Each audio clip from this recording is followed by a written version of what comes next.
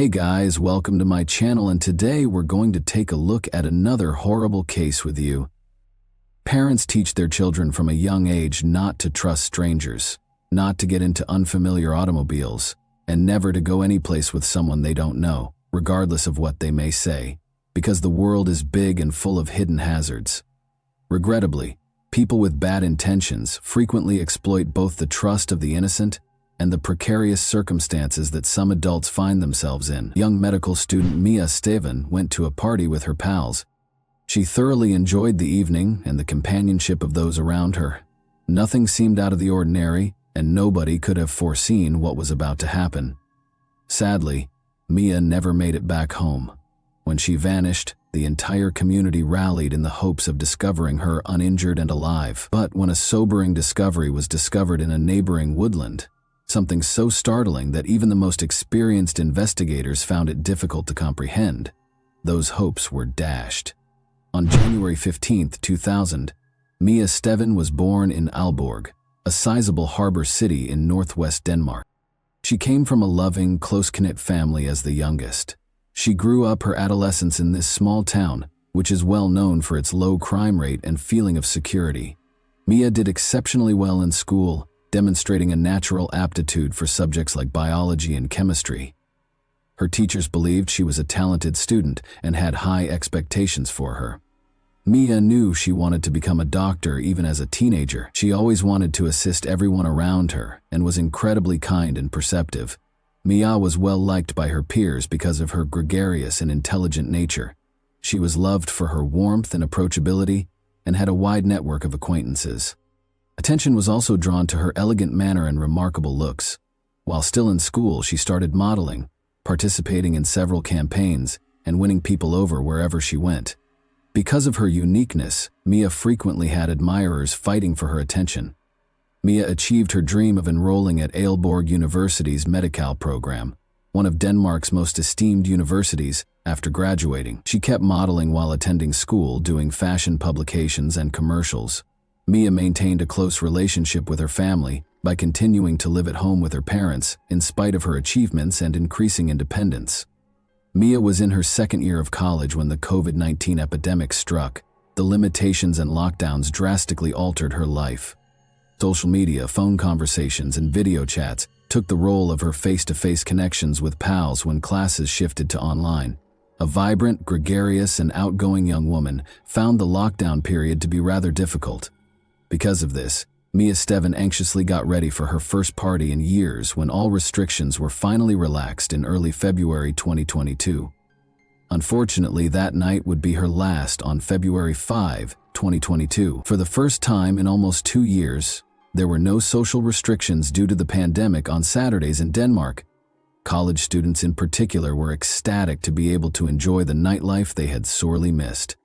Parties were organized all around the nation because it was a reason to celebrate. She was really looking forward to the night. She made a call to her friends and meticulously planned the location for their eagerly anticipated night out. She went through her clothes at the same time, selecting an ensemble that would draw attention to her body and set her apart. This was more than simply a trip to the pub for her.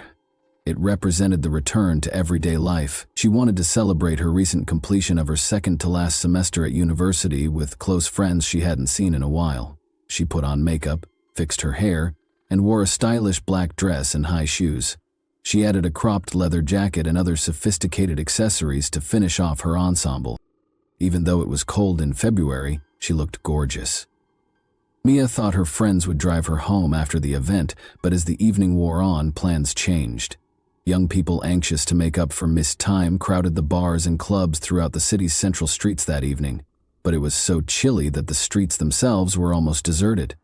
After spending several hours catching up and having a good time, Mia and her pals began the evening in a bustling pub. They later relocated to a local tavern, and an hour later they changed locations once more. The group evolved as they went from bar to pub. A few friends went home, others encountered pals and joined other groups, and they were replaced by new acquaintances. The evening was, of course, full with dancing, laughter, and copious amounts of alcohol. Witnesses claim that although Mia drank wine, she wasn't too drunk. She talked to everyone around her, laughed and danced, The companions she had first arrived with made the decision to depart by 3 in the morning. But Mia decided to stay, telling them she would find her way home eventually. She was spotted conversing with an unknown man who seemed interested in her at the moment. The club ended for the evening around 6 a.m. Only one of Mia's friends remained after that. The two went out into the chilly, overcast morning.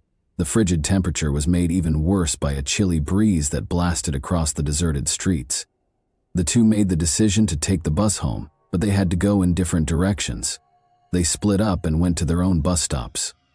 Mia never came home that night, and no one ever saw her alive again. Her parents initially assumed she might have gone to stay with one of her many friends and were not alarmed.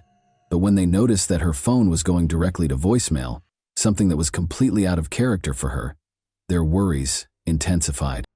Unable to wait any longer, Mia's mother called her daughter's best friends and classmates at midday on February 6. One by one, they all responded with the same response. They couldn't get in touch with Mia, and they hadn't seen or heard from her since the previous evening. Her parents were so alarmed that they rushed to the local police station and reported her missing. They were concerned that law authorities may postpone their search by waiting the customary 24 hours, because Mia was an adult and had attended a party. They were relieved that the police took the matter seriously and started looking into it right away. Investigators began by speaking with every friend and acquaintance Mia had made at the different pubs that evening. Although Mia had been drinking, witnesses attested that she wasn't too drunk. They also gave a thorough explanation of her attire, which included a light jacket and a stylish evening gown. Investigators initially thought she might have died from the weather because it was so chilly in February. They promptly ruled this out, though, because no further relevant reports had emerged.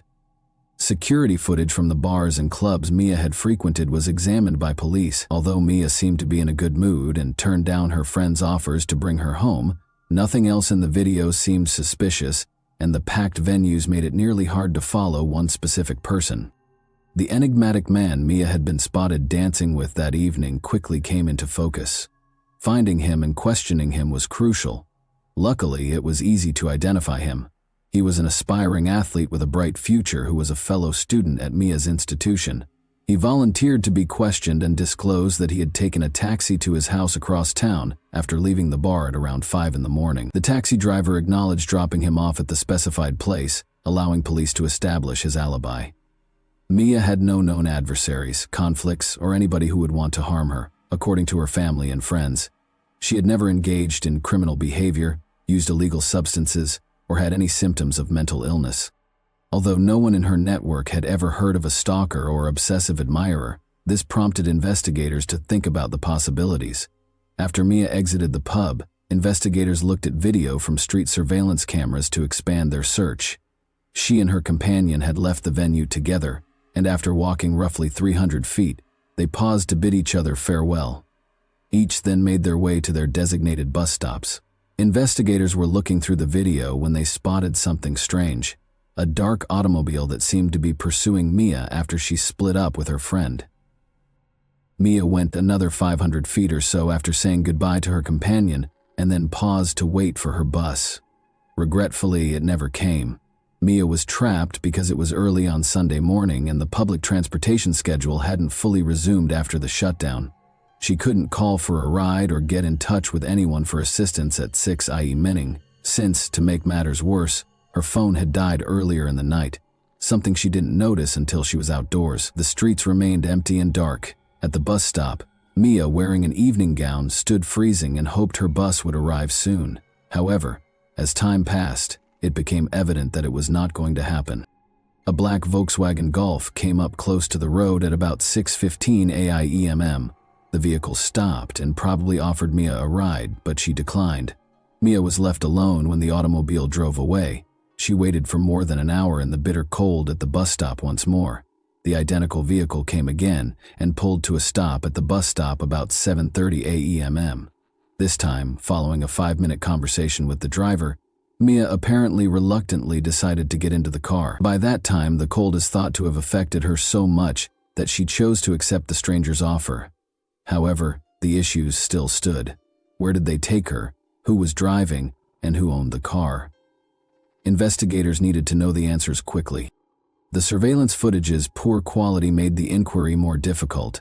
Experts did their best, but they were only able to determine the car's make and model.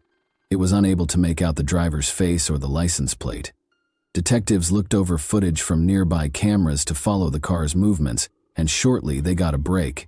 The Volkswagen Golf was seen parking close to a 24-hour convenience shop a few blocks from the bus stop. Luckily, the car's license plate was photographed by the high-resolution camera in this business. Investigators quickly identified the owner, a 37-year-old man named Thomas Thompson, by searching the license plate through the vehicle registration database. The nightlife area where Mia and her pals had been going out was close to Thompson's home. Adam, a 30-year-old roommate of Thompson's who had previously drawn the attention of the police, lived with him in his leased house. Both men had a history of infractions, including posing as police officers in a scheme. The stakes were considerably higher this time, even though they had previously simply been fined for their acts. Both males were arrested so they could be questioned. Adam, however, had a strong alibi and was quickly freed. The day before Mia vanished, he had left town to see relatives, and he didn't come back until February 8. This information was confirmed by investigators, and Adam was exonerated. Thomas Thompson was the main suspect in the inquiry. To get a better picture, investigators started by looking into his past. Born in Kolding, Denmark in June 1985, Thomas was raised in a modest household. His parents moved him to live on his grandparents' tiny farm in the southeast countryside when he was a teenager. Thomas enlisted in the military after high school, where he signed a contract and established a solid career. He finally rose to the rank of sergeant while serving in highly troubled regions of the world. After leaving the military in 2015, he went back to school and graduated with a degree in engineering. Thomas had been employed as an engineer at a nearby industrial firm and renting a house in Aalborg in recent years. He was characterized as a competent, quiet, and hard-working professional by his coworkers and superiors. He was quite reserved, though, hardly ever disclosing personal information or developing strong bonds with coworkers. Thomas's legal background was problematic. He had been charged with violent altercations, domestic violence, and injury on multiple occasions. He was nevertheless able to reach an out-of-court settlement in every case. According to his ex-partners, he was irritable, hostile, and dangerously violent. Thomas appeared to lose control during angry outbursts, acting in a way that worried others around him. Some even thought he could be able to commit a major offense. Thomas obviously had a darker side that he found difficult to control. However, did that imply that he may have singled out Mia, hurt her, and perhaps even committed a crime against her? More importantly, where was Mia? In his car, Thomas, for his part, said nothing. An integrated GPS system was discovered by investigators. They looked at the data, hoping to track his movements that evening. They found that Thomas had attempted to turn off the GPS tracking on February 6 at around 2 in the morning. The attempt, however, resulted in a glitch, and the machine started to record position data every 30 seconds rather than shutting off. According to the GPS, Thomas left his house at 2:45 a.m. and drove about the city for several hours, apparently searching for a target. This mistake made it possible for detectives to piece together his actions in great detail. He stopped close to the bus stop where Mia was waiting at around 6 in the morning and had a quick conversation with her. For the next hour and a half, he drove away after she turned down his offer of a ride. Before heading back to the bus station, Thomas kept driving in a directionless manner through the streets. Mia was clearly freezing by this point and perhaps desperate. Apparently believing she had no other option, she grudgingly got into his car. Before driving into a remote road, the vehicle departed the city and drove through a few tiny neighboring villages. GPS data revealed a series of short pauses near each other in the wooded region, followed by a lengthy wait, during which the vehicle stayed motionless for approximately an hour. Search dogs and an operations team were sent to the location. They soon found that Mia's phone was broken. Nearby, they discovered a ripped necklace she had been wearing that evening, followed by a hair clip. Additionally, pieces of her clothing and strands of her long hair were discovered tangled on the branches of trees in the area. The scene presented a bleak image. As someone harried after her, Mia appeared to have attempted to flee into the woods, tripping, losing objects, and hooking herself on branches. But hundreds of feet farther into the jungle, the most terrible discovery was still to come. Areas of disturbed dirt were pointed out by the search dogs, indicating that something had just been buried. Investigators found human bones after excavating beneath roughly 3 feet of loose dirt. 231 pieces of the remains were broken apart, some of which were left on the surrounding land. To the dismay of her loved ones, the victim could only be identified by DNA testing. It was established that Mia was the owner of the remains. Law enforcement was forced to issue a public statement as news of the gory discovery swiftly spread to the media. The community was reassured that the dangerous criminal had been caught. Terrifying details were uncovered via forensic analysis. Bone marks indicated that a power saw-like instrument had been used to dismember the body. Given the condition of the remains, pieces of tissue displayed signs of having been bathed in a chemical solution, perhaps in an effort to destroy them or get rid of any DNA traces. It was challenging to pinpoint the precise cause of death.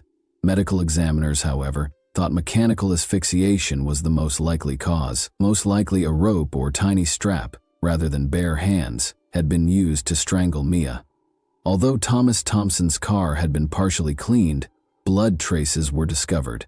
Mia's blood was identified through DNA analysis. Her body looked to have been dismembered, and more blood traces were found throughout his house, especially in the toilet.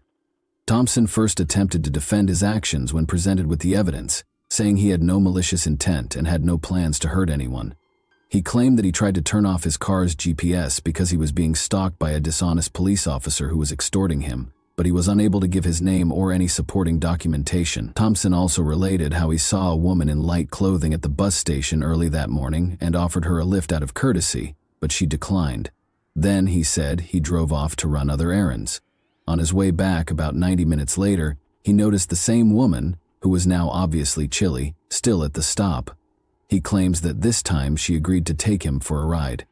Thompson described how the young woman was drunk, acted flirtatiously, and supposedly promised intimacy in return for his assistance. He said they took his car out of town to a remote location where they had consensual sex. Thompson then claimed that Mia unintentionally tugged on the car door handle during this interaction, causing the door to swing open. He stated she died instantaneously after falling out and breaking her neck. In a panic, he tried to protect himself by getting rid of her body rather than calling the police. Doubts were immediately raised by the story. The strewn personal belongings and strands of Mia's hair discovered in the woodland were among the many discrepancies that detectives pointed out.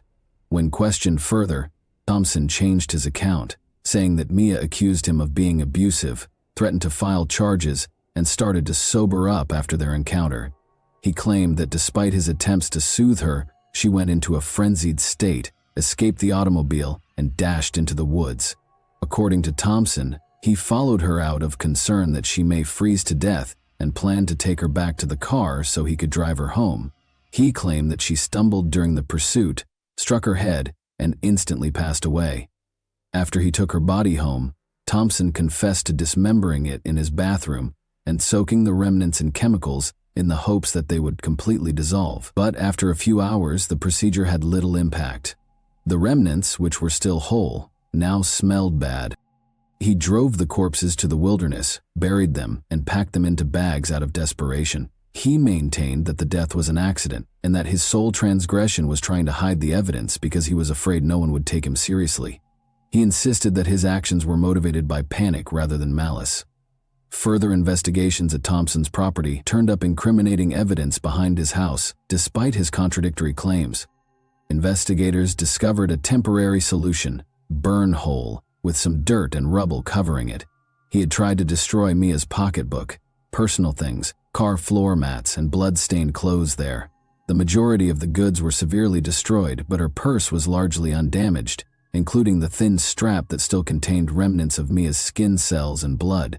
This strap was the tool used to strangle her, according to forensic authorities. The prosecution's claim that Thompson had acted maliciously and with premeditation was successful. He planned his actions ahead of time, as evidenced by the fact that he had made a conscious effort to turn off his car's GPS system. According to the prosecution, he was a predator who went hunting that evening and eventually targeted a young woman who was alone and in danger. His perfect victim was Mia, who was cold and alone. The second time he contacted her, she accepted his offer of a ride since she was so desperate. Thompson's claims of innocence were further weakened by his conflicting explanations and attempt to remove evidence. The jury found that, in spite of the evidence, he had taken steps to hide his activities after purposefully luring Mia into his automobile with malicious intent, but the court's surprisingly light penalty caused a great deal of indignation. Many wondered how someone who had done such horrible things could be punished less severely than the law permitted. Thompson probably took Mia to the remote woodland after threatening her with a firearm once she was inside the vehicle. She tried to flee there, but he caught up to her. There is evidence that he assaulted her and then strangled her with the strap of her purse. He dismembered her body and tried to dissolve the remains in chemicals after bringing it to his house.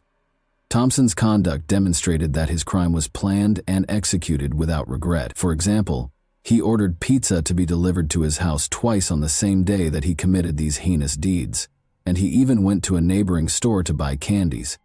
Witnesses from the area said he seemed perfectly at ease, grinning and talking to people, while the young woman's body floated in his bathroom. Unfortunately, because the chemical solution destroyed DNA, the court was unable to verify proof of an intentional assault. During questioning, Thompson himself asserted that their interaction had been voluntary. Thompson's disturbing history of voyeurism was also discovered throughout the examination. He had been seen taking pictures, watching ladies undress, and peering through windows of other women's houses. Nevertheless, the victim's concerns were unanswered, and he was never charged. Thompson was convicted in June 2023 of premeditated murder and defilement of a body by dissection. He received a life sentence in prison. He will, however, be eligible for parole after only 10 years, and history indicates that there is a good possibility he will be released. And that wraps up today's chilling story. If you enjoyed this video, don't forget to like and subscribe so you never miss a new upload. Also, let me know in the comments, what part of this story shocked you the most? Thank you for watching, and I'll see you in the next video.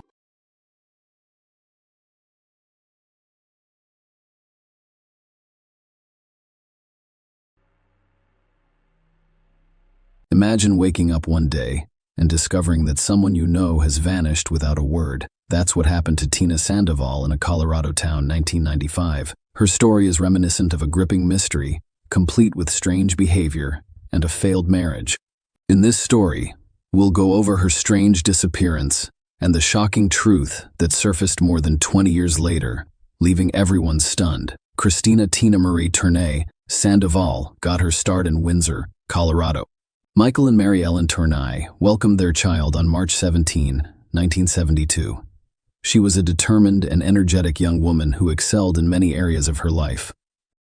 Tina graduated from Windsor High School, where she not only studied, but also competed in track, volleyball, basketball, and knowledge bowl. Her talents extended beyond sports. She played trumpet in the school band and sang in the choir. As the second child among her parents' 9 children, she naturally assumed the role of caring for her siblings, instilling in her a strong sense of compassion for others. Tina's nurturing instinct drove her to pursue a career in nursing, and after high school, she earned an associate's degree in nursing from IEFM's Community College. During her college years, she met John Sandoval, who wanted to be a radiology technician. Tina's commitment to her education was unwavering. She also furthered her education by earning a BS in nursing from the University of Northern Colorado. To fund her education, she worked as a licensed practical nurse on weekends at Northern Colorado Medical Center. Tina's commitment to excellence was reflected in her academic achievements. She graduated from ONC in May 1995, ranking in the top 5s of her nursing class. Tina started her nursing career in the oncology department of the North Colorado Medical Center. Tina's personal life was marked by her marriage to John Sandoval, which took place on December 31, 1991, in the picturesque Colorado Rocky Mountains. However, their marriage was fraught with difficulties, and Tina filed for divorce less than 2 years after their wedding. Her determination to move on with her life and a positive outlook on the future prompted her to move into a new apartment and resume dating. Susan Tournay, Tina's sister, became increasingly worried on October 19th. Tina informed Susan of her plans to meet John at his home after her shift that day.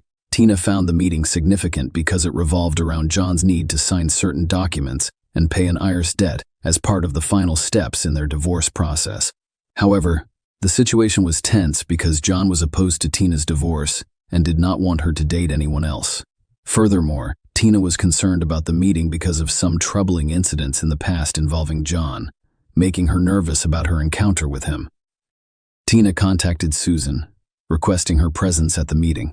Unfortunately, Susan had work commitments that day and was unable to accompany her sister. In lieu of her actual presence, Susan asked Tina to call her right after the meeting with John to give her an update on how things went. Susan waited anxiously for Tina's call all day, but it never came. Still at work and growing increasingly concerned, Susan decided to involve their mother, Mary Turnea. Mary went to Tina's apartment to check on her, only to find that she wasn't there. Mary went to John's house where he lived with his aunt because she sensed something was wrong. Unfortunately, John wasn't home at the time. Mary's concern grew when she noticed Tina's jacket in the kitchen, indicating that she had been there at some point. Fearing for her daughter's safety, Mary immediately reported Tina missing to the police that night. The investigation into Tina's disappearance took a troubling turn as the police dug deeper into the case. When they arrived at Tina's apartment, everything appeared to be in order, which matched their expectations. Tina appeared to have returned home after a shift change and then left again. Inside the apartment, her nurse's uniform was discovered, indicating that she had actually been there. However, a troubling mystery loomed because her car was nowhere to be found. It prompted authorities to launch a search of the area around 3 a.m. On October 20, Tina's car was found parked only 4 blocks from John's house. The situation became more sinister when a police dog tracked Tina's scent from the driver's seat of her car to John's house. John Sandoval was a familiar figure to law enforcement, having previously been convicted of harassment and burglary, which resulted in several interactions with police. When the police arrived at John's house, he attempted to flee by jumping out of a bedroom window. It took physical restraint to subdue and apprehend him.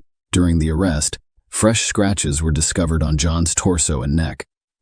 John was initially arrested on trespassing and unrelated charges. However, the police knew they needed to question him about Tina's disappearance. At this early stage of the investigation, it was unclear what specific charges would be brought against him in connection with her disappearance. When questioned by the police about Tina, John claimed he had no knowledge of her location. A search of his home and car began, revealing disturbing items. Among the finds were a white 5-gallon bucket and a new shovel with mud on the spade. Furthermore, Tina's credit cards were discovered in John's possession, as well as a loaded 9mm handgun, rope, and flashlight found inside his vehicle. Despite the mounting evidence and the search for answers, John refused to cooperate with the investigation. Tina's family and colleagues provided the police with critical information about her mental state and the reasons for her divorce filing. They revealed Tina was extremely nervous about her meeting with John on that particular day. Given her disturbing revelations about his behavior, she explained to her co-workers that John had voyeurism, a psychological disorder that caused him to engage in disturbing behavior. According to Tina, if John saw an attractive woman out in public, he would follow her home and conduct a prolonged observation that could last several days. Furthermore, he would leave their house in the middle of the night to engage in voyeuristic activities like peering through the windows of women's homes. On occasion, he would enter these homes and hide in concealed locations, such as cupboards, to keep a close eye on his victims. Tina also revealed that during these intrusions, John would steal women's underwear and take them home, in an especially distressing detail. Tina told her family and colleagues that she was not immune to John's voyeuristic behavior. She confirmed that he had watched her, and she described seeing his car parked outside her new apartment for hours at a time, which heightened her fears and concerns about her safety. Tina had discussed her concerns about John with her family, which she revealed when she informed him of her intention to file for divorce. He responded with a disturbing threat.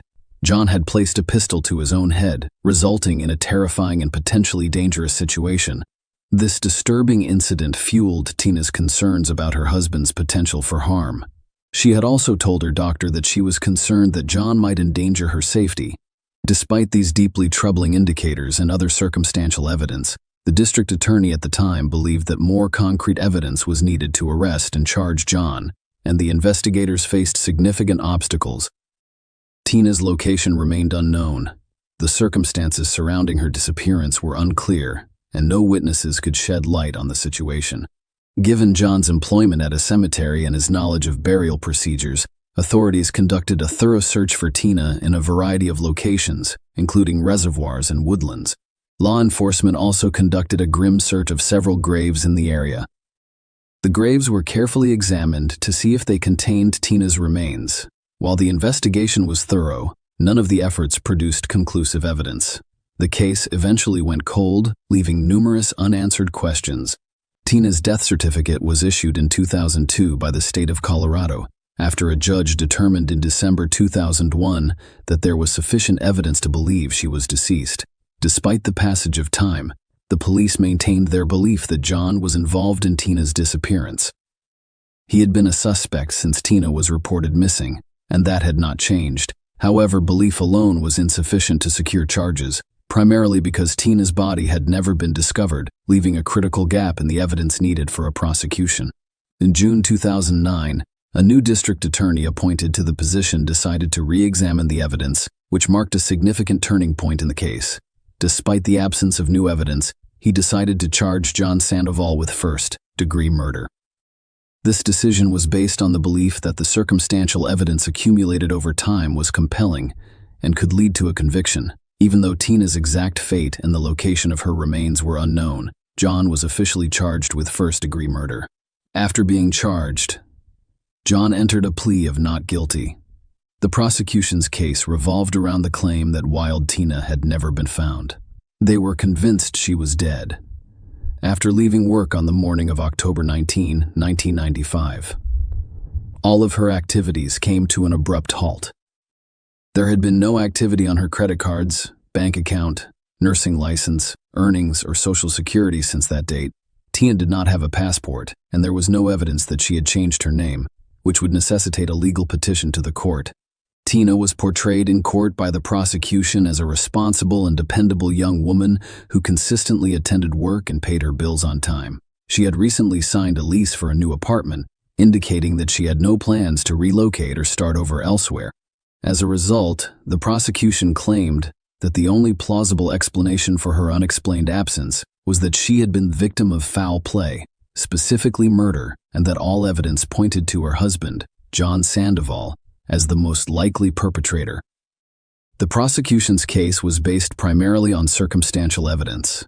Because there was no body or physical evidence directly linking John to Tina's disappearance, they were prepared to present the testimony of 137 witnesses to substantiate their case, claiming that John not only killed Tina but also disposed of her body. Throughout the trial, the jury learned about John's voyeuristic tendencies and pattern of following and stalking women, which added another layer of evidence for the prosecution to consider. The defense claimed that John Sandoval was not involved in Tina's disappearance and questioned whether she was even dead, speculating that she may have left town to start a new life and framing her as a runaway. The jury, however, did not agree with the defense's arguments. After 7 hours of deliberation, they convicted John of the crime. As a result, he was sentenced to life in prison with no possibility of parole. However, John's conviction was overturned in March 2016 because of procedural errors discovered by the Colorado Court of Appeals. In the face of a second trial, John agreed to a plea deal. He asked for the deal, which allowed him to plead guilty to a lesser charge of second-degree murder in exchange for revealing the location of Tina's body. Tina's family had long suspected she was dead, and this revelation confirmed their fears. John then led authorities to Greeley's Sunset Memorial Gardens Cemetery, specifically the grave of Second World War veteran Arthur Hurt, who was one of 3 open graves on the day Tina went missing. John had buried Tina's remains about 2 feet below Arthur's grave, concealed by a comforter covered in a tarp and sealed with duct tape. Unfortunately, cemetery workers mistakenly buried Arthur over Tina's remains after John had hidden her there. As part of the plea agreement, John was sentenced to 25 years in prison plus 5 years on parole. This sentence was retroactively dated to August 2010, when he was originally convicted of first-degree murder.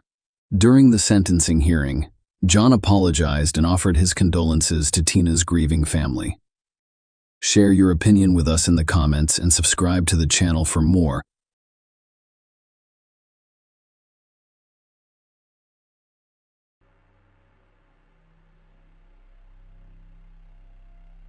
Toni Jill Bertolet Henthorn, the daughter of Bob and Yvonne Bertolet, was born on January 10, 1962 in Jackson, Mississippi. After graduating from Trinity High School in 1980, she earned honors and magna cum laude status at the University of Mississippi Medical School in 1988. Tony's professional journey led her to work as a surgical and cosmetic ophthalmologist at Associates in Eye Care in Denver, where her excellence earned her recognition as one of America's top ophthalmologists by the Consumer Research Council in 2006. Tony was an active member of her community outside of medicine, attending and teaching Sunday school at Cherry Hills Community Church. Tony was not only an accomplished pianist, but also had a lovely voice and sang in several church choirs. Her dedication to her faith was evident in her insightful contributions to God Questions.org, where she shared her Christian perspectives on a regular basis. Harold and Toni Henthorn met online in 1999 and married after just 9 months. Despite her successful career as an eye surgeon, Tony's main goal was to have a happy marriage and family. This ambition appeared to come true when she met Harold, who presented himself as a wealthy entrepreneur involved in fundraising for educational institutions and churches. Harold persuaded Tony to move to Colorado from Jackson, Mississippi during their meeting. Despite the difficulties of leaving her family and friends in Mississippi, Tony is excited about starting a new life with her husband. Their family culminated in 2005 with the birth of their daughter Haley on September 29, 2012. Toni Henthorn and her husband Harold Henthorn went hiking in Colorado's Rocky Mountain National Park on Saturday to celebrate their 12th wedding anniversary. Just before 3:30 p.m., they deviated from the trail and ate lunch atop a picturesque cliff. By 4:45 p.m., they discovered a cliff beneath their lunch spot after deviating from the designated trail. Tony tragically fell 130 feet from the same steep cliff in less than half an hour at 5:54 p.m. Harold called 911, almost 45 minutes later, to report the incident. He told the authorities that it took him 15 minutes to reach Tony and another 30 minutes to assess and relocate her. During the 911 call, Harold mentioned their location near the mountain summit, expressed concern about Tony's weekend breathing and head injury, and asked for a helicopter. He later told another operator that he had started a fire in a rock enclosure and noticed a decrease in Tony's breathing, eventually confirming its cessation. Harold, guided by the operator, attempted chest compressions. Harold called 911 again and inquired about the arrival of assistance. The operator informed Harold that the ranger was calling for him, but Harold claimed he had not heard any calls. The MT ranger arrived around 8 p.m. and conducted an examination, which unfortunately revealed Tony's death. Authorities questioned Harold about the circumstances surrounding Tony's death. Despite claiming that he did not witness Tony's fall because he was reading text messages and only saw a blur, Harold gave conflicting accounts to others. In one instance, he claimed that Tony had gotten too close to the edge while speaking with someone else. He claimed Tony was attempting to take photographs and slipped upon hearing the tragic news of Tony's death. Her parents, Bob and Yvonne Berthollet, had a strong reaction. Bob immediately claimed that he pushed her, which was initially interpreted as an accidental death. Tony's parents had clearly been concerned about her well-being for quite some time. Tony was a successful and confident woman when she first met Harold. However, her confidence dwindled after moving to Colorado with Harold, who gradually took control of her life. Harold will listen in on her parents' phone calls and put them on speakerphone. Tony's parents became concerned, suspecting that Harold might not be as prosperous. As a businessman, he claimed to be reliant on Tony's income. However, they were concerned about more than just his financial situation. They believed he isolated Tony from her family and friends. A feeling of unease persisted, prompting Yvonne to seek conversations with Tony. However, every attempt to discuss Harold's job, the couple's financial situation, or his pervasive control over Tony's life elicited the same response from Tony. Raising these issues would have consequences for her. One particular incident heightened their concerns to the point where they hoped Tony would cut ties with him. During their visits to Harold's cabin in West Denver, an alarming incident occurred. While Haley slept, Harold asked Tony for help clearing debris. During this task, something struck the back of Tony's neck with such force that she had to be hospitalized. Harold later claimed that a large piece of lumber had fallen from the porch and struck her. This incident heightened Tony's parents' concerns about her safety, prompting them to implore her not to be alone with him. When the police investigated Tony's death, they discovered disturbing details that sparked suspicion. There were numerous inconsistencies in Harold's accounts of the hike in the area and the events of that fateful day. Harold informed the arranger that he and Tony had originally planned to hike the Bear Lake Trail, which was a half-mile of paved walking with no elevation gain, a good choice for Tony, who had 3 knee surgeries and could no longer ski. However, Harold later informed the ranger that they chose the Deer Mountain Trail to avoid crowds. This trail was 3 miles long, ascending 1,200 feet from the trailhead to the 10,200-foot summit. Harold told the ranger that he was unfamiliar with the area and had only been there once. However, after reviewing his phone records, police discovered that he had visited the location 8 or 9 times in the 6 weeks preceding that day. In addition, he demonstrated knowledge of the specific location, including the steep cliff where Tony fell. Tony mentioned seeing a white sheet on the cliff, but the Park Service had removed it a week before she fell. The police discovered a park map inside his car with a pink X, indicating where Tony fell. The police found Harold's 911 call concerning. Despite claiming to have a low phone battery which limited his ability to speak, he made 22 calls and sent or received 98 texts. Notably, one text message instructed a friend to pick him up from Estes Park and provided detailed directions on the route to take. The police discovered a disturbing pattern when they discovered Harold had taken out multiple life insurance policies on Tony's life. Notably, he had recently designated himself as the beneficiary of a life insurance annuity originally intended for his daughter Haley. This, however, was not an isolated event. The investigation revealed that Harold had a history of benefiting from life insurance policies, as he had also been named as the beneficiary of his first wife's policy. In May 1995, Harold married Sandra Lynn Henthorne. On the 6th of May 1995, the couple was driving down a remote highway near Sedalia, Colorado, on a cold and dark night. During the nighttime drive, a Jeep Cherokee developed a tire problem, forcing them to stop and change it. Lynn, Harold's first wife, went underneath the Jeep, which was supported by 2 jacks, to change the tire. Lynn was tragically crushed when the Jeep fell on top of her. Harold flagged down passing motorists for help, but Lynn did not survive. Initially, the death was ruled accidental. The cause was identified as traumatic asphyxiation from being crushed under the car, which resulted in fatal internal injuries. Following Tony's death, a re-examination of Lynn's case revealed errors made during the initial investigation, leaving several issues unresolved. Harold, as the sole witness to Lynn's tragic incident, gave the police statements that were inconsistent. Discrepancies included contradictory claims about the direction they were driving that night, with Harold claiming they were going both east and west. Furthermore, he provided contradictory information about a restaurant stop prior to Lynn's death, implying that they had already dined there and claiming that they were on their way to the restaurant.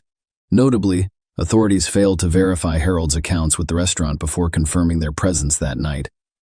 Further inconsistencies arose, including conflicting statements about the tire's condition. Harold alternately described it as flat and spongy. Notably, a partial print was found on the wheel above the missing tire, where Lynn was changing it. However, this print was never compared to Harold's shoes to see if they were a match. The print's position suggested that it was the result of someone kicking the car, which could have caused the Jeep to fall and crush Lynn. Unfortunately, this lead was not pursued in the initial investigation. Prior to Lynn's tragic death, Harold purchased a substantial life insurance policy for her and informed the police that he would receive $300,000. An independent verification would have revealed that he was actually slated to receive twice that amount. This increase was the result of a change Harold made to the policy shortly before Lynn's death, allowing for double compensation in the event of her death as a result of an accident. Furthermore, the investigative file detailed an encounter with a mechanic who drove by Harold and Lynn around 9:30 p.m. and offered assistance. Harold declined the offer. The file also mentioned Patricia Montoya. Patricia contacted the police a day after Lynn's death, asking, "Have you arrested the husband yet?" Patricia told the police that she and her family were driving home around 10 p.m. when Harold flagged them down for assistance. Despite their efforts to locate a phone to call 911, they were unable to find one, so they proceeded to pull Lynn from under the car. Harold vehemently objected to their intervention, warning them not to touch her. Even when they tried key PR, Harold resisted and refused to give Lynn his coat to keep warm. Lynn was eventually airlifted to a nearby hospital, but died from internal injuries during surgery.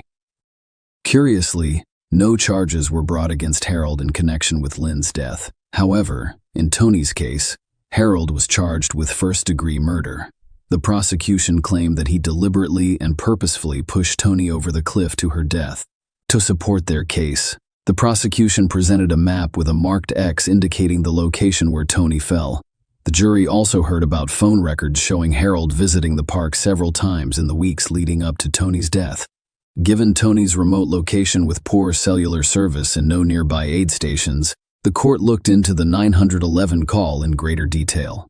Despite the fact that the call was placed around 6 p.m., help did not arrive until 8 p.m. The prosecution claimed that Harold did nothing meaningful to assist his wife during this critical period.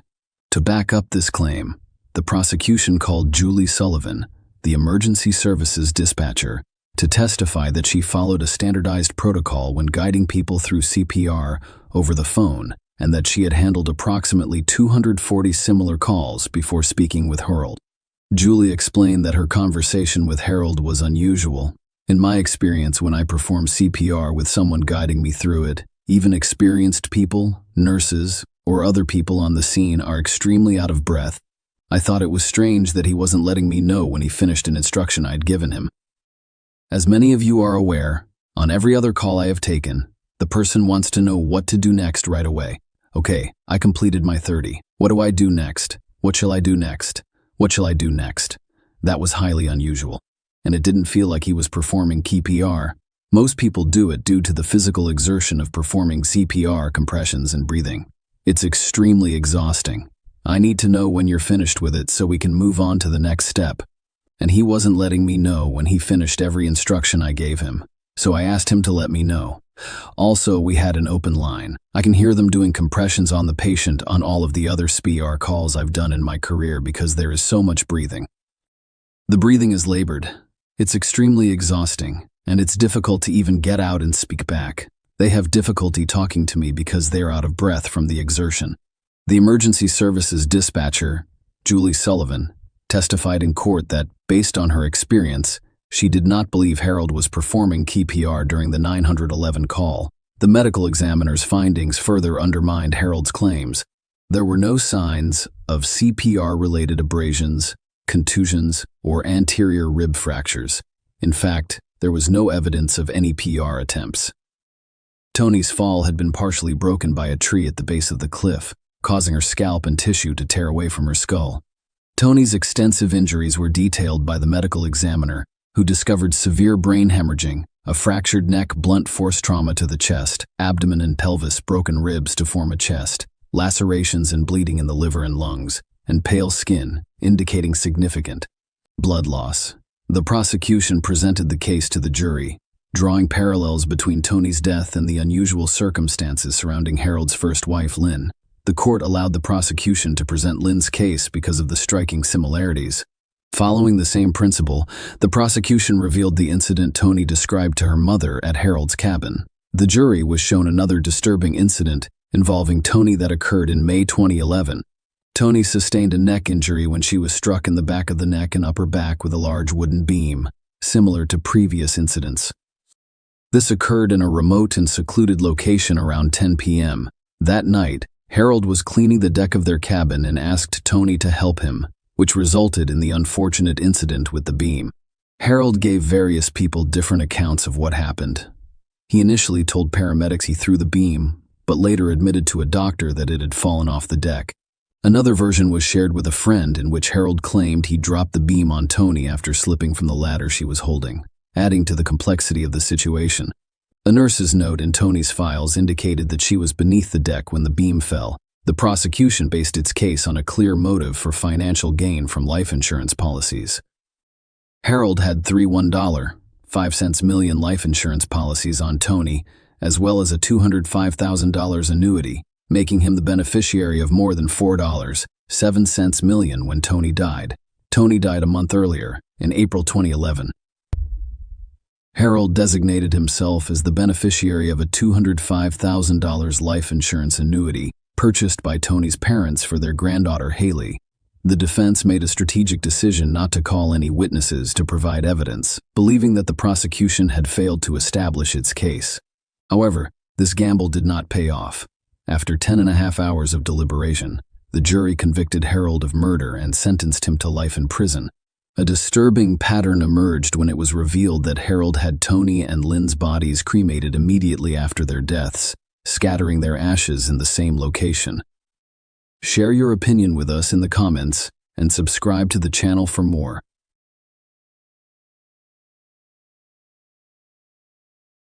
Hey guys, welcome to my channel, and today we're going to take a look at another horrible case with you.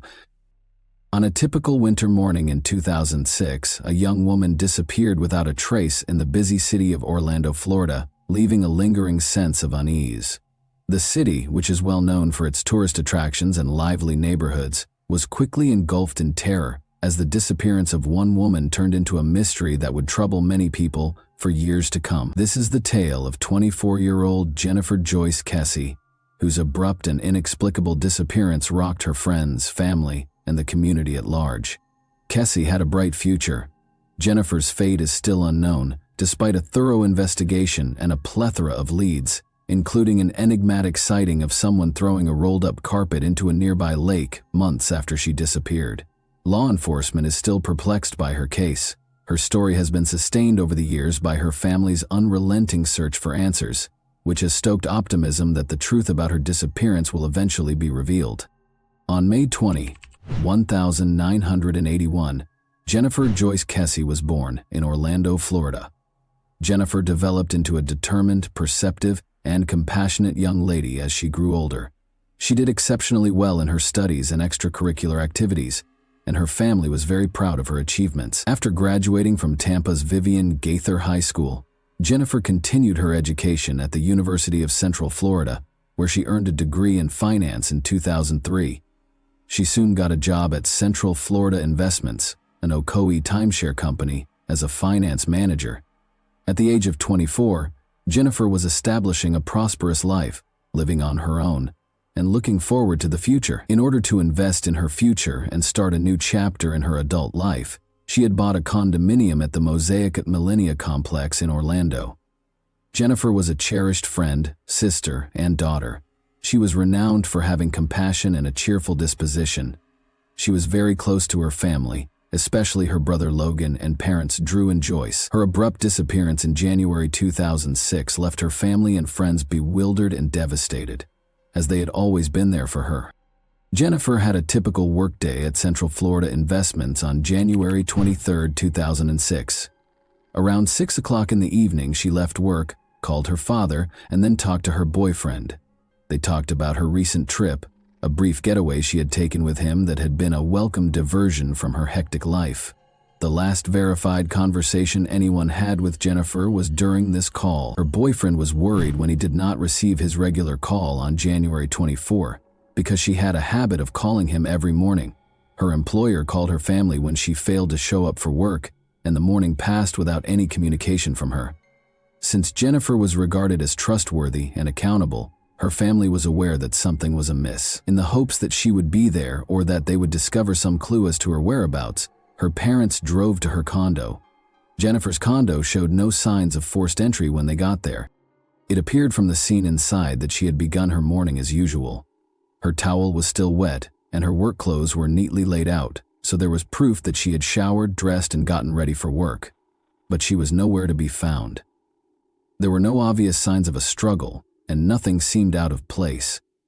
On January 26, 2006, 2 days after Jennifer Kesey disappeared, a big lead surfaced that gave some hope. Only a mile from her own condo, her black 2006 Chevy Malibu was found abandoned at the Huntington on the Green apartment complex.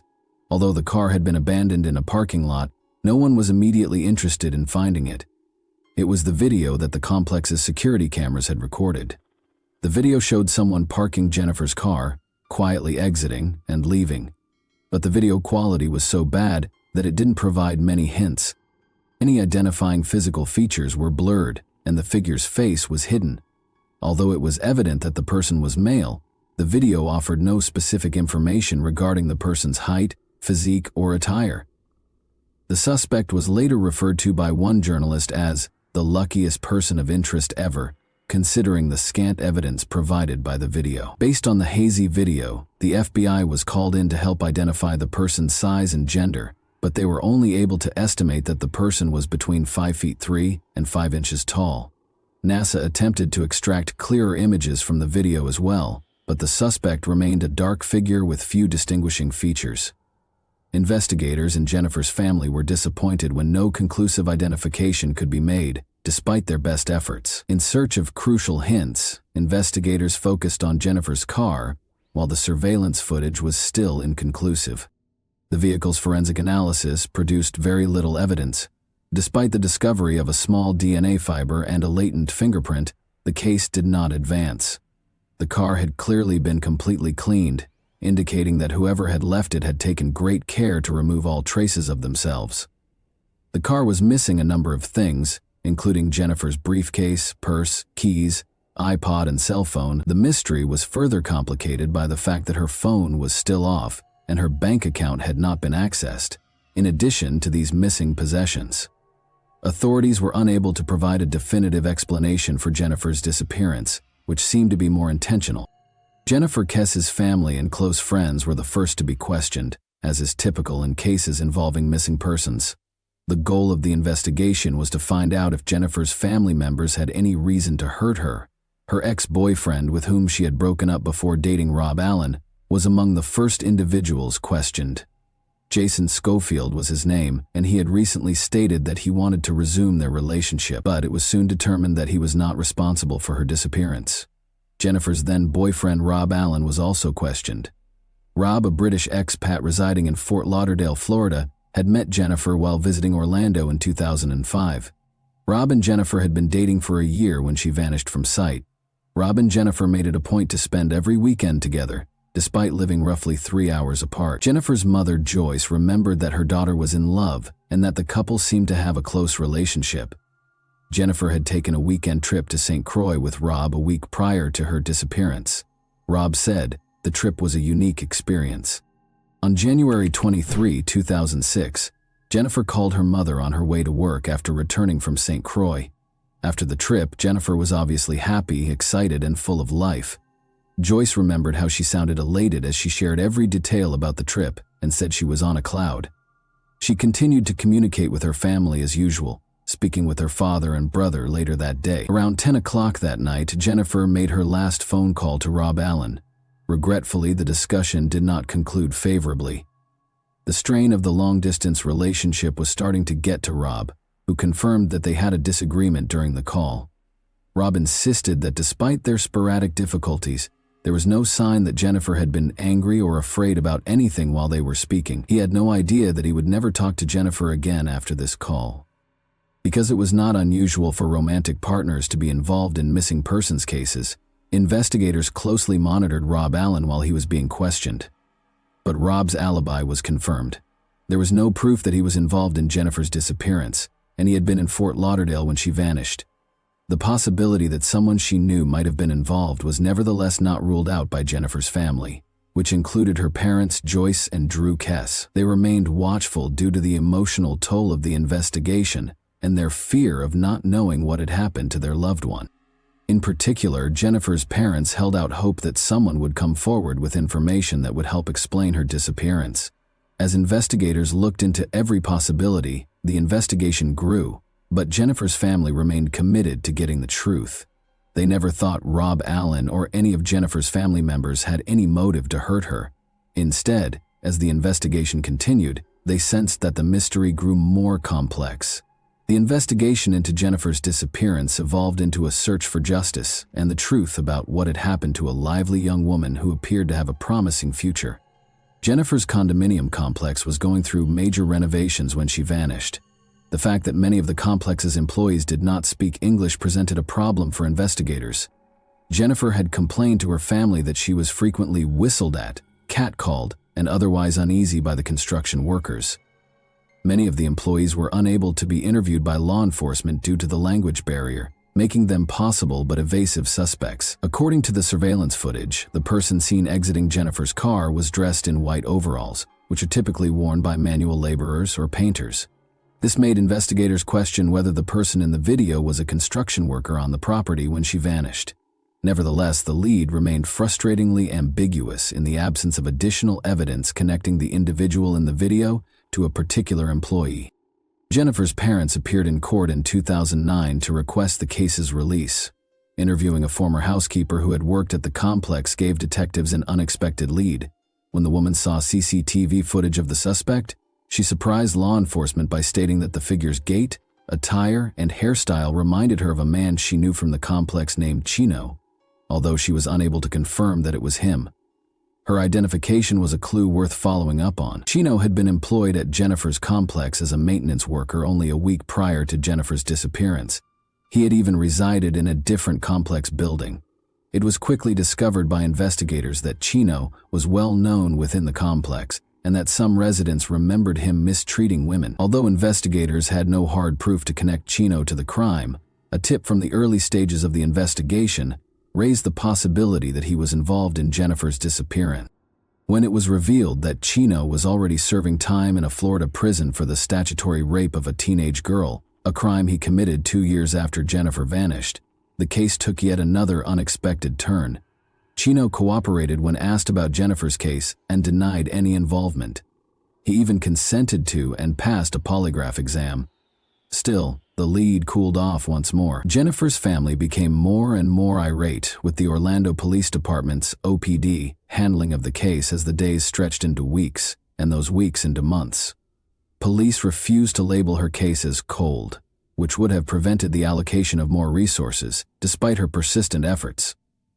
The family felt that law enforcement could have done more, but this decision left them feeling abandoned. When the family filed a lawsuit against the OPD in 2018 to gain complete access to Jennifer's case files, their frustration reached a breaking point. The Kesse family was granted access to more than 600 pages of documents and hours of audio and video recordings following a grueling legal battle. They hoped the documents would shed light on Jennifer's disappearance and offer fresh leads. Michael Torretta, a private investigator, was hired by the Kesse family to go through the case files and return to the crime scene. Interviewing former complex residents was Torretta's first step, and he was shocked by what he learned. Jennifer's neighbor Colleen recalled that the complex used to be a secure neighborhood. She and other women, however, started to feel uneasy when workers started residing in empty apartments throughout the complex. Nothing had been done despite their complaints about the workers' inappropriate behavior to the leasing manager. Several other women who had resided in the complex were also interviewed by Torretta, and they all voiced similar worries regarding the construction workers. Tammy, a neighbor, reported that she had observed odd occurrences in her apartment, including footprints discovered in her closet, her underwear drawer being thrown, and the shower appearing damp as though someone had used it. Tammy even caught a man on her patio who she thought was one of the employees looking at her. Once more, the name Chino came up. Another woman remembered how uncomfortable it was when Chino would frequently approach her in the parking lot late at night. Suspicion was heightened when Chino moved out of the complex in the middle of the night, 9 months after Jennifer vanished. Eventually, Torretta found Chino, who had served time for statutory rape and was now at liberty. He once more denied any involvement in Jennifer's disappearance, despite his cooperation and insistence on his innocence. According to Torretta's main theory, one or more employees who had been residing in the apartment complex targeted Jennifer. Torretta said the workers, many of whom had been crammed into a single apartment, probably moved in after Jennifer locked her door early on January 23rd. They are thought to have pulled her into one of the empty apartments in the area. Unfortunately, since many of the workers were undocumented and had no long-term connections to the complex, there is no record of their identities. 10 months after Jennifer's disappearance, a person was observed throwing a rolled-up piece of carpet into a lake near her condo, according to additional investigation. Because workers had been installing carpet in the building across from Jennifer on the day of her disappearance, this discovery seemed especially intriguing. In 2019, a dive team searched the lake, but they were never able to find any carpet. In order to preserve Jennifer's memory in the public consciousness and media, Drew, Joyce, and Logan persisted in following up on every possible lead. To raise funds for the costs of a private investigation, they set up a GoFundMe page and urged anyone with information to contact a special tip line. CrimeCon appearances, social media appeals, and public awareness campaigns all helped to keep the case in the public eye, but none of them yielded the answers they so desperately needed. Jennifer's family persisted in seeking justice in spite of the obstacles.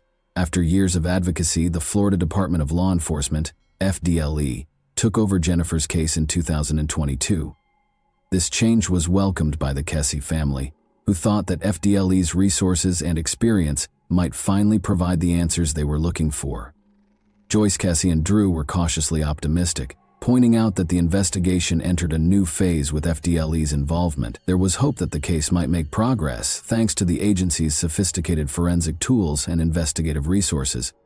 The same period saw the publication of a book by Jennifer's uncle, Bill Gilmore, which described the family's search for her.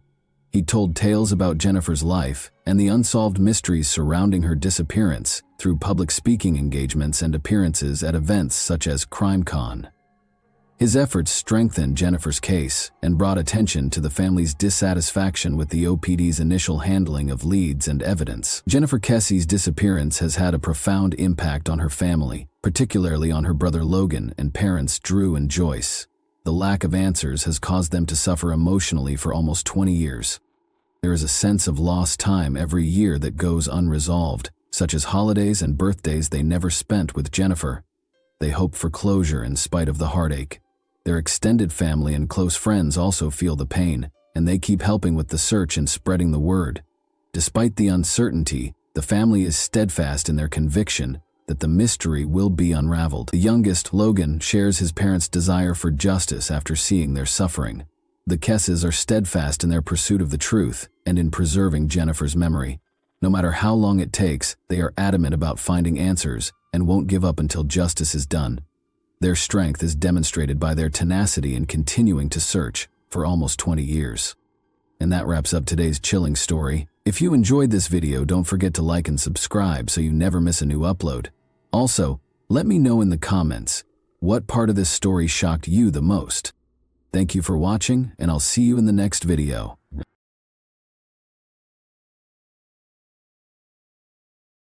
Hey guys, welcome to my channel, and today, we're going to take a look at another horrible case with you.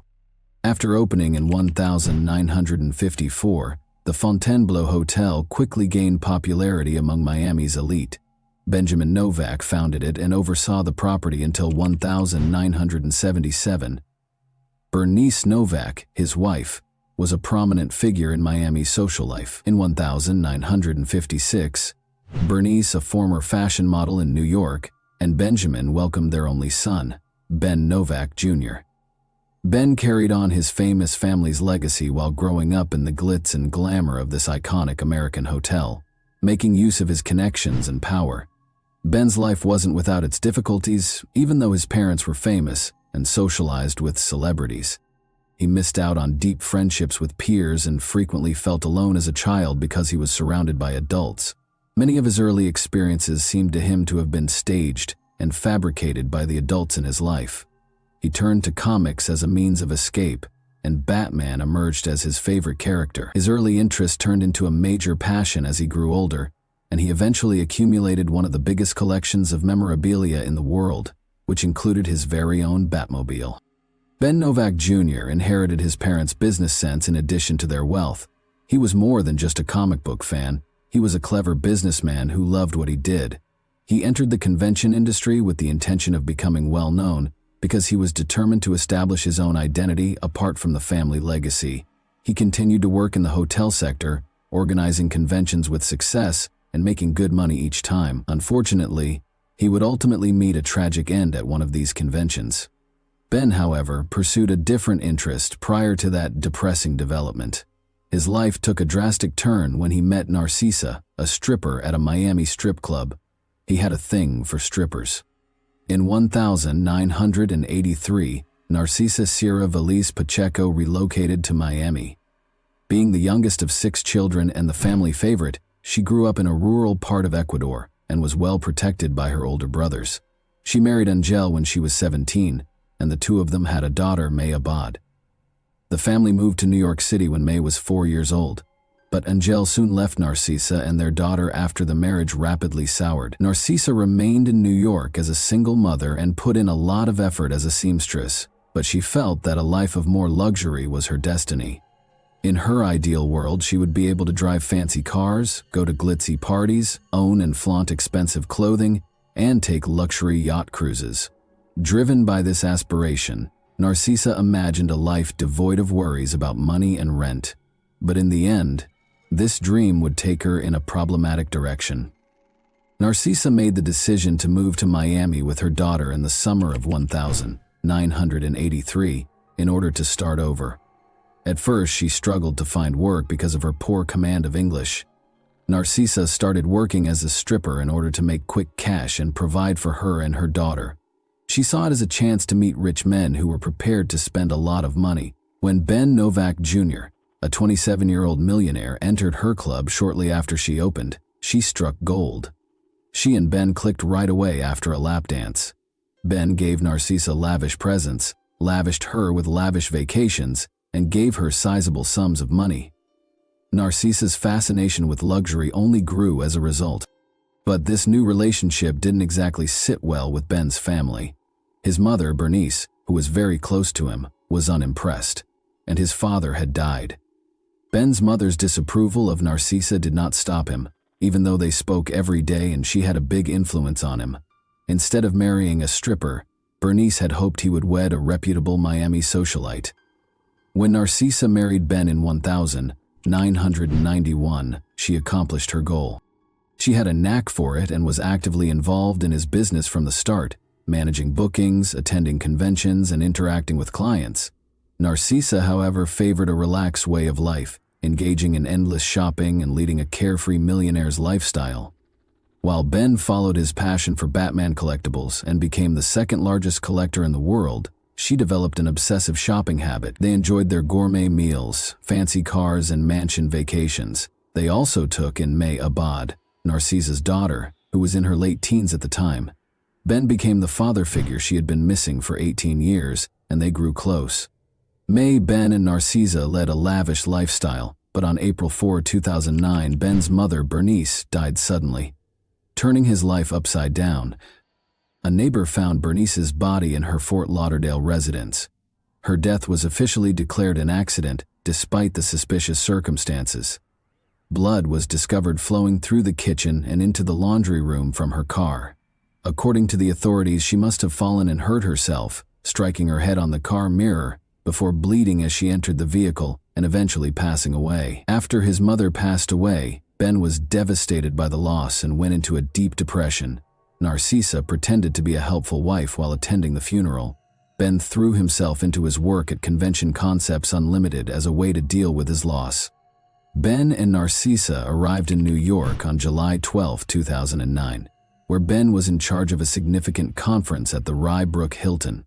More than 1,000 people attended the event, which was for the esteemed client Amway Global International. Around 7 a.m. on the morning of the 12th, Narcisa left their room to join her daughter for breakfast.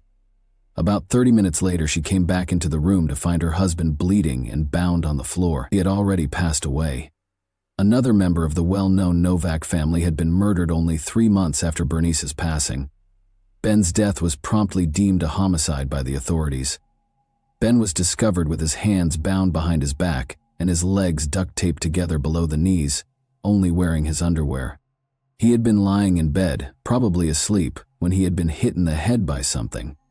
The attacker left his body face down on the floor after bludgeoning him to death.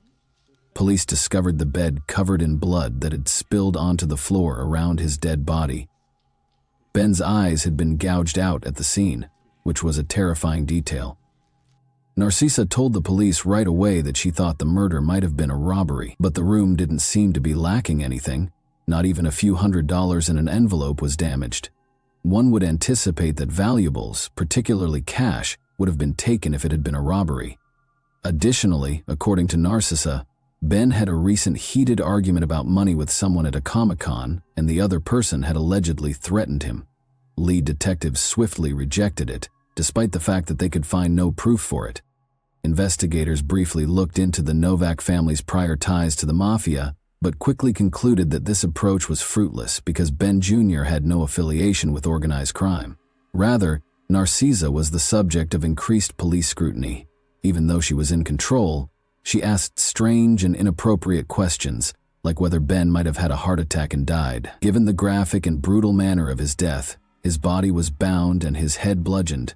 This question raised eyebrows. At the station, Narcisa was taken in for additional interrogation. Her answers cast serious doubt on her version of what happened. She said that after returning from breakfast, she stumbled over Ben's body and screamed as she called the operator. Despite the blood-soaked room, she also claimed that she didn't recall seeing any blood, which ran counter to the police's account of the scene. She also mentioned sitting next to Ben and rubbing his leg, which seemed strange given that his head had sustained the majority of the damage. Suspicions were heightened by her inconsistency in failing to notice the blood. Additionally, investigators were attempting to ascertain how the murderer entered the room. The hotel's electronic door locks tracked each key's usage by date and time, and Narcisa was the only one with a key. The last time the key was used, according to the hotel's records, was 11:30 p.m. the previous evening and was only used once more when Narcisa came in at 7:30 a.m.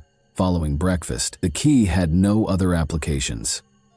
A hotel witness also claimed to have seen a woman who fit Narcisa's description strolling around with two men. When the police questioned Narcisa, she denied this. Detectives became more and more certain that Narcisa was responsible for Ben Novak Jr.'s murder as the investigation went on. Their suspicions were confirmed by May Abad, Narcisa's daughter, who disclosed that her parents' marriage was strained. She clarified that, despite being married, Ben continued to engage in stripper activities due to his struggles with infidelity. May implied that Narcisa's anxiety was more related to the possibility of divorce than jealousy. Narcisa knew that a divorce would cost her the way of life she had become used to, so she was terrified that Ben would leave her for another woman. This was a legitimate fear. Narcisa hired men to break into her and Ben's house in 2002 as part of a home invasion plot. For 25 hours, they held him captive while he was restrained. According to her daughter, Narcisa had a history of using drastic methods to keep Ben from leaving her and would go to great lengths to get what she wanted. Ben called the police to report the incident, but he later dropped the charges and the case was categorized as a domestic dispute instead. Detectives still did not have enough evidence to charge Narcisa, even with the growing suspicions and evidence against her. After questioning, they chose to send Narcisa and her daughter back to their hotel. May begged her mother to tell the truth during this time. In response, Narcisa reminded her daughter of their relationship but gave no other details. Police were called to the Novak residence for a reported domestic disturbance 3 days after Ben was killed. May Abad clarified that she immediately went to the house to look for evidence against her mother after returning from New York. Narcisa found her while she was looking through documents and used a crowbar to attack her, accusing her of betraying her country. According to Narcisa, she grabbed the crowbar in self-defense after May started the fight and attempted to start a fire. The Fort Lauderdale home of Novak was searched by police. They confiscated 5 rolls of duct tape, documents, computers, bills, and security tapes. May, worried that her mother might inherit her stepfather's estate, hired a lawyer to freeze the estate as the investigation surrounding Narcisa Novak became more intense. She also got in touch with the detectives in New York a few months later to offer more proof. Narcisa knew that Ben was having a serious affair with Rebecca Bliss, a porn star, in 2008. May claims that Ben's declarations that he intended to leave Narcisa caused her mother to become extremely alarmed. May thought that Narcisa's murderous intent was motivated by the possibility of divorce. Narcisa did not like the prenuptial agreement, which stated that she would only get $60,000 and give up any claim to Ben's millions in the event of a divorce. Ben's will left his mother the majority of his assets, so even if he died, Narcisa would still lose out. But there was uncertainty about Narcisa's possible inheritance, because his mother had only passed away 3 months prior. The police also questioned Cristobal Veliz, Narcisa's brother. He claimed that Narcisa's daughter May Abad was the murder's mastermind. Cristobal implied that there was a cover-up behind May's tardiness in disclosing Ben's affair with Rebecca Bliss. Narcisa told the FBI that she had found explicit love letters from Ben to his stepdaughter May, which further complicated things. According to Cristobal Veliz, he could demonstrate that May Abad had framed her mother and hired a hitman, Alejandro Garcia, to kill Ben. Garcia was taken into custody for an unrelated offense in November 2009. He was questioned about the Novak murder while he was in detention. When Garcia realized how serious his situation was, he made a deal and admitted to killing Ben Novak Jr. He asserted, however, that Cristobal Veliz, not May Abad, had employed him. According to Garcia, Veliz paid him $5,000 to commit the murder. Police were unable to locate any receipts from Cristobal's residence to verify the transaction, but surveillance footage showed Garcia retrieving a payment receipt from Cristobal. Garcia decided to cooperate further because he was already facing prison time, and he disclosed a shocking fact. This was not the first murder he had committed under Cristobal Veliz's supervision. Alejandro Garcia was hired in April 2009 to murder Bernice Novak as she went into her garage. Garcia viciously struck her face after attacking her with a monkey wrench. It was discovered that in order to inherit Ben Novak's wealth, Narcisa Novak had planned the murders of Bernice and Ben with the assistance of her brother, Cristobal Veliz. To take over the estate, Narcisa had to get rid of Bernice. Alejandro Garcia testified during the trial that Bernice was supposed to be beaten severely and struck in the teeth. While Ben was asleep on the morning of July 12, 2009, Narcisa opened her husband's hotel room to Garcia and Joel Gonzalez. They started attacking Ben after she led them to his bedside. Narcisa told one of the men to gouge out Ben's eyes and gave Garcia a pillow to muffle Ben's screams. Garcia's testimony aligned with the police-discovered evidence. A rumpled photo of Narcisa's daughter May Abad was discovered in Garcia's pocket upon his arrest, indicating that she was also a target. Cristobal and Narcisa had also plotted May's murder. Police questioned why Ben's burial was delayed after his body was kept at the Westchester County morgue for 2 months. The investigation found that Narcisa was preoccupied with rifling through Ben's Batman collection, embezzling funds from his business accounts, and swaying bank tellers to gain access to his safe deposit box instead of attending his funeral. Narcisa and Cristobal were taken into custody for the killings on July 8, 2010. They were officially charged with the murder of Bernice Novak. Their trial started on April 23, 2012, a year later. Despite his decision to testify in his own defense, Cristobal gave a terrible performance. During cross-examination, he contradicted himself several times. Both Narcisa and Cristobal maintained their denials of involvement, even after video footage showed Garcia and Gonzalez monitoring the hotel, and phone records showed a 2-year correspondence between the two that implied premeditation. Ben had been preparing to leave Narcisa, according to Rebecca Bliss, his mistress, who testified. Rebecca disclosed that Ben was willing to improve their relationship after expressing discontent with his marriage. Every day he assured her of his commitment to her and declared his love for her.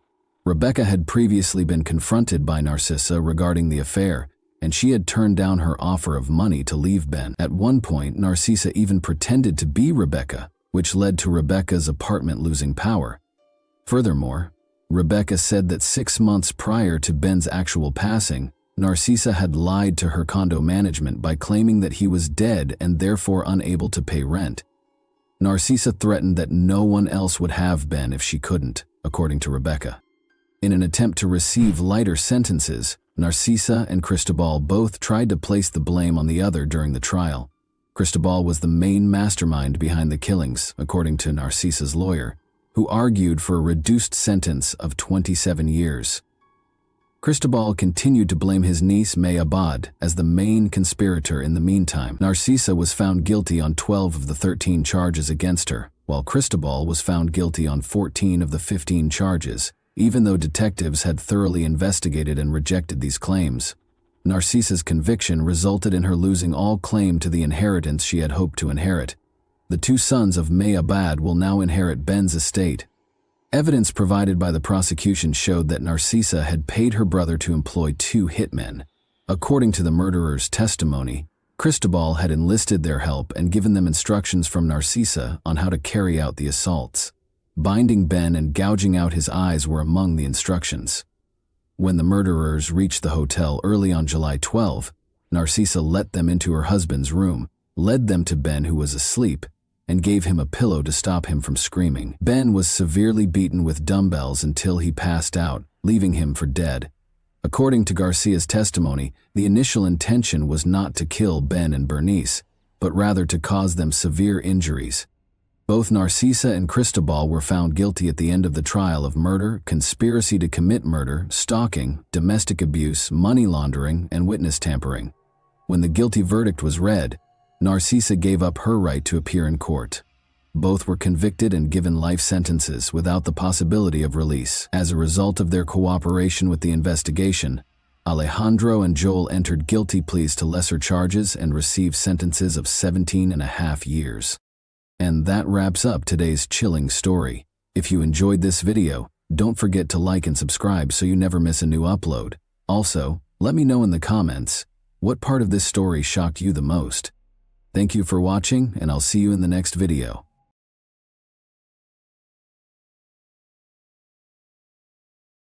Hey guys, welcome to my channel, and today we're going to take a look at another horrible case with you. The South Carolina state in the United States is where the events in this video took place.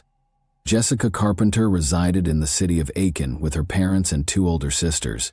The city of Aiken, which has 300 residents, is not very big. As a result, word of Jessica Carpenter's ordeal quickly spread throughout the city and caught the media's attention. Judy, Jessica's mother, discovered her daughter's body on the floor when she returned home on August 4, 2000. Her age was 17. Jessica was a senior at Aiken High School, where she participated in the school band during the summers and worked part-time as a hostess at a nearby restaurant called Red Lobster. It took more than 5 years before the offender was brought to justice. It was August 4, 2000, the last day of her vacation, and she was eager to start her senior year of high school. Following their lunch together, Jessica's mother Judy left for work, leaving Jessica alone at home. Judy did not see her daughter alive again after that. Judy arrived home around 5:30 p.m. After opening the door and taking a few steps, she noticed something that no mother should ever see. Her daughter was lifeless and naked on the floor. Judy was so terrified that she rushed to her car and dialed 911. The operator asked Judy to return to the house and see if Jessica was breathing. After she had explained the situation, despite being overcome with fear, Judy returned to the house. She followed the operator's instructions to the letter. Judy waited a moment before telling the operator that Jessica was not breathing. She was icy. Police and medics hurried to the scene right away. At the scene, Jessica was declared deceased. First, the police checked the house to make sure the criminal wasn't hiding there. Jessica had been stabbed in the neck and had a telephone wire wrapped around her neck. The fact that Jessica was naked made it clear what drove the crime. Based on the atmosphere in the house, Jessica retaliated. There were fights in her living room, kitchen, and bedroom. Crime scene investigators partially lifted Jessica's fingerprints and collected DNA samples from her body. Physical evidence was scant. Investigators were a little frustrated when they discovered a partial fingerprint. Unknown male DNA was the only important piece of evidence the police discovered. Before departing the scene, there was almost nothing in the case to cling to except the DNA. Another crucial detail caught the attention of the detectives.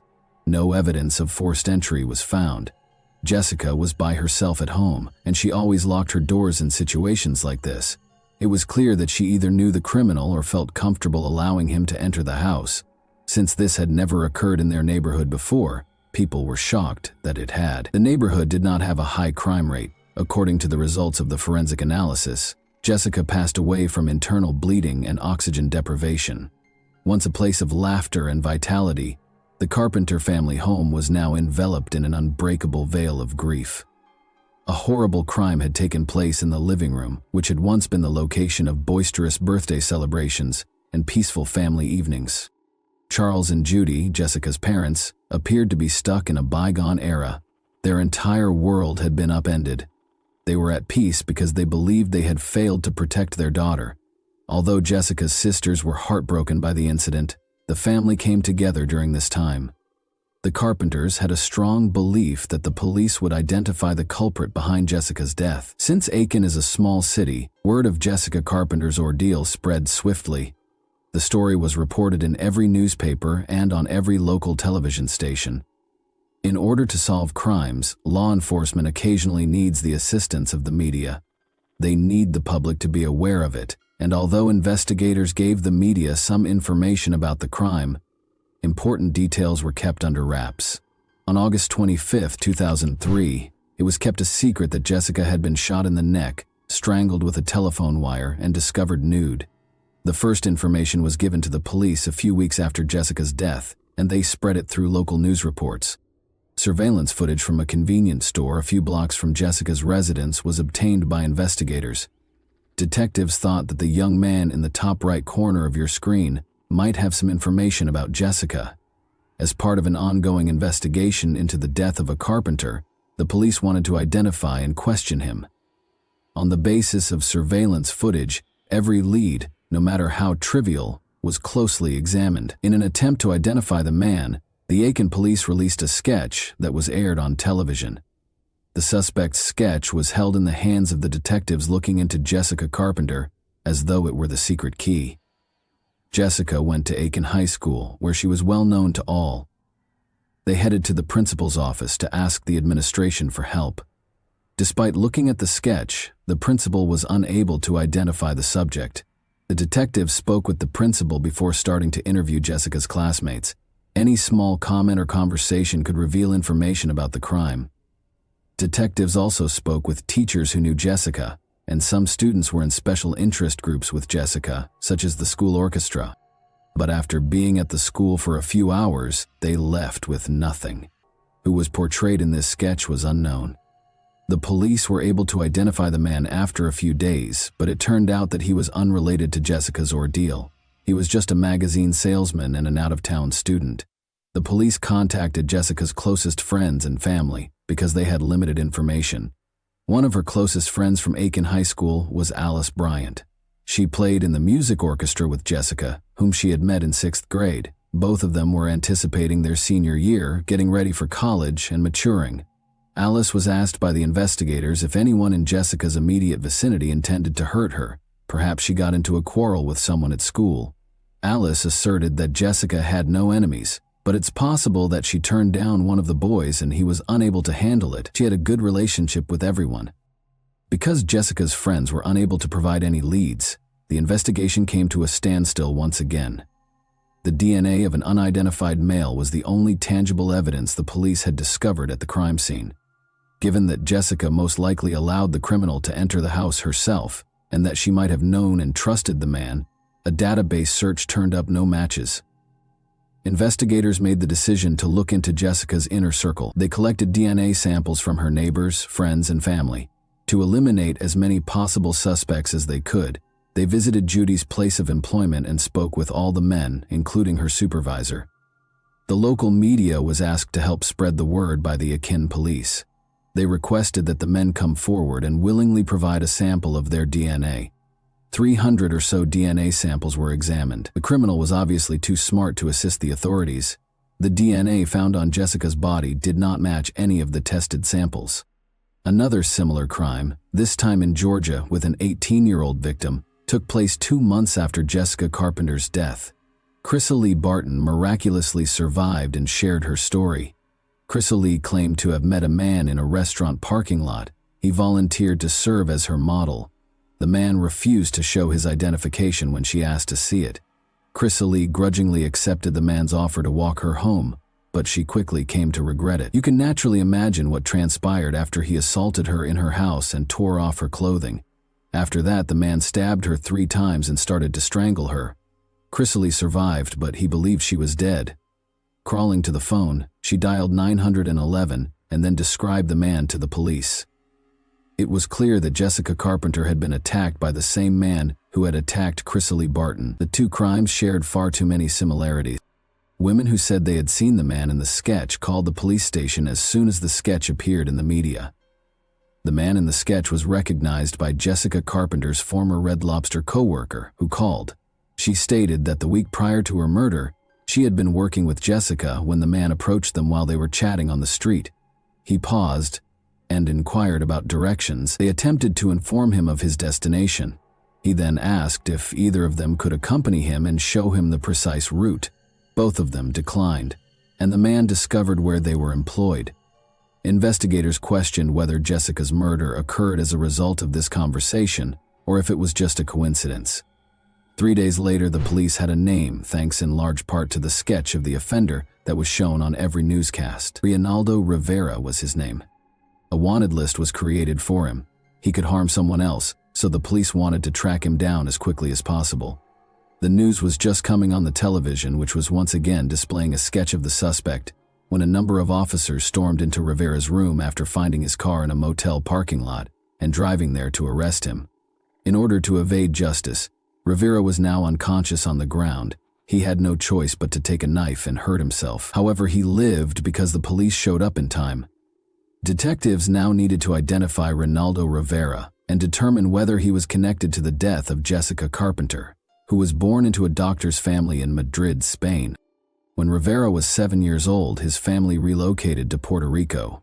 He enlisted in the U.S. Navy at the age of 19, serving in San Diego, California, and Orlando, Florida. As an adult, Rivera attended the University of South Carolina and graduated with a degree in office administration while working for the Joint Chiefs of Staff in Washington, D.C. From December 1986 to March 1991 before relocating to North Augusta on Valentine's Day in 1993, he had lived in Graniteville, Columbia, and Fayetteville, North Carolina. By 1998, he was married to Tammy Lisa Bonet and had 2 kids. Rivera was hired by the Firestone Tire and Rubber Company in Aiken to work as a tire inspector. When investigators searched the motel room where Rivera was staying, they discovered a surprise. He left a note claiming he had nothing to do with Jessica Carpenter's death. No one suspected that he led a second secret life like a police officer, and Jessica's family was certain they had found the person who killed her. After assaulting Chrysalie Barton, Reinaldo Rivera was taken into custody. Authorities believed he might be involved in the Jessica Carpenter case as well. They believed the case would be closed and that was the end of it. However, Rivera shocks authorities by confessing to yet another string of unsolved crimes, rather than Jessica's murder. Moussafe Dingus, a 17-year-old from Graniteville, South Carolina, disappeared on July 17, 1999. During the subsequent searches, Aiken County Sheriff's Office deputies reported seeing a girl who fit Dingus's description twice, with an older, dark-haired white male. In the first case, she got into a tan, older model car, and in the second, a bright red 4-door car. On October 13, 2000, after Rivera gave police directions to the burial site on December 4, 17-year-old Tiffany Cherise Wilson from Jackson vanished while she and her 2-month-old daughter Caitlin were at a Winn-Dixie grocery store in North Augusta. Her car was discovered in the parking lot, and witnesses saw her get into a white 4-door Ford from the mid-1980s. The car stopped for a moment before speeding away. 3 days later, Caitlin was discovered stranded in her vehicle across the state line in front of a Georgia Welcome Center. The body of a young female was found by 2 hunters in a densely forested area close to Graniteville on December 30th. Wilson's fingerprints were later used to positively identify the deceased. Similar to the aforementioned victims, Tabitha Lee Bosdell, 20, of Augusta, Georgia, vanished on June 19, 2018. She was going to apply for a second part-time job at a Huddle House before heading to her primary job as a telemarketer, according to her family. Rivera was charged after her remains were located and identified. Marnie Marie Glista was attacked in her home on September 5, 2000. Her age was 21. Despite suffering severe injuries, she lived. After being brought to a nearby hospital, she passed away from her wounds. She became the 4th known victim of Reinaldo Rivera 5 days later.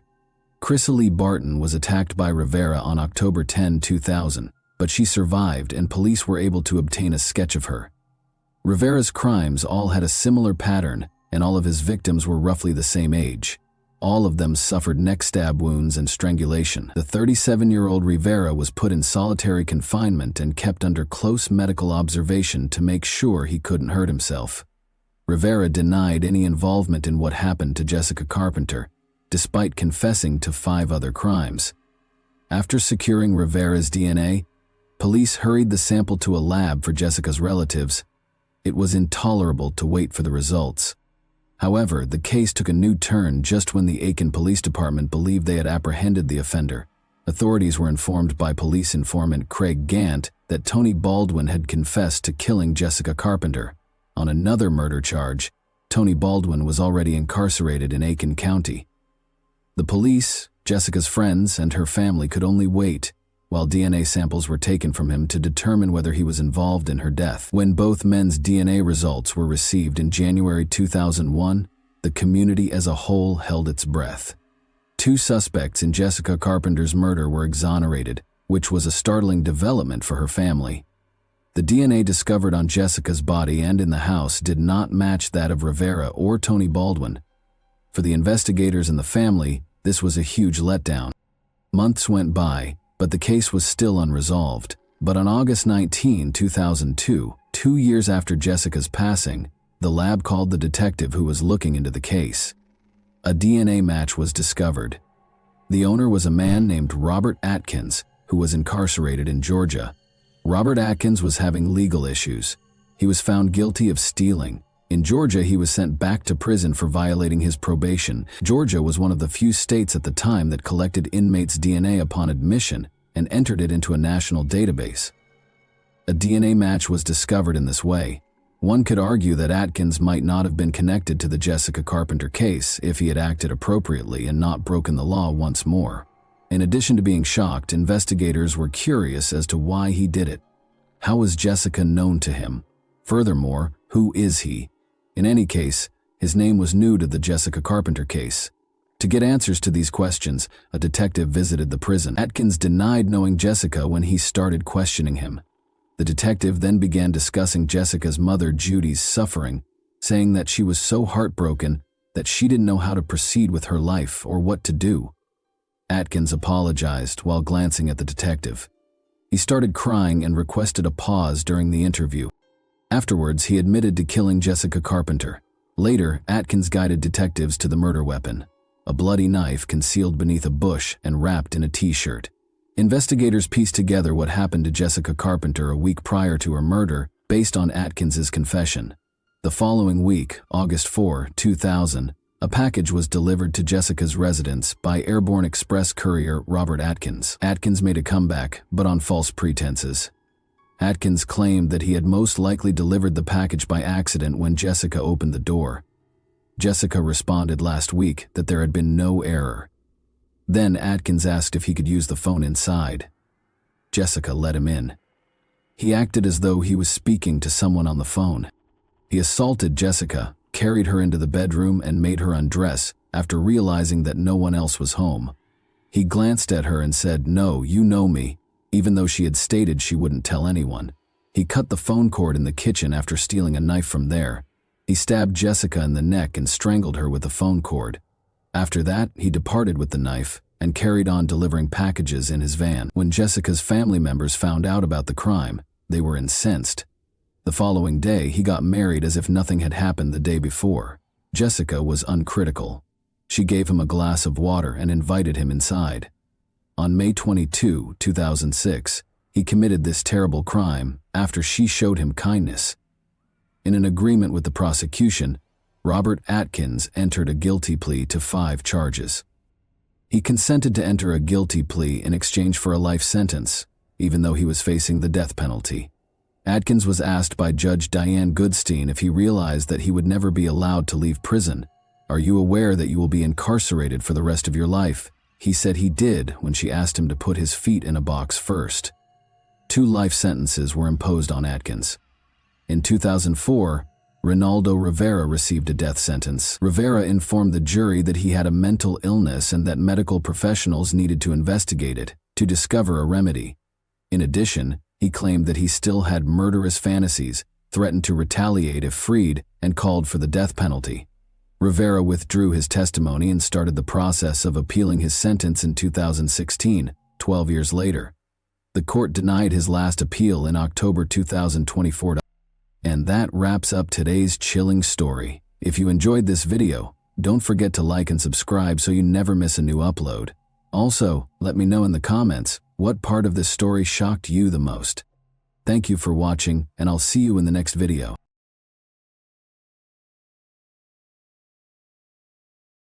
Hey guys, welcome to my channel, and today we're going to take a look at another horrible case with you.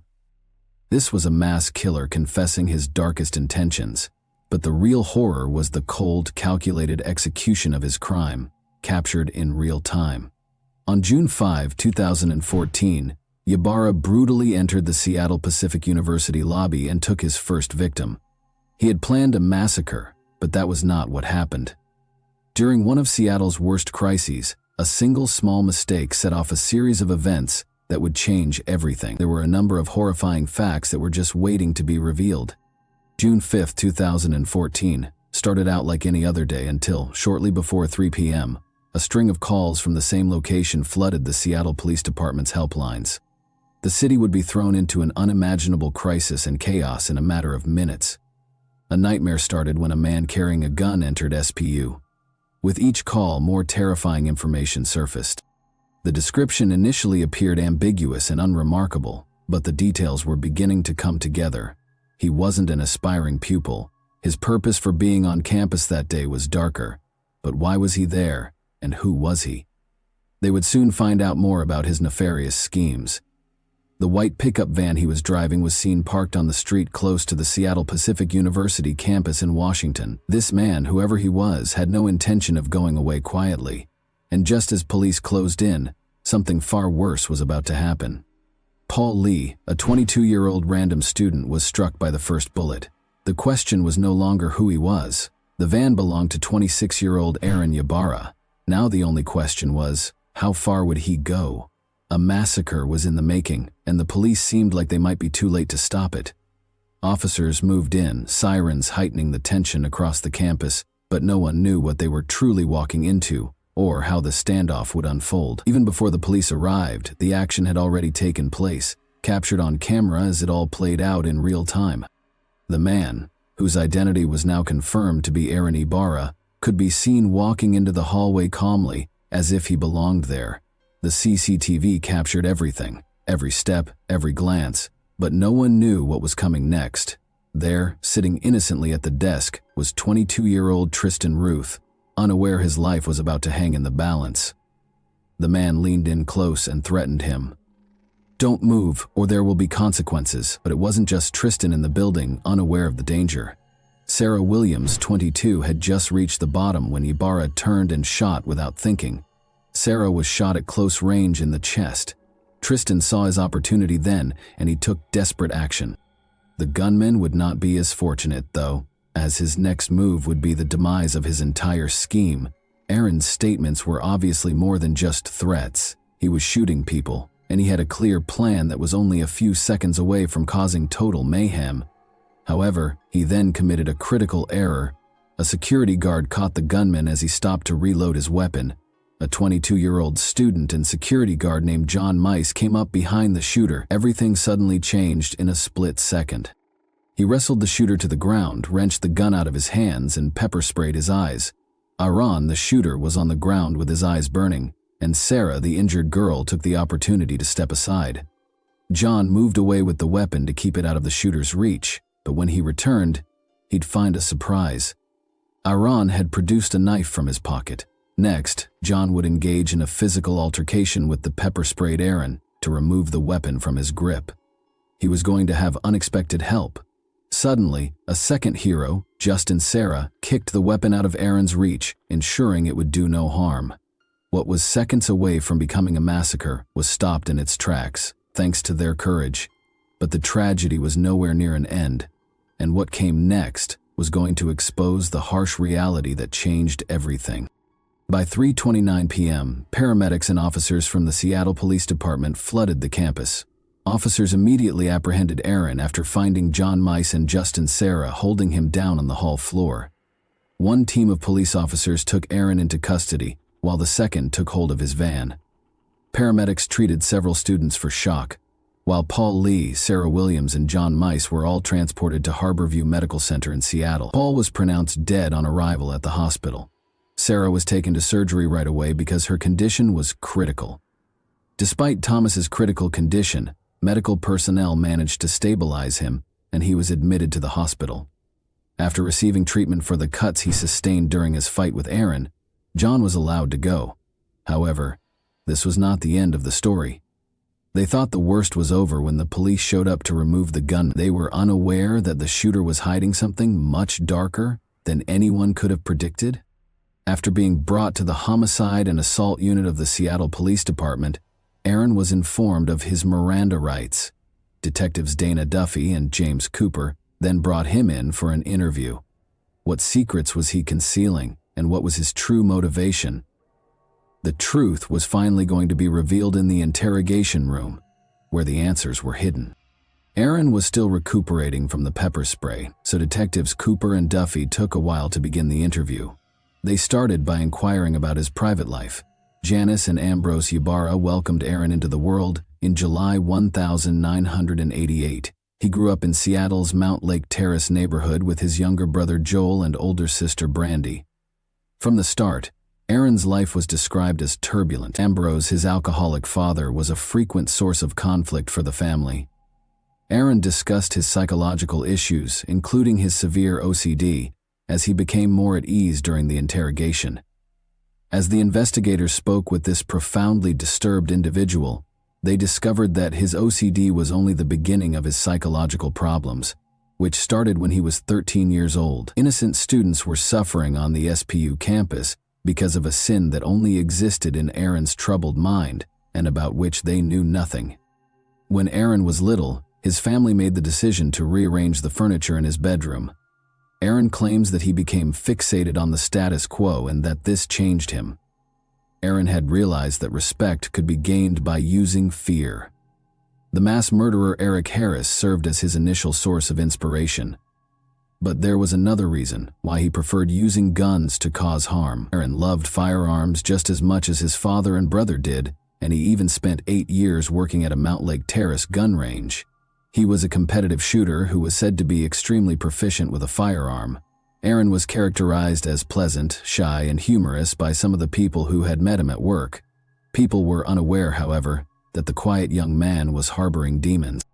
The theft of Aaron's firearms was the last straw. The compulsive Aaron couldn't get over it, and was convinced that he detested everyone. According to Aaron's delusions, the evil side was ready to take control. Perhaps the fatal outcomes could have been avoided if he had received therapy sooner, but that was not to be. Aaron had only begun therapy as a result of pressure from those close to him to get help. After quitting therapy, he brought his unsettling mission to SPU within a month. The next thing Aaron would say to investigators would make it impossible for it to be anything other than a premeditated crime, something he and his attorney would sincerely regret in court.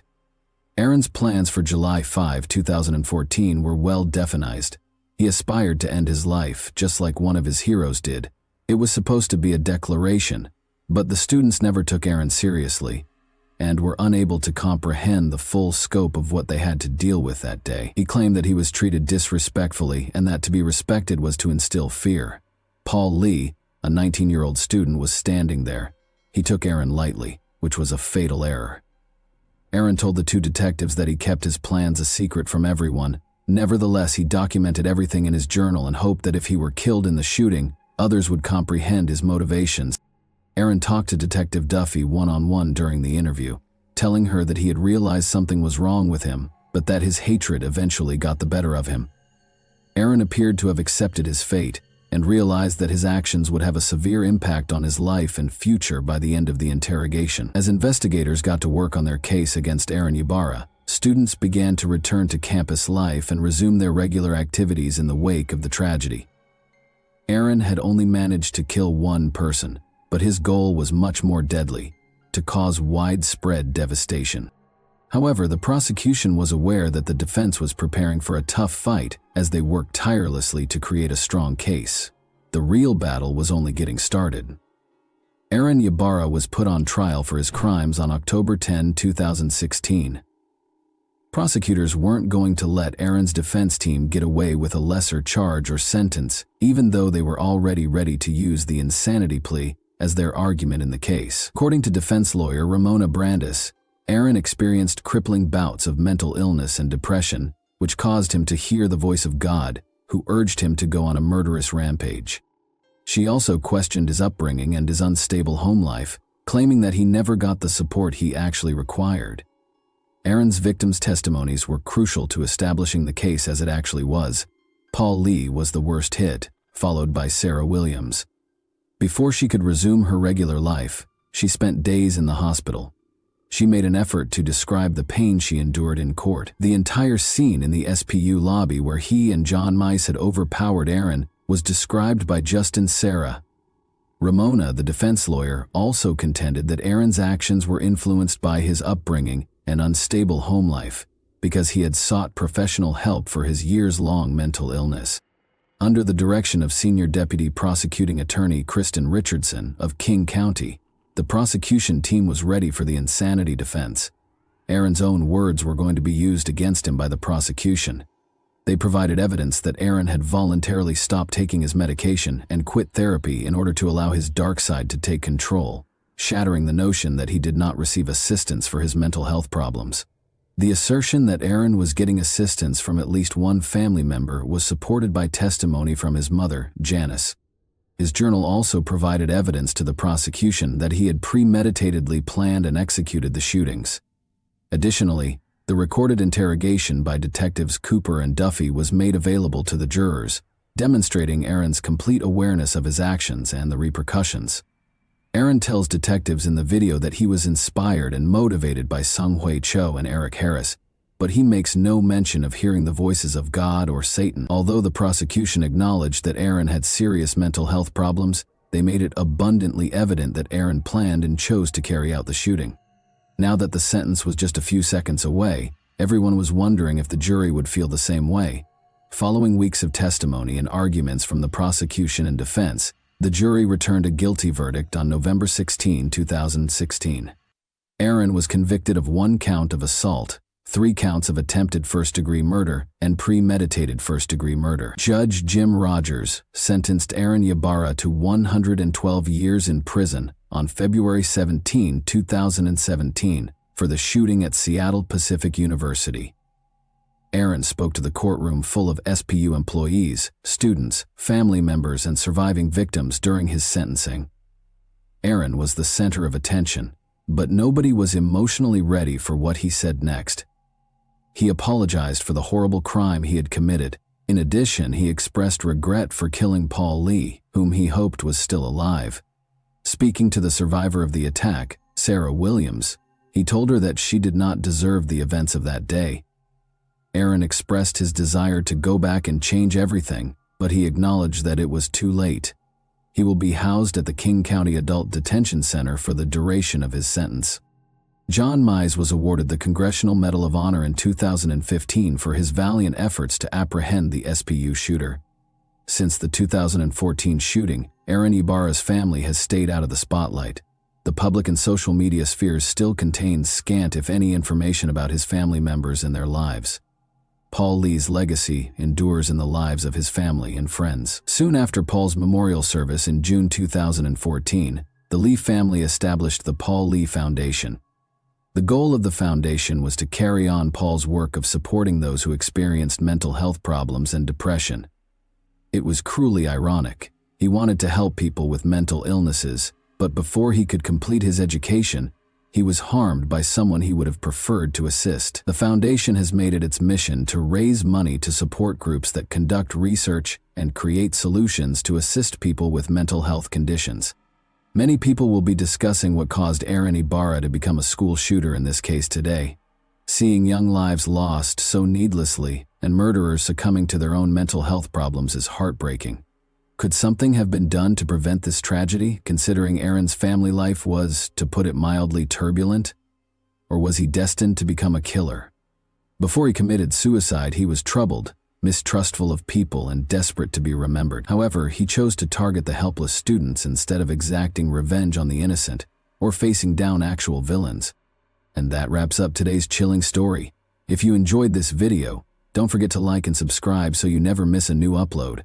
Also, let me know in the comments what part of this story shocked you the most.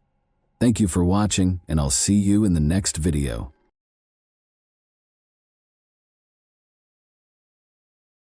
Hey guys, welcome to my channel, and today we're going to take a look at another horrible case with you. Generally speaking, psychopath is not a recognized diagnosis, Rather, it describes a variety of personality disorders that range in severity from mild to severe. Individuals with these conditions frequently exhibit a pronounced imbalance in their behavior and character. While some feelings and emotions are totally dominant, others are noticeably absent. These people are all characterized by a poor capacity for impulse and emotion control. Today's story perfectly captures the good and pleasant appearance of someone with these qualities, as well as the true nature of their uncontrollable and excessively strong emotional reactions. Young Australian Danielle Finlay Jones was looking for her own happiness when she came across the ideal man online, someone who vowed to love her no matter what. What resulted from this, you will soon learn. On October 20, 1991, Danielle Finlay Jones was born in Cranebrook, Western Sydney. Growing up with her older brother Blake, who had always protected and cared for her, she was the youngest of two siblings. When she was only 4 years old, her parents got divorced.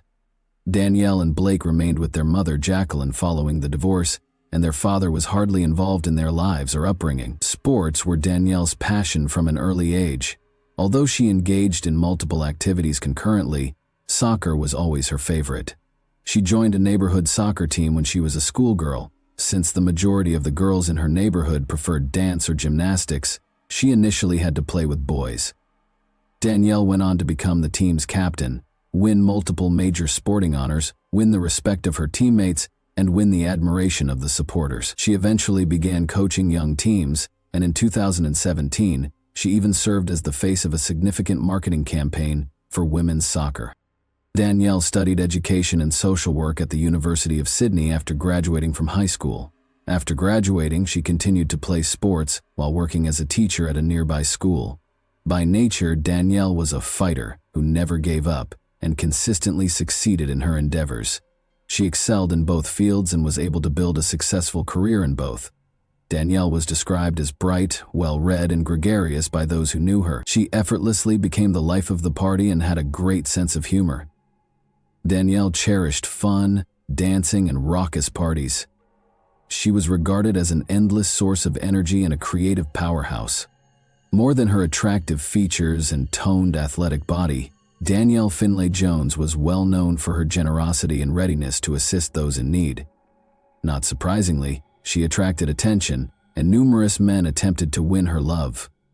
But Danielle put her work and fitness above her personal life, putting relationships not only on the back burner, but also far behind her athletic and professional goals. Danielle remained in her mother Jacqueline's house even after she became an independent adult. They behaved more like best friends than mother and daughter because they were so close. They were verbally compatible, spent almost all of their free time together, and shared everything, including going to concerts, social gatherings, and even club nights. They never had significant arguments or secrets. Danielle started giving having children serious thought by the time she was in her 30s. Despite having a good job, a stable income, and a wide network of friends, she was still very lonely. She yearned for love and a fulfilling relationship with someone she could fully trust, someone she could spend her days with and grow old with. Danielle had a lot of admirers, but she had no experience in committed relationships. Despite dating and getting lots of attention, she had never considered her boyfriends to be life partners. She didn't hesitate to end the relationship if it ever got in the way of her professional or personal objectives. She was prepared for something more substantial and long-lasting now, though. Danielle regularly engaged with friends and acquaintances on the various social media platforms she actively maintained. Although she got a lot of messages from men who wanted to chat or ask her out, she thought that sincere relationships were more likely to occur on specialized dating sites. On the recommendation of her friends, she made a profile on the well-known app Tinder. Following months of chatting and swiping through various men, Danielle got a message from Ashley Gaddy, a handsome man. He was affable, kind, and charming, and he was 4 years her senior. Ashley proposed that they go on a date in person after a week of texting. Everything went well on their first date. They shared personal stories, laughed, and talked endlessly. They clicked right away and had a lot in common, making it seem like they had known each other for ages. With his warmth and sense of humor, Ashley won Danielle over with his charm and charisma. Danielle was so taken with Ashley after just a few dates that she chose to present him to her mother, Jacqueline, who was equally enchanted. fully approved Ashley and thought he would make a wonderful husband and eventually a loving father. But it didn't take long for Ashley's actual character to emerge. He was intensely envious and domineering. Danielle was surprisingly unconcerned by this. She actually thought it was flattering. Before, no one had ever attempted to control her or dictate her choices, so this new dynamic felt novel and fascinating to her. Danielle interpreted Ashley's jealousy as an expression of affection and love. She even thought it was flattering. Ashley, however, was attempting to take complete control of her life and social relationships within a month of dating. Danielle did not raise any concerns, in spite of these warning signs. Rather, she chose to play the part of the ideal girlfriend and comply with his actions. Danielle made the shocking decision to ignore the clear indications that Ashley was not who he appeared to be. Ignoring his problematic behavior, she started to seriously plan their future together, even thinking about getting married. Her inexperience in committed relationships most likely contributed significantly to the course of events. Ashley kept up his portrayal of being compassionate and kind, telling Danielle that he had always wanted a family. She was greatly moved by this and became even more trusting of him. But the first person to notice that something was amiss was one of Danielle's closest friends. She observed that Ashley's jealousy occasionally turned into unpredictable actions, giving the impression that he was someone entirely different. However, Danielle ignored her friend's worries because she was too preoccupied with her own feelings. Danielle introduced Ashley to her mother and several close friends during their month-long relationship, but the majority of those in her social circle were only aware of him through her tales. Danielle intended to introduce Ashley to more of her friends at a friendly get-together at a well-known city bar on Saturday, December 17, 2022. The group got together at the bar to enjoy drinks, dancing, and light conversation during the evening. Ashley left a lasting impact. He was gregarious, courteous, and amiable. He and Danielle sat together all evening, frequently holding hands and grinning at each other. There was no sign of any impending conflict, and they appeared to be a happy and loving couple. Since Danielle had never intended to enter into committed long-term relationships, she had never introduced her previous boyfriends to her friends. However, things were different this time. Considering that they had only been dating for a little more than a month, she surprised everyone by presenting Ashley almost like a fiancé. Nevertheless, her friends recognized the significance of this relationship for her. Everything appeared to be going well until someone in the group proposed a game in which everyone would respond at random to daring and thought-provoking questions. People spontaneously came up with original and eccentric questions, and it was all in good fun. Danielle was asked if she had ever had a one-night stand with a stranger when it was her turn. There was silence in the room. Danielle paused, then smiled shyly and confessed that she had, obviously embarrassed. At that point, Ashley's attitude changed significantly. He became hostile and unpredictable, and his face hardened. He grabbed Danielle by the arm, twisted her around, and started shouting at her in front of everyone.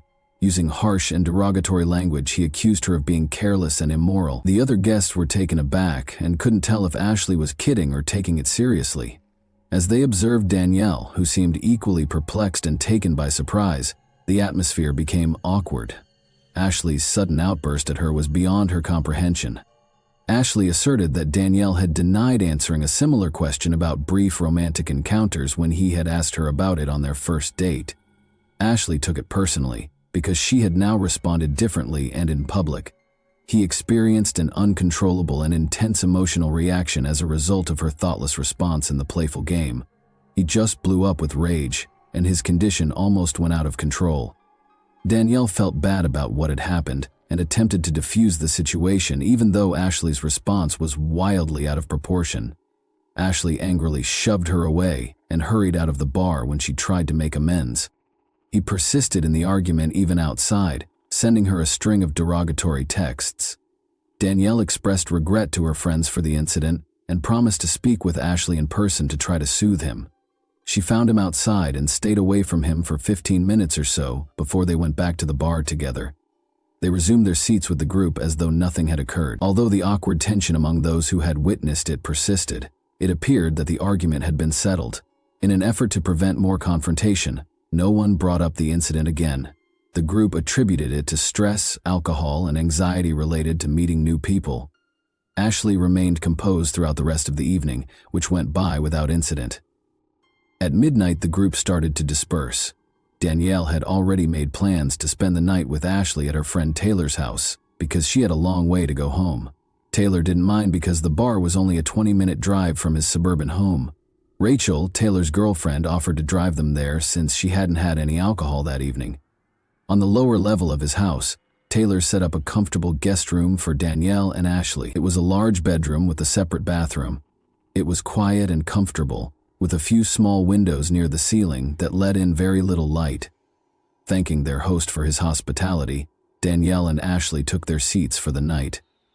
The couple appeared to be calm and collected, as if nothing had happened, and the earlier argument had apparently been forgotten. Taylor awoke to odd sounds emanating from the guest room at around 3 a.m. Rachel, his girlfriend, also stirred and gave him a curious look. They heard what sounded like muffled cries and faint thuds. They ignored the sounds and returned to their sleep, assuming the couple had made up and were having a private moment. The house became quiet in a matter of minutes, and they slept peacefully until Taylor and Rachel woke up at 10:30 a.m. Their guests had not yet left the room, which surprised them. The couple chose not to bother them out of respect for their privacy and the assumption that they were getting some rest after the night before. However, as 2 p.m. drew closer, and Taylor went downstairs to see how Danielle and Ashley were doing, since they were still nowhere to be seen. He gently rapped on the door but received no answer. He knocked more loudly after a brief pause, but nothing changed. Taylor cautiously opened the door and took a quick look inside out of concern. It looked like the room was empty at first. There was no bed made. Danielle's shoes were carefully laid out on the floor and her clothes were slung over a chair. But there was something unnerving about the room's strange silence. A blanket on the floor close to the wall caught Taylor's attention as soon as he entered. He could see the outline of a body beneath it. Taylor hurried over and lifted the blanket in panic. Danielle was brutally attacked and strangled, and her lifeless body was found on the floor, naked. Her face had been reduced to a terrible jumble of blood and wounds, so badly deformed that it was nearly unrecognizable. Her body was cold and stiff, and she had no signs of life, as if she had been dead for hours. Ashley was nowhere to be seen, but the guest room's partially open window suggested that he might have gotten away undetected. Taylor told Rachel everything as she fled the room in terror. The couple called the police and emergency services right away because they were frightened and shaken. But for Danielle, it was too late. Only her death could be confirmed by paramedics. They initially determined that she had passed away at around 3 a.m, which coincided with Taylor and Rachel hearing the odd sounds coming from the guest room. They might have been able to save her life if they had checked on her at that time. After Danielle's body was removed for forensic analysis, the horrific severity of her wounds was discovered.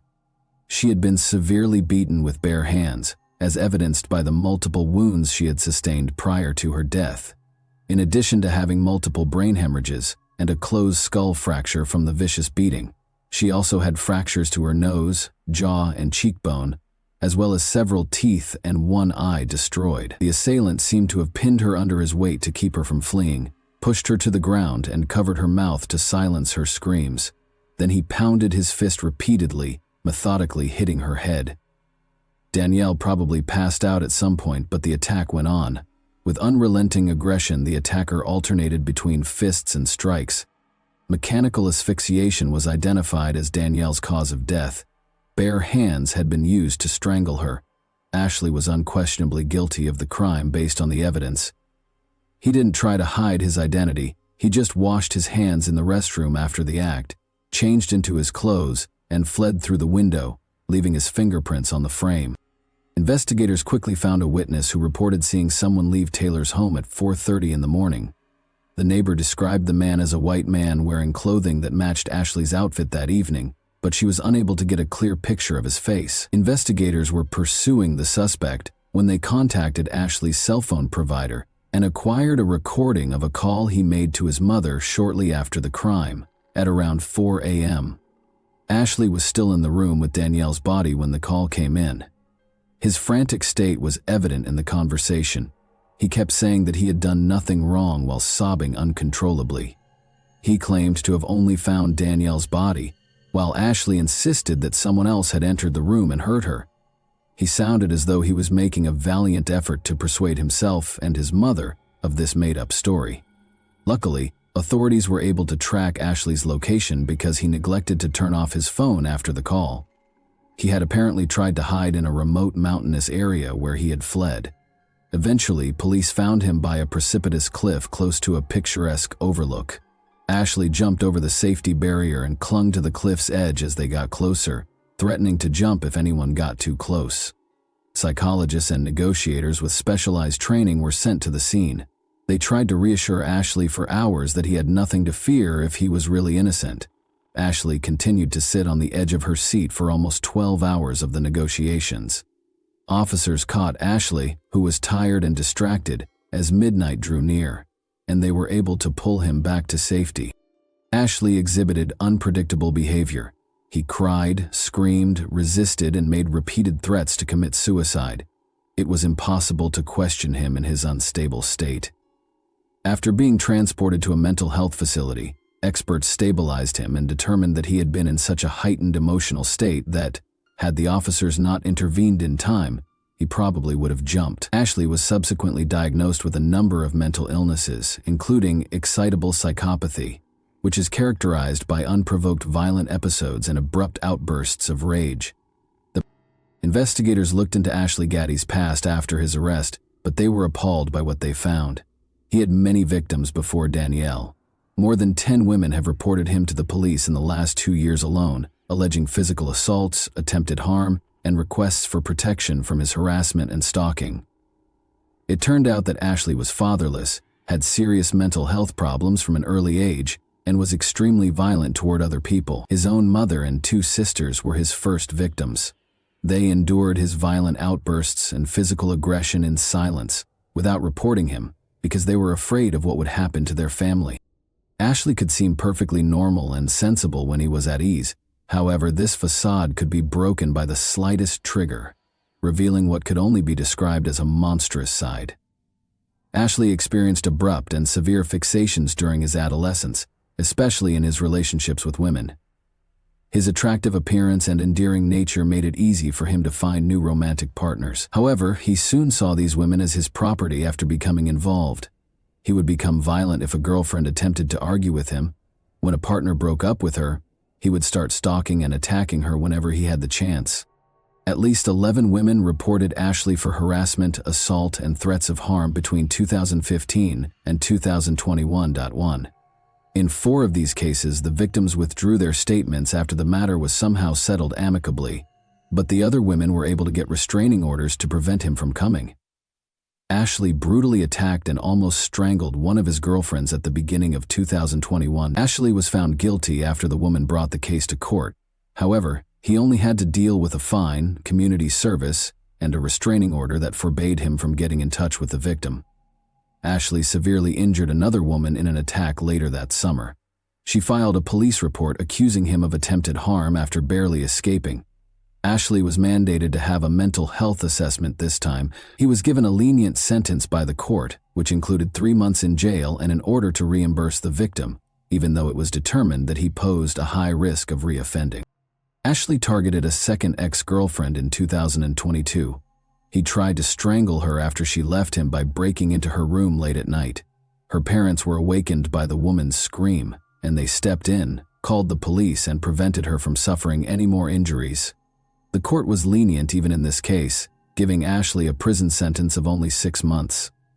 Only 3.5 months into his sentence, just before he met Danielle Finlay Jones, he was released. The horrific crime committed against Danielle Finlay Jones received a lot of media coverage, with news broadcasts and newspapers both devoting sections to the case. 14 more women came forward to police during the investigation, stating that they had also been harmed by Ashley Gaddy at different times, but had kept quiet out of concern for reprisals. There were notable parallels between their stories. After a few dates, Ashley changed from being a nice and charming guy to a predator who attacked, beat, and tried to strangle them. Interestingly, the offender only ever used his bare hands and never used any weapons. Many of these women testified as victims in court, expressing fear that Ashley would once more get away with little punishment, be freed, and seek retribution against them. Given how frequently the repeat offender had been given light sentences or administrative sanctions for serious offenses, Their concerns appeared to be well-founded. Justice might finally catch up to Gaddy this time, it seemed. He was the direct target of overwhelming evidence that he had committed a horrible act. But before the formal sentencing could happen, Ashley was discovered hanging in his jail cell on April 6, 2024.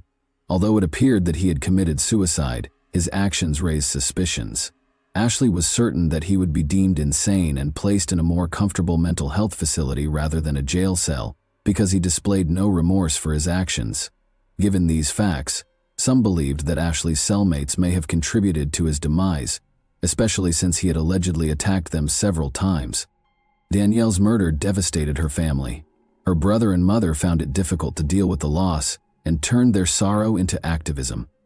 They started advocating for more stringent laws governing dating apps, suggesting background checks that would automatically flag users with significant criminal records.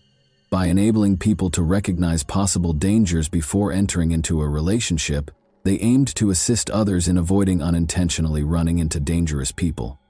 And that wraps up today's chilling story. If you enjoyed this video, don't forget to like and subscribe so you never miss a new upload. Also, let me know in the comments, what part of this story shocked you the most? Thank you for watching, and I'll see you in the next video.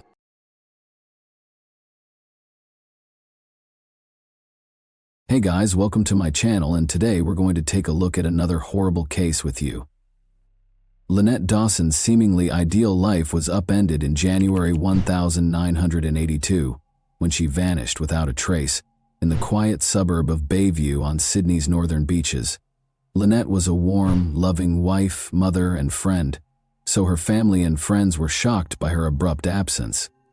Lynette left her 2 young daughters behind when she left the family, according to her husband, Chris Dawson, a dynamic former rugby league player who is now a teacher. However, his story almost immediately sparked troubling questions. Why would a loving mother desert her kids? Why didn't she take any cash, clothing, or even a note with her? Let's explore the complex network of love, treachery, and unresolved issues that characterize Lynette's tale, a tragedy that defies extinction. Lynette Dawson, whose real name was Lynette Joy Sims, was born into a close-knit and affectionate family. She was the second of 4 children in the Sims family, which included an older brother named Greg and younger siblings Pat and Philip, and she grew up in Sydney's eastern suburbs. Lynette was well known from an early age for her good nature, upbeat demeanor, and strong bonds with her family. A short stroll from their house, Clovelly Beach is a charming spot where the Sims family frequently spent their weekends. For Lynette and her siblings, the beach, with its crystal-clear waters and expansive views of the coast, became a special place, where they created innumerable memories of swimming, family vacations, and spending time together. Lynette married Chris Dawson, a dynamic and athletic man who had gained early notoriety as a rugby league player for the Newtown Jets, in March 1970 when she was just 19 years old. The pair appeared to have a dreamlike romance, and Chris was well known for his athletic ability and attractive appearance. Lynette, who was deeply in love with Chris, helped him with his career while they were starting a family. Their union seemed to be a match made in heaven. The couple chose Bayview, a serene and picturesque suburb on Sydney's northern beaches, which is a great area to start a family. Lynette and Chris had 2 daughters, Chanel and Sharon, in the years after their marriage, and the family seemed to lead a happy life. Lynette balanced her commitment to her family with her career as a nurse and then as a childcare provider. She enjoyed taking care of her daughters and keeping their home cozy and loving, and she frequently put their needs ahead of her own. Chris, on the other hand, kept advancing his career by juggling his rugby commitments and teaching job. Chris was the devoted husband and father, and Lynette was the focal point of their seemingly perfect life for many years. But beneath the surface of their contented family life, their marriage was starting to show signs of strain. Chris's relationship with a young student at Cromer High School would soon fall apart due to his growing infatuation with her. Lynette had no idea at the time that her marriage, which had seemed stable, was about to fall apart, and that a string of startling incidents would soon shake the foundation of her family and alter her life forever, ultimately leading to her death.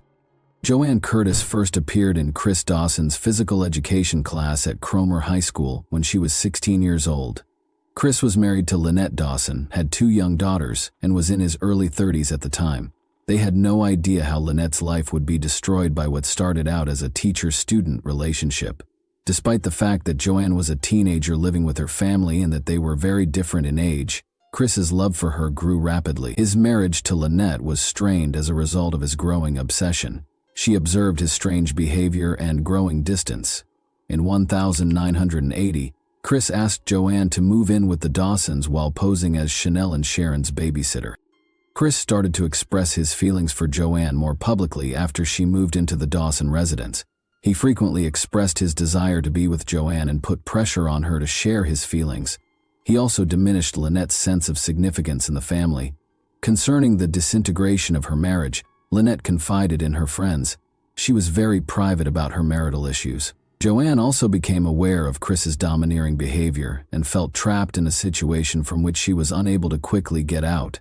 Chris, Joanne, and Lynette's tension kept increasing. In response to Lynette's efforts to keep her marriage intact, Chris became increasingly fixated, making it difficult to distinguish between his personal and professional lives. Joanne's emotional struggles caused her to start separating from Chris, which made him even more desperate. Chris's inability to accept losing Joanne or control over the situation resulted in a growing sense of frustration that ultimately led to tragedy. Lynette Dawson vanished without a trace on January 8, 1982. According to Chris Dawson, Lynette abandoned their family and left behind her possessions, which included her wedding band, clothing, and personal effects. Chris said Lynette had called her mother, Helena Sims, multiple times after she left, stating that she needed time away to get her thoughts straight. Lynette had marks around her throat when she returned from marriage counseling the day before she vanished. Lynette explained that Chris had wrapped his hands around her neck in the elevator on the way to counseling when her sister Annette asked her about it. Chris claimed that Lynette left voluntarily, raising the possibility that she did so in order to get away from the demands of family life. Helena Sims was taken aback by the news at first, but she did not immediately doubt her son-in-law's justification.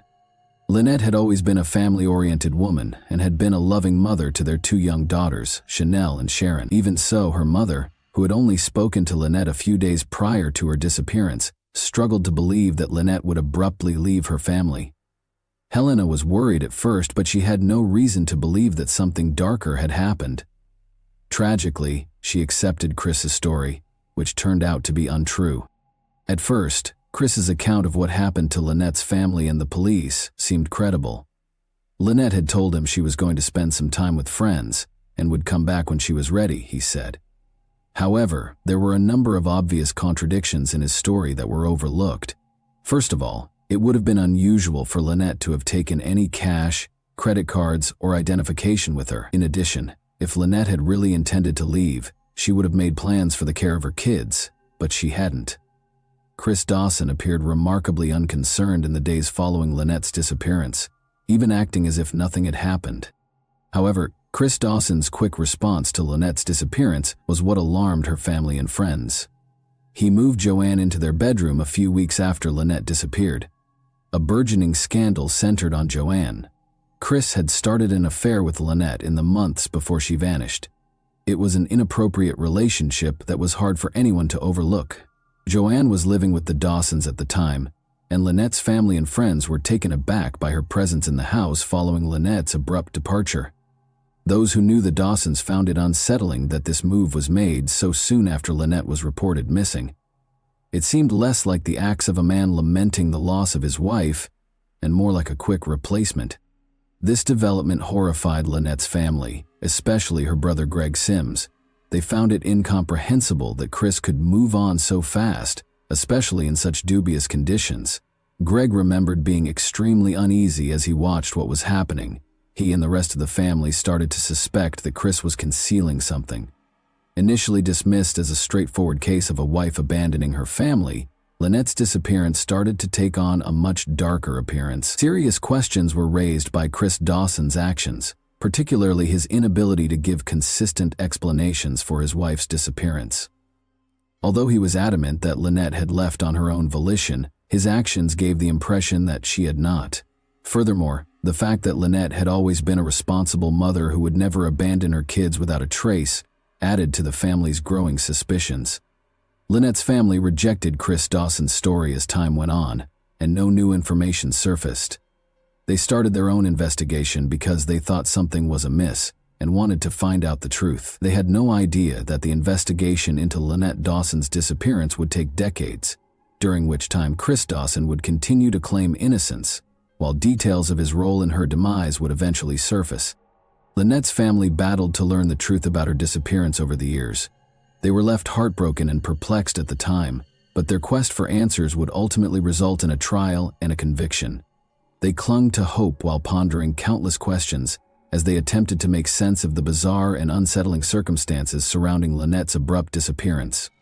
Lynette Dawson's disappearance was initially handled like any other missing persons case. When Lynette's friends and family started to voice their concerns, the police dismissed them, claiming that Lynette was an adult and could leave if she so desired.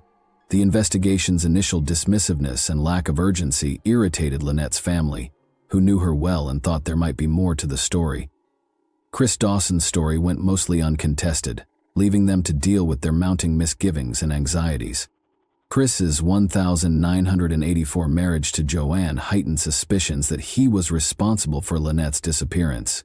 However, the toxic and domineering nature of their relationship was a major factor in their 1990 divorce.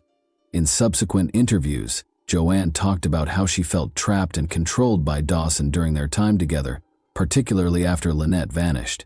Chris, however, insisted that Lynette had left willingly, and even said she had joined a religious commune.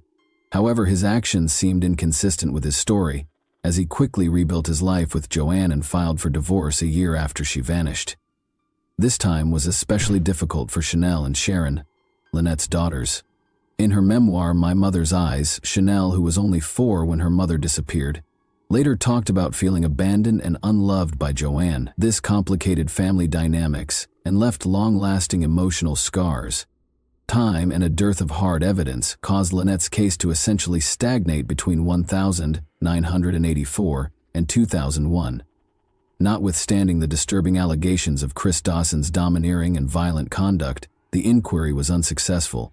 Concerns expressed by friends and family were ignored because authorities found it difficult to go beyond rumors and conjecture. Key leads that might have provided insight into Lynette's fate were either ignored or not sufficiently pursued, and the police made little headway. Throughout these years, Chris insisted that Lynette had left on her own volition, despite growing skepticism about his story.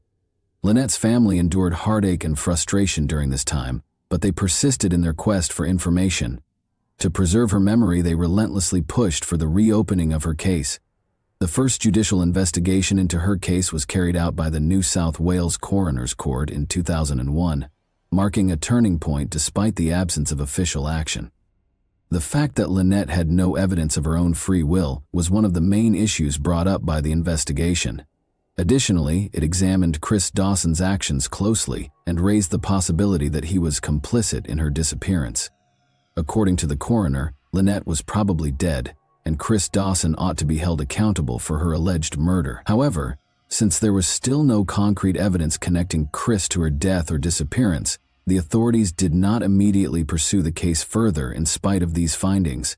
In 2003, a second court investigation was conducted, as a result of persistent pressure from public advocates and Lynette's family. The inconsistencies in Chris Dawson's testimony and the pervasive suspicion surrounding his relationship with Joanne were the main topics of this inquest once more. Once more, the coroner found that there was a high probability that Chris killed Lynette, but the evidence was insufficient to reach a firm conclusion.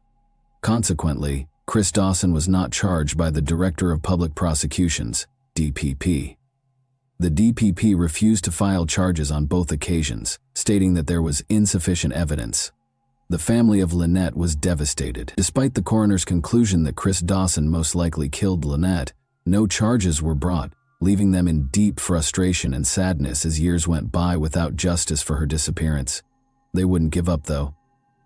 By 2018, most people had forgotten about the Lynette Dawson case.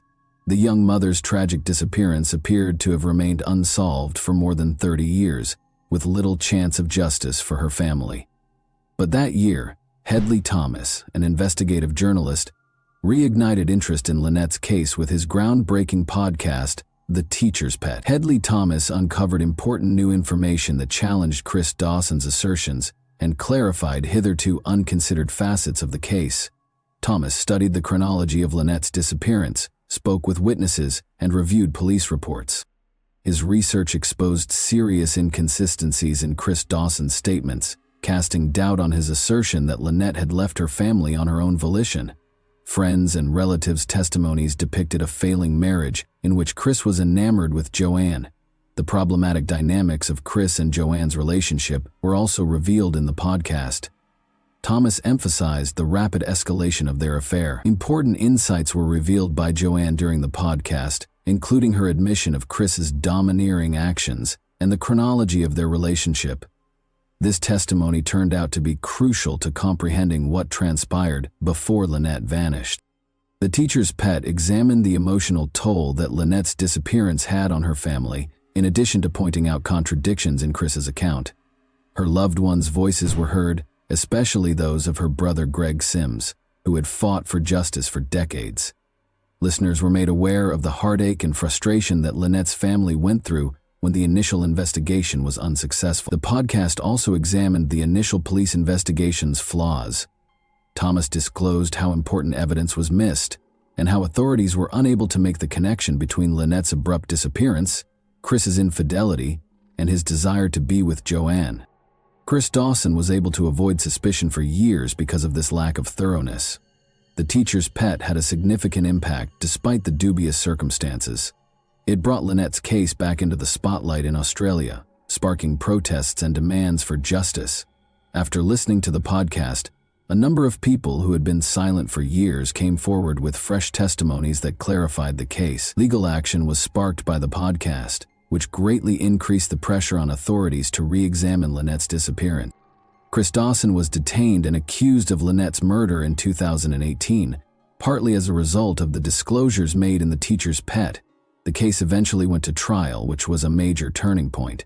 In addition to uncovering fresh evidence, the podcast inspired public support, demonstrating the ability of investigative journalism to advance justice. Chris Dawson was residing in Queensland when he was arrested. Following his arrest, Dawson's attorneys issued a statement asserting his innocence and vowing to fight the charges. Dawson insisted that Lynette's disappearance was voluntary and that she had deserted her family. He persisted in denying any role in her demise.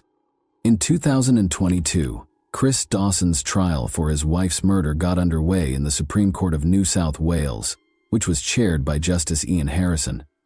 Because of the case's widespread pre-trial publicity, the trial was held without a jury. Due in large part to the disclosures made public by the Teacher's Pet podcast, Dawson had gained national attention. Without tangible proof, like Lynette's body, the prosecution had a difficult time establishing their case. Rather, they relied on key witness testimony, circumstantial evidence, and a thorough analysis of Chris Dawson's actions prior to and following Lynette's disappearance. Joanne was one of the most important witnesses. Since she had already cut ties with Dawson in 1990, she mustered the guts to tell the truth, which was a pivotal moment in assembling the evidence against him. According to Joanne's damning testimony, Dawson had once brought her to see a hitman to talk about killing Lynette, but he later changed his mind. According to Joanne's story, he was prepared to go to great lengths to get rid of his wife. She also talked about how his domineering and cunning actions intensified following Lynette's disappearance. Joanne recalled how Dawson had moved her into the bedroom soon after Lynette disappeared, highlighting how quickly their relationship had developed and how he seemed unconcerned about his missing wife. Patricia Jenkins, Lynette's sister, provided more details about the Dawsons' tumultuous marriage. She testified that Lynette had told her about Chris's abusive tendencies and erratic temper. Patricia claims that Lynette said Chris was often irate and had black eyes flashing when they argued. In addition, Lynette had voiced concerns about the status of their marriage and her increasing sense of helplessness. Lynette's co-workers attested to her attempts to save the marriage in its last moments. They recalled how, following a counseling session, Lynette and Chris arrived at work hand in hand on January 8, 1982. Lynette vanished a few days later in spite of these efforts, and Chris's subsequent behavior sparked suspicions. Witnesses detailed his repeated assertions that Lynette had left voluntarily, leaving her children unaccounted for. and his lack of urgency in reporting her missing. Since Lynette Dawson's body was never located, the case against Chris Dawson was primarily based on circumstantial evidence. Nevertheless, the prosecution made a strong case based on the testimony of witnesses. When examined more closely, Chris's assertion that Lynette had voluntarily left her family to join a religious commune was refuted. It was mentioned that Lynette abandoned everything she owned, including money and most significantly her 2 daughters, a completely uncharacteristic behavior for a loving mother. Additionally, the court viewed his quick decision to put Joanne Curtis in his bedroom and his divorce filing within a year of Lynette's disappearance as extremely suspicious, indicating a clear motivation to get rid of Lynette and begin a new life with Joanne. Justice Ian Harrison rejected the defense's claim that Lynette had voluntarily left, even though her body was not present. He declared the alleged sightings of her to be untrustworthy and emphasized how Chris's claims were false. The court was persuaded by this evidence that Chris Dawson killed Lynette in order to end his marriage and start dating Joanne. Chris Dawson was convicted of Lynette's murder on August 30, 2022, and given a 24-year prison term without the possibility of release until 2040, when he would be 92 years old. Although Lynette's family received some justice as a result of the conviction, they are still devastated that her body has never been located. In order to properly honor her memory and achieve complete closure, they still hold out hope that her remains will one day be found. And that wraps up today's chilling story. If you enjoyed this video, don't forget to like and subscribe so you never miss a new upload. Also, let me know in the comments what part of this story shocked you the most. Thank you for watching, and I'll see you in the next video.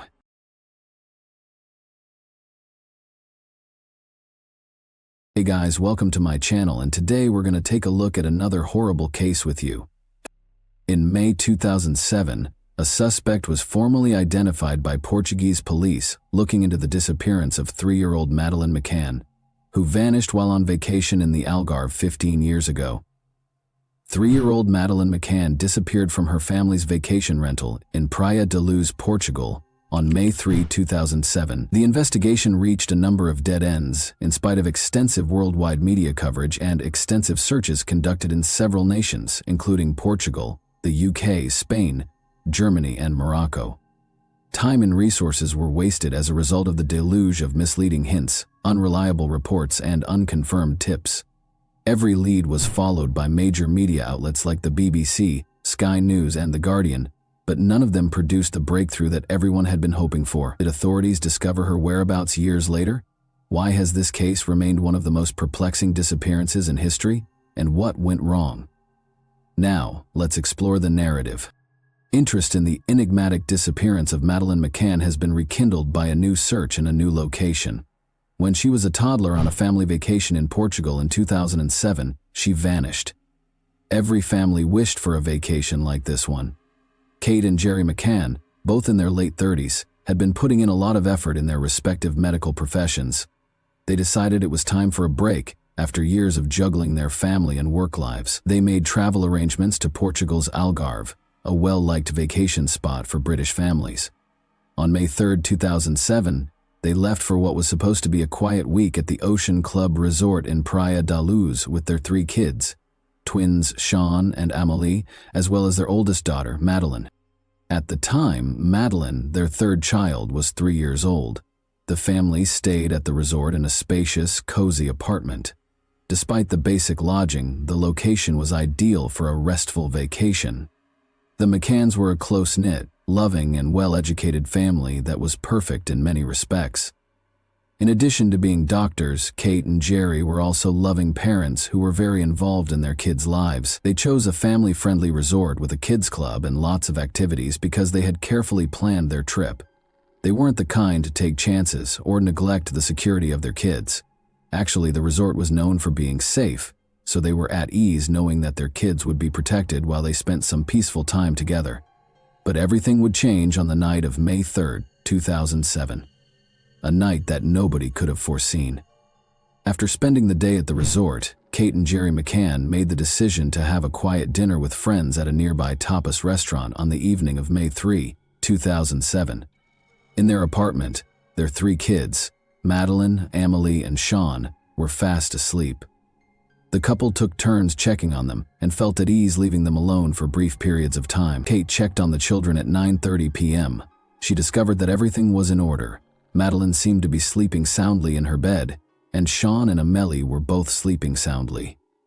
Their friend, who was staying next door, Matthew Oldfield, later offered to come see how the kids were doing.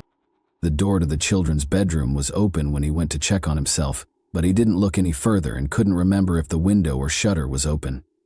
Kate returned to see how the kids were doing at around 10 o'clock at night. The patio doors were unlocked when she stepped inside. Due to an open window, the door of the children's bedroom slammed shut on its own as she attempted to close it. At that moment, she noticed that Madeline was gone and that the window and its shutter were open. Kate yelled, "Madeline's gone," as she hurried back to the restaurant in panic. "She's been taken." Approximately 10:10 p.m., Matthew Oldfield was asked by Jerry McCann to go to the resort's reception and call the police on May 3, 2007. At 10:30, hotel employees and visitors started the resort's missing child procedure by looking around for Madeline. After searching for hours, they still couldn't find her, although at first they thought she might have gone missing. Together with their friends, the McCanns broadened their search by calling Madeline's name and knocking on doors. Panic increased as the evening wore on. Their fear only grew as each minute seemed to drag on for an hour. Even though Kate and Jerry were desperate to find their daughter, it seemed to be getting harder as time went on. Despite their best efforts to remain strong for their other children, they were overcome with pain and anxiety, and the uncertainty was nearly unbearable. But the police's reaction wasn't the best. Around 11:10 p.m., two Guardia Nacional Republicana (GNR) officers showed up at the resort. Following a quick search, they called the criminal police, or Policia Judiciaria (PJ), who showed up at around 1 in the morning. Search dogs were brought in by 2 a.m., and by 8 a.m. the police had broadened their search to include nearby caves, wells, and waterways. But during what are referred to as the golden hours of a missing person case, errors were made. Roadblocks did not appear right away, and it took hours for Border and Marine Police to be notified. Numerous resort employees were never interviewed, and important surveillance footage was never requested. After samples were sent to 3 forensic labs, Madeline's bedroom was found to contain the DNA of an unidentified stranger.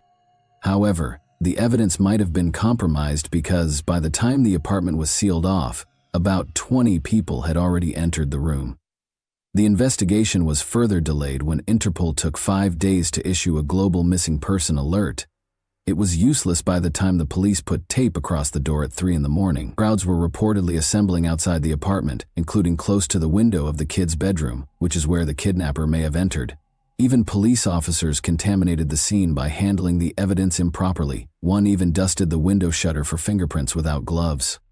Robert Murat, a British-Portuguese property consultant, was the first suspect 12 days after Madeleine McCann vanished. Murat, who had been involved in the case and offered to assist with translations, lived close to the McCannans' apartment. He was questioned and his house and possessions were searched extensively, but no evidence connected him to Madeleine's disappearance was found. After his suspect status was revoked in July 2008, he was awarded hefty damages for defamation. Portuguese police did not take the McCann's suggestion in June 2007 to use a former police officer's matter orientation system to help find their daughter seriously. The Portuguese police responded by writing to the British government to request more help. As a result, Keela and Eddie, 2 British sniffer dogs, arrived in July 2007. The investigation took a darker turn, despite the fact that there was no proof whatsoever that Madeleine was dead or that the McCannses were responsible for her disappearance. A number of witnesses reported seeing suspicious people in the vicinity of apartment 5A in the days preceding Madeleine's disappearance, including a man acting strangely close to the apartment and men collecting money for fictitious charities. A man with blonde hair was also frequently spotted observing the McCannans' block. In spite of this, the investigation did not immediately make any progress. However, what took place that evening? Was a random crime the cause of Madeleine's disappearance? Or was there a darker motive at work? The reasons behind her disappearance have been the subject of several theories, some of which we will discuss later. Let's examine the DNA analysis in more detail for the time being. Hair and fibers from apartment 5A and the McCann's vehicle were sent for DNA analysis in August 2007. The findings on August 8 moved the investigation from kidnapping to murder. The forensic lab employed a contentious, easily contaminated low-copy number DNA technique. A partial match to Madeleine's DNA was discovered in the car's boot on September 3, but the findings were not conclusive. This raised questions about the validity of the results by implying that the DNA might belong to several different people. The McCanns were formally designated as arguidos, suspects, by September 2007. Although DNA evidence from the apartment and their rental car was provided, the findings were ambiguous and complicated. In spite of this, the Portuguese police urged the McCanns to confess and speculated that Madeleine might have died in an accident. Due to a lack of evidence, the case was later archived in 2008 after receiving progressively negative media coverage. A thorough police investigation was warranted for Madeleine McCann. A dearth of evidence presented significant difficulties for the investigation in the days after Madeleine McCann vanished. No forensic evidence indicated a crime scene, no indications of forced entry into the apartment, and no definitive answers regarding Madeleine's fate were found. The following theories surfaced. 1. During an abduction by a sex offender, many initially thought that Madeleine had been kidnapped by a sex offender who had broken into the apartment while the McCanns were eating. The door to the children's bedroom was discovered ajar, and suspicious men were spotted all over the resort. But there were concerns about how the kidnapper could have gotten in undetected, or without leaving any evidence of forced entry. 2. Robbery wrong. According to a different theory, Madeleine was taken during a robbery that went awry. It's possible that thieves broke into the apartment to take valuables, but when they discovered the kids inside, they kidnapped Madeleine. Witnesses reported seeing suspicious men around the apartment, and there had been several reported burglaries in the area. 3. Accident and cover-up. According to this theory, Madeleine may have overdosed on medication or died in another accident while she was in the apartment. The McCanns may have attempted to conceal the death and make it seem like an abduction in a panic. Although some investigators noted discrepancies in the McCanns' account, this theory was not substantiated by any tangible evidence. 4. Suspicious woman. On the evening of May 3, 2007, a number of witnesses claimed to have seen an odd woman close to the McCanns' apartment. Although she was said to be acting strangely and wearing a purple top, there was no evidence linking her to Madeleine's disappearance. Though each theory had its proponents, none of them was able to provide a definitive explanation for Madeleine's disappearance. The mystery remained unsolved, despite the investigation's continued exploration of every potential lead. The disappearance of Madeleine McCann swiftly gained international media attention. What began as a missing child story quickly became a worldwide event. The media started to doubt the McCannans' involvement as the investigation was postponed, with some conjecturing that they might be concealing something. According to reports, a police dog picked up the smell of blood in the McCannans' rental car and apartment, which heightened suspicions that they might be behind Madeleine's disappearance. A media frenzy ensued, with the world waiting for answers that never materialized, from what began as sympathy for the McCanns. On September 9, 2007, the McCannans left the UK, even though they were named as suspects in their daughter's disappearance case. Chief Inspector Tavares de Almeida came to the conclusion in a report on September 10, 2007, that Madeleine had died inadvertently in the family's apartment, and that the McCannans had staged the kidnapping with the assistance of their friends. A leaked diplomatic cable from September 28, 2007, which showed that US and UK authorities were cooperating on the case, provided more evidence in support of this theory. Tensions with the McCanns grew when they declined to take part in a police reconstruction. Even though Portuguese police had broadened their investigation in October 2007, when the Portuguese Attorney General declared on July 21, 2008, that there was no evidence connecting the McCannans or Robert Murat to Madeleine's disappearance, the investigation was declared closed. But only a few weeks later, on August 4, 2008, the authorities acknowledged the lack of conclusive evidence and made thousands of pages of case files public. Following Madeleine McCann's disappearance, her parents established the Madeleine's Fund, which by March 2008 had amassed over PS 1.8 million. With assistance from individuals such as J.K., the fund provided a PS 2.5 million reward for leads, including Rowling and Simon Cowell. Control Risks and Mateto 3, two private investigators the McCanns hired, may have produced some results in Morocco. In 2008, tensions grew between the McCannans and the Portuguese police. They hired Oakley International, which produced e-fits of a suspect, 4 PS 500-000. When Scotland Yard released these e-fits in 2013, they caused a stir because they had been kept secret until then. The Sunday Times later paid the McCannans PS 55000 in damages for publishing the story. The McCanns met with British Home Secretary Alan Johnson in 2009 to ask that Madeleine's case be reviewed. Jim Gamble's 2010 report, which criticized the British and Portuguese authorities' lack of coordination and suggested closer cooperation, was the result of this. The British government began Operation Grange, a thorough investigation of the case by Scotland Yard, in May 2011 under Home Secretary Theresa May. A petition from the Sun newspaper served as one of the catalysts for this. By July 2013, the investigation had grown from a team of 29 detectives to a full-scale operation.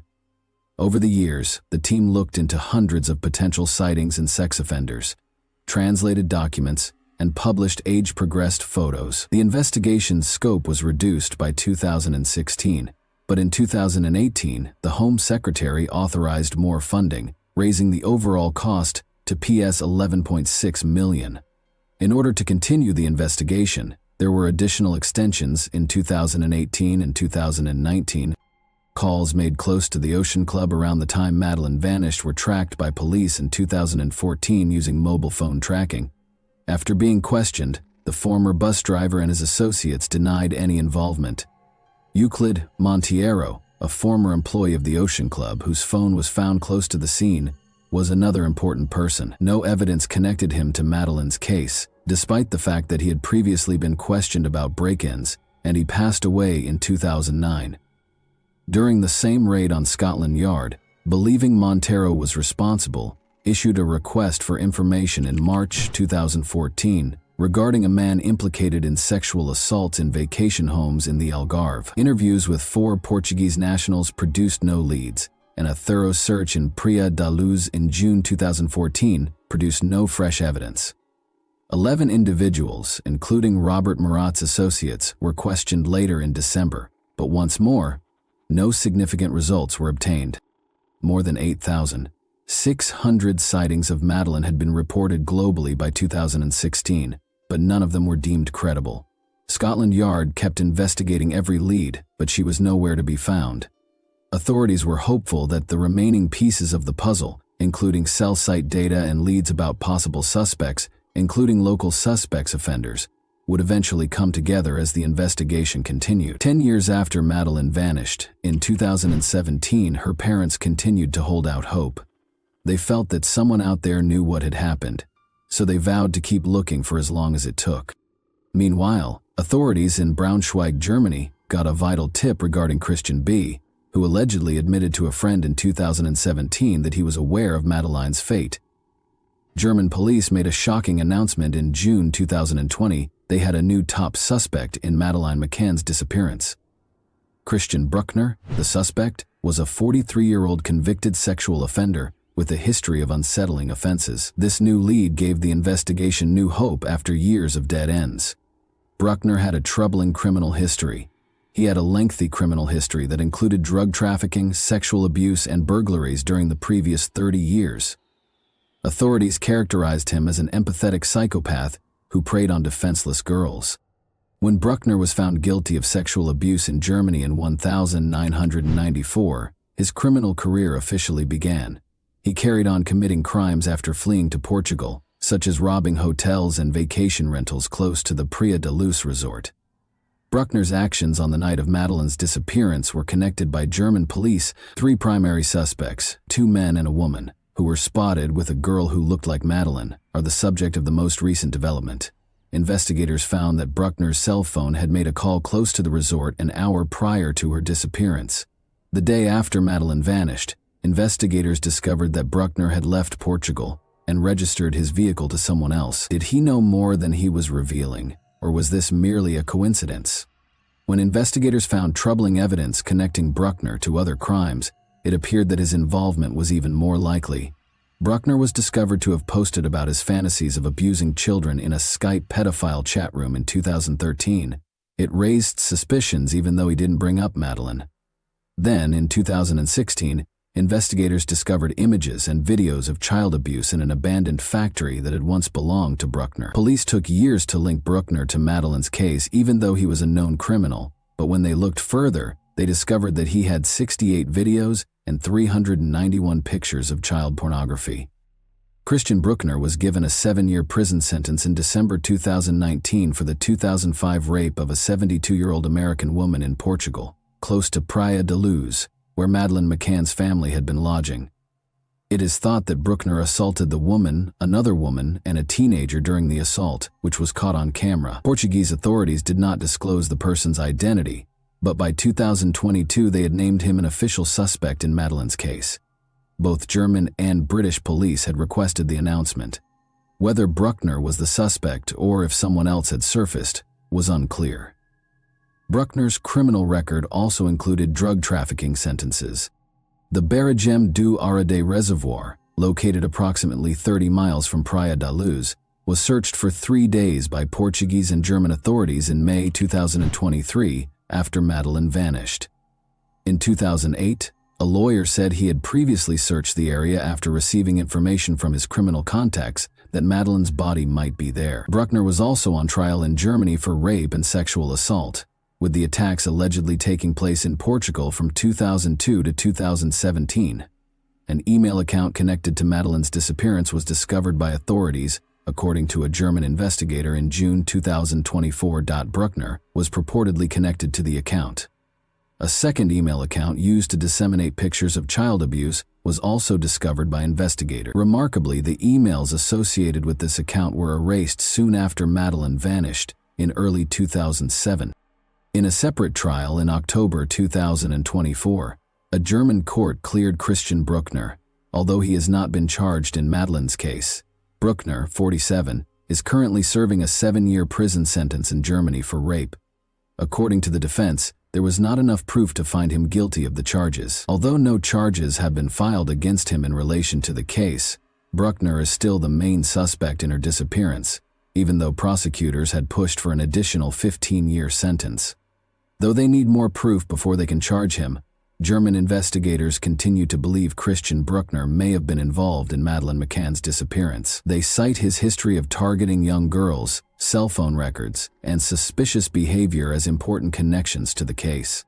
"We will never give up hope of finding Madeleine alive," the McCanns wrote on their website, expressing their continued optimism. "But in order to find peace, we must know the truth regardless of the result." The investigation goes on while Bruckner remains silent in prison. Is there more to the story? Or is he the one at fault? We live with this doubt in our hearts, even though we don't know what happened. And that wraps up today's chilling story. If you enjoyed this video, don't forget to like and subscribe so you never miss a new upload. Also, let me know in the comments, what part of this story shocked you the most? Thank you for watching, and I'll see you in the next video.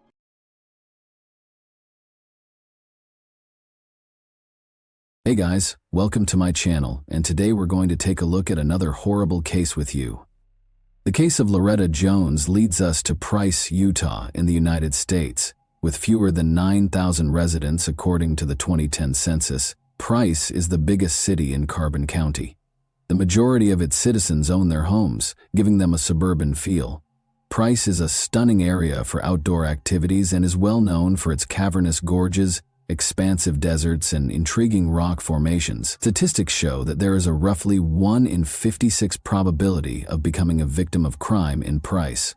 Our story starts here, in this quiet village. Loretta Jones and her 4-year-old daughter Heidi Jones resided at 460 E 400 South in Price.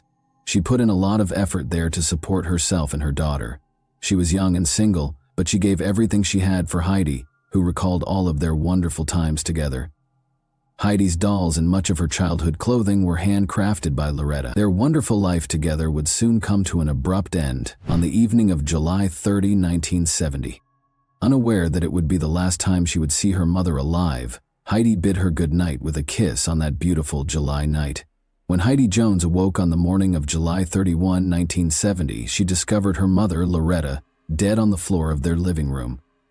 Heidi, too young to properly understand, stepped outside. There she noticed Sue Ann Hovert, her neighbor, excavating worms at her flat. Hovert asked Heidi what she was doing after noticing her beckoning her closer. In response, Heidi said, "I can't. I think my mommy is dead." When Hovert heard these words, she instantly stopped what she was doing and went inside with Heidi to see how things were going in Loretta's house. Hovert discovered Loretta laying face down, her back and hair matted in blood, and she was completely nude from the waist down. Police Chief Art Poloni arrived at the site after Hovert phoned the police. On July 31, 1970, at approximately 11:40 a.m., the police arrived and verified Loretta's death. The living room was covered in blood, and Loretta had been stabbed 17 times. Since there was no evidence of forced entrance, the detectives concluded that she had known her assailant. Additionally, Loretta had no defensive wounds, suggesting that she had not attempted self-defense throughout the assault. The medical examiner determined that Loretta had body fluid on her and that she had been slain by a short, narrow knife. Unfortunately, there were no CCTV cameras to record the events, and DNA testing was only in its infancy at the time. Investigators looked to Heidi for answers because a young girl was there in the house when the crime occurred. Heidi informed them that she was warned not to leave her room by her mother after she had put her to bed. She added that on the night of the murder, she didn't hear her mother struggle or scream. The detectives were alarmed by what she said, though. Heidi had told the investigators that Tom did it. "Tom killed my mom." As they searched the house during the investigation, the cops started looking for explanations. This notepad contained an entry from Heidi's grandma, who was recording whatever Heidi said at the time. When the body was recovered, Heidi told her grandma, "It was Tom that killed my mom." Later, they located Loretta's diary, which had a name that sounded a lot like the one Heidi had mentioned, Thomas Egley. Before her death, Loretta dated Thomas for 2 months, according to the diary. They were only able to learn this about Thomas. The name that 4-year-old Heidi, who was asleep at the time of the murder, mentioned was the only other clue the investigators had to piece together the case, but the police soon had another lead to pursue. 10-year-old Kula Fennell, who lived 3 blocks from Loretta's home, was outside with her brother at 9:30 p.m. riding their bikes.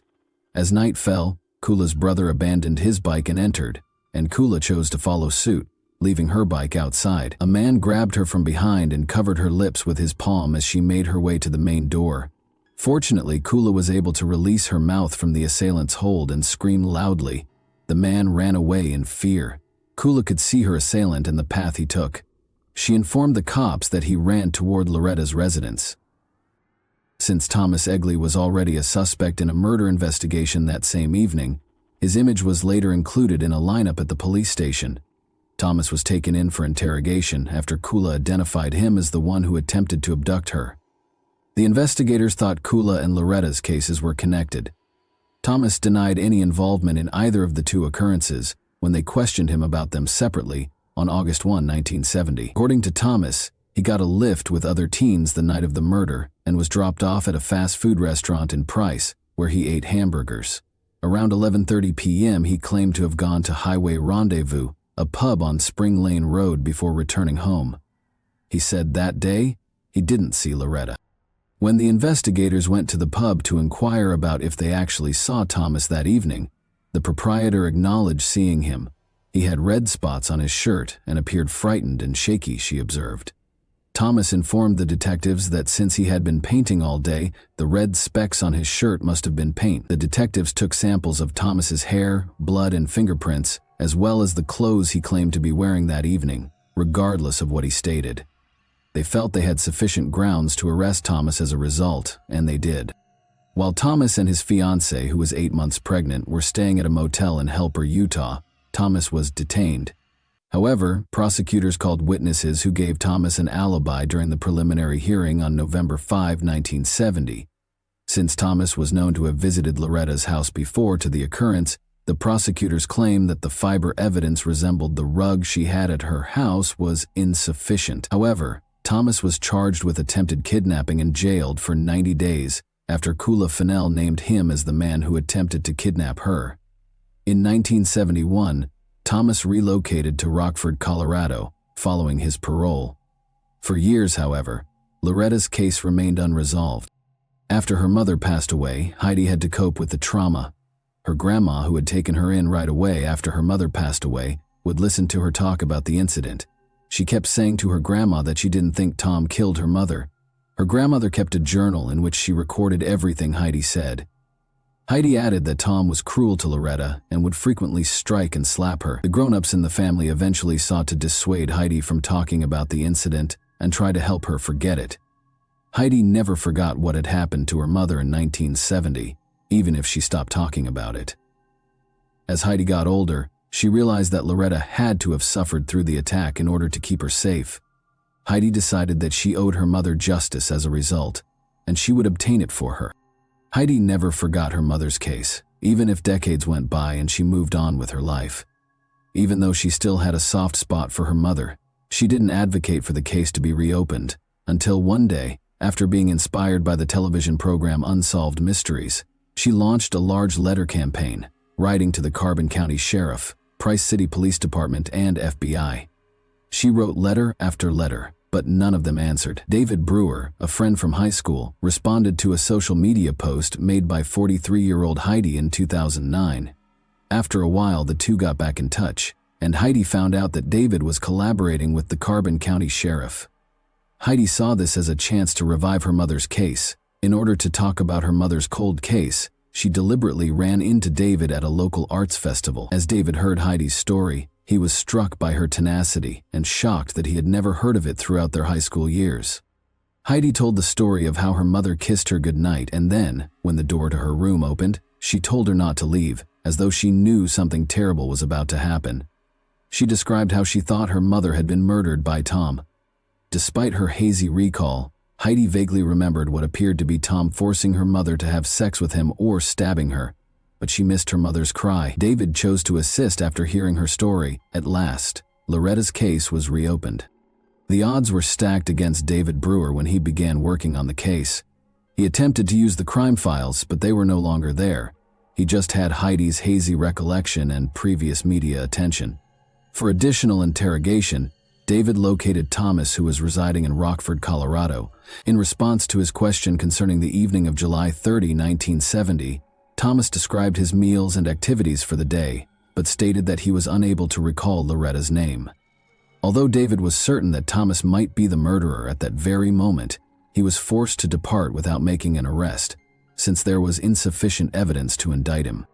In order to question her, David Brewer also located Thomas's ex-girlfriend, Marcia Hidalgo. When Thomas arrived home late on the night of the murder, Marcia informed David that he immediately showered while still clothed. When Thomas got home from the laundromat the following day, a number of his clothes were gone. Marcia claims that Thomas told her that he gave hamburgers to a woman and her daughter when she questioned him about his whereabouts. Despite his inability to understand the material, David grew increasingly certain that Thomas killed Loretta. Exhumation was the final remaining choice after David had exhausted all other options. After David expressed his opinions, Heidi unexpectedly stated that she would even fetch a shovel to dig the grave herself if it would bring justice for her mother. He wasn't sure how Heidi would feel about exhuming her mother's body. Heidi sobbed several times as they carried out the exhumation, but when the body was excavated, they found that the entire body had been ruined by water, which prevented them from getting the necessary evidence. In spite of this, they inflated the results for the public, saying they had discovered fresh evidence that offered a lead. After the news spread widely, David soon got a call from a woman named Linda. Linda clarified that she made the decision to contact the detectives after recalling the details of the exhumation she had seen on television. She informed David Brewer that Loretta had used her blood to write the murderer's name. David was shocked and inquired as to how she knew this, given that the police had forbidden anyone from entering the scene of the incident. Linda clarified that throughout her high school years, when the murder occurred, she resided at Heidi's grandmother. Heidi's grandfather instructed Linda and one of Heidi's aunts to go to Loretta's house and pack Heidi's things the day following the event. Linda claimed that after the police let them in, she spotted a capital T and a O with her own eyes. This was a significant development in the case, but they required a picture of the crime scene to support their claims. David visited with Heidi and gave her the update. He complained about how difficult it was to locate any pictures of the crime scene because they were all gone. Heidi instantly recalled that a picture might be in a box of items her grandma had stored for so long. Everything connected to the case, including the notebook in which her grandmother recorded everything Heidi had said about the case, was discovered when they searched her grandmother's home for the box. The picture of Heidi standing close to her mother's body shape was the most eye-catching thing. Although the image was unsettling, it ended up being really helpful. The letters T and O were in Heidi's and her mother's blood in the picture. David Brewer started assembling the pieces. He noticed in the journal that Heidi had talked about how cruel Tom had been to her mother and how she had informed everyone that Tom was to blame. The most significant detail was that while fighting for her life, Loretta was attempting to write her killer's name with her blood, but she was only able to write O. Despite this picture, the detective still needed more to apprehend Thomas Egley, who was now thought to be Tom. The case was put on hold once more until someone made the decision to assist. Lisa Carter, claiming to be Thomas Egley's neighbor, called the police department. She claimed that after watching the exhumation film, Thomas came up to her and asked if she could monitor his dogs because the police could soon face him. Lisa Carter volunteered to assist in the investigation since she thought Thomas was Loretta's murderer. In order to obtain Thomas's confession, she asked to wear a recording device. After the cops gave their approval, plans were formed. Lisa lied to Thomas, claiming that her husband had been in Utah undergoing detective training. She informed Thomas that he had already been mentioned as the murderer of Loretta Jones. Thomas was shaken by these remarks, but he held off on confessing right away because he still didn't trust Lisa. On July 26, 2016, 2 days after earning Thomas's trust, he started discussing the events of the evening of July 30, 1970, with Lisa. According to Thomas, Loretta opened the door when he knocked. He felt unworthy after Loretta rejected his assertion that he was in her home for intimacy. He claimed that after Loretta returned from leaving him in the living room to fetch something from the kitchen, he grabbed a little knife and stabbed her. Thomas proceeded to have sex with Loretta after stabbing her, saying it was consensual. After Loretta denied, a perplexed Lisa questioned how it was consensual. However, Thomas responded that Loretta never declined him during that period. When she questioned him what happened after, he replied that he slit Loretta's neck because he had lost it all after becoming intimate with her. Lisa claims that Thomas expressed all of this without expressing regret for his actions. He seemed to be concerned exclusively with his personal security. The investigators only needed the confession to take Thomas into custody. Thomas Egley is not well recognized. Caroline Kendall, Loretta's sister, claims that she was only aware of Loretta's one blind date with Thomas. Loretta informed Caroline that she didn't want to interact with Thomas since she didn't like him. That's why Loretta turned down Thomas's approaches that evening. Thomas Egley, 76, was a local vagrant who had lived in a variety of locations both before and after killing Loretta. His home life was never steady. He had been married 3 times and lived with numerous women. The majority of his time was spent alone, despite having 5 children.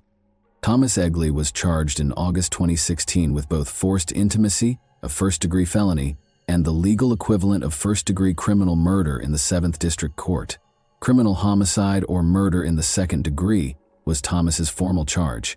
At the time, Utah law considered murdering to be a statutory violation.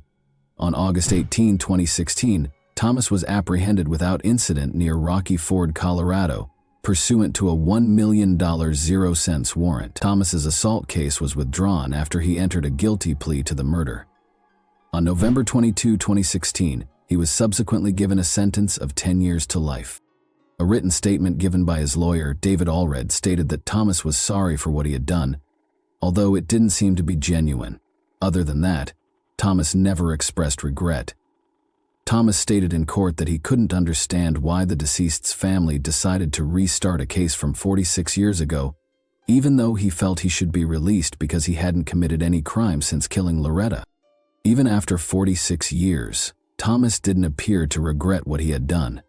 Thomas claims that when he killed Heidi's mother, he was unaware that she was present. Because Loretta was aware of this, she never resisted or yelled as he was stabbing her. If Thomas had known Heidi was present, he probably wouldn't have spared her. He protested to the judge after being sentenced that he didn't like his incarceration, which was Salt Lake County's state prison, since it didn't let him have visitors. He might appeal, the court informed him. Heidi, who suppressed her pain for more than 40 years, had the chance to express her entire thoughts to the person who killed her mother. She talked about how painful her mother's passing was, and how she hoped Thomas Egley would stay in prison and never have to see his loved ones again. Even if he were eligible for parole after 10 years, she also promised to ensure that he never walked free. Heidi referred to it as justice, even though others called it closure, claiming that nothing could provide her with the relief and closure she required. For her, it was crucial that justice was done. As this tragic tale of Loretta Jones's passing draws to a close, we are reminded that not all wounds, particularly those of the heart, can be healed with time. Additionally, we are reminded of the evil that exists inside our nature. We are left with the intriguing question of why Thomas Egley decided to orphan Heidi at such an early age, given his clean slate with the law. Before we leave, I would like to ask you a brief question. How did you feel about the way Loretta's case was initially handled? Considering everything that was accessible to them at the time, do you believe that law enforcement could have performed better? And that wraps up today's chilling story. If you enjoyed this video, don't forget to like and subscribe so you never miss a new upload. Also, let me know in the comments what part of this story shocked you the most. Thank you for watching, and I'll see you in the next video.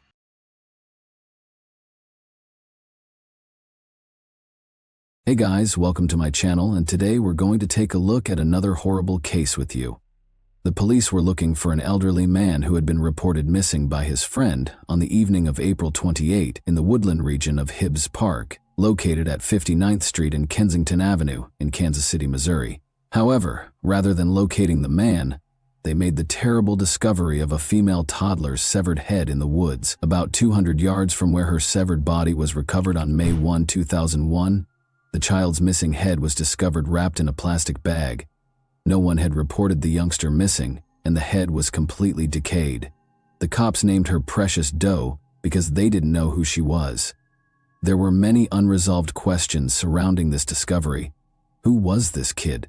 What was the reason behind the horrifying manner of her murder? So let's go straight to the riddle without any more ado.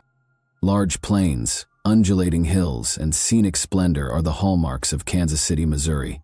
Numerous cultural attractions, such as museums and art galleries, are abundant in Kansas.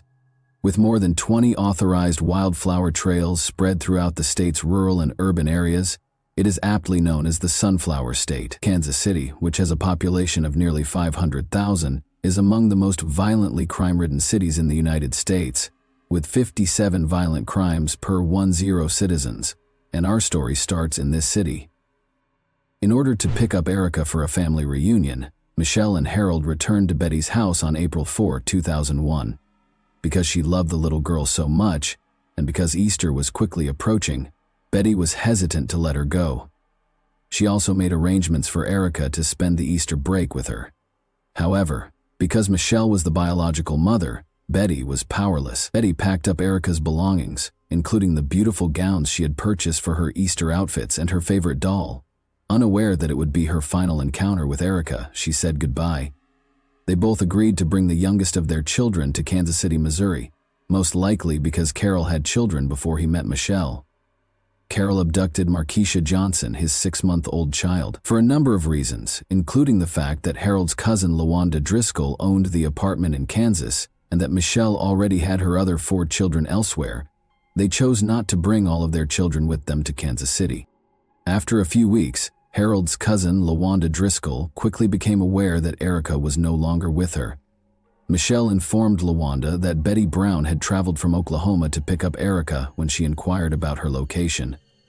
An unidentified man called the police on the evening of April 28, 2001, claiming that he had been attempting to contact his friend for some time but had been unsuccessful. The cops complied with his request for assistance in performing a welfare check on his companion.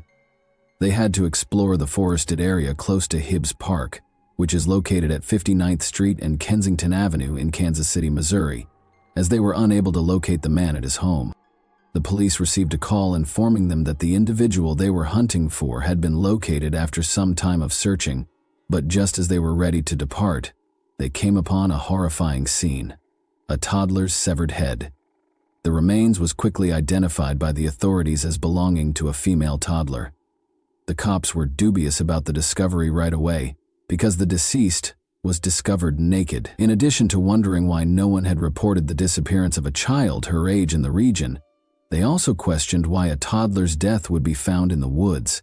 The absence of the head left the investigators at a loss. The probe would never move forward. They were only able to ascertain the child's age and sex. They discovered that the deceased body belonged to a black woman who was between the ages of 3 and 6. They also discovered that the woman had suffered maltreatment prior to her murder. About 200 yards from the location of the child's body, on May 1, 2001, 3 days after it was discovered, a volunteer searcher recovered the child's head wrapped in a plastic bag. An ashtray that the police thought was the murder weapon was found next to the body. Despite finding the head, the authorities were unable to identify the body's owner because it had completely decayed. Because of the victim's age and the gruesomeness of the murder, it quickly attracted national attention. The investigators kept looking in the hopes that the child's parent or guardian would come forward to collect her remains, but nobody did. The victim was given the nickname Precious Doe when it was impossible to identify them. Before long, a large number of people offered their time to help publicize Precious Doe by distributing flyers, radio, television, and newspapers. They even went door to door to ask questions that would lead to the victim's identity. The case was frequently highlighted on cold case files and America's Most Wanted in an effort to find the young child. However, despite everything, no one claimed the infant and no witnesses came forward. The public contributed funds for Precious Doe's funeral, which took place at Hibbs Park, close to the location where her body was discovered, in December 2001. Hundreds of individuals attended, demonstrating the large turnout of local citizens. Even though the case received a lot of publicity, nobody knew who Precious Doe was. When Precious Doe's body was dug up by the police in 2002 for an autopsy, the findings revealed that she had been severely beaten with an ashtray and mistreated prior to her murder.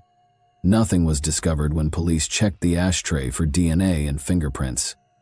Researchers examined the resemblance of Precious Doe's skull in July 2003 and also fashioned busts that suggested her possible appearance. The case was so well known that the police were often getting tips, sometimes from people nearby and sometimes from far away. At one point, Jamaica called the police about the matter, but they discovered that it had nothing to do with who Precious Doe was. The people soon lost hope, since the police were preoccupied with other cases.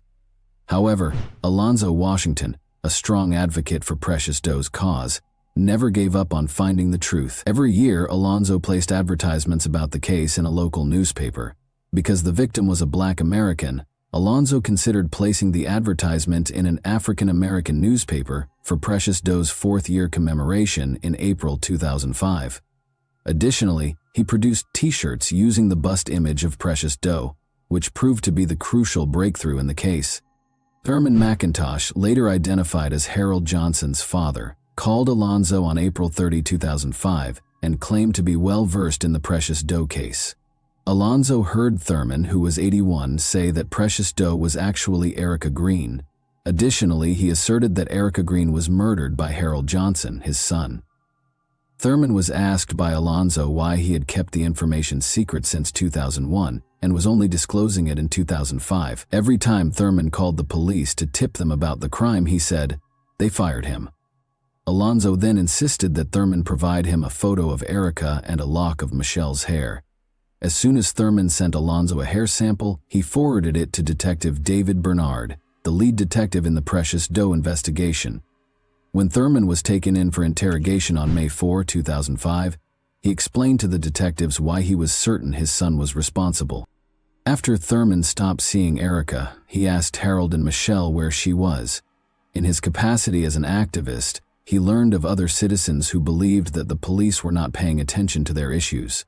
They both replied that she was in Oklahoma with Betty. Thurman claimed that he had a sudden suspicion that Precious Doe was Erica Green, as the couple and Markeisha were moving back to Oklahoma. Harold said it was an error when Thurman confronted him and admitted that he knew he killed Erica. After learning the truth, Thurman declared his desire to share Precious Doe's fate with the world before his passing. The hair was exactly like Precious Doe's, even though the photo Thurman sent was for one of Erica's relatives. Precious Doe was finally pronounced as Erica Green by the authorities. Erica Michelle Marie Green is the name of the young child we have known for 4 years as Precious Doe.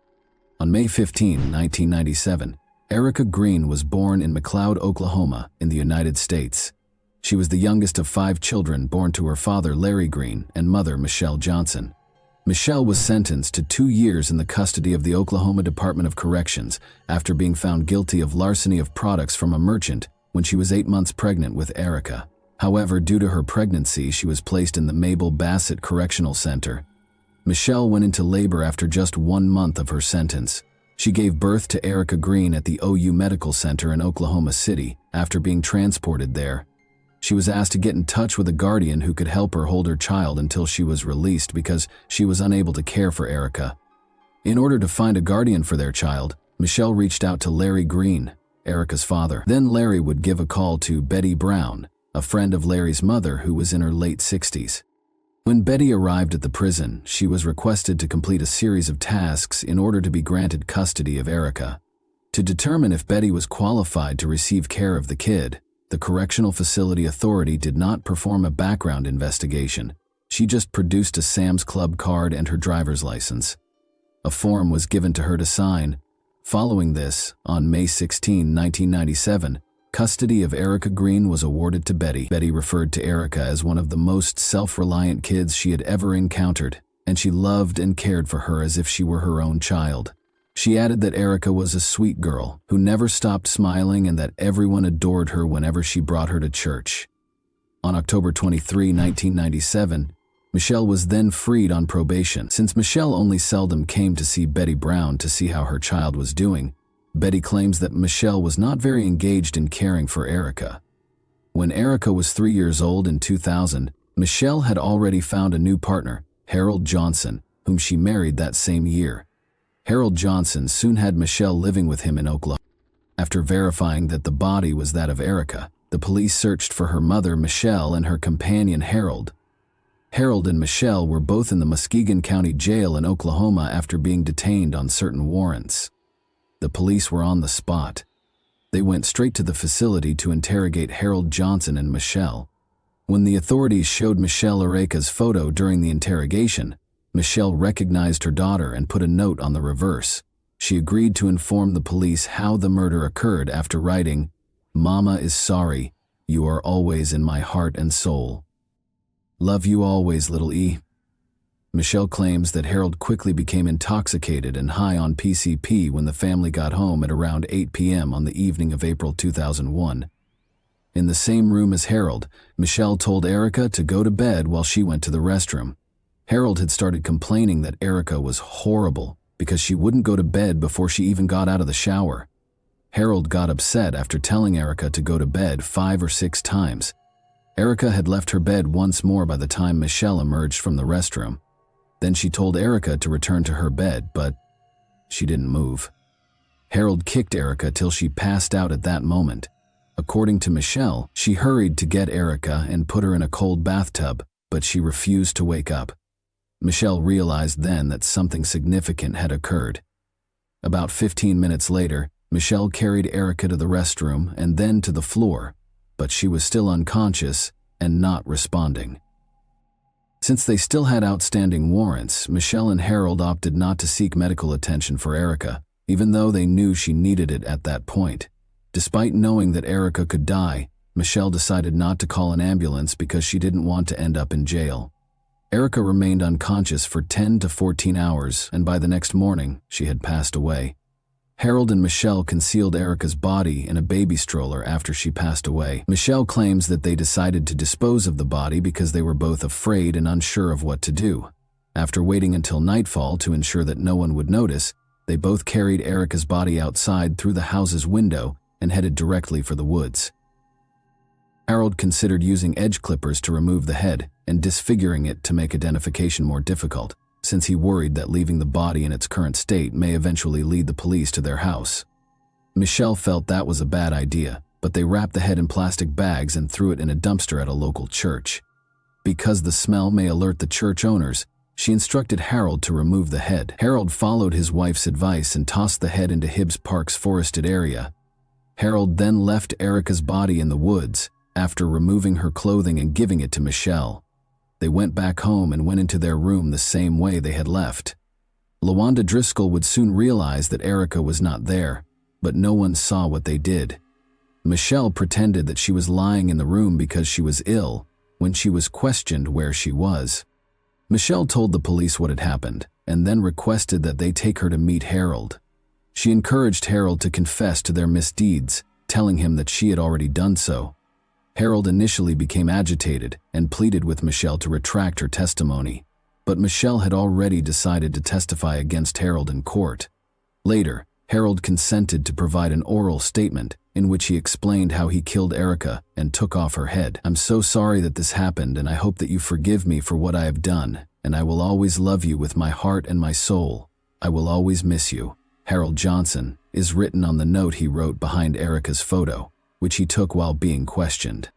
Many people who worked tirelessly to bring Erica justice found closure in the charging of the offenders in this case. Unfortunately, Erica's father, Larry Green, was incarcerated when the people decided to give her a dignified funeral in August 2005 under her real identity. According to Kansas City Councilman Alvin Brooks, he and other individuals attempted but were unable to obtain authorization from Larry Green to attend his daughter's funeral. Erica would be happy wherever she is because of the vast number of people that helped secure justice for her, even though her family was not there at her funeral. LaWanda Driscoll also described her knowledge of the case. She claimed that Carol had been abusing Erica in the days leading up to her passing. LaWanda claimed that Erica's scream from the bedroom was the last time she heard from her. LaWanda claims that because Erica was not accustomed to living with her mother and stepfather, she sobbed a lot, and Harold punished her more severely for her emotions. She added that Harold would beat Erica for anything, no matter how insignificant. A week or two later, LaWanda heard Harold say to Michelle, "You better go take care of your daughter or I'm going to do something bad." She now thinks the big bang she heard coming from the bedroom was the kick that knocked Erica out.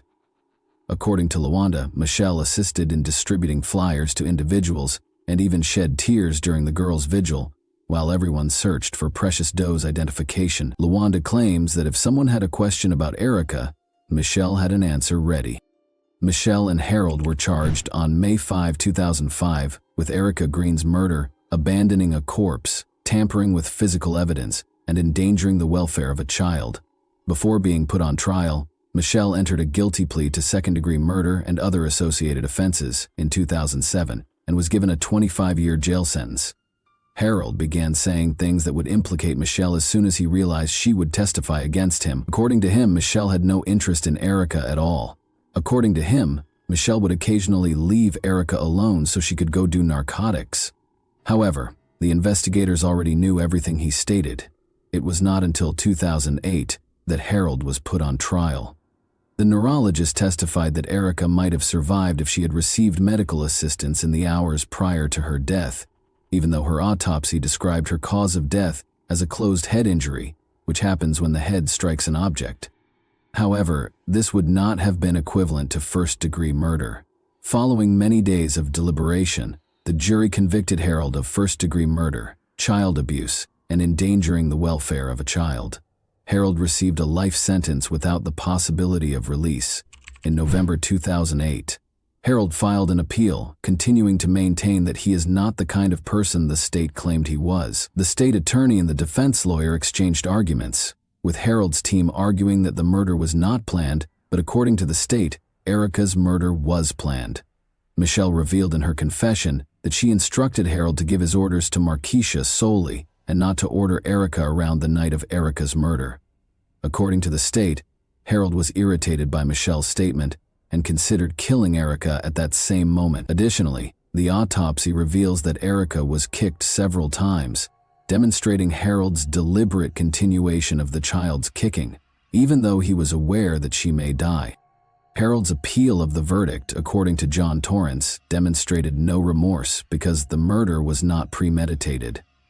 Harold's appeal was denied by the judge, who described him as a textbook sociopath who refuses to accept responsibility for his acts. Many individuals found relief at this sentencing, even if the disclosure of Erica's identity provided closure to those who were rooting for her. Everyone in attendance at Erica's sentencing was happy with Harold's verdict, but others wanted Michelle to receive the same punishment. Erica's real father, Larry Green, also sued the Oklahoma D.C., raising concerns about the procedure used to decide custody of children born to incarcerated moms. However, in order to guarantee that infants delivered to prisoners will be transferred to the Department of Human Services for appropriate care, the Department of Corrections and the Department of Human Services agreed to implement new protocols. The tragedy of Erica Green serves as a reminder that evil exists inside human nature. Even though parents are known to love and protect their children, it is horrifying and heartbreaking to learn that some parents would put their own needs before of their children. Many individuals with knowledge of Erica's situation have opinions regarding the sentence. Do you also believe that, as the biological mother, Michelle ought to have received a harsher penalty? And that wraps up today's chilling story. If you enjoyed this video, don't forget to like and subscribe so you never miss a new upload. Also, let me know in the comments, what part of this story shocked you the most?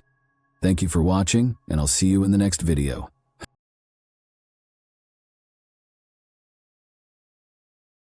Hey guys, welcome to my channel, and today we're going to take a look at another horrible case with you.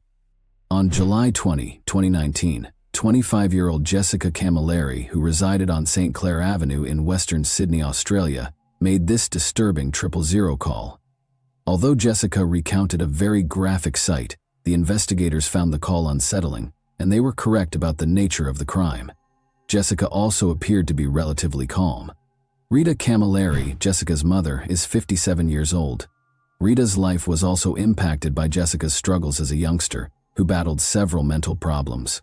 Rita loved her and tried her best to give her a decent life, even though she had to deal with a lot of challenges because of Jessica. However, she could never have predicted or imagined what Jessica did to her on that terrible night of July 20, 2019. Jessica was standing outside her house, completely covered in blood, when detectives arrived on the scene. They discovered Rita's severed body at the murder scene, which was almost like the set of a horror film. What transpired that evening between Rita and Jessica? Was there more to the narrative? Or did Jessica act in self-defense? We start on October 12, 1993, when Jessica Camilleri was born as the second daughter of Vince and Rita Camilleri, a Maltese-Australian marriage. Christy, Jessica's older sister, had a typical childhood, but Jessica didn't. Jessica's parents discovered that she was born with an intellectual handicap despite the fact that she was intelligent and able to speak. Jessica's IQ, which was between 55 and 60, was much below the typical range. Jessica was in the bottom 1% of the population as a result. As a child, Jessica displayed deficits in speech, walking, and coordination, among other developmental milestones. Teachers noticed her deficits in language, math, reading, and writing when she first entered school. Jessica's parents eventually discovered that she was on the autistic spectrum, which had an impact on her empathy, judgment, and understanding of other people's feelings and thoughts. Jessica's social life and academic life were both hampered by her years of age group lag. Jessica began exhibiting severe outbursts of anger due to daily mental anguish, which gradually progressed into intermittent explosive disorder, IED. A deficiency of serotonin, the brain's mood hormone, was linked to her IED. It was a mental illness that often began at age 6 and worsened during puberty and the early years of adulthood. It was not just ordinary anger. Jessica only became uncontrollable in response to stressors or provocation of any type. She struggled as a child with complicated everyday tasks like grocery shopping, taking public transportation, banking, and taking care of the house. Jessica's autism caused her to become fixated on specific things. Jessica spent hours upon hours viewing horror films with graphic gore and carnage, like Texas Chainsaw Massacre and Jeepers Creepers. Her fixation with bloodshed only deepened as she watched more and more of these films. Jessica's parents divorced when she was a teenager. Because of the antagonistic atmosphere in the house, Jessica's father, Vince, no longer wanted to live with Jessica and Rita. He claimed that Rita was unable to discipline her own daughter and held her responsible for Jessica's deteriorating health. Even though Rita was at her lowest point at the moment, she was still able to maintain her composure and take care of Jessica after her father had departed. Jessica's frequent outbursts at school became more intense.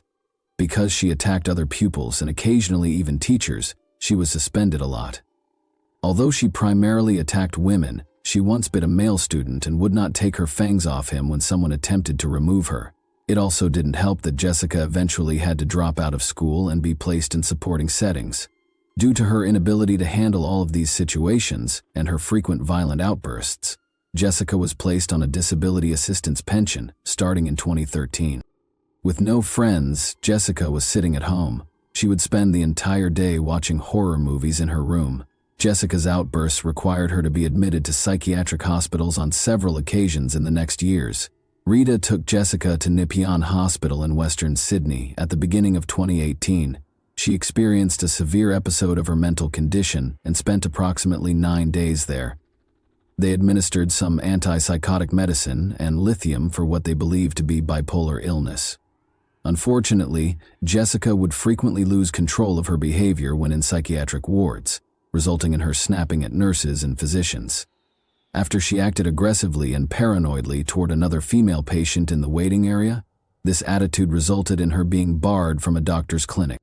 Jessica stopped taking the medication that suppressed her IED by the end of 2018. Being off her medicine did not imply that she had regained control of her condition, even though there were no significant outbursts into 2019. Jessica had seen several doctors and attended a respectable number of treatment sessions by July 2019, but she had made very little improvement. Jessica's mental state began to deteriorate as her condition did not improve, and on Saturday night, July 20, 2019, chaos broke out. That Saturday started out badly for Jessica because her mother had been busy caring for a 4-year-old relative whose identity had never been made public. Jessica wanted her mother's full attention at all times since she was bothered by that child. Earlier that day, Jessica had gone to see Christy with her mother.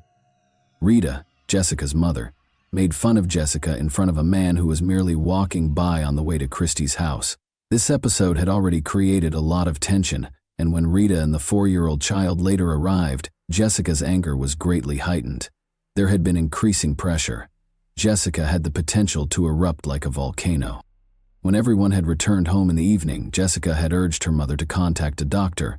However, the doctor arrived but was unable to handle Jessica's suffering and promptly departed in fear for her life. The doctor managed to escape the scene in her car, even though Jessica chased her down the driveway. After eating dinner with Rita, Jessica decided to order something else. Rita threatened to send Jessica back to a mental health facility after she was unable to stop her from calling the food shop repeatedly. Rita made her way over to the telephone. The attack started when she wanted to call an ambulance to send her back to a mental health facility because she had had enough of Jessica's outbursts for the day. Jessica became irrational in a matter of seconds. Taking her mother by the hair, she pulled her into the kitchen. Rita was wailing for assistance as she struggled to hold on to the wall to escape Jessica's hold. However, Rita was a small woman in comparison to Jessica, and all of her efforts were unsuccessful. When Jessica arrived in the kitchen, she threw her mother to the ground and began stabbing her with steak knives. The 4-year-old girl saw the horrific event from a corner. Amazingly, the child mustered the bravery to attempt to step in. Tragically, he suffered a knife wound to his cheek after he courageously leaped on Jessica in an attempt to stop her. He was later found in a vomit-covered room, obviously rattled by the terrifying experience. Jessica didn't stop until her mother's head fell off after she began making holes in her body. With Rita's head in one hand and 2 cell phones in the other, Jessica left the house at around 11:30 p.m. that same evening and went to her neighbor's. She asked the neighbor to contact the police after throwing the head outside and knocking on the door. She claimed to have brought the head as evidence. After that, Jessica found another neighbor who assisted her in using her mother's phone to call the police. Jessica handed the phone to her neighbor in the middle of the conversation. Jessica was whispering in the background while he talked to the operator on the phone for a few seconds. Jessica persisted in her assertion that she killed her mother in self-defense throughout the discussion. The first person to reach the crime site was Senior Constable Anthony D'Agostino. He noticed Jessica wearing a blue dress with flowers on it, standing outside her home. Her entire body was covered in blood, and she was carrying a bottle of water and a cell phone that were coated in blood. The detective recorded his talk with Jessica by pressing the record button on his body cam. She indicated to the investigator the location of her mother's head. She then began inquiring as to whether Rita may still be revived and whether the surgeons could stitch her head back on. Jessica didn't apologize. She questioned the detective if she would receive the death punishment because she was only thinking about herself. The investigator asked Jessica to tell him what had transpired in an attempt to calm her down. Jessica repeatedly asserted that she killed her mother just to protect herself. She claimed that in self-defense, her mother stormed into her bedroom and pulled her out by the hair. To support her claim of self-defense, Jessica grabbed a knife and stabbed her mother. She attempted to play the victim by telling the cops about her mental health issues. Rita's head was discovered on the sidewalk outside the neighbor's house as additional police officers arrived to look into the incident. The remainder of her mutilated remains was discovered in the kitchen of their St. Clair Avenue house a short time later. They characterized the incident as being of extreme severity and savagery when observing the gory kitchen. In the front yard of her neighbor's house, Jessica was taken into custody. According to the police, they knew the Camilleri family, but they could not have predicted or imagined what would happen that night. Detectives discovered that Rita's body had been disfigured following an autopsy. She was still alive until at least the first 90 blows, the majority of which were to the head and neck, and even when she passed away, her body had more than 100 stab wounds. However, that wasn't even the most graphic aspect of this horrible murder. Rita had had a piece of her tongue and nose severed. She had been pushed and pressed after both of her eyeballs had been ripped out. At the crime scene, the detectives discovered 7 knives, all of which Jessica had used to stab her mother. 4 of the 7 knives had broken during the murder because Jessica's attacks were so vicious. Jessica revealed the true reason behind her ruthless murder of her mother on July 21, 2019, the morning following the tragedy. She began by claiming that, despite having harmed numerous people, she had never spoken to her mother until yesterday night, when Jessica's mother threatened to have her committed to a mental health facility. After losing her temper, Jessica wanted to discipline her mother. Jessica claimed to the investigator that she had no intention of killing her, but things suddenly spiraled out of control. Jessica was unable to resist stabbing her mother when her IED took control. Jessica was put on trial before Justice Helen Wilson in December 2020 after being accused with murder. The jury was informed that the purpose of the trial was to prove that Jessica's mental diseases took over and significantly impaired her mental state at the time of the murder, rather than to dispute whether Jessica killed her mother or not. Tony McCarthy, the Crown prosecutor, said in his opening statement that Jessica had a history of assault. Even her own family members had been harassed and intimidated by Jessica, who threatened to use a knife to hack off their heads. Tony brought up the fact that Jessica liked horror films, particularly those that included brutal murder and body dismemberment. He went on to say that Jessica's intellectual handicap was just modest to moderate. Nathan Steele, Jessica's defense lawyer, urged the jurors to ignore their feelings and sympathies and focus their decision solely on the evidence. He claimed that Jessica had diminished capacity at the time of her deadly attack on her mother as a result of the impact of her mental illnesses. She had been seeing Professor David Greenberg ever since she was arrested. He was called upon to diagnose Jessica during the trial. He said that he could not uncover any indications that Jessica had visual or auditory hallucinations or schizophrenia. Professor David noted that although Jessica didn't typically utilize social cues to communicate, she was fairly specific about the specifics of the crime and lacked emotion as she recounted the horrifying events of the night she killed her mother. Additionally, he claimed that Jessica had a low sense of self-worth and displayed narcissistic traits and personality issues.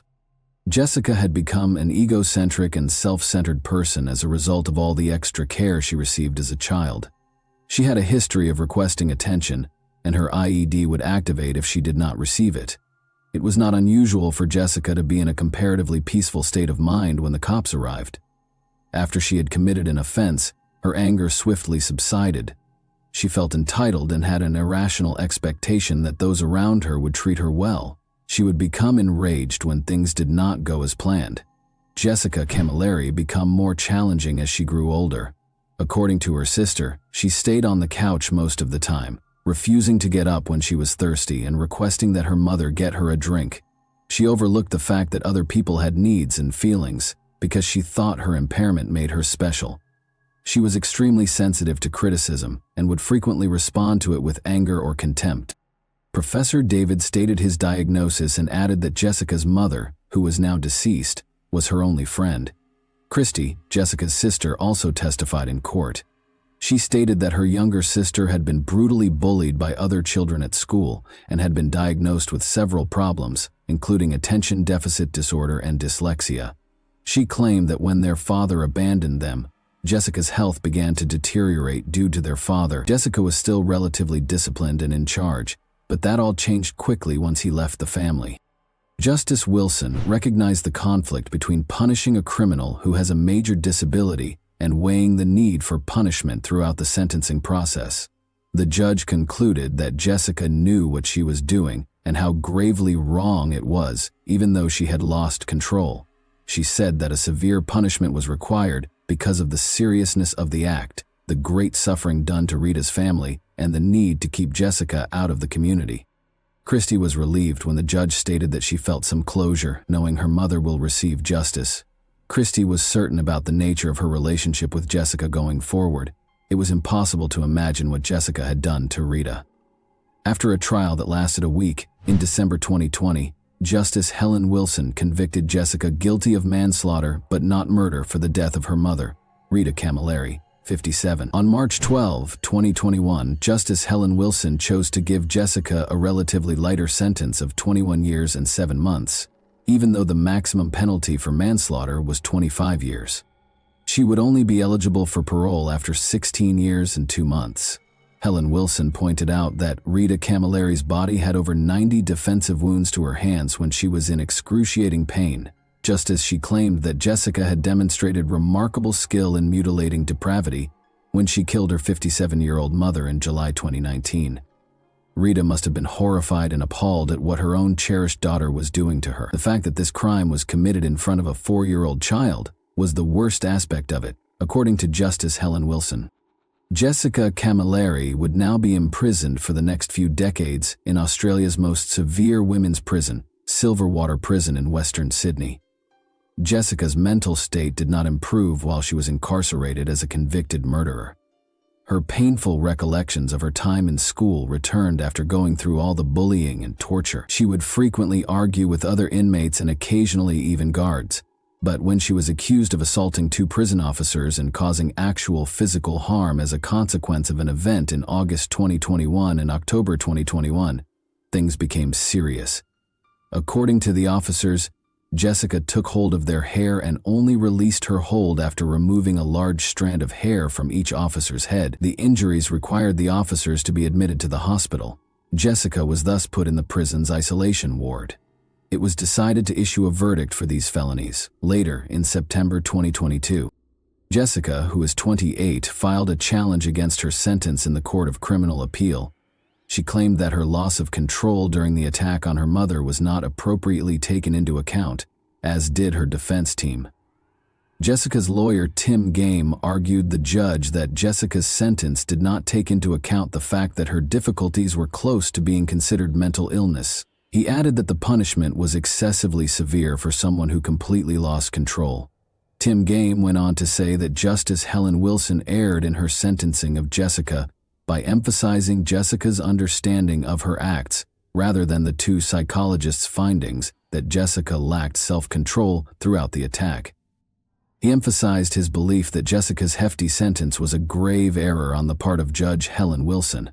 According to Jessica and her legal team, Judge Helen Wilson had done everything in her power to conclude the trial and take the easy route by rendering an unfair result because Jessica had already volunteered to enter a guilty plea to manslaughter before to the trial. Tim Game expressed optimism that Jessica would receive a significantly reduced term through her appeal because of the significant improvement in her behavior since her initial sentencing in 2021. Justice Wilson was correct to impose a severe sentence for Jessica's serious crime, according to the Crown's argument against the appeal. They went on to say that the only reason Justice Wilson did not give Jessica the maximum penalty was because of her mental illness. Jessica and her team argued in the Sydney Supreme Court that Justice Wilson had misjudged the seriousness of the crime and that the term she received last year was disproportionate, but Justice Peter Hamill rejected their arguments. However, with the backing of Justices Christine Edmondson and Richard Kavanaugh, Justice Hamill decided that Jessica should receive a new sentence. When Jessica killed her 57-year-old mother in 2019, Justice Hamill concluded that she only had a basic knowledge of moral wrongfulness because of her intellectual handicap and autism spectrum disorder, based on the testimony of several psychiatrists and a psychologist. He mandated that she be resentenced to 16 years in jail with a 12-year non-parole period. Although Jessica's sentence had been reduced, on September 4, 2023, the verdict on her 2021 assault of 2 prison guards was delivered. Jessica Camilleri's sentence for assaulting 2 prison guards and tearing out their hair has been extended by 22 months, according to a statement. Rita's life was challenging, but no one ever anticipated that she would be taken away so tragically, and by her own daughter, whom Rita had cared for and looked after for 25 years, according to Jessica's family, friends, and psychiatrists. Christy, Rita's oldest daughter, was profoundly impacted by her passing. Christy shared her views about Jessica as she recalled her mother's unselfish and caring attitude. Rita, who was 57 at the time of her death, had made the decision to live her life for herself instead of providing for Jessica and her needs. Jessica regrettably didn't live up to this ideal, but now that the only person who genuinely cared for her was dead, there was no one left to take care of her. Jessica had lost the only person who genuinely cared about her. Constraint, a dull prison schedule, and spending most of her time in a 3x4-meter cell every single day were all part of Jessica's impending future. Is Jessica's sentence appropriate, in your opinion? Given the absence of her mother, how do you envision Jessica's life will be when she is eventually freed from prison? And that wraps up today's chilling story. If you enjoyed this video, don't forget to like and subscribe so you never miss a new upload. Also, let me know in the comments, what part of this story shocked you the most? Thank you for watching, and I'll see you in the next video.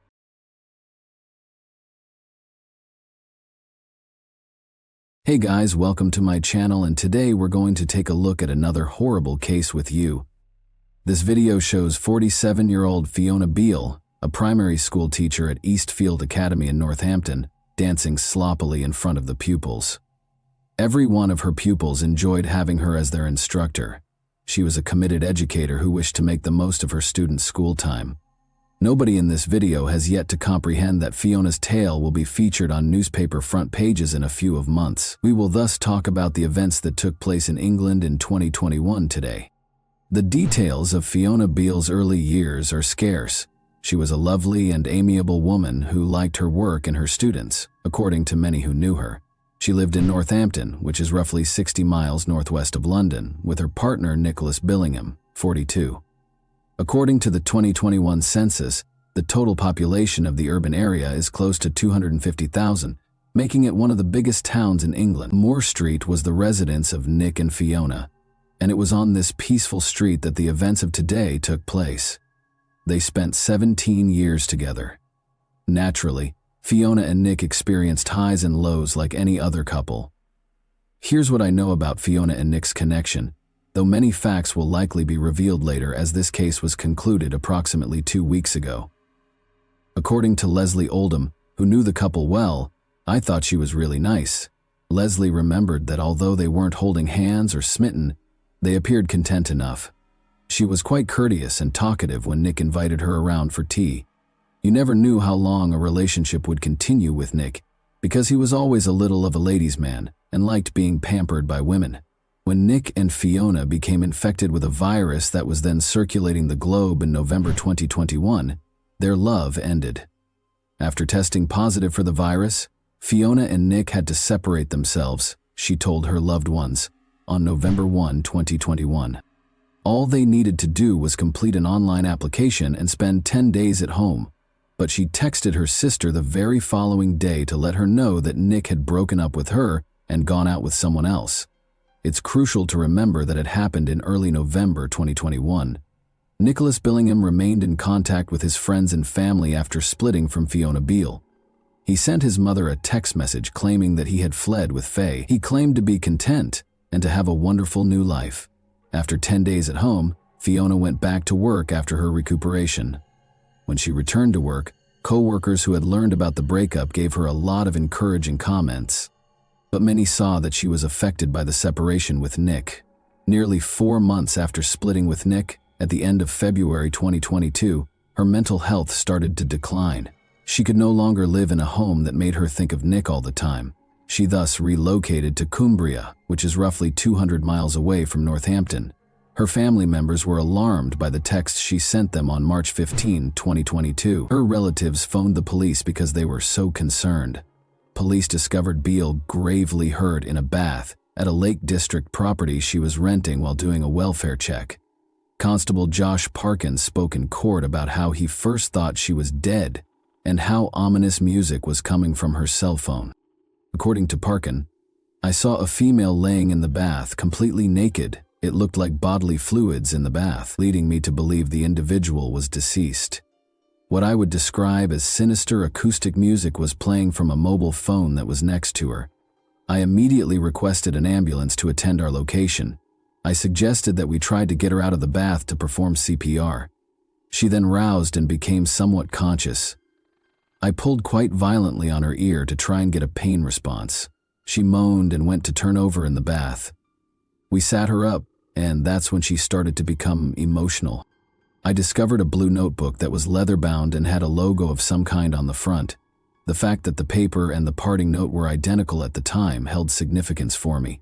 It was evident from a cursory glance at the notebook that it contained information about her mental health at the time. I remembered that the last page of the book mentioned both vomiting and defecating. At the time, I believed it to be essentially a continuation of the farewell note. Fiona left a second message for the home's owner along with her bank card. The message read, "This is my PIN, don't go into the bathroom." Fiona was taken to the hospital by ambulance, and as the doctors treated her, the cops took a closer look at her notebook. They discovered something evil there. Constable Lawson rejected the notes as ramblings, even though they seemed to describe Beale killing someone. He also stated that he did not think anyone had been killed at that point. The notes seemed to be ramblings, he claimed. In a statement, Constable Roy Williams, a colleague, stated that he too thought the notes were ramblings, but that there were some extremely unsettling elements. I believe these comments to be a delusional fantasy, as Beale appeared to be having a mental health episode. Because of the book's substance, we were unable to overlook the statement. She said her long-term partner was not a very nice man, and that she had killed him. Fiona wrote in her notebook, "Everything changed last year. You be sweet to them, especially your wife. My husband wasn't sweet to me. I suppose I ought to explain what happened to get me to this point. My mental health had been deteriorating. Whenever he was cheating, he would up the ante on belittling, moaning, and criticizing. I have to confess. Okay, here goes. October 2021. He spat on me and threatened me during intimate contact. I thought about leaving, but the things he said and did fueled my dark side. I call her Tulip 22. She's reckless, fearless, and efficient. Ruthless. I started plotting as Tulip 22 after he'd gone to bed.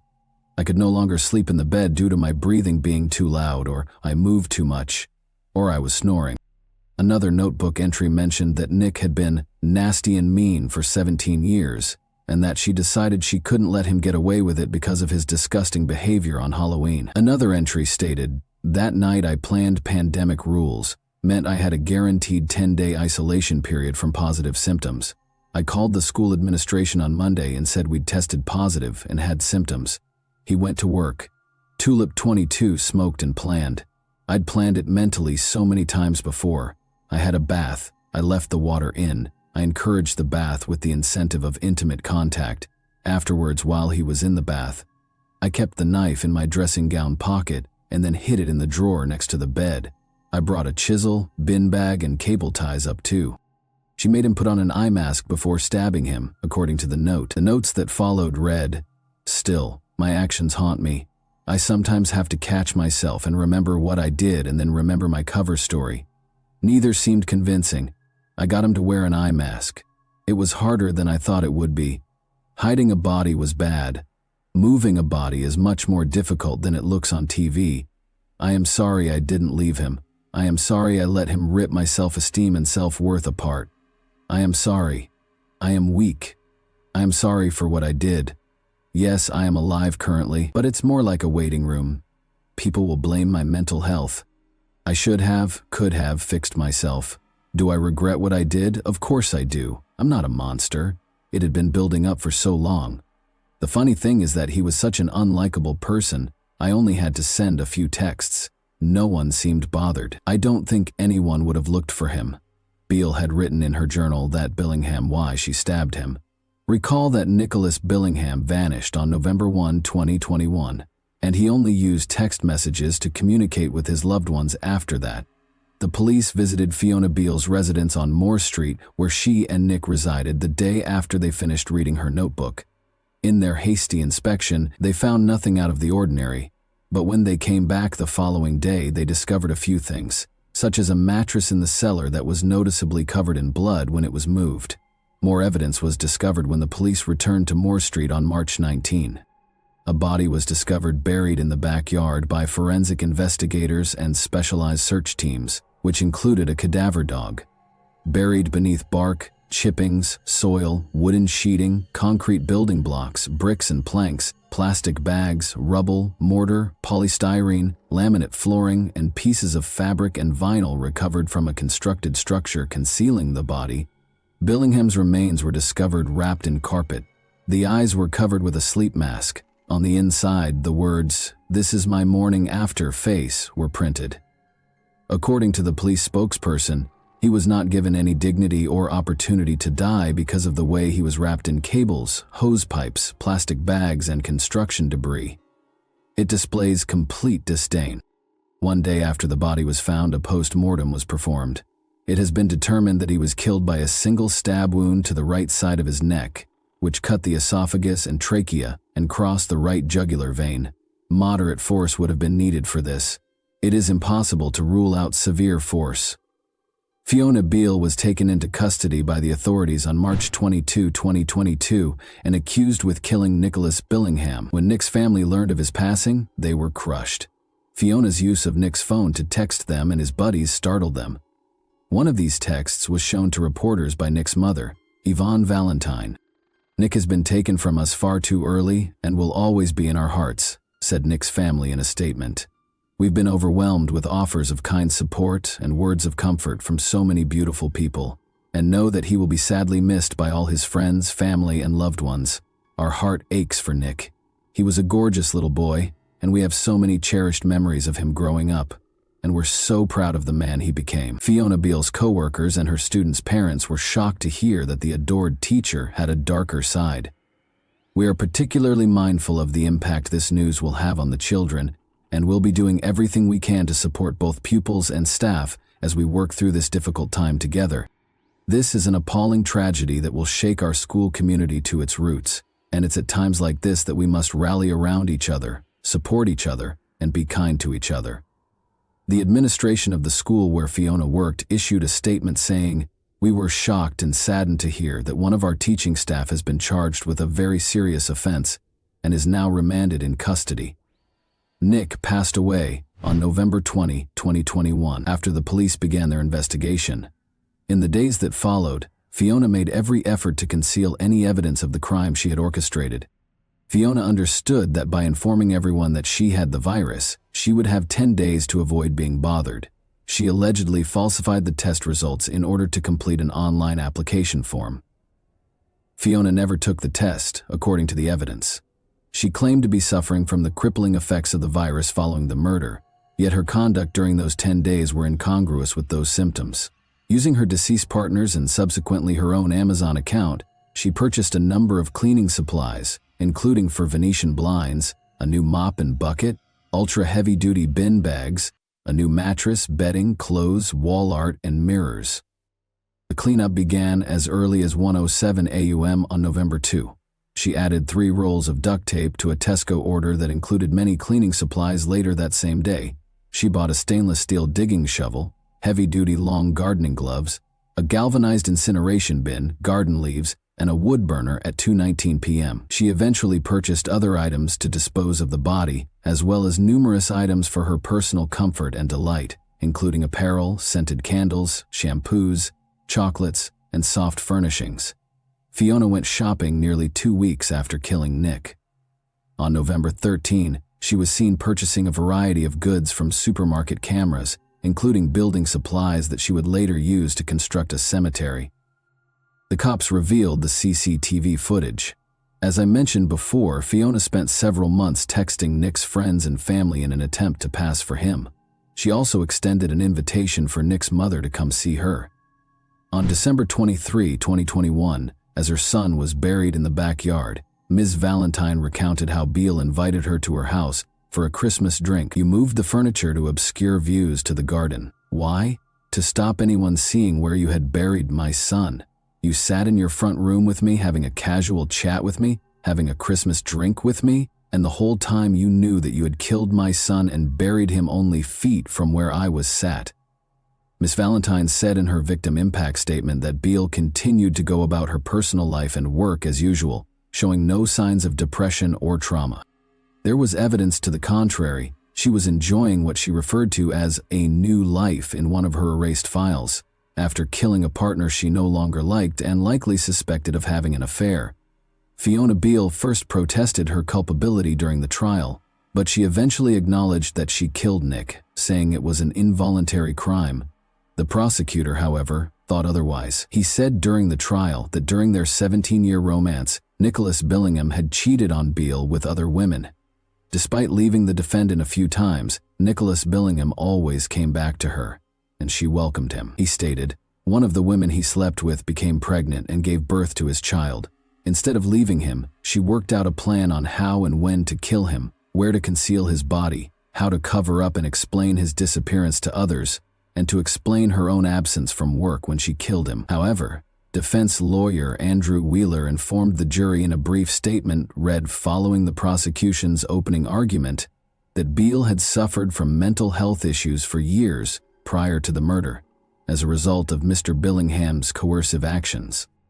Beale's attorney, Wheeler, continued, "We submit that in fact this case is not as straightforward as the prosecution suggests. Miss Beale is 49 years of age. She is a lady of good character, a partner to Nicholas Billingham for some 17 years, a hard-working and thoroughly liked schoolteacher.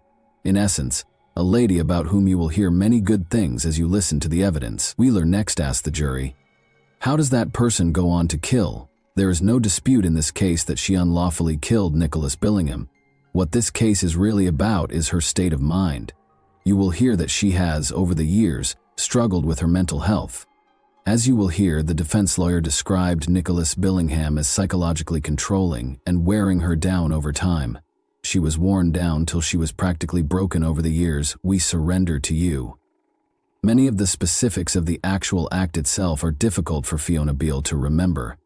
The teacher continued to work as usual, even traveling to London with the class, according to the court. However, Beale started messaging the head teacher frequently to claim she was sick a few weeks after her capital visit. When the worried head teacher called Beale's mother after receiving the texts in March, she disclosed that Beale had informed her that she was leaving on a school residential trip. After that, the head teacher reported her missing to the police. She was located by Cumbrian police at a rental address close to Kendal. But Beale informed the officer that she didn't want her family to know her precise whereabouts and that all she needed was some peaceful time. Fiona Beale eventually modified her initial statement and completely accepted her guilt, but not before Beale sent a message to her family saying, "I'm so sorry, I love you all very much."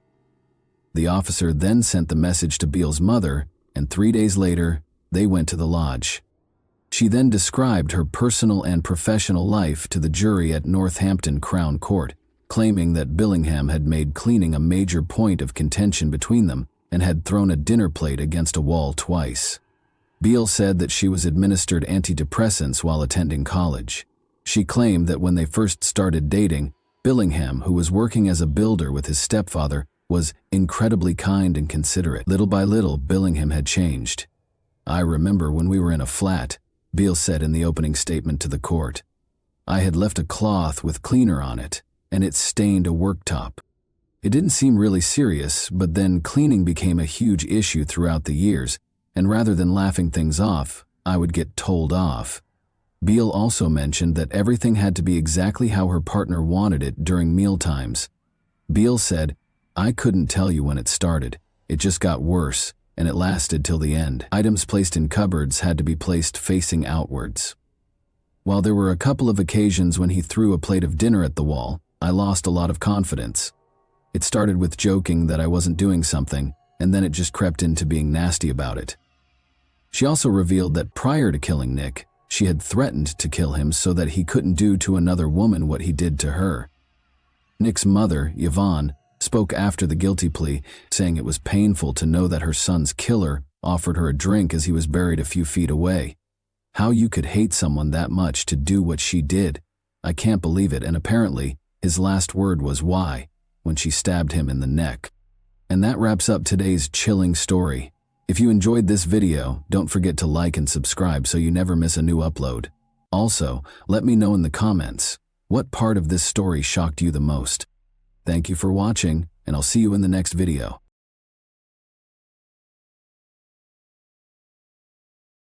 Hey guys, welcome to my channel, and today we're going to take a look at another horrible case with you.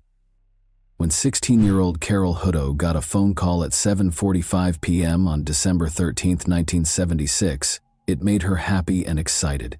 She hurriedly informed her mother, Norma Hutto, after the call that she would return in roughly 30 minutes after visiting a nearby store that was just a 10-minute walk away. Her mother had no idea that it would be the final time she would see her cherished daughter. After that, Carol never came home. It took 24 agonizing years for the truth to be revealed after interrogation. Who might have made the enigmatic call? What caused Carol to vanish without a trace? We'll examine the 1976 cold case of Carol Hutto, a mystery that remained unsolved for an incredible 24 years. Carol vanished from Largo, Florida, a vibrant city renowned for its sunny weather and welcoming community. With a population of more than 82,000, this city in Pinellas County offers a combination of urban conveniences and stunning natural surroundings. Largo offers a wealth of enjoyable activities and a rich history. Both local residents and visitors find it to be a welcoming environment. However, a crime that occurred here in 1976 altered everything. Let's go back in time to February 6, 1960, when Edward and Norma Hutto welcomed a lovely little girl into the world in the small Florida town of Largo. Carol Dean Hutto was her given name. Everyone in the family lavished her with love and care because she was the youngest. Carol was adored by her classmates at Largo High School, where she grew up, thanks to her kind and compassionate disposition. Carol came from a large family. Although not much is known about her half-brother Jerry Arent Hutto, it is evident that Carol and Jerry had a unique and intimate relationship. Jerry always made an effort to grant his sister's wishes because he loved her very much. Jerry's strong sibling bond was demonstrated by his willingness to do everything Carol asked for. In addition to Jerry, Carol had two sisters, Melinda Darlene and Pamela Beal Hutto, and two brothers, Maurice Barnett and Frank Hutto. Carol was a girl who made her mother and her family happy. Attending exhilarating NASCAR races and amazing wrestling fights were among their favorite hobbies. Her mother remembers her as a devout Christian who was selective about who she hung out with. Unfortunately, Carol never had the opportunity to live out her aspirations, despite having a big heart full of adventure. Carol Hutto, her mother Norma, and her half-brother 17-year-old Jerry Irwin were at her Corvette drive home on December 13, 1976. It all appeared to be a typical evening. They were all having a good time, laughing and telling jokes. Jerry was getting ready for a date, while Norma was busy making dinner for the family. But as the house phone began to ring, their evening took an unexpected turn. When Norma went to answer the phone, she saw that it was Carol's buddy. She gave Carol the phone, and they spoke to each other for a few minutes. However, Norma abruptly canceled the call when she returned. Curiously, Carol's mood abruptly changed after the call. Norma noticed that she was getting really enthusiastic and pleased. Carol rushed to her room, straightened her hair, and looked in the mirror to see how she looked. After 15 minutes or so, she informed her mother that she was going to a neighboring store, which was only 10 minutes' walk from their home. Carol was almost out the door before Norma could ask the store what she wanted, but Carol promised herself she would return shortly before she left. Jerry, Carol's half-brother, likewise said goodbye to Norma and left the house for his date. Carol could generally walk there and return in 20 minutes or less because the store wasn't that far away. Norma therefore anticipated that Carol would return home in 30 minutes. But an hour had gone by and Carol had not returned. Carol was taking longer than expected, and Norma began to worry whether she had run into her friends on the way and was conversing with them. However, when Carol hadn't returned after 2 hours, Norma's anxiety increased. Carol had never missed her curfew before, so her disappearance was worrisome as it was growing dark outside. When Jerry got home at around 10 o'clock at night, Norma, who was rather worried, asked if she had seen Carol. But Jerry had no idea where she was, and neither did Norma. Jerry was even more concerned when he found out that Carol had not come home since she left. He should go out and find her, Norma insisted. He began searching the streets and yelling her name, but got no answers. The store employees said they hadn't seen Carol today, so they raised the alarming subject of where she might be if she didn't go to the store as planned. He even went to the store next to their house, where Carol was meant to go. Unfortunately, Jerry came home and told Norma that he had been unable to locate Carol. They chose to wait until morning in the hopes that Carol would return home by herself, despite their worries. But when the morning sun came out, Norma's anxiety increased because Carol was nowhere to be seen. Norma made the decision to report Carol missing to the police without further delay, but the police told her that they couldn't declare Carol missing because it had been less than 24 hours since she vanished. At this point, they also thought about the likelihood that Carol had fled her house. However, Norma was not prepared to believe that Carol would ever run away from her family or leave her house by herself. She was convinced that her daughter had suffered a terrible fate. Norma and Jerry didn't want to wait for the police to take action because of this. They made the decision to act independently and actively look for Carol on their own. In order to find out if anyone had seen Carol the night before, they went around their area and spoke with neighbors. No one had seen Carol returning home that evening, although most of the neighbors recalled seeing her when she left at around 8 p.m. To see if Carol had spoken to anyone or visited any of her friends' homes, Norma and Jerry also went to each one, but they were unable to locate her. Norma was profoundly impacted by Carol's abrupt departure, and the community as a whole rallied to lend a hand in any way they could after learning that their little Carol was missing. Meanwhile, Carol was being vigorously sought for by the police. To find out if Carol had gone to any of the doors that night, they looked both close to and farther away from her home. Regretfully, nobody was able to verify that they saw her at any of those places. The store Carol was intended to visit had a security camera outside, which the police observed. But after watching the video, they were unable to discover any proof that Carol had been at the store the night she vanished. It was difficult to follow Carol's travels since security cameras were not as widely used as they are now, and only a small number of stores had them installed. However, a fatal discovery was made very quickly. Under strange circumstances, Carol's half-brother Jerry discovered her dead body on the evening of December 14, 1976. Desperate to find Carol, he had been scouting the area alone. He followed his search till he came to a building that was still under construction at the end of the block. This structure was beside a lake at 418 Imperial Drive. The body of Carol was found there, according to Jerry. How exactly he had found her in this particular location was still unknown. Carol's partially undressed body was discovered floating in the ocean. For Jerry, this was a startling and extremely unsettling sight. After reporting the discovery to the Largo police right after, he had the challenging duty of going home and telling Norma the devastating news. It was immediately clear that Carol's death was not an accident when the police arrived to carefully remove her body from the lake in order to preserve any possible evidence. Her injuries and the concrete block that was used to drown her suggested foul play, meaning that she was killed on purpose and that someone tried to conceal her body. Her body was dumped in the lake after the authorities concluded that the attack had most likely taken place in the abandoned construction house. Carol's watch was a key piece of evidence. It was stopped at 10:36 p.m., suggesting that the murder occurred sometime between 10:30 and 10:45 p.m. Some disturbing details emerged when Carol's lifeless body was sent for a comprehensive autopsy. Carol was strangled, which probably caused her to lose consciousness but did not immediately cause her death, according to the coroner's findings. She had also had a serious injury after being struck in the head by a hefty item. In addition to the upsetting discovery, Carol's thigh was severely burned. An even more horrible detail was revealed in the medical examiner's report. Carol was still alive when she was tossed into the water and smothered with a huge slab of concrete. She stayed aware despite the terrifying situation and eventually passed away from drowning. 3 long hairs that belonged to the same individual but appeared to belong to someone else were also found by the coroner during the examination of Carol's body. A 4th hair was discovered on Carol's blue jeans. It was unidentifiable and might have belonged to the murderer.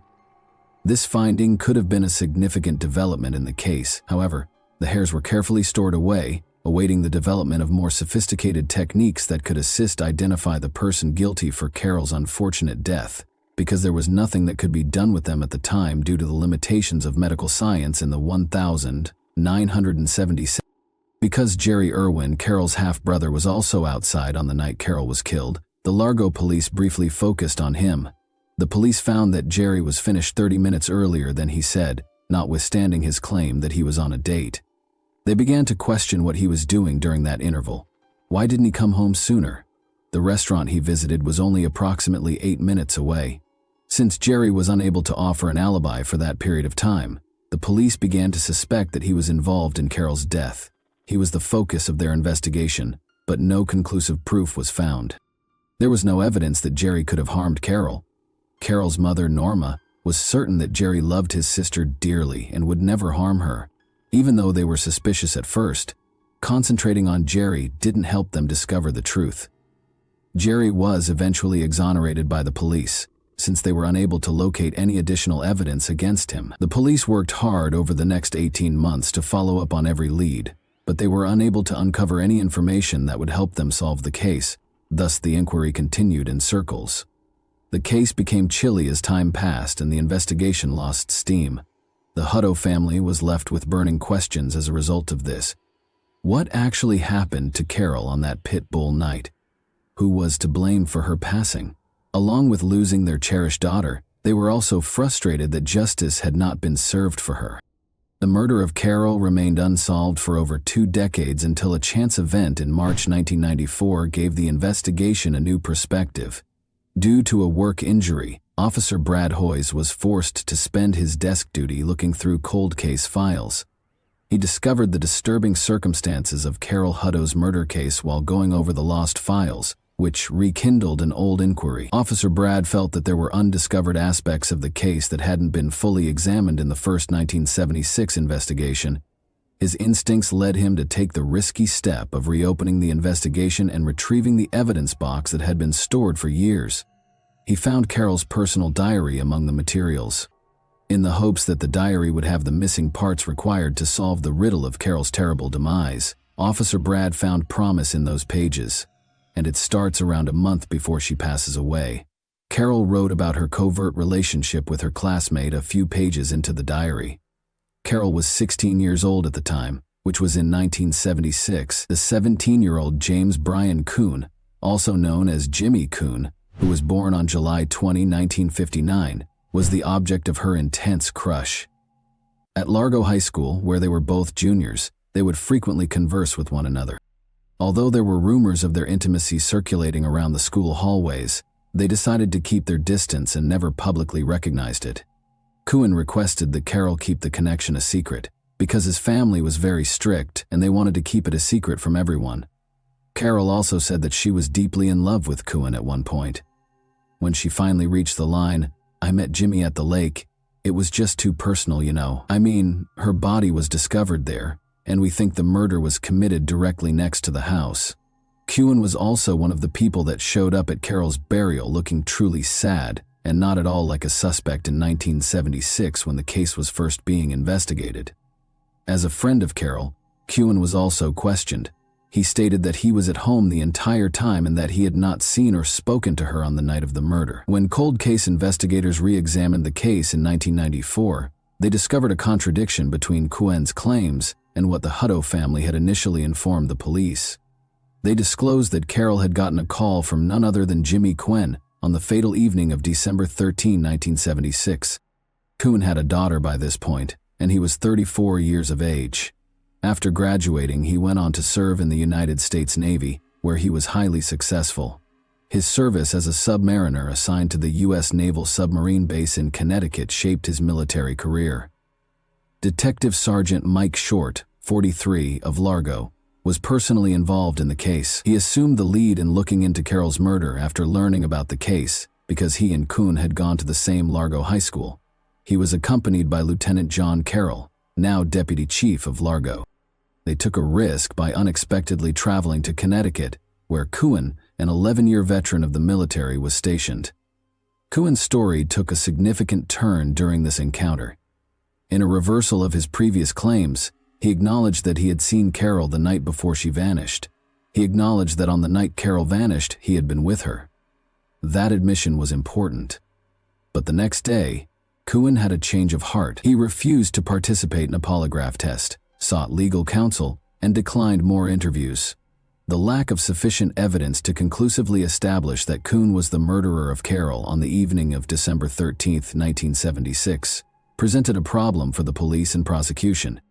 Since Kuhn might be exonerated for anything less than first-degree murder, it seemed improbable that he would be found guilty of first-degree murder, given the statute of limitations.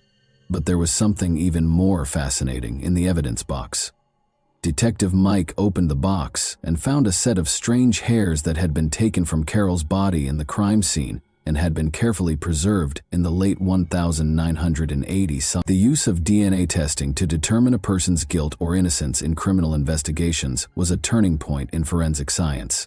As the 1990s went on, the focus moved to looking at mitochondrial DNA, which is found in tiny structures inside human cells and has a higher chance of surviving over time. In light of these developments, Mike was keen to perform a genetic analysis on the hairs in the hopes of identifying the real culprit.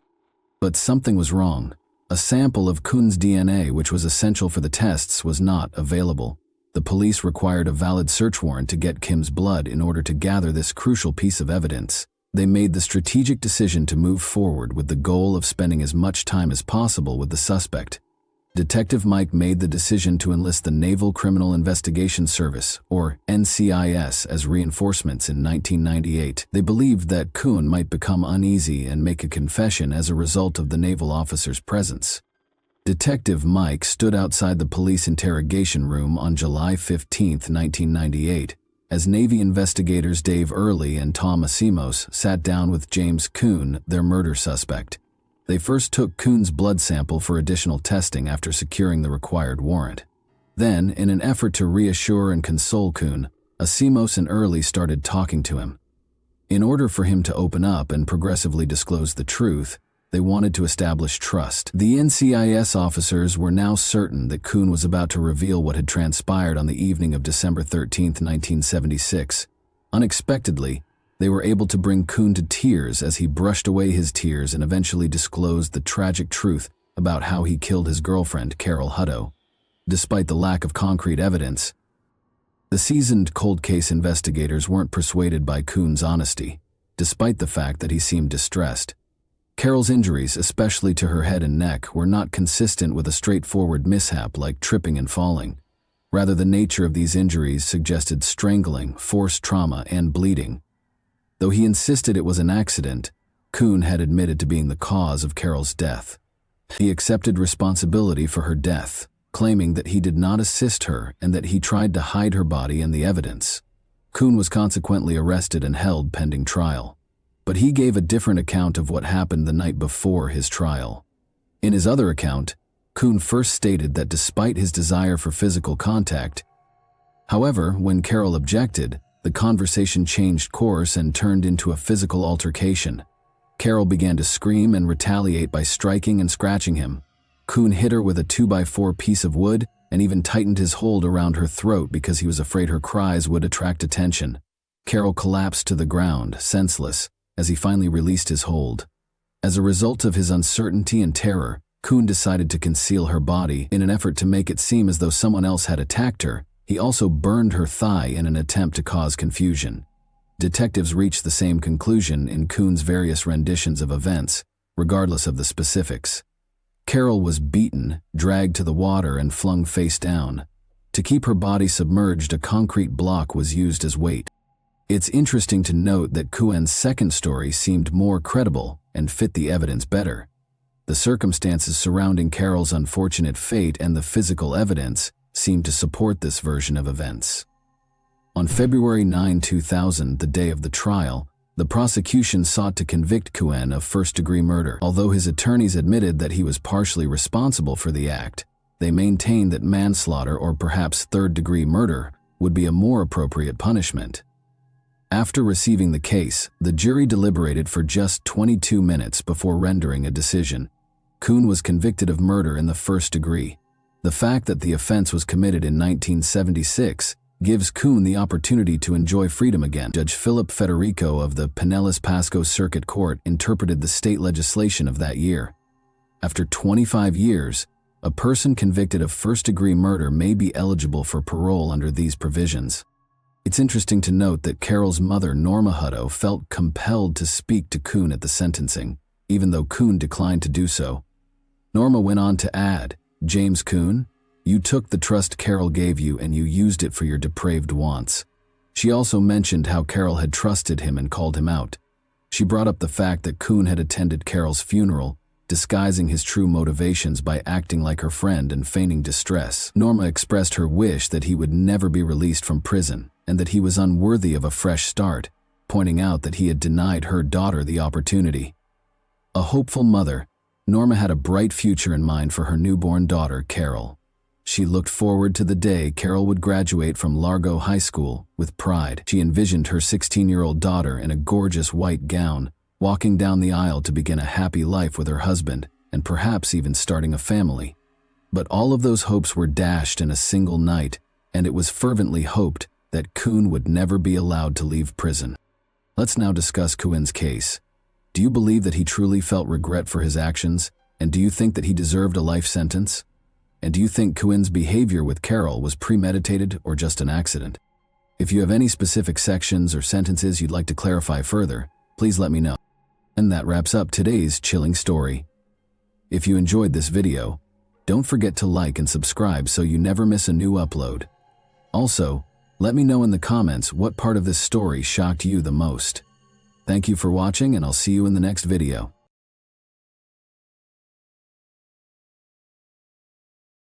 Hey guys, welcome to my channel, and today we're going to take a look at another horrible case with you. After meeting in high school, Lloyd and Michelle got married in 1991, not long after they graduated. After getting married and attending college, they soon began a family. Prior to landing a job as an engineer in a factory, Lloyd Neurotter served as a professor of exact sciences at a college after earning his engineering degree in the mid-1990s. Michelle was a professor of English and also held a college degree. Their first daughter was born at about the same time. 2 more daughters were later born to Michelle. In the 1990s, as their lives were changing significantly, they moved to a large house in the charming town of Corning, New York. The two seemed happy. In addition to working hard, Lloyd spent a lot of time with his family, particularly his 3 daughters. Michelle was cheerful and energetic, keeping occupied with housework and the children. She homeschooled the kids in addition to being a teacher. Many of their friends looked up to them as an example of the perfect family. But Lloyd's actions changed significantly over time. He changed from being a devoted husband and father to a despot who aimed to rule the whole household. He insisted on complete obedience and following the guidelines he established. In order to get his wife and kids to comply with his wishes, Lloyd was willing to use force if needed. Relationships within the family consequently quickly deteriorated. The only daughter with whom Lloyd had a positive relationship was Carrie, the middle daughter. She was different from her sisters in that she was devoted to her father. By taking her to events like the ballet, doing her hair and makeup, and giving her extra attention, Lloyd showed her how much he valued her loyalty. He brutally imposed order and control over the rest of the family, though, and showed them no such kindness. Carrie was compassionate and kind as a child. She was involved in many humanitarian endeavors and especially loved working with the homeless. Up until 2008, when America went through a serious financial crisis, the family was able to get along. Millions of Americans experienced financial and employment difficulties during this period. After losing his job, Lloyd started looking for another one right away, but his efforts proved fruitless. Michelle began looking for work as well, but she found it difficult to juggle her search with taking care of their daughters and the house. Lloyd eventually secured a reputable position in New Jersey, The fact that her husband had at last found work pleased Michele. She continued to take care of the kids while finding part-time employment in Corning, her hometown. Michele found it more and more challenging to run the family alone after Lloyd moved to New Jersey on his own. When Lloyd demanded a divorce a few months later, things took an odd turn. The decision was unexpected because there were no urgent grounds for separation. No serious arguments between the couple were known to friends or acquaintances. Michele found herself in a challenging situation after Lloyd's decision caught her and the kids completely off guard. She had been a great wife and mother, but she was in a difficult situation because of her husband's behavior. According to Lloyd, he no longer wanted to get back together with Michele because they had become estranged during their separation. After landing a job teaching English at a college, Michele started raising her kids by herself. The divorce lasted for a number of years. After she and her kids relocated to a new residence in the same city, Michele's life became a little simpler. By that time, her daughters were old enough to help out around the house, giving Michele more time to concentrate on her work. She was establishing herself professionally and earning a good living.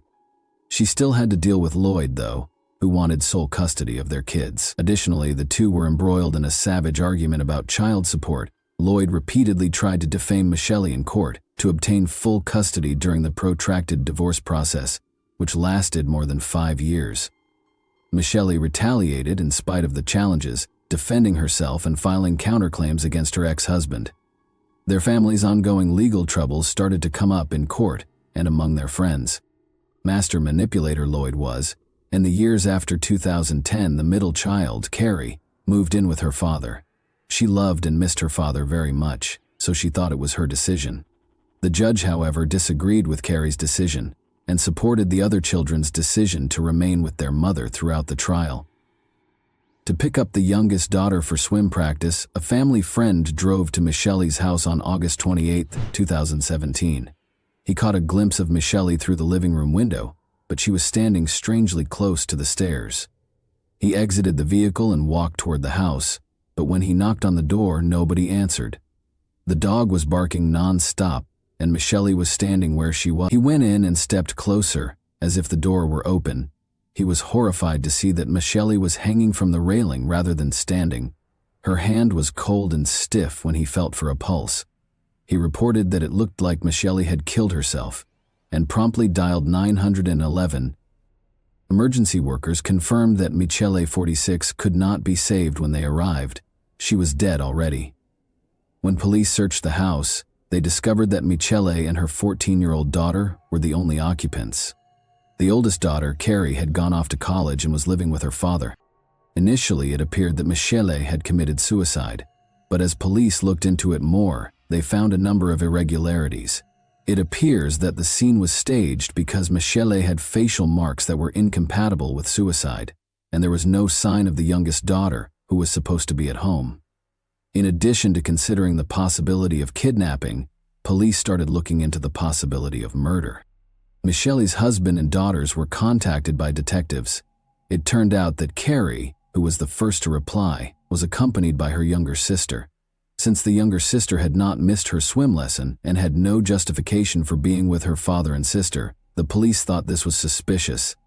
When asked, Carrie disclosed that she had gone to spend the night with her mother. She said that because Lloyd was attempting to take away her youngest daughter and the court appeared to be siding with him, Michele had been upset and crying all night.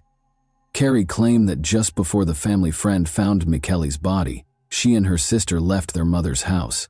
She clarified that she was afraid to leave her with Michele, who had been acting strangely and inappropriately all day, so she brought her younger sister along. But this account didn't seem likely. Michele's friends and acquaintances gave the police a different account. 2 days prior to her passing, Michele had gone back to court for a custody hearing concerning her youngest daughter, according to one friend. Despite being involved in a contentious custody dispute, Lloyd did not show up for the final hearing. It was very unusual for him to not even answer or call his cell phone. Lloyd's absence shocked everyone involved in the process. However, Michele felt that the custody dispute had been settled in her favor, and she was truly happy. She was so sure that she would now have full custody of her daughter that she even celebrated with her lawyer. Her mother suspected Lloyd of being involved in Michele's death and promptly reported it to the police. Michele's decision to commit suicide and leave her children in the care of strangers was unthinkable to her. Given the contentious nature of their divorce and Lloyd's lengthy history of trying to deny Michele parental rights, he was made the main suspect.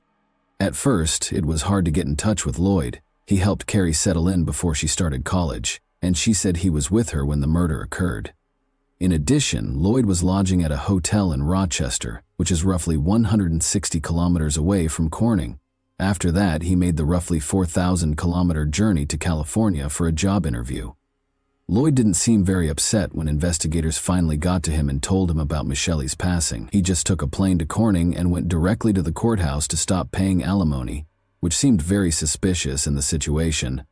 He confirmed Carrie's claims at the police station after the hearing, saying he had been assisting her with her move and was in a different city when Michele died. Lloyd never followed through on his promise to take a polygraph test.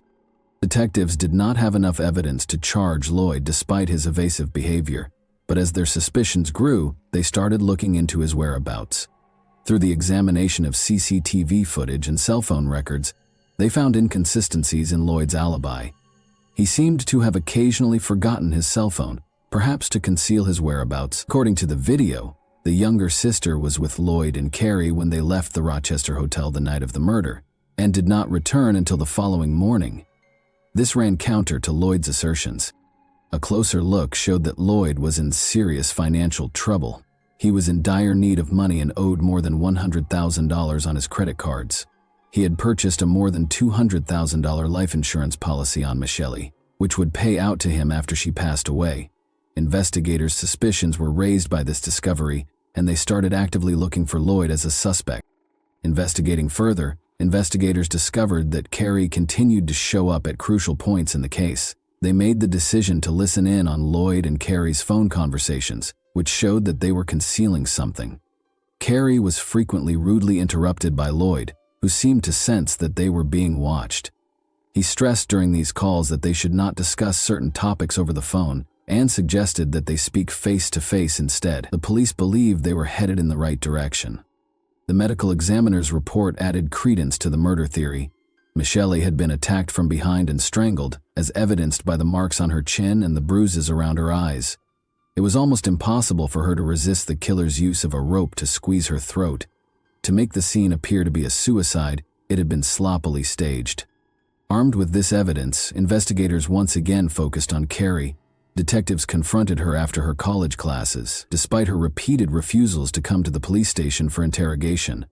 Carrie initially denied any involvement, but after being coerced, she acknowledged that she and Lloyd had spent the morning of the murder at her mother's house. She said that after an argument between her parents, Lloyd and Michele went upstairs, after which Michele fell silent. But when the investigators dug deeper, Carrie told a far more sinister tale. While making sure her younger sister didn't see the crime, Carrie admitted that Lloyd had killed Michele. She had actually been involved in the murder. She clarified that Lloyd had been outlining how to set up the scene to appear as though it was a suicide, a week prior to the incident. Although she was unable to provide a clear explanation, Carrie's startling admission made it clear that she had publicly detested her mother. She acknowledged that her feelings had been impacted by her father's continual disparaging remarks about Michele. Because of Lloyd's manipulation, Carrie had turned against her mother and was prepared to help him commit the crime. Police moved to arrest Lloyd, and Carrie was taken into custody as an accomplice, but there was no sign of him. When police finally caught up with him in Princeton, he threatened to jump from a fifth-story parking garage railing. Officers were able to subdue and arrest Lloyd Neureuther, who was 45 at the time, after 2 hours of negotiating. Carrie and Lloyd were both charged with Michele's murder. Lloyd was charged with tampering with evidence, conspiracy to commit murder, and first-degree murder. He strongly refuted the accusations, saying he was at a hotel when the murder took place. On the night of the murder, however, security footage showed him leaving the hotel with Carrie and coming back the following morning with her younger sister. Furthermore, GPS data indicated that Lloyd was close to Michele's residence at the time of the crime, and his DNA was discovered on her pajamas. Carrie was accused of conspiracy to commit murder, concealing evidence, and second-degree murder. She entered a guilty plea and consented to cooperate with the prosecution in exchange for a reduced sentence, as she faced the prospect of a life sentence with the possibility of parole after 25 years.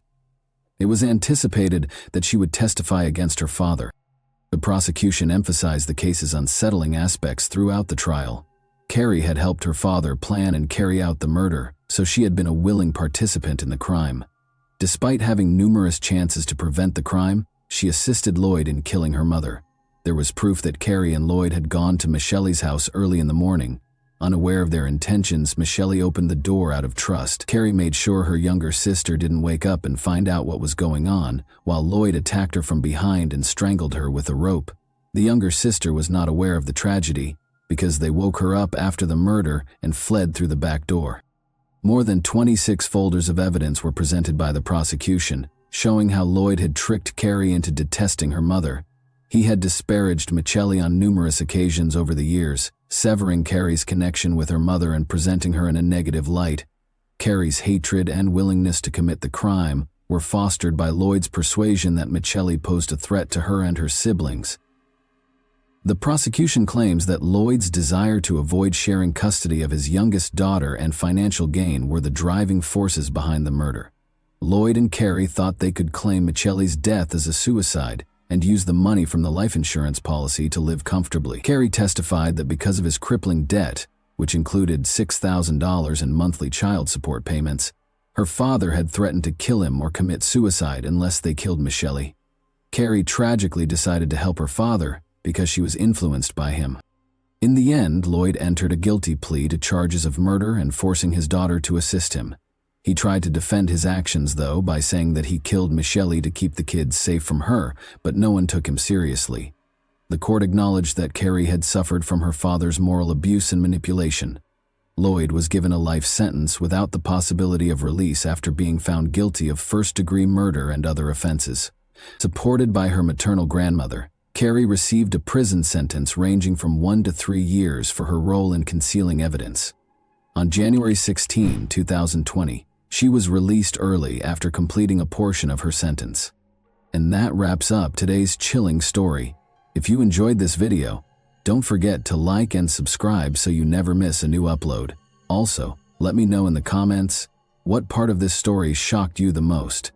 Thank you for watching, and I'll see you in the next video.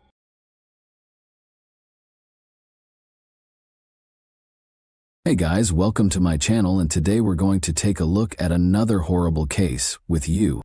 This video examines the events that occurred in the U.S. state of Washington in 2001.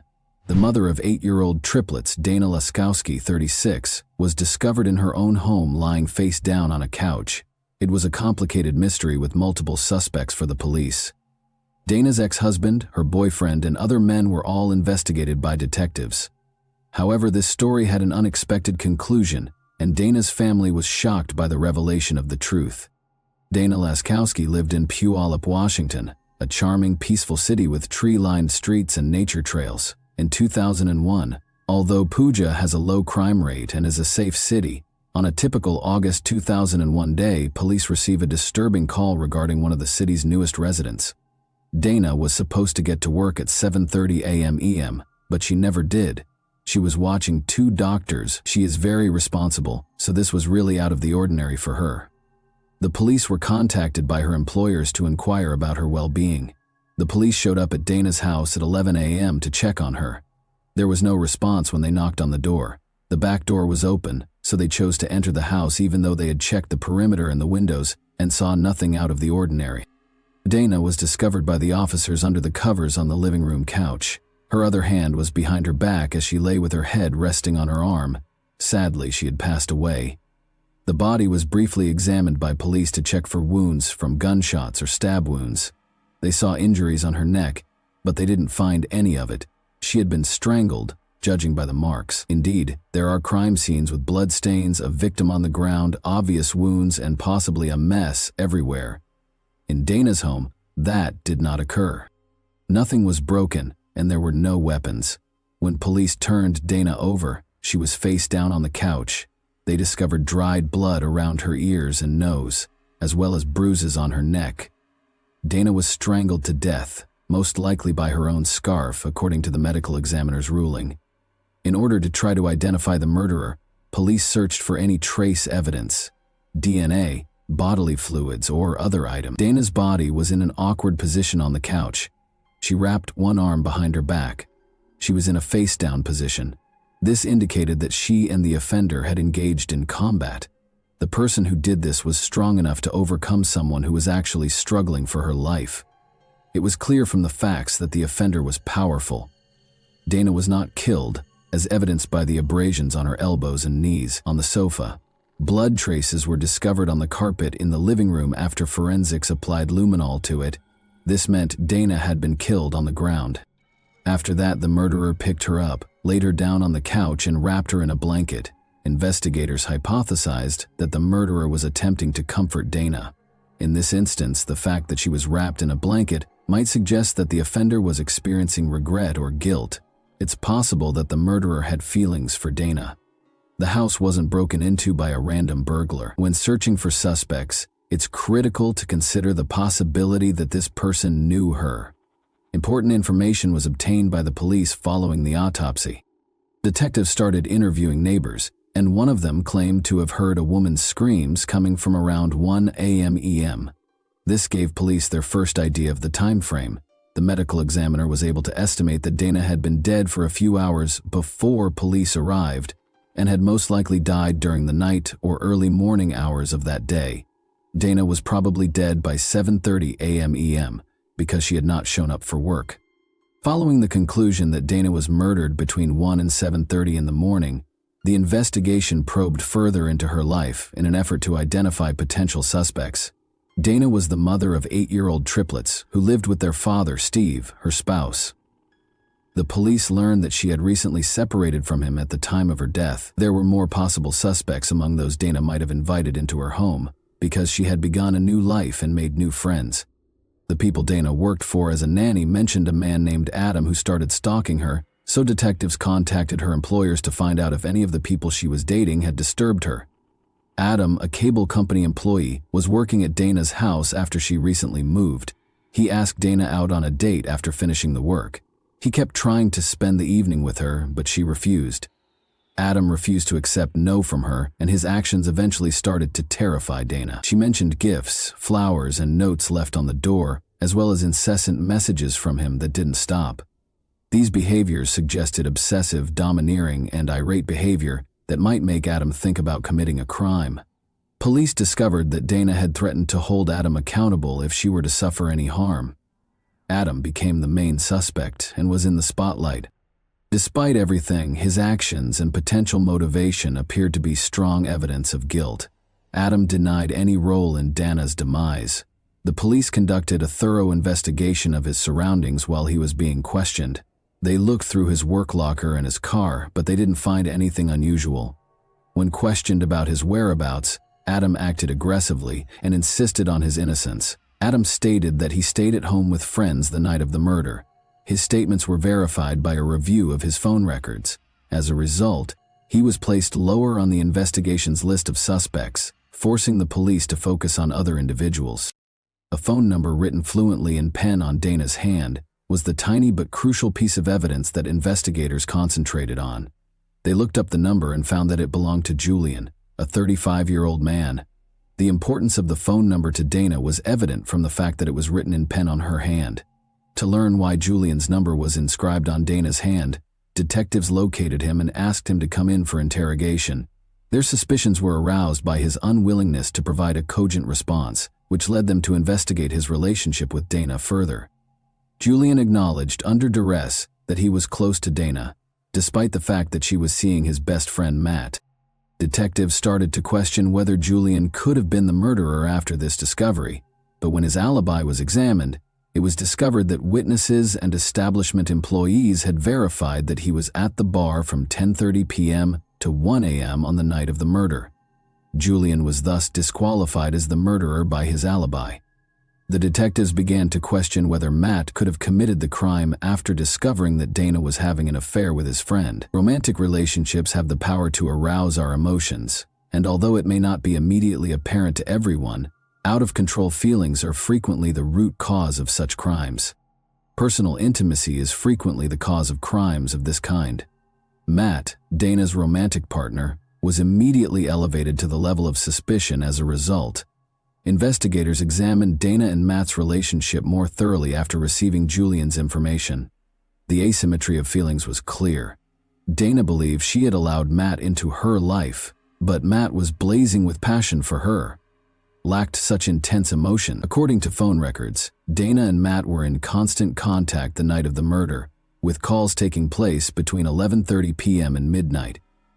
As a biker who abused illegal substances and was able to confront multiple men at once, Matt was described by Dana's friends as being abrasive and rude, all of which made him an obvious suspect. Investigators found that Matt lived close to Vancouver, Canada. While looking into Dana Laskowski, however, this did not absolve him of suspicion. In a couple of hours, he could have driven from his house to Dana's.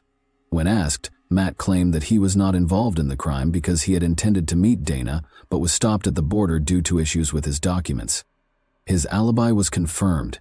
Investigators asked Matt for any information that could help solve Dana's murder after he was exonerated of any suspicion.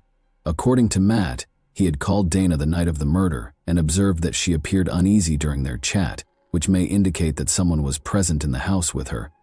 Matt surmised that the unidentified individual might have been Steve, Dana's ex-husband. Dana had spent a portion of her life with Steve, so it was obvious that she needed to talk to him.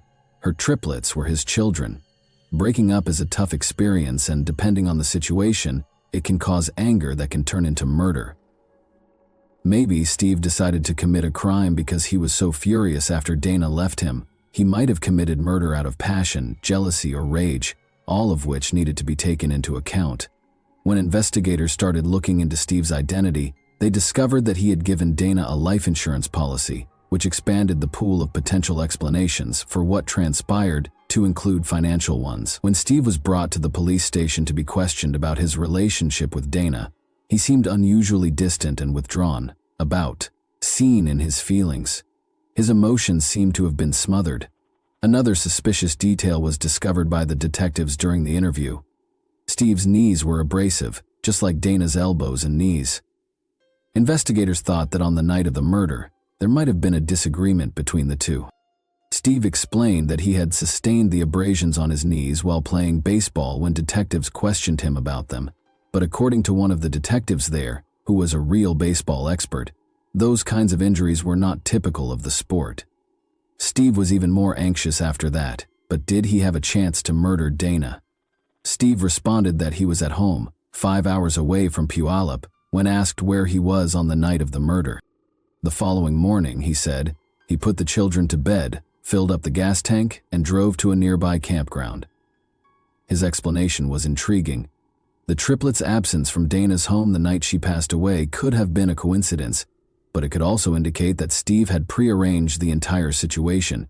It took 10 hours to travel back and forth between Steve's and Dana's homes. If Steve had gone to Dana's house, investigators realized, he would undoubtedly need to stop at a gas station, so they gave careful thought to the possibility that he could have put the kids to bed, driven to Puyallup, committed the crime, and driven back. They looked into locations where he might have refilled up with gas and went back his potential path. Investigators removed Steve as a suspect after reviewing surveillance footage and examining areas of the road where his car might have been spotted. They were unable to find any concrete proof that Steve had made the trip. The investigation hit an impenetrable wall after all suspects were ruled out, which caused great frustration. The fact that Dana's body was covered in blankets seemed particularly strange, a behavior that amply demonstrated the unusual nature of the perpetrator. The investigators had reached a point where they had no viable suspect or explanation for the nature of the crime. In light of this, the police made the decision to enlist the FBI in the inquiry. Because the local police lacked the requisite experience to identify such specific signs, the investigators sought the FBI specialist's assistance in creating a psychological profile of the potential offender. After carefully examining the case, the FBI concluded that the crime was likely committed impulsively and in a fit of rage, revealing a disordered personality. The person who was in Dana's home that fateful night, according to experts, had no intention of killing her. They probably knew one another, spoke, and then he attacked in a fit of rage. The search had to be expanded after the police had already looked at the ex-husband, the boyfriend, and even the stalker. This crime was committed by someone, It was unclear who made the decision to expand the search for suspects in the Dana Laskowski case in light of fresh FBI information. Police were now searching for someone who could have lost control if provoked. Detectives examined the video footage from Dana's funeral in an effort to find fresh evidence. Finding out who was there and how people acted on this day of mourning was essential. It was crucial to observe who attended Dana's funeral and who did not, both from a psychological perspective. Given that most murders are carried out by someone the victim knew, it is possible that the murderer was one of these individuals. It's possible that the murderer attended the funeral because it would have been suspicious to skip it. However, how did he respond to that circumstance? Did anything have the potential to reveal him? The police discovered an entry in the guest book that caught them off guard. His loved ones wrote that they missed Dana and were shocked by her passing, expressing their sorrow over the loss. However, Amanda, Dana's niece's entry was especially noteworthy. "I apologize for not being the best niece," she wrote. "It's been 34 days since I broke free from addiction. You are the reason for this." Amanda was characterized by some family members as a wild and erratic young lady. According to what was written, Amanda had overcome her addiction following Dana's passing. She also did it for Dana's benefit, which said two crucial things. Her love for her aunt was the primary factor, but it also revealed that she felt bad about her death for whatever reason, which was important because it raised the possibility that she was involved in Dana's demise. Dana was a compassionate, kind individual. Dana loved her family, and in an effort to keep her niece, Amanda 17, out of trouble, she would often let her stay with her. Amanda was a frequent runaway from home. Because Amanda was a reliable adult who was always there to support them through any problems at home, Amanda and her friends would frequently visit Dana's house. The detectives looked at Amanda to talk about the circumstances surrounding her aunt's death. They had scheduled a meeting with her. Amanda disclosed that she and Dana had been like mother and daughter. She and her friends had always had the support of their aunt. They were teenagers with unstable home lives who spent time in the park and associated illegal substances and alcohol with their future. All of them had just finished high school, but they had no clear plans for the future. Dana was attempting to establish a secure location that Amanda and her friends could visit day or night. As a result, when investigators questioned Amanda about Dana's murder, the back door of her home was always left open at night. She gave a list of those who had visited the house, naming Zane in particular. "He was a strong man with a violent temper," she said. Then Amanda revealed something even more unsettling. She described how she had once been beaten by Zane. He threw her on the couch and started acting aggressively. He would try to hit on her hard and she would push him away and ask him why. Zane merely chuckled at this, displaying his strength and beauty, as though he was taking pleasure in the situation. The detectives made the decision to examine Zane more closely and search the databases. Zane was a suspect due to his criminal history of fighting and dealing illegal substances. To find out more about Zane, one of the detectives got in touch with his young informant. In their meeting, he talked about Dana's murder and recommended Zane as a potential suspect. But according to the informant, Zane was not the one who killed Dana. Emily, a young woman from Amanda's group, was the murderer. Emily Lauenborg, a 17-year-old drug user, lived close to Dana's home. Emily and Amanda had a close relationship. They might have even been best friends. After hearing the story, the detective started to question its authenticity. He couldn't believe that Emily, a 5'2" girl who was frail, could strangle a 36-year-old mother of 3. The informant responded that she was no longer the frail girl she had been. She had matured and gained muscle. Because she enjoyed wrestling men, she was known as the mutant. Emily wasn't your usual suspect. But as the investigation progressed, it became clear that she was the strongest of the problematic teenagers, impressing everyone, including the guys, with her physical prowess and wanting arm wrestling and even regular wrestling. Emily was taken to the station by the detectives to be questioned about her potential role in Dana's murder. After placing her hands on the table, Emily threw back her head and frantically looked from side to side before leaning forward and angrily telling her that she had been slandered. Emily was asked by the police where she was when Dana was killed. Emily and Amanda both stated that they were present at the party when the crime was committed. But around midnight, Amanda and Emily left the party, and the police were able to track them down.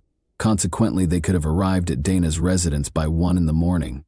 Everything suggested that they were concealing something and were most likely involved in the crime. However, what had actually occurred? Was Emily responsible for the murder?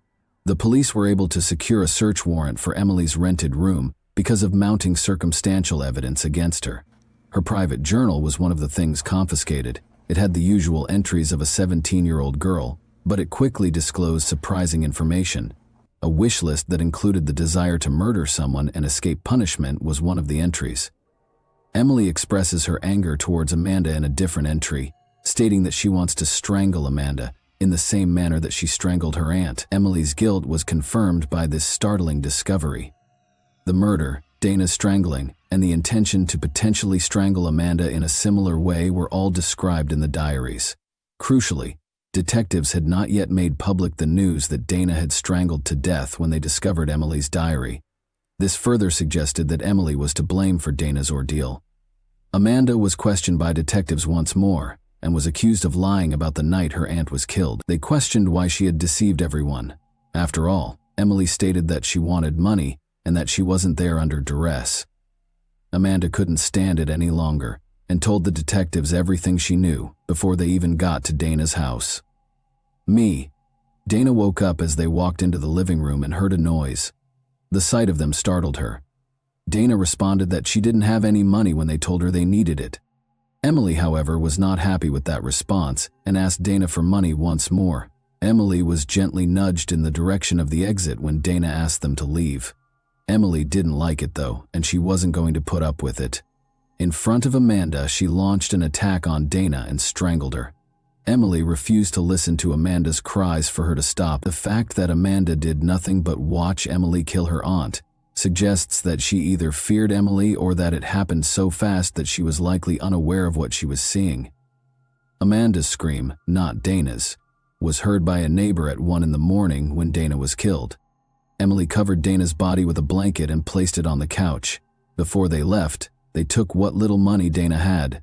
Emily took a brief break to get a black shirt out of Dana's closet. Emily wore that exact shirt when she attended Dana's funeral. It was her display of power and authority. Motive was the question that the investigators were struggling with. Emily had expressed her anger to her friends about Amanda's constant abandonment of her for her aunt. Given their close relationship, Emily might have killed Dana in order to fully control Amanda. However, Amanda was given a plea deal and would not be imprisoned for her involvement in Dana's murder. After much deliberation, investigators decided that Amanda was needed as a witness because she had witnessed the murder and would have the right to remain silent if she were charged with a crime. As a result, Amanda became a witness and gave information about what transpired that fateful night. It was the vital data that the authorities required. However, because of Emily's unremarkable size, prosecutors were unsure they could convince a jury of her guilt and allowed her to enter a guilty plea to the lesser charge of manslaughter. After being convicted and serving 5.5 years in prison, Emily Lollenborg was released in 2008. She later moved back to Puyallup, changed her name, got married, and had kids.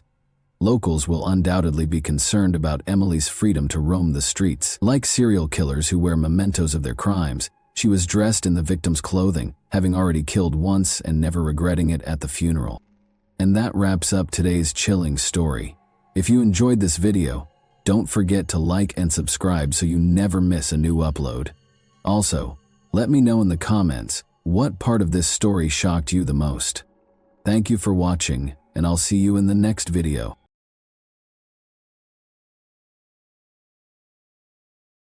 Hey guys, welcome to my channel, and today we're going to take a look at another horrible case with you. 2 close women in his life were taken from him by criminals, and he will always be grieving for them. It's said that lightning never strikes the same spot twice, but our hero has had the opposite experience due to a horrible turn of events. Jim Larson lost 2 ladies he loved 7 years apart to petty thieves. Twice, men who only ever show up in people's worst nightmares tear his life apart. His sister Sonia Larson, who wanted to be a teacher, started it all.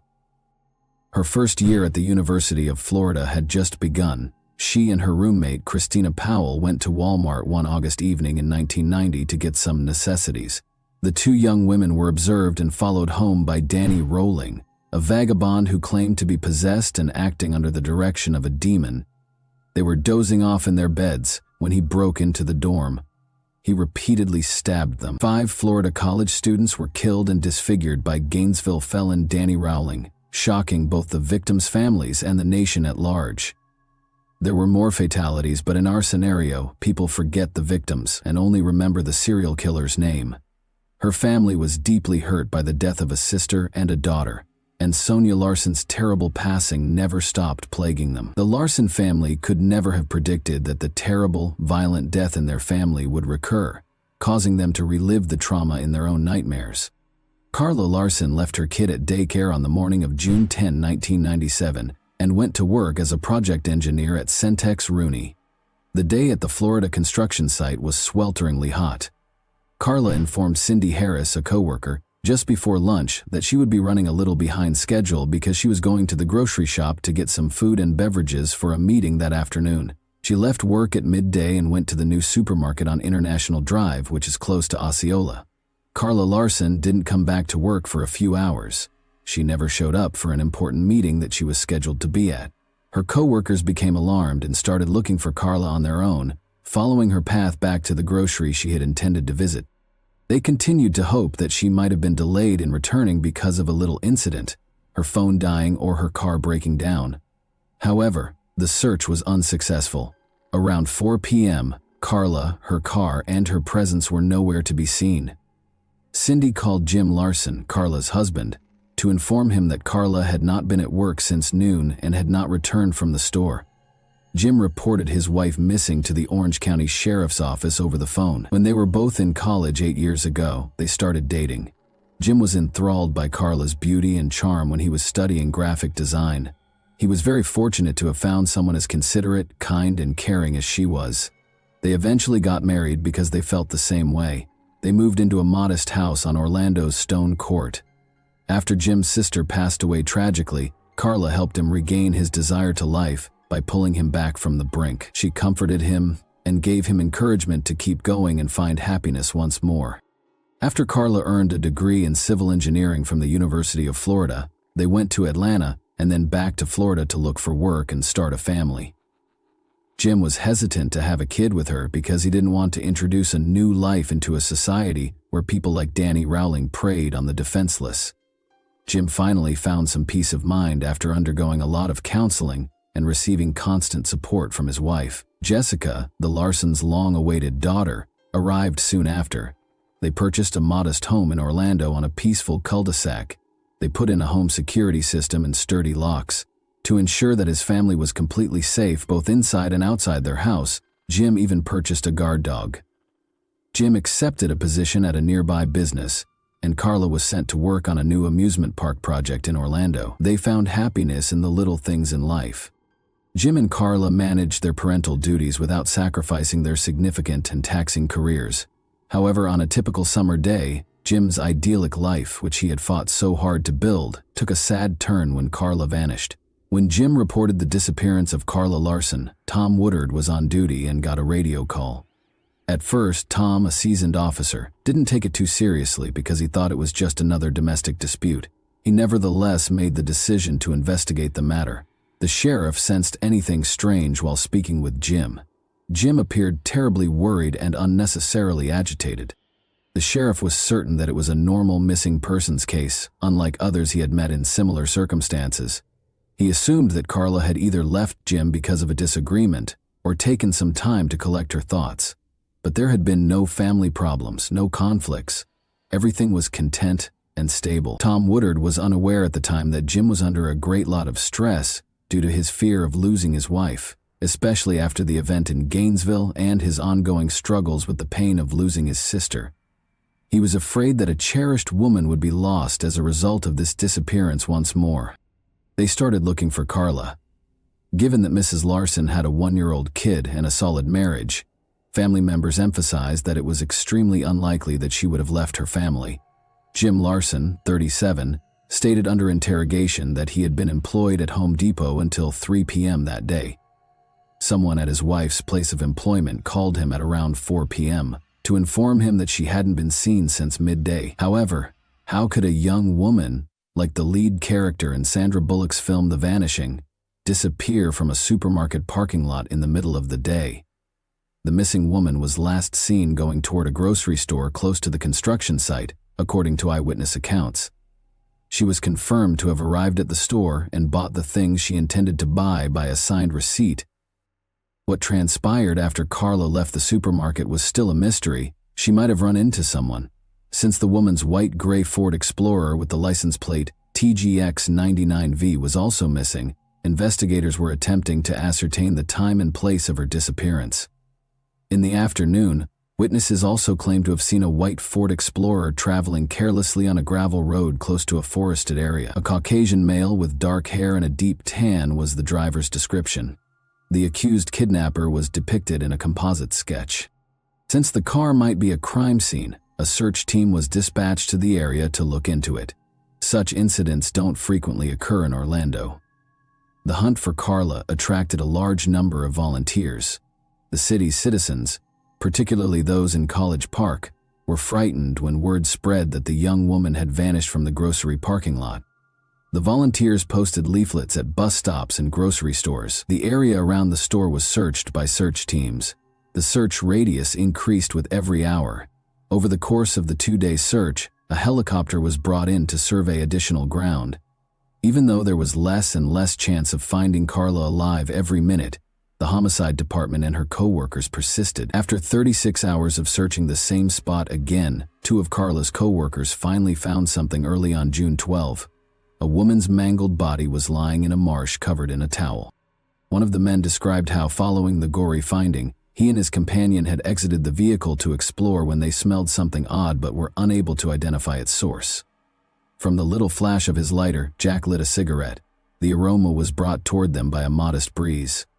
After roughly 70 feet of leisurely walking, they located the woman at 3:39 p.m. She was half covered in sand, lying behind a shrub in the swampy region. It took the men a long moment to understand that what they had discovered was, indeed, Carla Larson, who had vanished 2 days before. She was naked, with a blue towel over her head and her long blonde hair flowing down her back. Her wedding band was the only piece of jewelry left. When Jim Larson and his family noticed the patrol cars, they began searching the area on their own. Jim was told about the discovery in the woods by a police chaplain. He felt nothing when the cops discovered her partially covered in sand. But nobody realized that the man was already burned up and overcome with emotional pain. In order to ascertain whether Mr. Larson was responsible for her death, the police were so perplexed by his actions that they put him through a polygraph test. Locals who had been keeping tabs on the COVID hunt, Carla even said that Larson appeared too aloof throughout the probe, but they failed to realize that he was just exhausted. Jim was shocked that he had experienced this twice. He stopped sleeping and eating. He had black circles under his eyes and had lost a lot of weight. The police brought detectives to what they thought might be the scene of a crime, roped off the area, and summoned the medical examiner. Investigators thought that there had been an attack after first examining the scene of the body, since the woman was found naked and all of her jewelry, aside from her wedding ring, was gone. So was it a robbery or an assault? In addition to stealing items, the robber also killed a woman. But first they had to be sure the body was indeed that of Carla Larson. Florida's extreme heat and humidity had taken their toll. The rain, animal activity, and insects had made it very difficult to identify the remains. The forensic team was concerned about the DNA evidence they could gather because the body had started to degrade, changing its chemical composition. There was not much time left. However, given Mrs. Larson's car had been last seen in the vicinity, authorities were almost positive that the severely decomposed body belonged to her. Jim Larson identified the towel found on the body and verified that it was the same towel that had been in his wife's car. Her handbag and regular clothes were gone. The investigators were greatly distressed by the autopsy findings. All traces and evidence that could have identified the offender had been obliterated by decomposition. The purported assault was not verified, and the investigation determined that strangulation was the cause of death. Could a car and a few pieces of jewelry really have cost a lady her life? Finding the car was the next objective, because the corpse did not lead them to the offender. It might hold the answers and hints that the public and the family were sorely looking for. It was determined that the white Ford Explorer bearing the license plate TGX909V was missing. The press and television broadcast information about the car. The police were waiting for 2 weeks when they got an important call. 11:23 p.m. on June 26, 1997. A black truck was on fire in a Cocoa Beach vacant lot, according to a call. As the car burnt, it became evident that the black was not the car's natural color and was neither soot nor ash. Following the fire, white paint was visible in several parts of the body. Excessive spray on the tires showed that a cheap can of spray paint had been used to apply the black paint in an amateurish manner. After being taken to the police garage, the car was examined by forensic specialists. It was discovered during the inquiry that the torched truck, which was 62 miles from Orlando, was in fact white and belonged to Jim's victim. The car had been fitted with a radar detector, experts discovered. Detectives were able to locate the mount where the detector had been in spite of the fire damage, proving that the vehicle belonged to the Larsons. Finding the radar detector was the police's main priority. Before an unforeseen love triangle helped solve the case and identify her criminal in Central Florida, the inquiry stagnated. There are hundreds of cars that are similar to hers, but one woman's phone call caught the detective's attention in particular because of the strange tale she told. Angel Huggins and her family had arrived in Orlando on the day Carla Larson vanished. Despite having traveled to Orlando together, Angel clarified that she left the city without her spouse.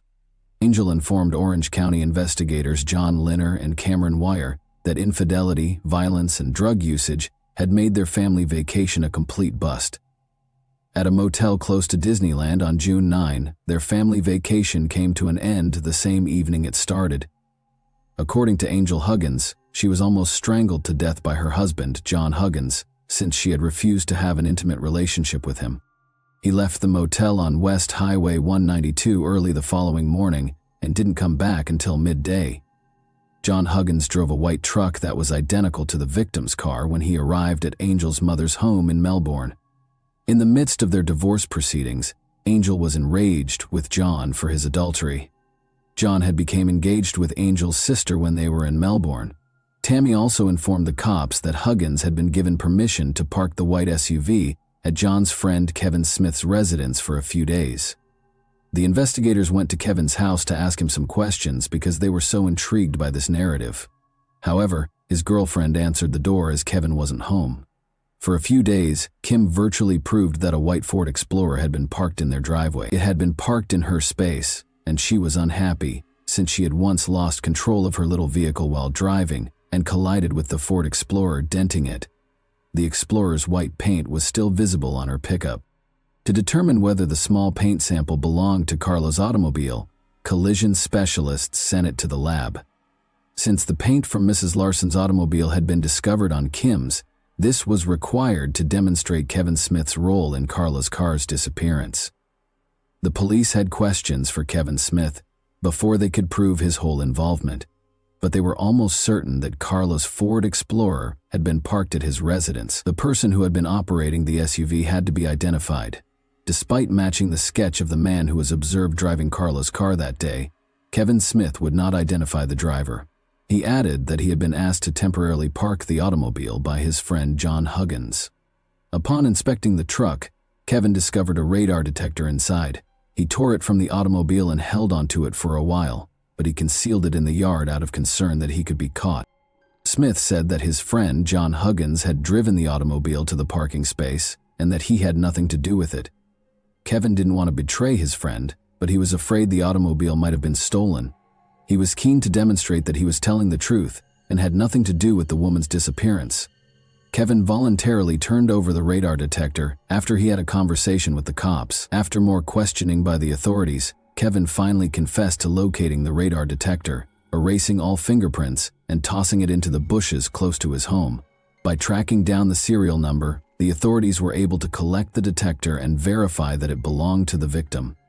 The first concrete evidence that Carla's automobile had been parked at Kevin's and that John Huggins had driven it there came when detectives verified that it had been fitted in her vehicle. Investigators now had the radar detector, a paint match, and the car, but the crucial question was still unsolved.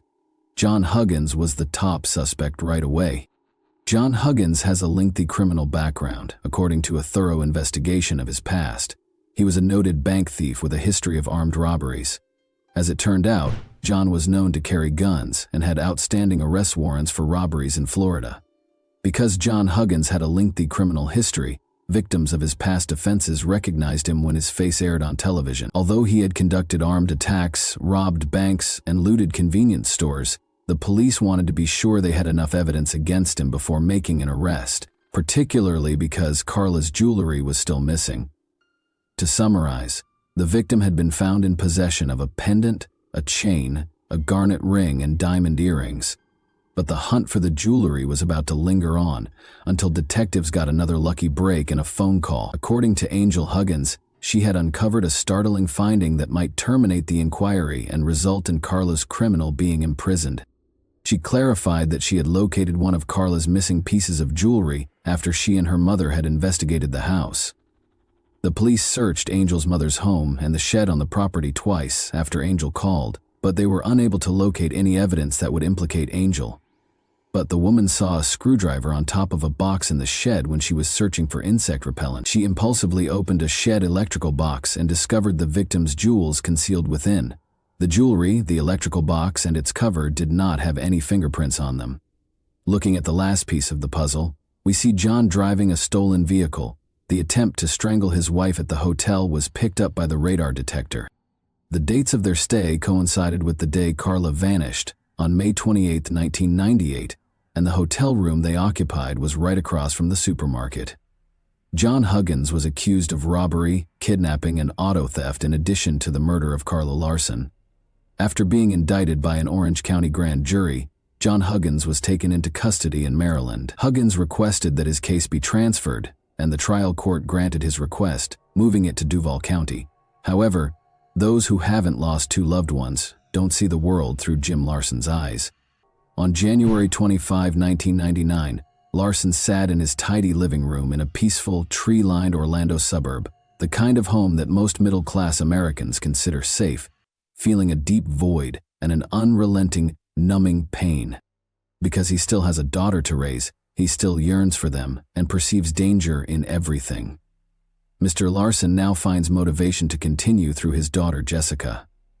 Since lightning has already hit him twice and won't do so again, he fervently hopes and believes that the young girl didn't fully comprehend the atrocities that took her mother and aunt. He also prays that she won't ever feel terror or dread again. And that wraps up today's chilling story. If you enjoyed this video, don't forget to like and subscribe so you never miss a new upload.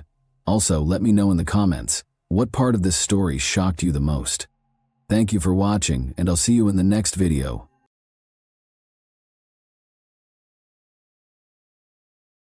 Hey guys, welcome to my channel, and today we're going to take a look at another horrible case with you. The seemingly stable world of the Craig family from Colorado took an unexpected and devastating turn in March 2023, amid the everyday routines of family life. Once seen as the epitome of stability, their marriage and careers started to fall apart as long-kept secrets and a lack of trust came to light. New information created even more questions as friends and family tried to make sense of the situation. What actually transpired in the seemingly ideal family behind closed doors? On March 15, 2023, at approximately 11 a.m., Angela Craig was taken to the hospital due to severe headaches, nausea, and dizziness. She was admitted to the hospital for the third time in 10 days, but this time the circumstances were much more concerning. In an attempt to stabilize her condition, which was rapidly declining, medical personnel put her on life support. Her family, including her husband James, was in disbelief at how quickly and abruptly her health had deteriorated. Angela was born in Dodge City on April 15, 1975, and from a young age she had played a significant role in her family and community. Despite having allergies, she grew up in a big family with 10 siblings and fell in love with animals. Her hobbies included woodworking and reading, and both friends and acquaintances were won over by her easygoing demeanor and charisma. Angela was a successful interior designer who was well known for her cozy and welcoming designs. She also loved genealogy and helped people find long-lost family members. James Craig, who went on to become a dentist, married Angela on December 18, 1999. After earning his degree from the University of Missouri, Kansas City in 2006, James started participating in dental programs abroad. They established a life together in Colorado, where James opened an Aurora dental office. Despite her hectic schedule, Angela remained close to her siblings, especially her sister Toni, with whom she spoke on a daily basis. The couple had 6 children together. Angela's life appeared to be ideal. She oversaw a choir, ran youth programs, and was very active in church activities. But everyone was taken aback by her unexpected health problems in March 2007-23. She had complained of a headache only a week before, but the symptoms had gone away quickly, so there was no reason to be concerned. The doctors and her family were unable to explain why her condition was now getting worse so quickly. James, meanwhile, stayed by her side, as always attentive and considerate.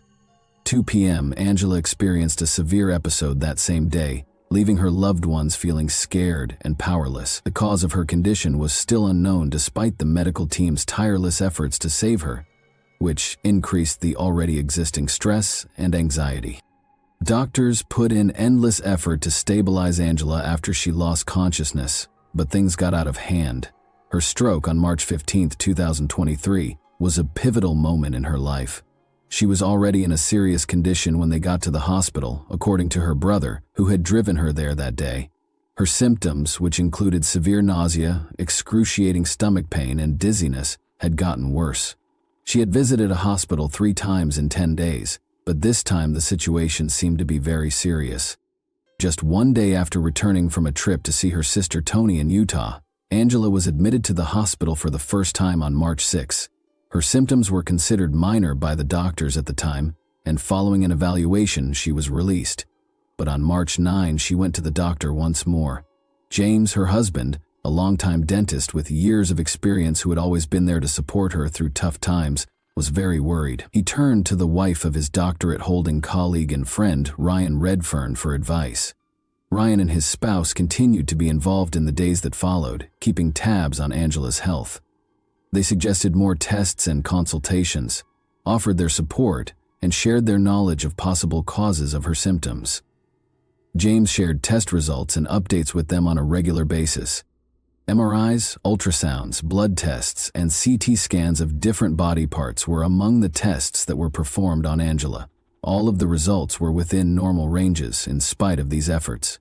Despite receiving intravenous fluid therapy, Angela's abnormally low blood pressure remained the only consistent anomaly.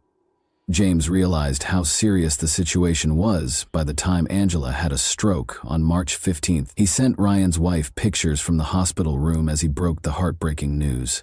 The pictures showed Angela surrounded by medical equipment while being watched closely by a group of experts. Even so, the doctors were unable to come up with a conclusive diagnosis, which left everyone feeling overwhelmed and powerless. A desperate phone call on the morning of March 15 would make James even more anxious. Angela's brother told him that her condition had drastically worsened and that he was taking her to the hospital. James was treating patients at his clinic at the time. He left as soon as he heard the news to be with her. Desperate for answers, James decided to speak with Ryan's wife once more, after realizing that the traditional diagnostic techniques were not working. The events leading up to March 15, 2023, were tense and unnerving because Angela's health was continuing to deteriorate at an alarming rate. Angela was admitted to the hospital for the second time on March 9 and was monitored overnight. Doctors hoped she would get better, but they couldn't figure out what was causing her symptoms. Even though the test results were always normal, the growing anxiety among her family and the medical staff was concerning. Despite all of these changes, Ryan and his spouse remained influential. James's longtime friend and financial partner Ryan had previously helped him through difficult times, including rescuing James's dental practice in 2021 during a financial crisis. Their help was equally important this time, since Angela's life now depended on it, and the cause of her pain was still unknown. At James's dental clinic, Caitlin, the new office manager, couldn't get rid of the feeling that something strange was going on with her boss. After multiple incidents in the days preceding March 15, when Angela's condition deteriorated to a critical level, her suspicions started to grow. After speaking with James's close friend Ryan, she was able to piece together her observations and uncover an unsettling pattern. Everything began on March 6. Caitlin was working late that night when James showed up at the clinic out of the blue. He had no appointments with patients, and his actions appeared unusual. James went into one of the exam rooms and used the computer there rather than using his office computer. Although Caitlin thought this was strange, she didn't give it much thought at the time. On March 13, a package reached the clinic a few days later. James had made it clear that Caitlin was to accept it herself and that no one else was to open it, but when she went to pick up the delivery, she found that the box had already been opened by another employee. A cylindrical container bearing the warning label "Hazardous Materials" and the words "Potassium cyanide" was found inside. Startled, but aware of James's instructions regarding confidentiality, Caitlin promptly resealed the package and gave it to him without question. She witnessed James carrying the brown paper-wrapped container out of the office later that day. Her suspicions were strengthened by this incident. She looked into potassium cyanide because she was becoming increasingly uneasy, and what she discovered was terrifying. The dizziness, nausea, and low blood pressure that Angela had been experiencing for days closely matched the symptoms of exposure. Angela was in critical condition by the time Ryan and his wife got to the hospital to help James. Ryan was surprised when Caitlin told him about the odd things that happened at the clinic, even though he was already aware of some of the family struggles. He was so horrified by her story that he called the police and told them what she had told him while he was on his way to the hospital. Nevertheless, Caitlin observed other peculiar actions from James. She remembered something else. As she was leaving the office on the evening of March 6, James texted her to ask her to personally make sure that a package that was scheduled to arrive was delivered to her. This request appeared to be merely a formality at the time, but in the context of later events, it became more significant. Ryan made the decision to speak with James when he got to the hospital. James asserted that Angela had requested the order for the aforementioned chemical, potassium cyanide, but his explanation sounded tentative, which made Ryan even more suspicious. Ryan shared this information with investigators out of concern, and they started to suspect that this case was much more complicated than it first seemed. Angela was taken to the hospital once more on March 15. Her symptoms, which included sharp abdominal pain, nausea, and extreme dizziness, had gotten critically worse. By the time police arrived, Angela could hardly stand, according to her brother, who had driven her to the emergency room. James now appeared to be aware that things were rapidly getting out of his control. James was questioned by police later that day. Investigators focused on a crucial question even before the official interview began. How would James explain the link between his purchase of potassium cyanide and Angela's abrupt and serious health decline? Interviews with the hospital's medical staff, where Angela was receiving treatment, marked the start of the investigation. Ryan's worries alerted a nurse, who confirmed that Angela's test results revealed odd markers. Her symptoms, which include seizures and rapid deterioration, may be consistent with exposure to a toxic substance, according to her attending physician. Investigators turned their attention to the circumstances surrounding Angela's hospitalization as a result of these statements, which turned into crucial pieces of evidence. Detectives went to James's dental clinic the next day. The office manager, Caitlin, made a number of observations that added to the mystery. She remembered James talking about looking after Angela and making her a protein shake on March 6. Angela's health started to deteriorate shortly after, which was a coincidence that investigators noticed and led to further inquiries. In the days that followed, Caitlin added, James frequently seemed nervous, shunned social interactions, and talked on the phone a lot. She was especially drawn to his request that she sign documents pertaining to the purchase of clinic equipment. Investigators suspected possible financial misconduct after examining these documents and finding that the amounts listed were significantly greater than the equipment's true cost. James regularly used the office computer for personal purposes, according to one of the clinic staff members. The employee remembered in February that James had visited a website about chemical reagents that contained references to potentially very dangerous substances. These findings were consistent with the identification of James's potassium cyanide purchase. James's financial activities were soon the subject of the investigation. Investigators discovered that James had sent a sizable amount of money to an unidentified supplier connected to the sale of chemicals on March 4. James was able to conceal the order from his family because it had been shipped to the clinic's address. Investigators linked the package Caitlin had seen to the delivery when they tracked it down. She explained the warning-labeled container and mentioned that James had retrieved it and taken it home. The focus soon shifted to James's clinic office. James has been locking his office door during lunch breaks, which is not something he usually does, according to another employee. Investigators discovered traces of packaging materials that seemed to match the delivery of the potassium cyanide while searching the office. Hospital personnel persisted in trying to save Angela's life in the interim. Doctors ruled out accidental poisoning because of the high levels of toxic substances in her system. The foundation for additional accusations against James was established by this crucial detail. In the hopes of discovering more evidence connecting James to Angela's declining health, detectives secured warrants to search James's house and car. In her additional testimony, Caitlin noted that Angela's symptoms were consistent with those of potassium cyanide poisoning, which include nausea, vomiting, and low blood pressure. She added that even in tiny doses the chemical could be fatal. Investigators' suspicions grew stronger with each new piece of evidence, which led them to believe that intentional actions caused Angela's health crisis. James's computer was examined as part of the inquiry. Detectives discovered notes on it that listed the times and dates that Angela's symptoms worsened. The nature of the record suggested that James may have been using them to track and control her condition, even though the entries seemed to document her health problems. Further information was uncovered by looking through the couple's messages. Angela thanked James via text on March 6, 2023 for making her coffee. She reported feeling weak and lightheaded shortly after. In response, James advised her to take her blood pressure.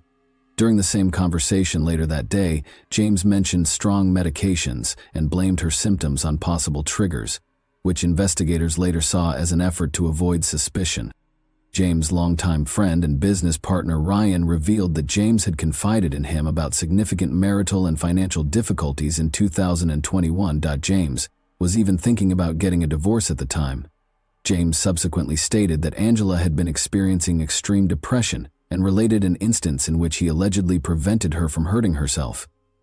Their 6 children's testimonies, however, ran counter to these assertions. They characterized Angela as a lively, upbeat individual who displayed no symptoms of depression or odd conduct. Investigators also investigated James's divorce demand in December 2022. He had mentioned Angela's mental health in conversations, but he did nothing to get her professional help.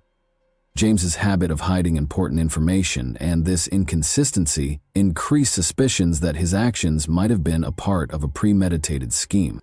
Additional evidence was found during the search of James's house and car.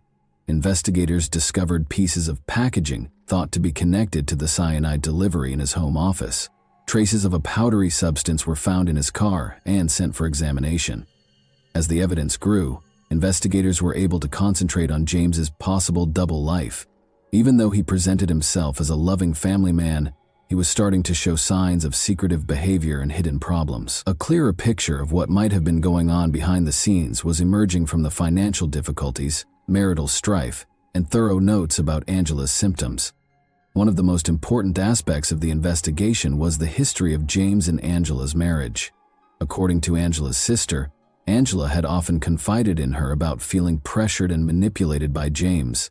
According to her, he could talk about his issues for hours on end without taking responsibility or demonstrating any desire to change. According to reports, Angela felt stuck in the circumstance and lacked the strength to escape. These reports corroborated remarks made by James's co-workers, who observed his repeated grievances regarding family issues. James once remarked that life would be simpler without all of these responsibilities, according to one co-worker. Throughout the investigation, Angela's medical records were extremely important. She had seen doctors more often than usual over the previous 2 years, complaining of inexplicable symptoms like weakness, dizziness, and stomach pain. Investigators suspected a potential link between her health problems and James's behavior, because these visits fell during times when their relationship was more tense. James's search history showed meticulous preparation. He had studied the uses of toxic substances, such as cyanide and arsenic, and discovered ways to cover up their taste in food and beverages. Articles about avoiding suspicion in poisoning cases also piqued his interest. This digital trail demonstrated a high degree of intentionality and preparation. The situation was further clarified by financial records. investigators discovered that James had been paying for a mailbox he rented in a far-off location, which he used to accept some deliveries. According to delivery service staff, James regularly picked up packages, usually in the evening. His cyanide purchase, which was already being investigated, coincided with one of these deliveries. Additional leads were obtained through interviews with Angela's friends. According to one friend, Angela had complained of odd symptoms weeks prior to being admitted to the hospital, and she had expressed concern that they might have been caused by something she had eaten or consumed. Nevertheless, she ruled out James's involvement, blaming her illness on fatigue or other medical conditions. Investigators sought the opinion of toxicologists, who tested Angela's hair in order to shed light on the matter. Traces of arsenic and other harmful substances were found during the analysis, suggesting that the person had been exposed to poisons for a long time. These results clearly indicated that Angela's declining health was not a coincidence. A coherent story started to emerge from the gathered evidence, which included witness accounts, financial transactions, and the outcomes of medical tests. Long before Angela was admitted to the hospital, James had not only carefully planned his course of action, but had also started carrying it out. Nevertheless, investigators persisted in their efforts to dispel any remaining uncertainties. Investigators also looked into James's financial circumstances and found some concerning information. With more than $2 million in debt, his dental practice was in terrible shape. This was made worse by his gambling habit. James's financial situation was already unstable because he had lost a significant sum of money in Las Vegas. These disclosures provided a fresh viewpoint on James and Angela's marital problems, which, in the words of Angela's sister, had been anything but ideal for years. According to Angela's sister, James had consistently persuaded her to stay in the marriage, despite her attempts to leave it for 16 years. Those close to her claimed that despite feeling emotionally spent and stuck, Angela lacked the willpower to break up with him. Investigators suspected James of employing manipulation techniques to keep control of the situation as a result of these accounts. Another aspect of James's life was illuminated by emails discovered during the investigation. An intimate relationship that started in 2022, when Karen, a Texas orthodontist, filed for divorce, was disclosed in correspondence with her. Investigators were drawn to one specific detail. James had purchased airline tickets for Karen on the same day he was issued an arsenic order. Karen apologized for not being with James in an email on March 16 and said she hoped to see him soon. Investigators looked into life insurance plans that were obtained in Angela's name in the interim. They found 3 policies that paid out a significant sum of money. This discovery heightened concerns that James might have included money in his purported scheme. At 4:29 p.m. on March 18, medical professionals pronounced Angela clinically dead. James was charged with first-degree intentional homicide a few hours later. Investigators claim that on March 6, 2023, James, who regularly made protein shakes for his wife, tried to put arsenic in her beverage. After that failed, he told the supplier that he needed potassium cyanide for a medical procedure and ordered an expedited shipment. James was arrested the next day. He was charged with several offenses, including tampering with evidence, at his first court appearance. The judge imposed a $10 million bail amount. Prosecutors charged James Craig with solicitation of murder and solicitation of perjury shortly after. An Aurora police detective was the alleged victim, according to Aurora police spokesperson Joe Moylan, even though the indictment didn't say who James was supposed to hurt.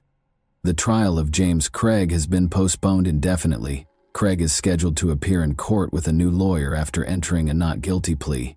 Craig was also accused of surreptitiously delivering a jail letter to a fellow prisoner who was freed on bond with the help of an adult daughter. The letter, according to the prosecution, included a request to produce a fictitious video that allegedly showed Angela Craig requesting that James get her some toxic substances.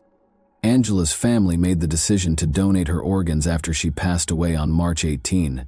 Knowing that her life could save others gave her loved ones some small comfort in this choice. Her family wrote her obituary, which omitted the terrible circumstances of her death and instead highlighted her generosity, love for her family, and commitment to helping those around her. Angela's 6 children were thrown into the middle of these terrible circumstances in the meantime. Angela's family took custody of them after James was arrested in an effort to protect them from the consequences of his alleged behavior. During this trying time, Angela's family put in a lot of effort to make sure the kids got the help and attention they required. The dark secrets that James Craig had meticulously hid behind the facade of a prosperous career and an apparently contented family life were exposed by this case. The tragic result of his painstakingly planned actions devastated not only his own life, but also the lives of his loved ones, family, and children. This story is a sobering reminder that appearances of success and stability can conceal deep conflicts and hidden agendas, leaving many lives forever altered and many questions unanswered. And that wraps up today's chilling story. If you enjoyed this video, don't forget to like and subscribe so you never miss a new upload. Also, let me know in the comments what part of this story shocked you the most. Thank you for watching, and I'll see you in the next video.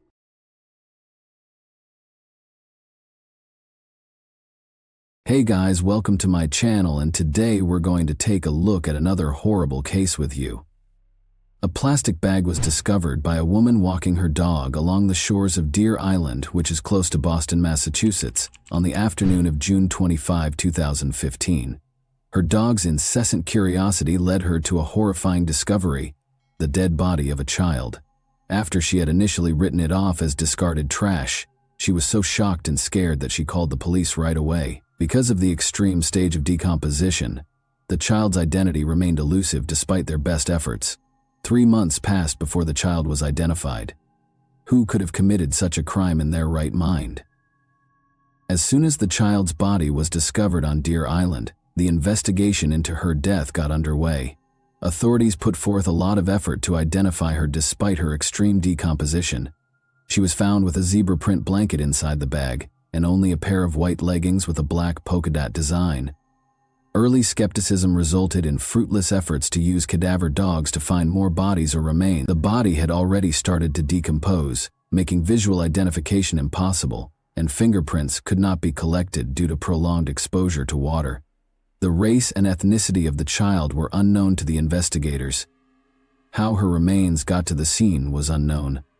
It was unclear if the body had been dumped on the beach or if it had floated in the water from somewhere else, possibly as far away as Canada. Because the body was not sufficiently decomposed, authorities thought the victim had been placed at the scene rather than washing ashore.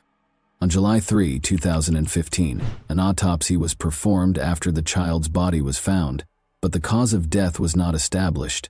Authorities suspected foul play, but the remains showed no obvious signs of injury. Tests were then performed to look for alcohol, drugs, or toxins that might have contributed to the death. Eventually, it was discovered that the child had Hispanic heritage. According to the description, her hair was 14 inches long, wavy, and brown, indicating that it had been untrimmed for some time. She weighed about 30 pounds and was estimated to be between 3'1" and 3'6". There were no noticeable scars or birthmarks on her body. The blanket was thought to be from Cannon Mills, possibly sold at Kmart, while her clothes, which were estimated to be a size 4T, were made by the Serco company and might have been purchased at Target. There was also an elastic hairband. Despite her unknown status, she didn't show any symptoms of malnutrition and seemed to have had a good life. After earlier attempts to identify the body failed, the National Center for Missing and Exploited Children digitally recreated the child's face to help identify her. Adobe Photoshop was used to create the reconstruction, which included stock and mortuary photos to approximate her appearance in life. In an effort to gather more details, flyers with pictures of the child and her possessions were handed out. On July 4, 2015, information about the child's discovery and physical measurements were added to the National Missing and Unidentified Persons System, NamUs. Despite ruling out more than 200 missing persons, no matches were found. No one came forward to identify the victim or take responsibility for the crime, despite a lot of effort. The investigation relied heavily on forensic testing. Although DNA samples were taken from the body's teeth and hair, none of the profiles found in databases of known missing people matched. The University of North Texas received additional samples for more detailed profiling. Despite the lengthy process, it was concluded that she might have traveled to any of the 6 New England states, as well as possibly other places. She could have traveled across the nation, according to tests on her hair and enamel. In an interview, television host John Walsh discussed the case and encouraged viewers who have information to come forward. Authorities received a lot of tips, but many leads did not result in meaningful action. The establishment of a 24-hour hotline and fax hotline allowed people to submit information anonymously, and as a result, submissions came from all over the United States and beyond. The child was identified as Bella Nevaeh Amoroso Bond on September 18, 2015, following 3 exhausting months of ceaseless searching. On August 6, 2012, Joe Amoroso and Rochelle Bond welcomed her into the world. After Laura Springs, Rochelle Bond's neighbor, revealed a connection between Bella and the baby doe, Bella was identified. Michaela Springs, Laura's sister, was worried about Bella's ongoing absence from the home. She confronted Rochelle and Michael McCarthy, her boyfriend, who said the Department of Children and Families, DCF, had taken Bella away. This was later shown to be false, though. On September 17, 2015, Michaela called the police believing baby doe to be Bella. At Rochelle Bond's residence in Dorchester, Massachusetts, a search warrant was carried out. Joe Amoroso, Bella's biological father, had spoken to her over the phone but had never met her. Amoroso expressed skepticism about Rochelle's involvement and conjectured that her boyfriend might have given her heroin to sedate her.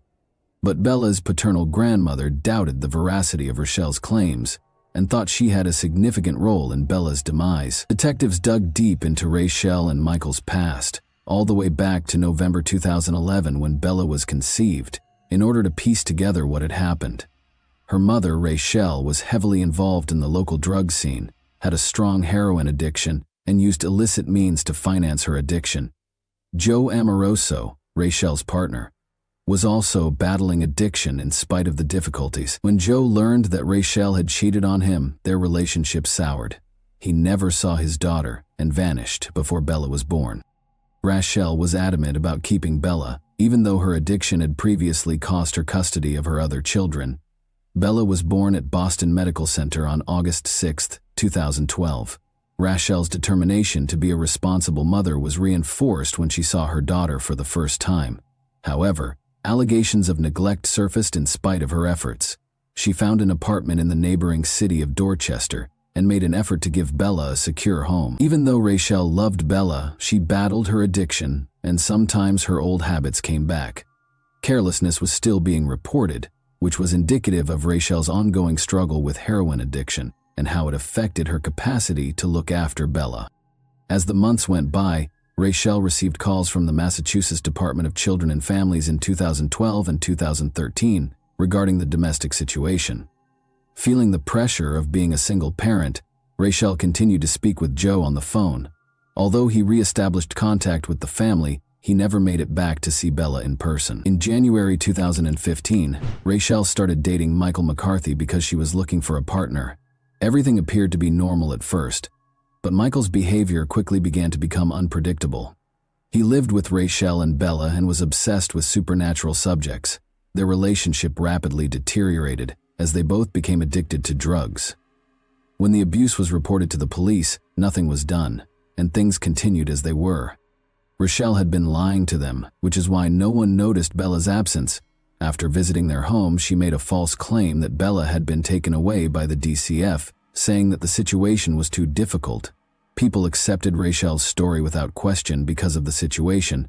Investigators obtained a search warrant and questioned Rochelle and Michael because of their suspicions and Rochelle's false claims about the DCF removing the child.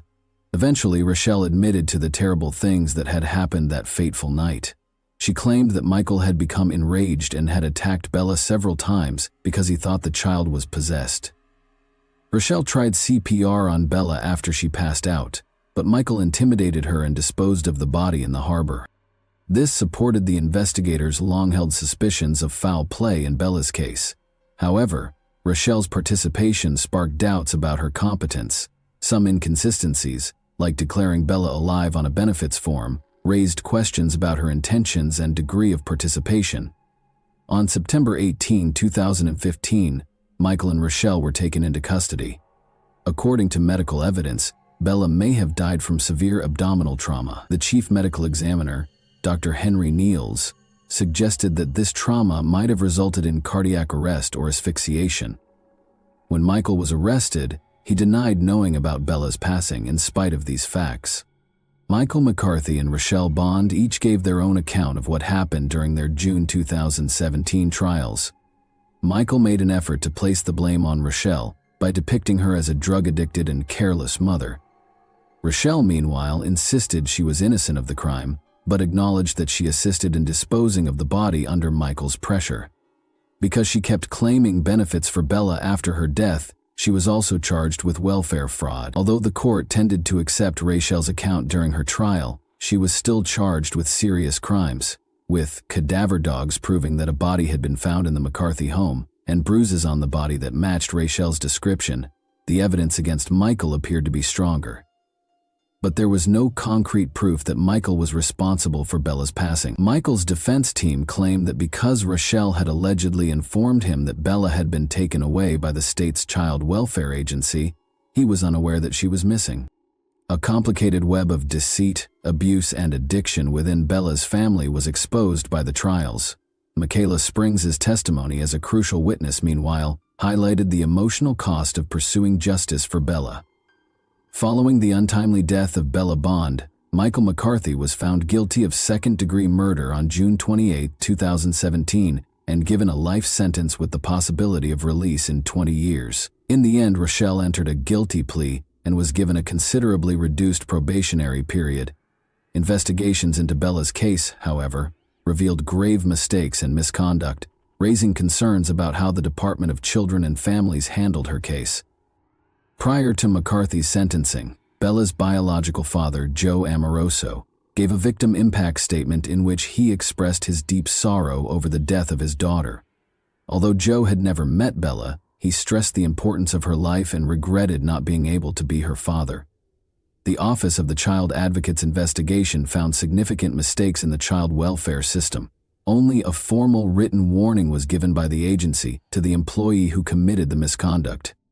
Bella Bond's case generated a lot of national attention, as evidenced by the activity on Facebook and Twitter. A funeral home promised funds for a dignified burial with a headstone, and other people offered to pay for her funeral and burial.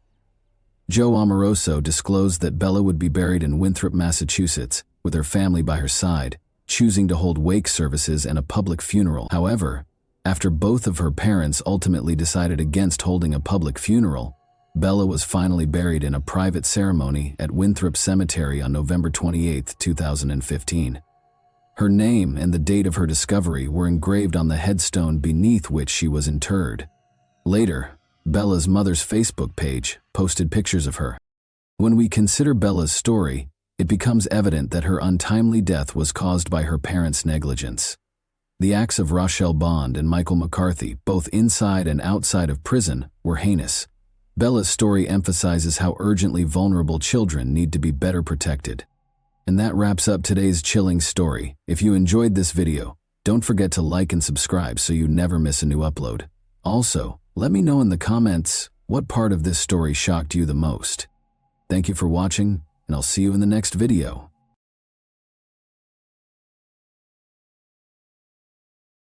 Hey guys, today we're diving into another truly horrifying case. If you want to support my channel, make sure to subscribe and stay active. It really helps me out. I'd be super grateful for that.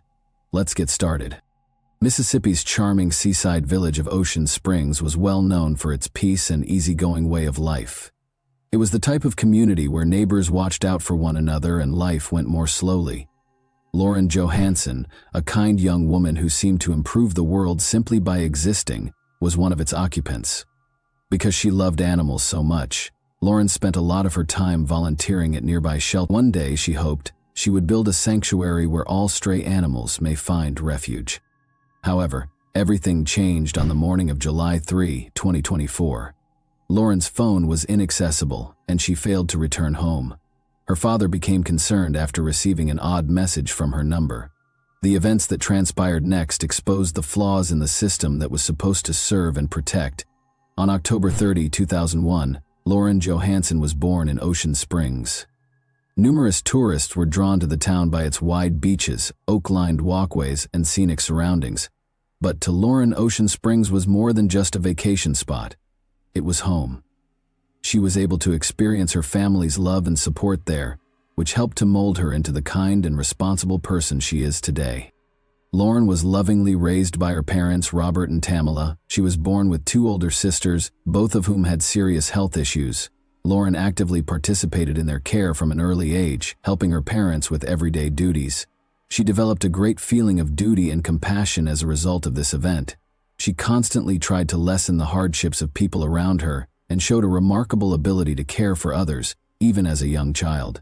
Early in life, Lauren developed a deep affection for animals. From pets to wild animals, she was fascinated by all types of wildlife. This love was fostered by her parents and developed into a calling over time. Lauren began volunteering at nearby animal shelters when she was a teenager. She was more than simply a dog or cat food and cleanup lady. She provided medical attention to injured horses, birds, and even rescued wild animals. It was evident from her ambition, commitment, and kindness that Lauren was meant to serve others. She chose to become a nurse in high school, which was a great fit for her nurturing personality. She enrolled in the University of Southern Mississippi's nursing school after graduation. Lauren's intense interest in the subject and her unwavering work ethic drove her academic success. Her exceptional academic performance demonstrated her will to succeed and her sincere desire to improve people's lives. Lauren's aspirations went far beyond being a nurse. She had dreamed of establishing an animal rescue and rehabilitation center since she was a young child. She meticulously saved every dollar she made for this purpose. Building a location where animals in need may find refuge and a chance at a new life was her clear aim. She found motivation and purpose in this project. In her final year of high school, Lauren got to know Bryson Rivers. Bryson was popularly perceived as the ideal man, since he was charming and had exceptional athletic ability. They met at a school function where they had both volunteered. A casual talk quickly developed into a passionate partnership. Lauren was deeply impacted by Bryson, who was a year older than her. He was born on February 9, 2000, and was raised in a big, deeply religious family. His parents emphasized the importance of close connections, church attendance, and family values. Bryson was supposed to assist in taking care of his younger siblings because he was the oldest. His seemingly perfect image in high school was a result of the discipline and sense of duty that this upbringing established in him. Bryson was a standout student and athlete who constantly had high grades and was commended by teachers for his concentration and hard work. He was a standout on the school team and a favorite among his friends because of his athletic ability, especially in football and track and field. While friends appreciated his perseverance and capacity to succeed, teachers saw immense promise in him. His relationship with Lauren appeared to be ideal from the outside. They seemed to work well together and were both driven and ambitious. Lauren took pleasure in Bryson's apparent support and frequently expressed how considerate and kind he was. Bryson responded with praise of Lauren, making her feel appreciated and going with her to significant occasions. However, concerning trends started to show up over time. Bryson showed signs of a need for control early on in their relationship. At first, it sounded like cute requests to talk longer or to find out how Lauren's day went. But these requests quickly turned into demands, and Bryson became more and more envious of the males in Lauren's life, including her classmates and friends. Claiming it was for her own benefit, he started to insist that she limit her contacts with people he didn't particularly approve of. Lauren's acquaintances observed little yet noteworthy behavioral shifts. She began going to fewer social events and frequently avoided talking about her relationship. She explained away Bryson's growing domineering behavior by pointing to the strain he was under from school and training for the military. Lauren stood up for Bryson, highlighting his love for her, even when his actions became harsh. Bryson's attempts to control Lauren increased, along with his jealousy. He frequently played on her feelings and used guilt to persuade her that his behavior was acceptable. Lauren would argue whenever she tried to set limits, and Bryson would respond by assuring her that everything he did was for their mutual benefit. As this conduct became more commonplace, Lauren noticed that she was adjusting to his expectations more and more. Bryson's influence grew stronger throughout the years. He created a dynamic that made Lauren feel reliant on him by deftly alternating between demonstrating concern and applying emotional pressure.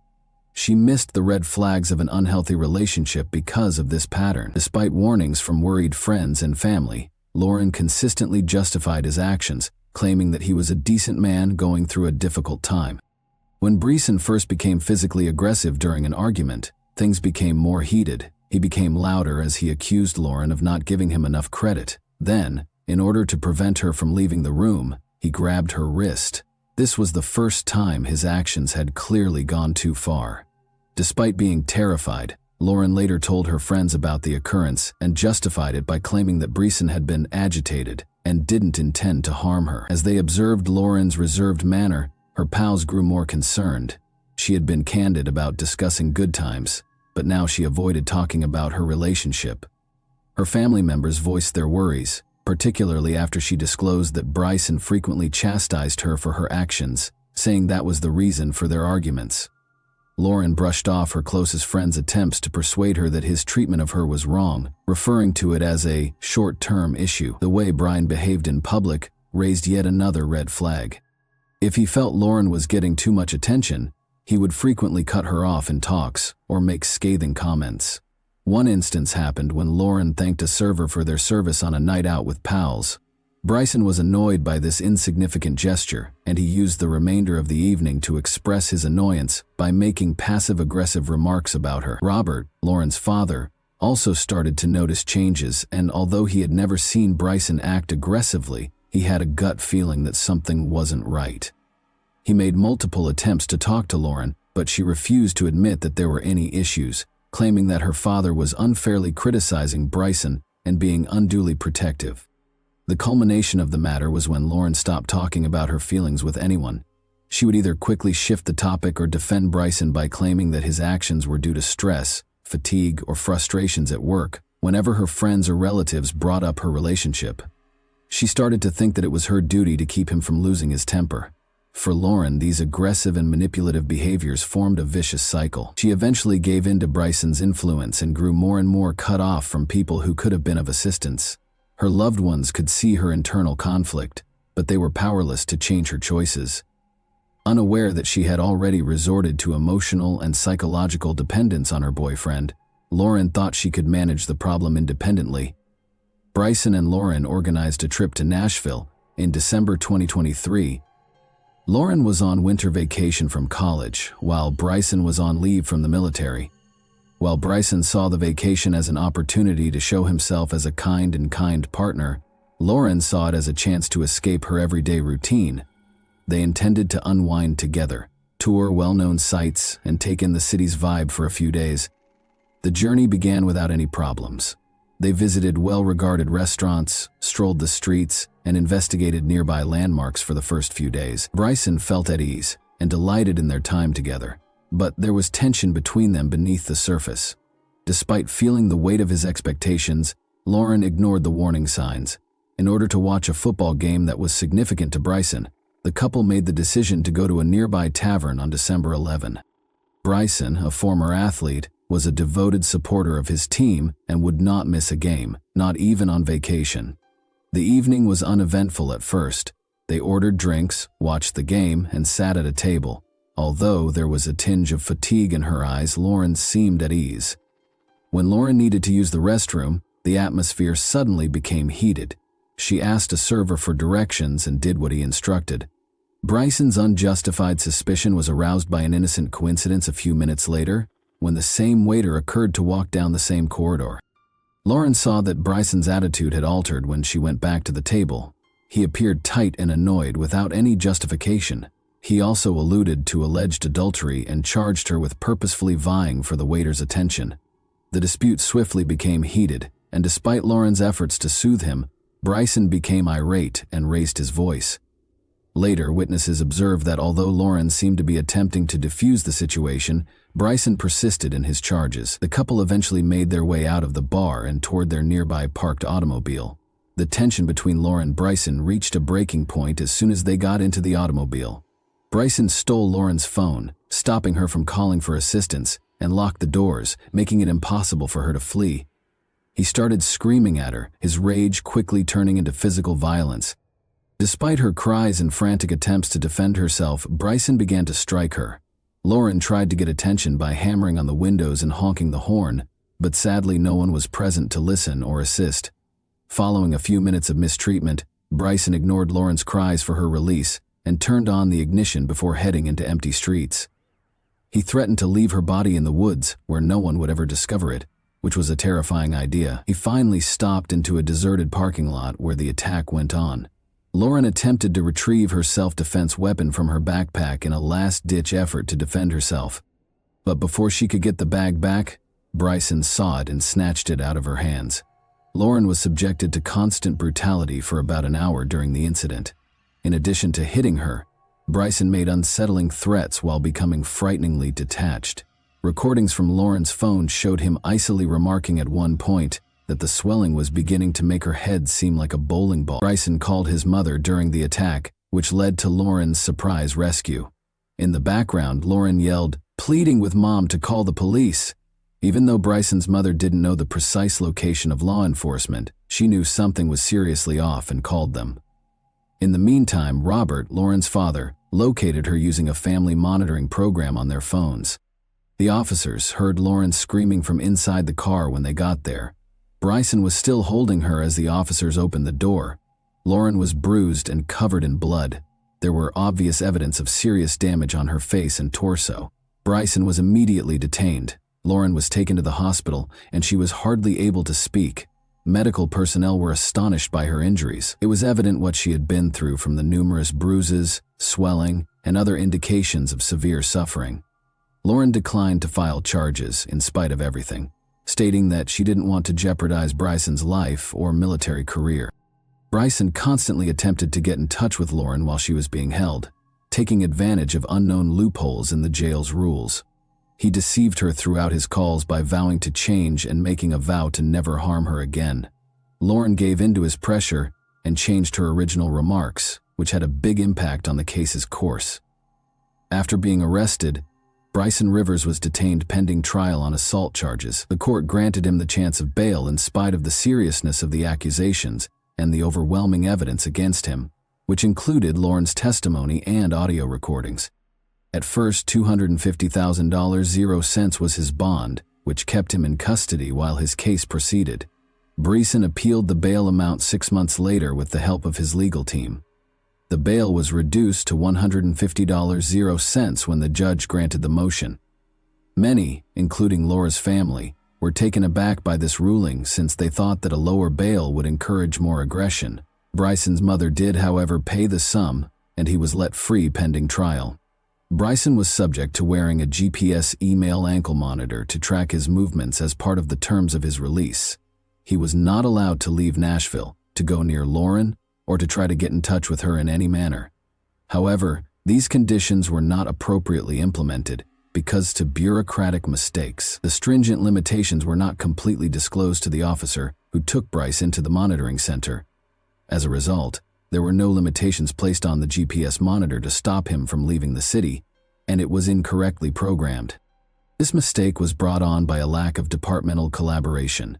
The monitoring center did not get the documentation outlining the conditions of Bryson's release in a timely manner. Because of this, the employees who were in charge of installing the ankle monitor had to rely on Bryson's own story, where he gave misleading information and left out the limitations pertaining to Nashville and communication with Lauren. Bryson's ankle monitor's batteries started to drain a few days after he was released. He disregarded the message that the smartphone needed to be charged. Authorities couldn't follow him after the monitor completely died. Despite becoming aware of the problem, the monitoring center did not respond right away.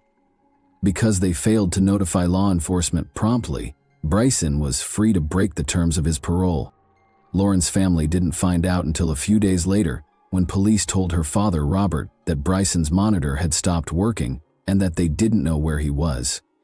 It was shocking to learn that authorities were not handling the case with the necessary urgency, so instead of acting right away, they left a voicemail on Robert's phone, briefly outlining the circumstances. Lauren's family decided to handle things themselves. Robert demanded prompt action from the local police department in order to find Bryson. In order to avert a catastrophe and find any hints on Bryson's whereabouts, he also insisted on checking Lauren's car's GPS system. Attempts to locate Brian were unsuccessful despite the family's constant efforts. His location remained unclear for days after the ankle monitor malfunctioned. Robert emphasized the immediate danger to his daughter's safety, and urged law authorities to act more forcefully on several occasions. When law enforcement officially confirmed that Brian had broken the conditions of his parole on July 2, the situation became more heated. His phone had been switched off by then, and it was unclear where he was. His arrest warrant was issued by the police, but it was too late to stop what transpired. Robert, Lauren's father, attempted to reach her on the day she vanished, but his calls were not returned. Later, he got an SMS from her phone that made him suspect right away. Lauren didn't sound like the author of the message. Startled to find out where Lauren was, Robert called his other daughter, who lived in the same apartment as her. When Lauren's sister awoke, the front door of the apartment was open, the security cameras were turned off, and Lauren's car was nowhere to be seen. She called Robert right away, and he called the police right away to report Lauren missing. Police took a long time to respond, even though the family's desperation and the evidence they presented were convincing. Law enforcement didn't agree to start following Lauren's automobile until over 24 hours after she was reported missing. A number of structural flaws in the way authorities handled Brisson's case culminated in these delays. Although Lauren's family had taken every precaution to avoid a tragedy, their efforts were thwarted by law enforcement's inaction. Lauren's automobile was eventually found by authorities using its GPS signal on July 3, 2024. The car was parked just outside of town in a secluded spot close to the Wolf River Cemetery. The area was renowned for being remote, encircled by thick forests and distant from any major thoroughfares. Law enforcement officials and Lauren's father, Robert, were quickly mobilized by the disturbing finding. A man abruptly bounded out of the car and fled into the bushes as police drew closer. He was being pursued by Bricken River's officers, but the dense undergrowth made the pursuit challenging, and he soon vanished from view. In an attempt to locate his daughter, Robert, who had arrived at the site just behind the police, hurried to the automobile. He saw a terrifying scene when he opened the door.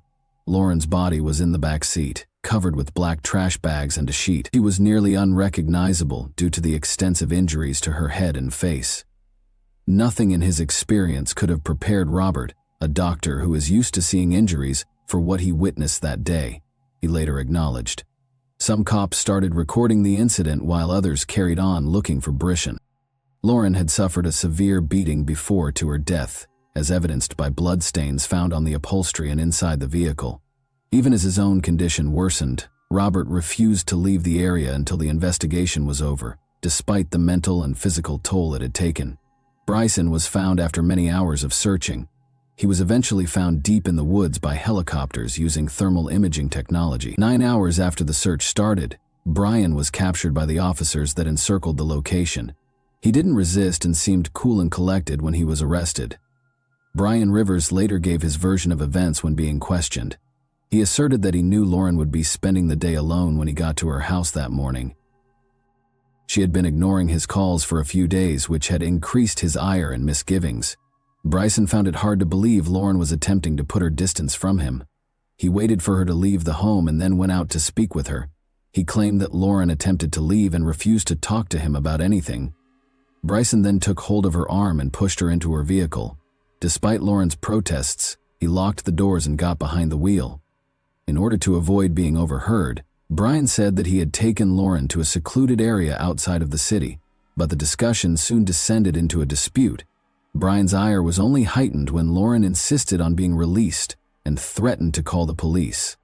He started screaming at her, saying she had betrayed him. Brian pushed Lauren back into the seat when she tried to open the door to get out. This was a pivotal event in time. The situation became unmanageable after he hit her. According to his account, he was attempting to soothe her but ultimately resorted to physical force, striking her again after the attack until Lauren lost consciousness. Bryson claimed that after first attempting to resuscitate her, he chose to dispose of her body after learning she was dead.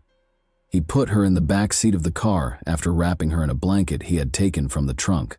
After driving farther into the countryside, Bryson pulled over at a deserted spot close to Wolf River Cemetery. With Lauren's body inside, he left the car there with the intention of coming back later to remove any remaining evidence.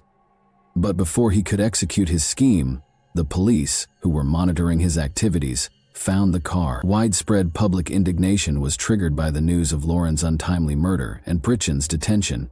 Media coverage not only addressed the crime but also emphasized the many shortcomings in the legal system that led Pritchett to avoid appropriate supervision following his release on bond. In the midst of their sorrow, Lauren's family made a public appeal for the community to solve the structural problems that led to this tragic event. Additionally, Bryson's mother, who covered his bail, came under heavy fire. Many questioned whether she was completely aware of the possible repercussions of her conduct. Although the world widely condemned her choice, Lauren's family never publicly placed the responsibility on her. Numerous Ocean Springs locals, along with friends and relatives, attended Lauren's burial to express their sorrow over her passing. Lauren continued to be a representation of generosity, altruism, and a commitment to assisting others, to everyone who knew her. One of Lauren's biggest loves in life was animal welfare. Therefore, her family chose to create a foundation in her honor to fund these initiatives. Under the meantime, Bryson's trial preparations were under progress. The court adopted an especially severe attitude because he was already being investigated for his prior assault on Lauren. But the public was outraged at the sheer fact that he had been given bail in the first place. Many demanded changes to bail regulations in order to stop future tragedies of this nature.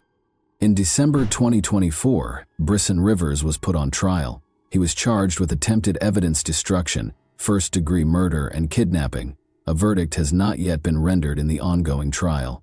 Lauren's tragedy expanded beyond a single family's tale. It spurred important discussions on the system's response to victims of domestic violence and the significance of addressing early warning indicators. Her experience is a sobering reminder that disregarding the first warning indications of danger can have disastrous results. Despite witness accounts, tangible proof, and audio recordings of the attack, one of the most important concerns is why. Following his initial arrest, Bryston was permitted to post bail. Due to a lack of departmental cooperation, this judgment not only damaged public confidence in the legal system, but also allowed the offender to carry on with his activities. Fauci. Lauren's death was the result of a series of mistakes, including a failure to enforce bail conditions and a delayed response to Bryson's GPS monitor breakdown. The accused people's monitoring mechanism has also drawn criticism. The shortcomings in current procedures were brought to light by Bryson's GPS device's incorrect configuration, the disregard for low battery warnings, and the delay in acting upon his disappearance. This tragedy could have been avoided if authorities had acted quickly after the equipment malfunctioned. Thanks for watching, everyone. Your support means a lot to me, and you can help my channel grow by hitting that like button, dropping a comment, and sharing this video. Your engagement really makes a difference. See you soon.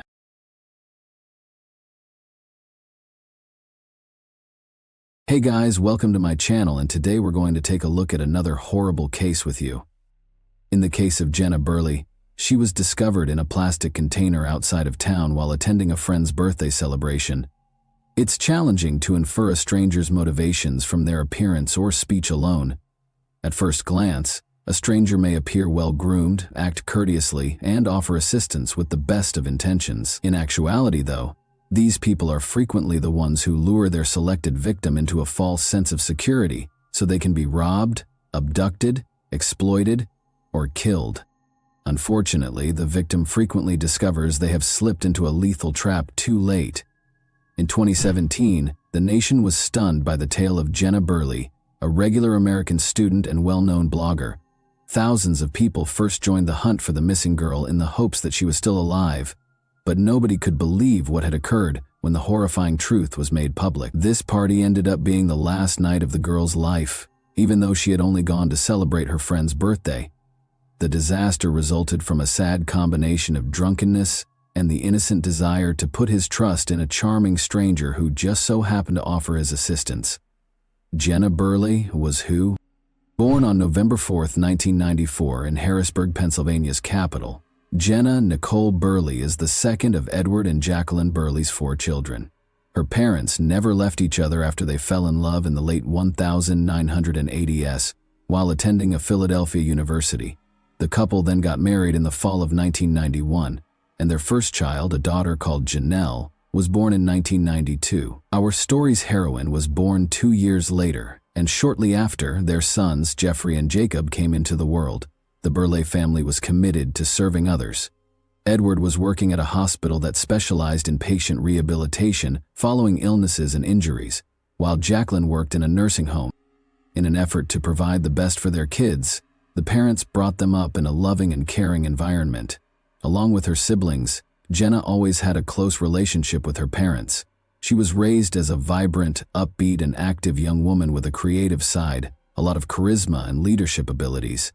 She loved animals, did well in school, acted in the school theater from an early age, and always had many of friends. The family Burleigh was neither poor nor rich. They made their home in Philadelphia, in a large home in the peaceful, comfortable Harleysville area. Jenna became the life of the party, gained friends fast, and fit right in with any group. The girl, who was always trying out different appearances and styles and occasionally came across as very lavish, dreamed of becoming a fashion designer in high school. Jenna, who occasionally resembled a hippie and other times an emo subculture member, wore vibrant makeup, dyed her hair multiple colors, and wore her clothes in a variety of fashions. She pushed her pals to question the ordinary routine since she loved making a statement. The adolescent girl regularly went to concerts, fairs, and other large gatherings that provided her with inspiration. Burleigh's opinions and interests started to change as she approached her high school graduation. Instead of pursuing a career in fashion design, she suddenly envisioned herself in the film industry. She took workshops at a nearby film studio to learn how to make short films, and her talent was immediately apparent as she handled each plot and production step with originality. Jenna also created accounts on a number of social media platforms at that time, where she kept up with her pages and shared her interests in life, as well as her thoughts on a range of important societal topics. The senior in high school immediately had a sizable fan base, and her viewership expanded swiftly as well. Following this lively, artistic girl who was always experimenting with her appearance and inspiring others to embrace self-expression seemed to be enjoyable. Before she knew it, Jenna had gained a following of several thousand people and was a fairly well-known blogger. The 18-year-old recent high school graduate studied media arts at a prominent college in sunny Florida in 2013. The student continued to actively maintain and grow her blog while studying, sharing anecdotes about her experiences with significant injuries, protracted despair, parties, and other forms of entertainment with friends, her involvement in the community and school life. After just one semester of college, Jenna returned home on December 20, 2013 to spend Christmas with her family. The weather was severe, and snow had already fallen on Philadelphia at that point. Jenna wore utterly improper shoes and failed to account for the stark contrast from Florida, which led to her slipping and falling and severely breaking her ankle before she ever made it to the house. A double fracture with displacement was discovered by X-ray, necessitating surgery and the installation of specific pins and plates. Burleigh was literally confined to a wheelchair for several months, since she was unable to bear any weight on her foot. She then had to go to regular physiotherapy sessions and relearn how to walk. In this time frame, additionally, she contracted pneumonia, which made her recuperation much more difficult and time-consuming. The girl was quite disappointed that she had to take a leave of absence from school in order to concentrate on getting better. She only found comfort in social media, where Jenna engaged in active communication with her followers, and in her personal blog, where she shared excerpts from her ideas and journal entries. Nearly every day, Jenna uploaded new videos in which she addressed a variety of subjects and answered questions. She was an outspoken opponent of zoos, dolphinariums, and other establishments that keep animals in captivity and use them for entertainment. She also raised awareness of the challenging situation of the homeless, pointing out that those in warm, temperate regions had it much easier than those in Pennsylvania, where those without a roof over their heads run the risk of freezing to death on the streets. Additionally, Jenna, who was already actively involved in charitable work on a regular basis, started planning fundraisers to provide necessities to homeless and animal shelters. Jenna started creating her own jewelry while she was recovering, selling it online and giving away all the money to help those in need. She emphasized that what may appear to be junk filling a closet to some could be a true treasure to someone less fortunate, and she actively urged her followers to donate unwanted stuff to charity. Jenna ended up staying at home for over a year rather than just a few months because the recuperation process took so long. She enjoyed the puppy she got from a local shelter during this period, and she wrote about it on her blog every day, sharing tales of their daily adventures. However, despite her outwardly positive attitude, Jenna experienced a severe depressive episode in the fall of 2014. She openly acknowledged that she needed professional assistance from a psychiatrist because she was unable to manage on her own any longer. Speaking candidly about her struggles with mental health, Burley shared her doctor's advice and talked about the support she received from her family and pet. During this time, the blogger's following increased many times as a result of the fact that many young people could identify with the difficulties she detailed and appreciated her candor. Jenna traveled to sunny California in the beginning of 2015 with her father and younger brother Jacob. In her social media posts, Jenna expressed how much better she felt, and the joyful pictures taken from the beach made it obvious how close she was to her family, the everlasting student. Jenna chose to transfer to a school in her hometown rather than go back to Florida when she recovered completely and traveled with her family. She enrolled in Montgomery County Community College, a Philadelphia suburb, and decided to live at her parents' house. Burley, meantime, kept up her blog and created quick films on a variety of subjects. After graduating with a bachelor's degree in the humanities, Jenna made the decision to attend college, enrolling at Temple University's School of Film in 2017. Jenna decided to remain at her family's house rather than move into a dorm. Because the campus was only a half-hour drive away, she no longer needed to rely on family members for transportation to class because she had upgraded her room and purchased her own vehicle by that point. Jenna was 4 to 5 years older than her peers when she started university, having already reached the age of 22. Still, they were in agreement, celebrating, going to concerts, hanging around, and having a good time. The birthdays of each other. It is important to note that Temple University, one of the biggest universities in the nation, is situated nearly in the heart of the city. There are a lot of stores, malls, eateries, bars, and other establishments all around the university. Thus, life is busy here. You could say that after lessons, students always have a place to unwind and rest. Jenna was involved in an automobile accident on her way to school a few days after classes started in late August. Her automobile was severely damaged, but luckily she was not hurt because she was wearing a seatbelt. From that point on, she was typically driven to school in the mornings by her father or one of her younger brothers. Sometimes, if Jenna stayed in the city late, she would spend the night at a friend's house, but she always told her parents in advance. Fatal mix-up on Wednesday, August 30, 2017, at the party. Davis, a close friend and classmate of Jenna's, was going to one of the bars to celebrate his birthday. Among those invited to the celebration was Jenna, who was expected to spend the night at the birthday boy's house in order to attend class with him on Thursday morning. To ease her parents' anxiety that night, she told them ahead of time. Taking pictures and sharing them on social media was a lot of fun for Jenna Davis and her 5 friends. As they went from bar to bar, they made new acquaintances who joined them, wishing the birthday boy a happy birthday and raising a glass to his good health. The gathering had altered considerably by 11 p.m., and everyone was in a rather inebriated state. It was around midnight when the buddies ended up in a crowded little sports pub. Because his buddies had planned a surprise for him, which involved kidnapping him and bringing him to another location, the birthday boy had moved aside. He told Burley about it and asked her to text him when she was going to be to his apartment so they could spend the night together. Jenna and the others remained in the pub. A couple students invited Jenna to stay at their house, and several sober drivers offered to drive her anywhere she wanted to go. However, Jenna said that she had previously arranged to visit Davis' home, but by 1 in the morning, friends started to depart, and Burley was unaware that everyone who had offered her a ride or a place to stay had already vanished. A mix-up happened, with disastrous results. Until the very last minute, Jenna thought she would go with someone from the bar, so she bid her pals farewell and promised to remain a little while longer. She was seated at the bar with a bunch of strangers when she finally realized what was going on, and they quickly departed as well. When Jenna realized she was alone and that the bar was shutting at 2 in the morning, she began messaging Davis to implore him to come get her. But the man didn't hear anything because he was asleep at home, and his phone was in a different room. Jenna attempted to call some additional pals, but they were either not able to hear their phones or were too inebriated to answer. It didn't seem safe to stroll around the city alone at night, and she didn't want to disturb her parents. The student's disappearance. Upon checking his phone in the morning, Davis got extremely worried after initially believing Jenna had spent the night somewhere else. Jenna had sent him multiple messages, and made 2 attempts to call him, requesting that he pick her up from the bar. The final message she sent was simply, "Help me." Her phone went off when he attempted to call her back. Burley never showed up to the university, but he still thought his friend was all well and would attend class as normal.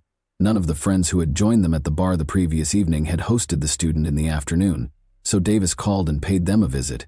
To find out if Jenna had come home, one of her pals called her parents. She recounted what had transpired after they said no, and Edward and Jacqueline hurried to the college in less than 30 minutes to discover out where and who had last seen their daughter. They talked to her pals. The Burleys went straight to the police to report their daughter missing after receiving no helpful information, requesting that a search be conducted right away. Jenna had sent numerous classmates notes requesting assistance, which added to the urgency of the situation. The academic buildings and dorms were the first locations examined, but the missing student was nowhere to be found. After that, the police called nearby hospitals, but no women who fit Jenna's description had been admitted in the previous 24 hours. The last time they saw the student was in the sports bar, according to everyone who had dealt with her the night before. She was dressed in blue pants and a motivational white t-shirt. She had a light blue hoodie knotted around her waist with a slogan on the front.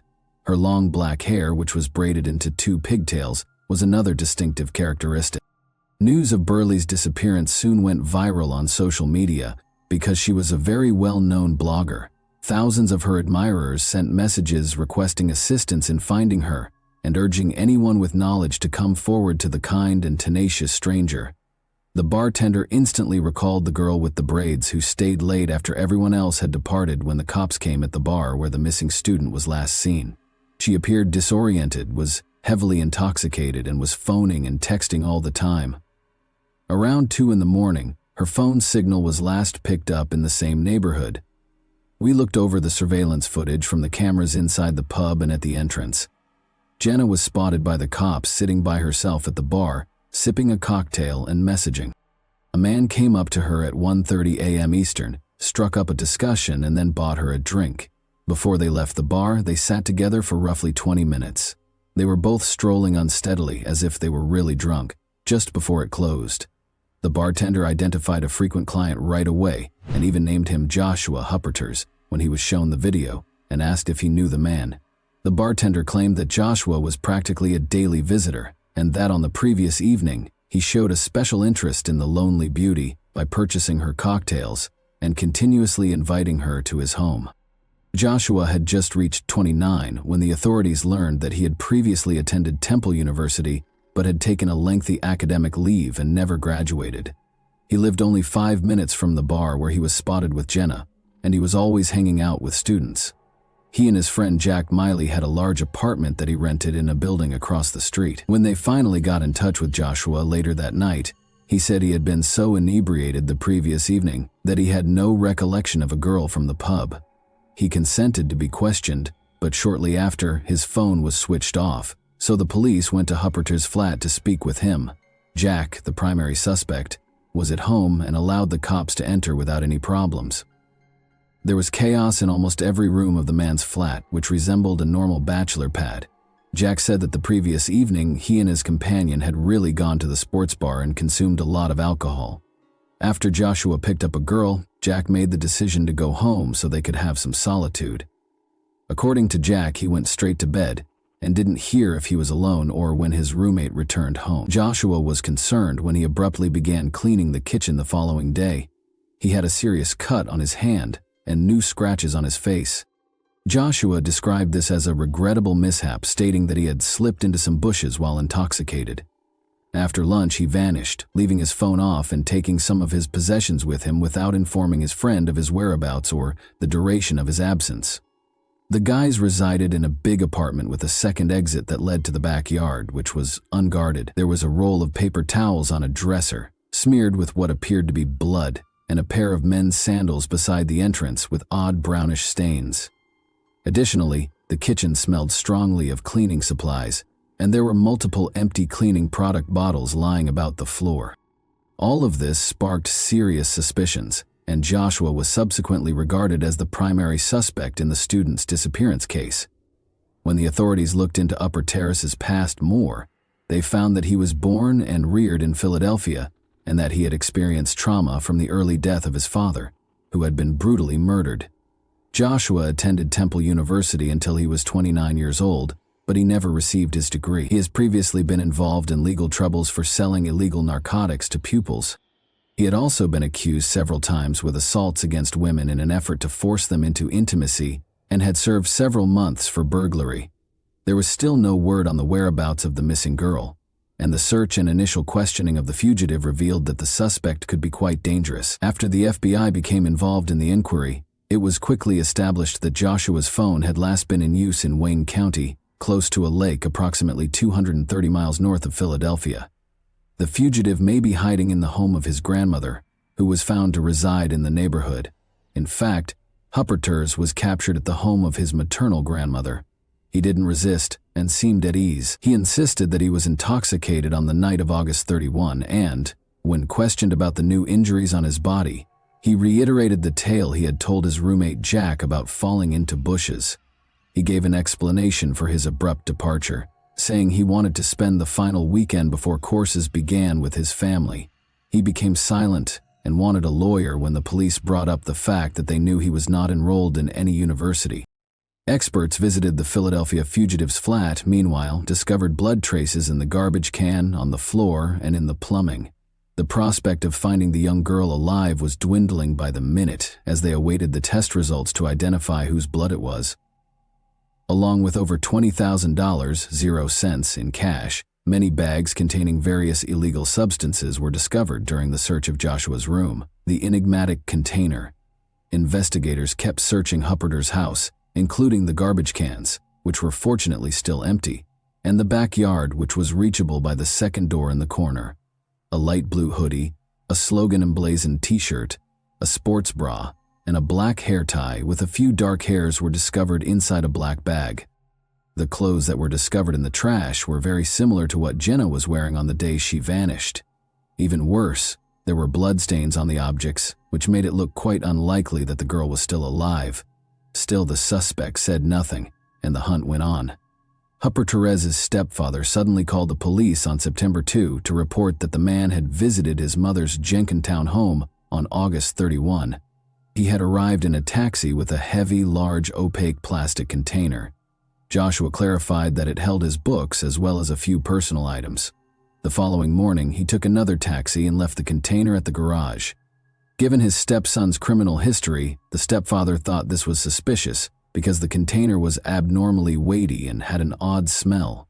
Without alerting his wife, the old man made the decision to call the police. Although he was unaware of Joshua's subsequent whereabouts, he overheard him requesting that the driver refrain from recording the journey on the app and pledging to pay with cash. By the time the stepfather, Hupperter's, had been caught and a search of his grandmother's home had turned up nothing untoward, the gruesome discovery in the shed had been discovered. Authorities believed the enigmatic plastic container may have been sunk in a lake, but the container's destiny was still unknown. They thought about using divers to help with the search, but things took a surprising turn. Joshua discovered that the spouse of Joshua's grandmother had a little shed far from the home, almost obscured by trees and plants. Although he hadn't used them in a while, the man kept fishing equipment and an old boat there. He chose to inspect the shed on September 3 and discovered that the door's lock was broken. He went in fearing robbers, but everything was in its proper place, aside from an odd container that had never been there before. He flinched in terror when he opened the container. There found a young woman's naked, badly disfigured body inside. He reported the gory discovery to the police right away. The authorities summoned Burleigh's parents for identification after rapidly determining whose remains the retiree had discovered in his shed. When their greatest fears came true, Jenna's father almost suffered a heart attack and her mother passed out. By using surveillance footage and witness accounts at the crime scene, authorities were able to prove that Hupperter's had enticed the already inebriated girl to his house after giving her more booze. As Jenna became aware of her situation, she was able to message a number of pals to ask for assistance, but none of them replied. Joshua tried to coerce the girl into intimacy in the flat, but she retaliated violently, scratching the criminal and severing his hand with a kitchen knife. But he beat her head repeatedly against the floor and was able to knock the knife out of her hand. After taking advantage of Jenna and rendering her incapable, he used his bare hands to strangle the poor girl. After that, he cleaned up the crime scene as best he could and put her body in a container he had discovered in the storage area. According to the autopsy, Jenna's death was caused by mechanics, asphyxiation. She had several bruises, abrasions, and even bite marks on her body. She also showed symptoms of personal assault and a traumatic brain damage. Her blood was discovered on the apartment's paper towels and shoes. The defendant's blood and semen were detected on her clothing, and her hair was on the hair tie in the garbage bin. Hupperter's guilt was never in question, but he refused to accept a plea bargain or acknowledge it during the trial and punishment. In addition, a backpack with his documents, money, and a few necessities was found during a search of his grandmother's home, suggesting that the offender had planned to escape but was apprehended just in time. Only a year and a half after the horrifying crime, in the spring of 2019, did the criminal and attacker's trial start. By asserting that the murdered girl had willingly entered Joshua's room and provoked him, the defense lawyers made a valiant attempt to place all the guilt on her. But everyone in the room was indignant at the defense's remarks. The defendant was found guilty on all counts following 9 days of hearings, and he was given a life sentence with the chance of release only after 60 years. And that wraps up today's chilling story. If you enjoyed this video, don't forget to like and subscribe so you never miss a new upload. Also, let me know in the comments, what part of this story shocked you the most? Thank you for watching, and I'll see you in the next video.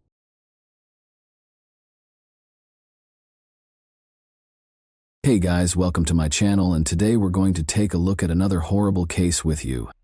There was a foreboding hush after Lisa Holstead, 22, vanished without a trace on August 12, 1986. Authorities began a desperate search when her partner reported her missing, and an hour into the hunt, they discovered something gory.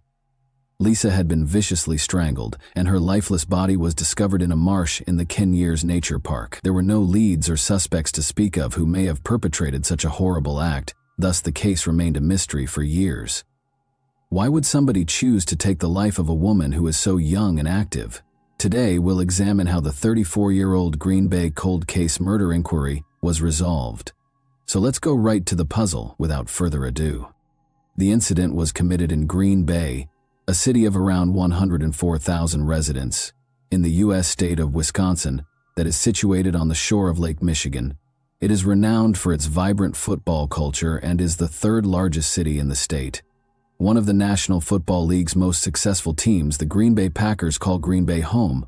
The city's economy is varied, encompassing sectors like industry, tourism, healthcare, and education. The historic downtown area, Bay Beach Amusement Park, and the National Railroad Museum are among the attractions available to visitors to Green Bay. In 1986, a terrible murder occurred here in Green Bay.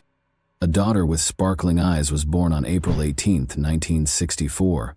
Lisa Holstead was raised by Judith Karen Peral Thompson, a tough and courageous single mother. Lisa's early years weren't without difficulties. Despite the absence of her father, Frank Holstead, Lisa continued to shine brightly. She had a creative spirit and an inquisitive mind from a young age, which shaped her life. She was raised by two devoted elder sisters, Susan, who is 2 years Lisa's senior, and Deborah, who is 3 years Lisa's senior. They were always available to listen to her or to provide a shoulder to weep on. With them, Lisa experienced a warmth and security that was difficult to duplicate. She was protected by her elder brother, Stephen Holstead, who was 5 years older than her. He always made sure his younger sister felt loved and safe. Being raised by a single mother presented financial challenges, yet their love for one another remained constant. Judith loved her kids unconditionally and put in a lot of effort to support them.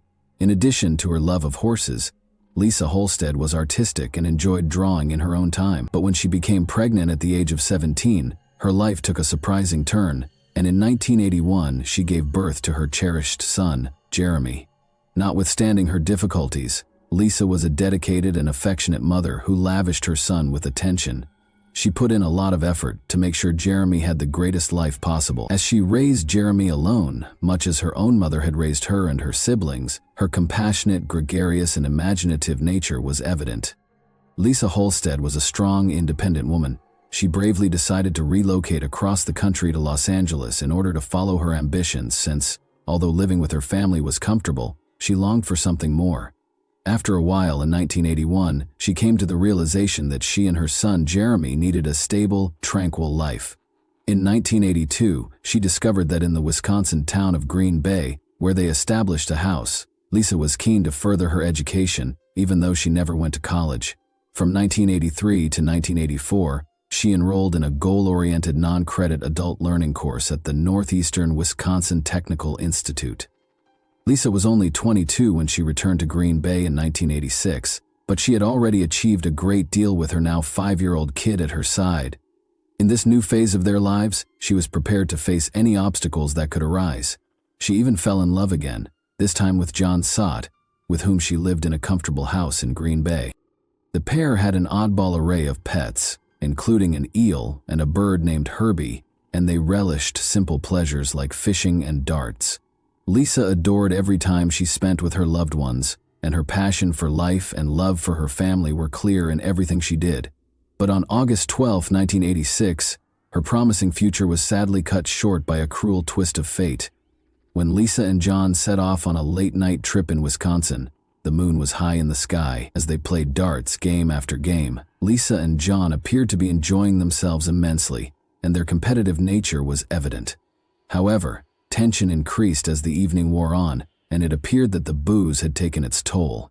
At 2:30 a.m., the automobile stopped at the corner of Mason and Taylor Street as they were returning home. She unlocked the door and stepped out into the chilly night air, where she and John had been fighting. She needed to get her thoughts straightened out, because the conversation with John had left her feeling angry and irritated. She informed John that he could go ahead and rest while she walked home. He wished that she would return quickly so that they could reconcile and move past this disagreement. John's concern turned into a bothersome feeling of dread as the hours went by and the sun rose above the sleepy town of Green Bay. He had the unshakable impression that something was seriously amiss, and Lisa had yet to return. Calling her name, he searched the streets and alleys but got no answer. Fear and uncertainty weighed heavily on his heart as he frantically went to the police station and reported her missing. 2 unwary employees in the Ken Years Nature Park made a horrifying discovery an hour after John reported her missing. On a typical day, the workers were walking along the riverside when they noticed a hand protruding from the water's surface. Curious, they halted their truck and walked to the water's edge. They would never be able to forget what they discovered there: a woman's lifeless body lying half-naked, as though she had been discarded like an unwanted item. They phoned the police right away, and when the Green Bay Police Department officers showed up on the scene a few minutes later, they saw a horrifying scene. Surrounded by towering reeds and murky water, the dead body of the unidentified woman lay in the marsh. In order to collect any evidence, the investigators made an effort to secure the area. The police discovered a tiny piece of cloth sticking out from beneath the murky waters as they searched the marsh for any hints that would help them identify the woman. They waded across the muck in haste to get the fabric, and when they looked more closely, they found an identity card in a pair of trousers' back pocket. At that point, they were able to identify Lisa Holstead as the victim. The case was declared a homicide once they came close to her body and noticed the telltale marks on her neck, sad proof that she had been strangled to death. Lisa's last moments were described in graphic detail in the autopsy report.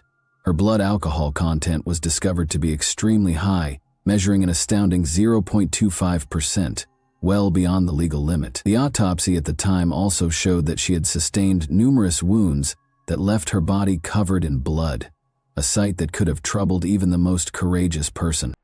Even worse, the results of the medical examiner indicated that the main reason for her death was a horrific sexual assault. The alien DNA sample they had successfully taken from the victim's body was their only hope. For the police, finding the DNA was like locating a needle in a haystack. They didn't have a suspect to match it to, but they felt it was an important piece of evidence. Like a priceless diamond, the tiny sample was meticulously preserved. The investigators hoped that technology would eventually catch up with this evidence's potential and provide them with the answers they so urgently needed. Like wildfire, the news of Lisa's passing spread, leaving a path of sorrow in its wake.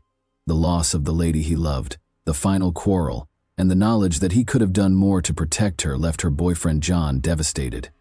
Her family was thrust into an agonizing and perplexing environment. Investigating quickly, the police spoke with everyone who might have had a reason to hurt Lisa. In the years that followed, investigators questioned every suspect, followed up on every lead, and made multiple trips back to the crime scene, but nothing seemed to reveal the whole truth.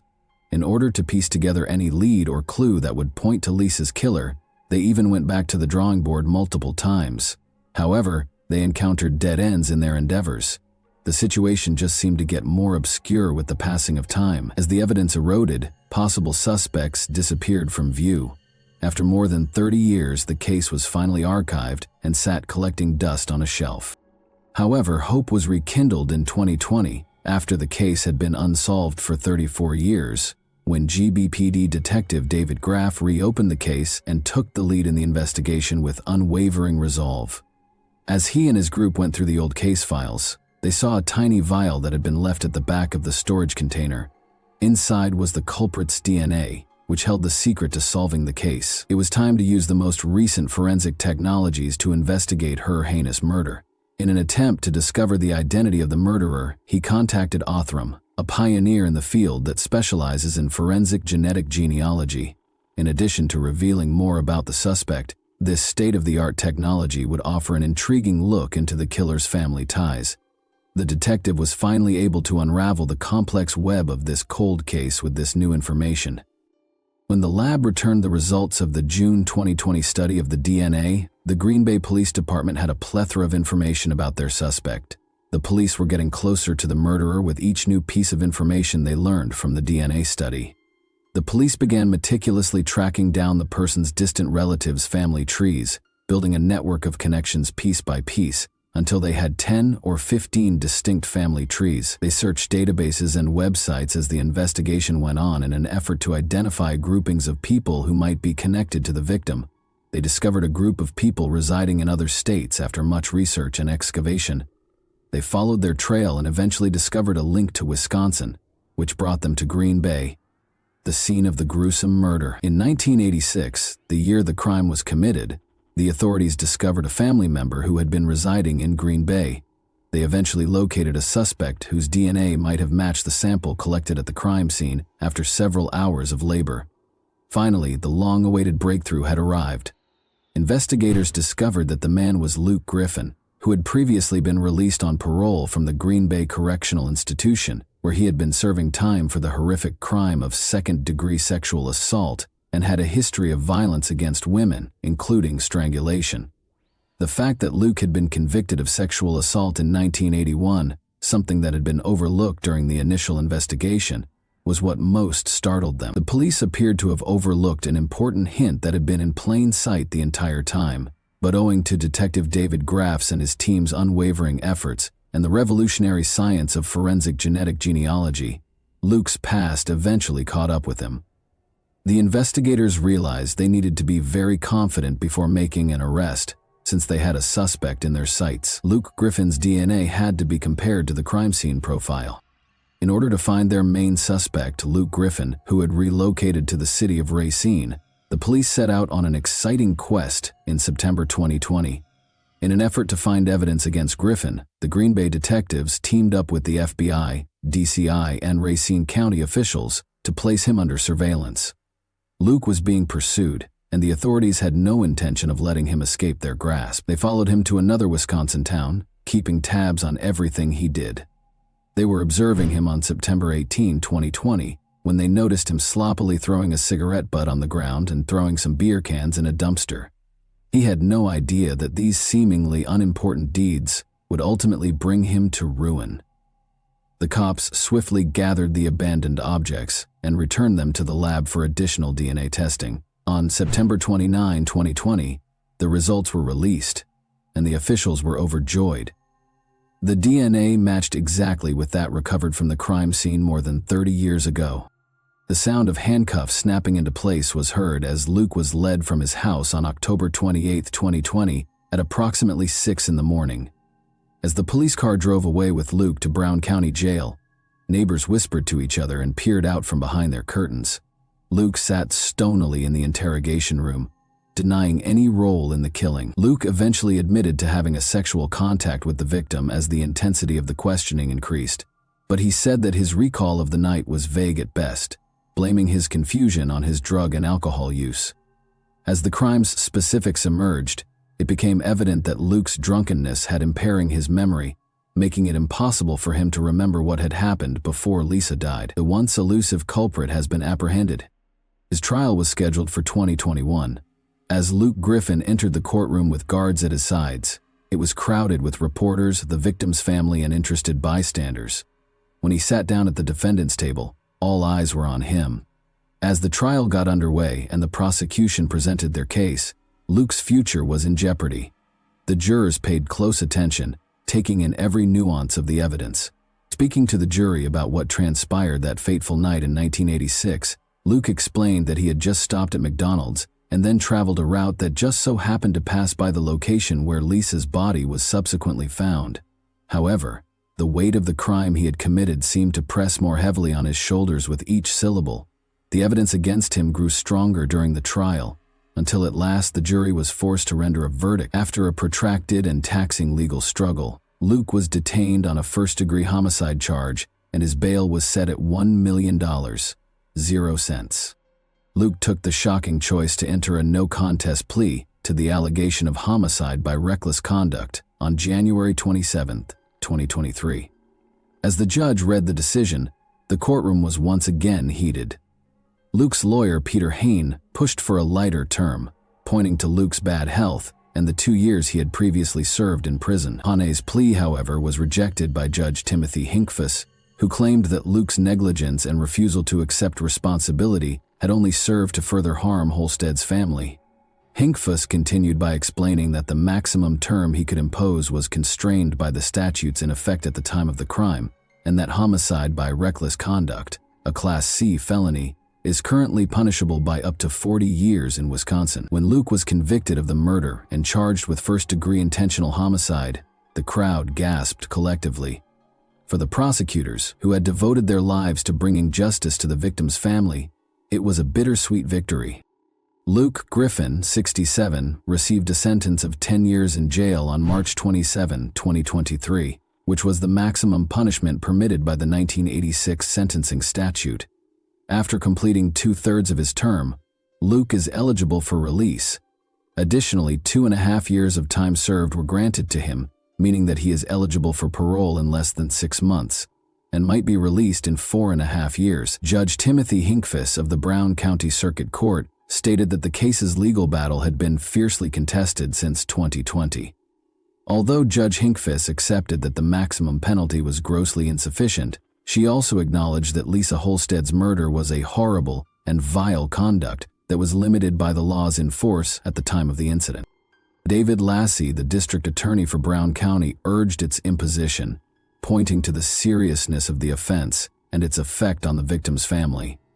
For 34 years, he evaded justice and refused to accept responsibility. According to Lassie, that has had a major effect on the family.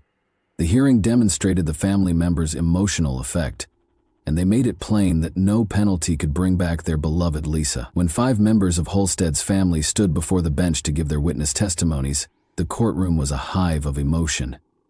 As they described the suffering and trauma they had experienced for more than 30 years, their voices faltered with sorrow and rage.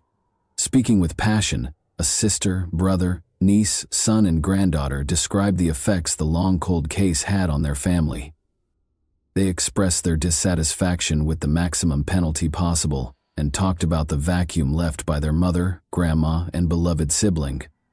When Lisa's brother Stephen Holstead spoke to the man who had hurt his family so much, his voice was full of emotion. He looked directly at Luke as he said, "The pain it caused our family cannot even be described to you." They depicted Lisa as a kind and caring mother to her small kid, saying, "Many tears. I've thought about Lisa all these years. Every day spent 13,377 days since you murdered her." The family talked of Lisa's trustworthy and gregarious personality, as well as her creative energy and love of music and art. Although they admitted that they didn't have many pictures or videos of Lisa, one family member brought a framed photo of her to the stage, and another played a clip of her singing when she was younger. The Lisa Holstead case serves as a monument to both the strength of tenacity and the astounding advancements in forensic science in recent years. Even though it may have appeared like an intractable enigma for decades, justice was eventually served thanks to the relentless efforts of law enforcement and the application of state-of-the-art forensic procedures. What punishment do you believe Luke should receive for his offense? And that wraps up today's chilling story. If you enjoyed this video, don't forget to like and subscribe so you never miss a new upload. Also, let me know in the comments, what part of this story shocked you the most? Thank you for watching, and I'll see you in the next video.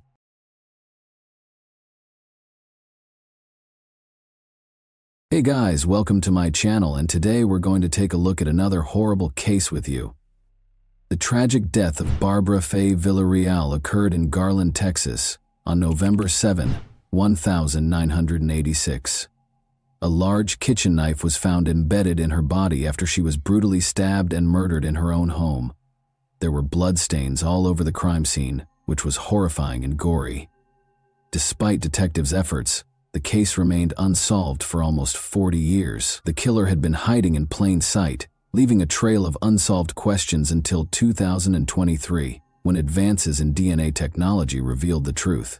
What sinister motives drove Barbara's horrific fate, and who was the mastermind behind it? You'll be amazed at the response. Let's examine the specifics.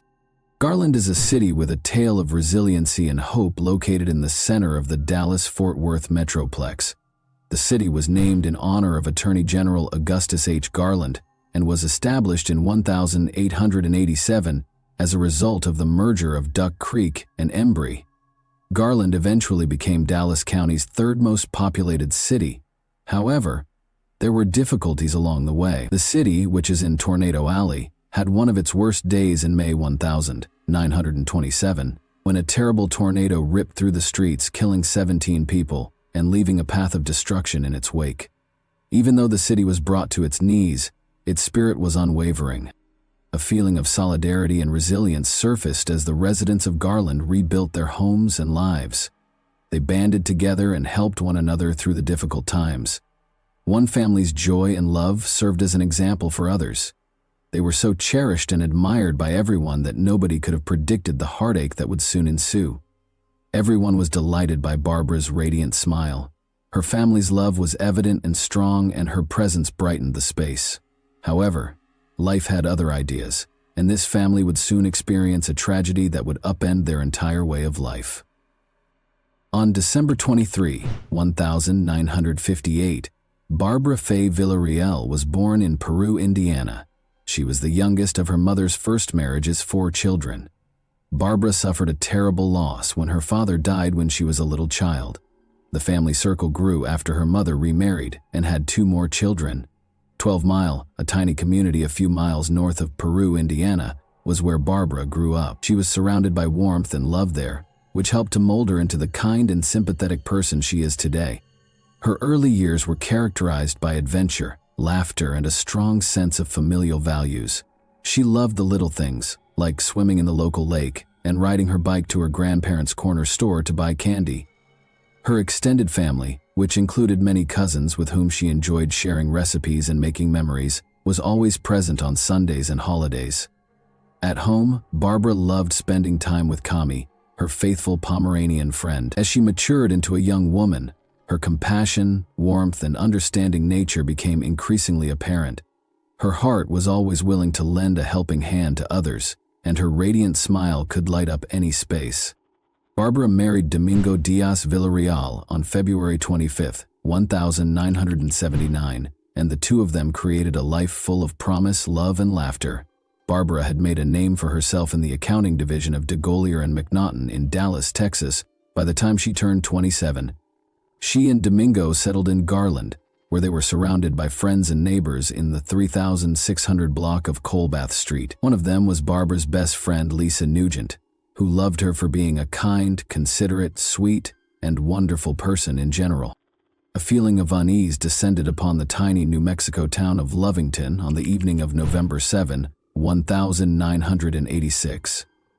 In stark contrast to the horror taking place inside the Villarreal residence, the sky was a serene shade of pink and orange. Domingo Villarreal was standing at a neighbor's door at 8:52 p.m., his hands shaking, his eyes wide, and his voice trembling. Slightly lucid from shock, he begged for assistance. "There's a problem with Barbara," he managed to say. After the neighbor promptly dialed 911, emergency personnel reached the location in a matter of minutes. The house was illuminated by the flashing lights of the police cars and ambulances that occupied the street. Officers entered and were greeted by a sight that chilled them to the bone. Barbara was brutally stabbed several times, and a large kitchen knife was still embedded in her body as she lay lifeless on the floor. As a brutal reminder of the evil that had killed her, the knife appeared to mock the scene. In his first statement, Domingo claimed that two men had broken into their house, bound him, and pulled Barbara into a different room. He stated that when Barbara's screams shattered the night air, he was in the backyard. She was being held captive by two armed men when he hurried inside. Barbara was led to a different room by one man, and Domingo was able to flee after the other man made him perform a sexual act at gunpoint. The police listened carefully, but every second that went by made them more skeptical. Domingo's face looked emotionless and his story sounded scripted. Fueled by doubts and questions, the investigation got underway. What actually took place that fateful evening? Did Domingo commit the crime or was he a victim? Although paramedics responded quickly, Barbara's injuries were obviously serious.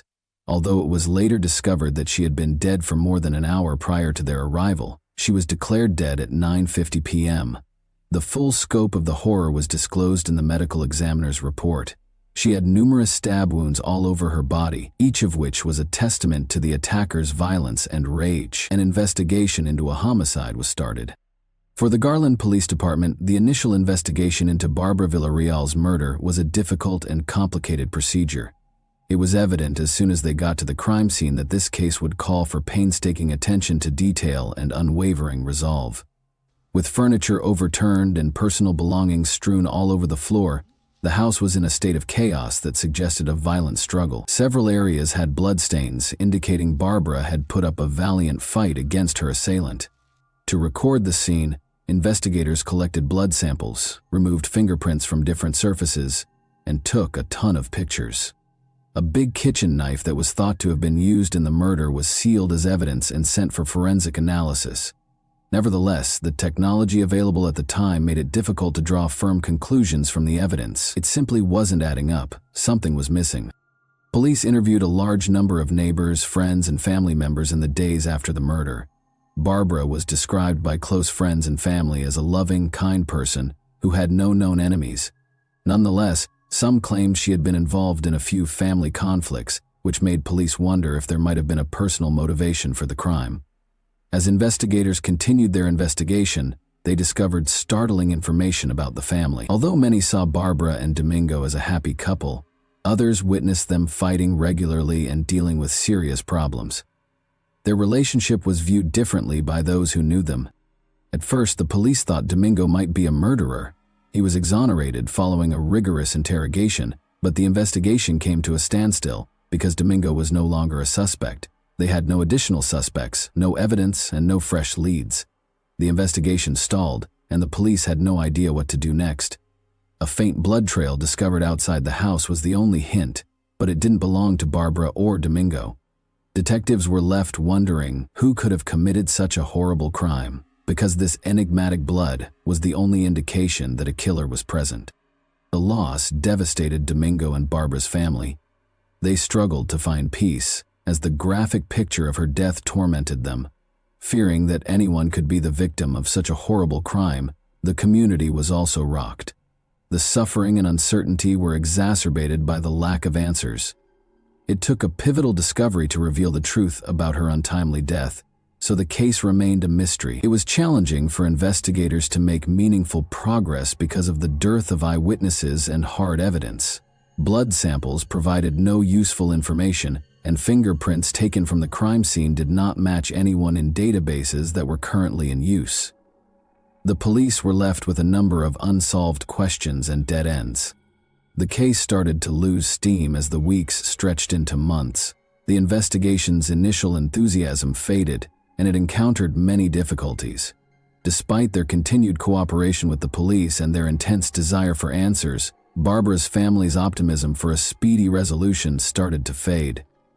The case was never entirely dropped, even though there was no progress. Regular reviews were carried out by the Garland Police Department, which went over the evidence again and spoke with important witnesses again.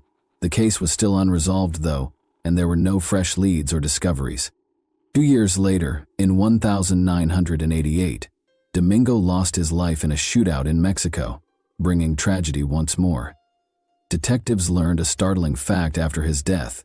Domingo Villarreal had been using a stolen identity. Fingerprint analysis revealed that his true identity was Jesus Canales. Barbara's parents told police in 1994 that weeks after the murder, Jesus Canales had called them from Mexico and said he had killed one of the victims and was pursuing the other, Liborio Canales of Rodeo, Mexico. Domingo was charged with orchestrating Barbara's murder with the assistance of 2 family members, but because there was insufficient evidence, police were unable to draw any firm conclusions. Detectives also spoke with a neighbor who claimed to have discovered Domingo in her kitchen a month prior to the murder. Later, she realized her kitchen knife was gone. She verified that the missing knife was the same one when detectives showed her a picture of the murder weapon. The Villarreal case became one of many unsolved murders as the years went by. The police department, however, was adamant about solving the case and refused to give up. Public assistance was requested through media appeals. The investigation was given a much-needed boost when a cold case team was brought in to offer new insights and creative expertise. Every tip, no matter how small, was followed by the police department, which worked tirelessly. Over the years, Garland police detectives and the FBI followed up on a number of leads in Mexico and the United States, officials said. However, no noteworthy discoveries were made until 2022. A major development in 2022 was brought about by advances in DNA technology. Detectives were able to re-examine the evidence with new eyes thanks to this creative tool, which gave the investigation new life. Investigators were able to use extensive public genetic databases to find possible relatives of the suspect through investigative genetic genealogy, which blends DNA testing with conventional genealogical research. Detectives could gradually identify the criminal by comparing DNA samples taken from the crime scene with these databases. The potential reward was huge, but the process was time-consuming. Barbara's family and everyone else who had suffered the loss of a loved one to violence had hope because this potent tool had already solved a number of cold cases across the country. Police reopened the Villarreal case in 2022. The case was about to take a drastic turn, and the possibilities seemed endless with the development of DNA technology. Now, investigators could examine small samples, make connections between disparate pieces, and find buried clues. The Garland Police Department used cutting-edge DNA technology to solve the long-standing mystery in 2023, a year filled with revelation. Surprisingly, a DNA sample from the crime scene was matched to Liborio Canales after police retested every sample. Investigative genetic genealogy, which followed Canales' family tree and helped identify him as the suspect, made this discovery possible. An incredible twist came to light after more research. Domingo Villarreal had a brother named Liborio Canales. Even more startling was the fact that Domingo had never told Barbara or the police that he had a brother.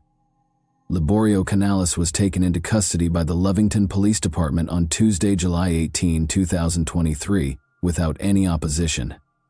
On a federal murder warrant, he was arrested and checked into the Lea County Detention Center. It was found by the police that he had left the country 2 days after killing his sister-in-law, Barbara. He had come to the United States from Mexico to celebrate his birthday with his family, not realizing that he was being pursued by police, which is why his arrest was successful. Authorities in New Mexico and the Garland Police Department worked together to make the arrest. Investigators had been following Canales around, and they quickly caught him when he crossed the border. Canales was taken into custody without incident and did not resist arrest. After that, he was taken for additional interrogation and processing. Liborio Canales eventually broke under the strain of interrogation and admitted to the horrible crime that had remained unsolved for almost 40 years. He came clean about the shocking reality of what actually transpired on that fateful day, because the weight of his secrets had become too much to bear. Canales claims that a family argument that had gotten out of hand was the driving force behind Barbara's heinous murder. Even though the specifics of the conflict are still unknown, it is clear that tension had been rising for a while before a tragic altercation. Authorities were able to assemble the evidence and create a compelling case against Canales thanks to his confession. Later, he was accused of killing Barbara. The legal proceedings proceeded swiftly because of his advanced age and the overwhelming evidence against him. Canales would ultimately be held accountable for his deeds, providing Barbara's family with closure and the community with justice. Given the seriousness of the accusations, the judge set Canales' bond at $1 million. After being deported to Texas, Canales was subjected to additional legal proceedings. An important first step toward taking responsibility for his actions was his booking into the Dallas County Jail on August 18. Canales received a 20-year prison sentence after his extradition and booking. This sentence probably means he will be incarcerated for the rest of his life because of his advanced age. After waiting for justice for almost 40 years, Barbara's family felt a sense of closure after the sentencing.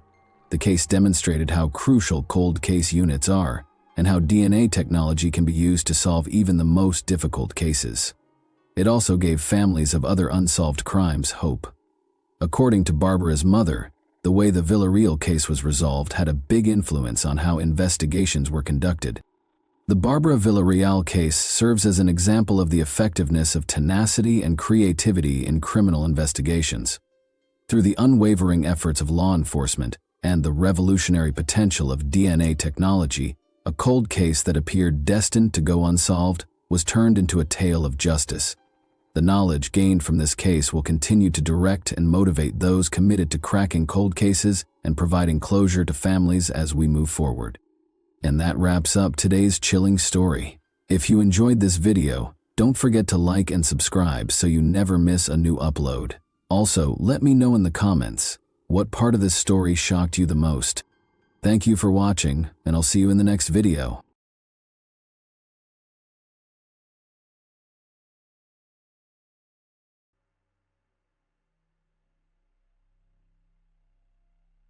This is the story of a murderer who avoided punishment for years, despite numerous facts pointing to his involvement in a small town. A 13-year-old girl vanished, and it was not discovered until 24 hours later.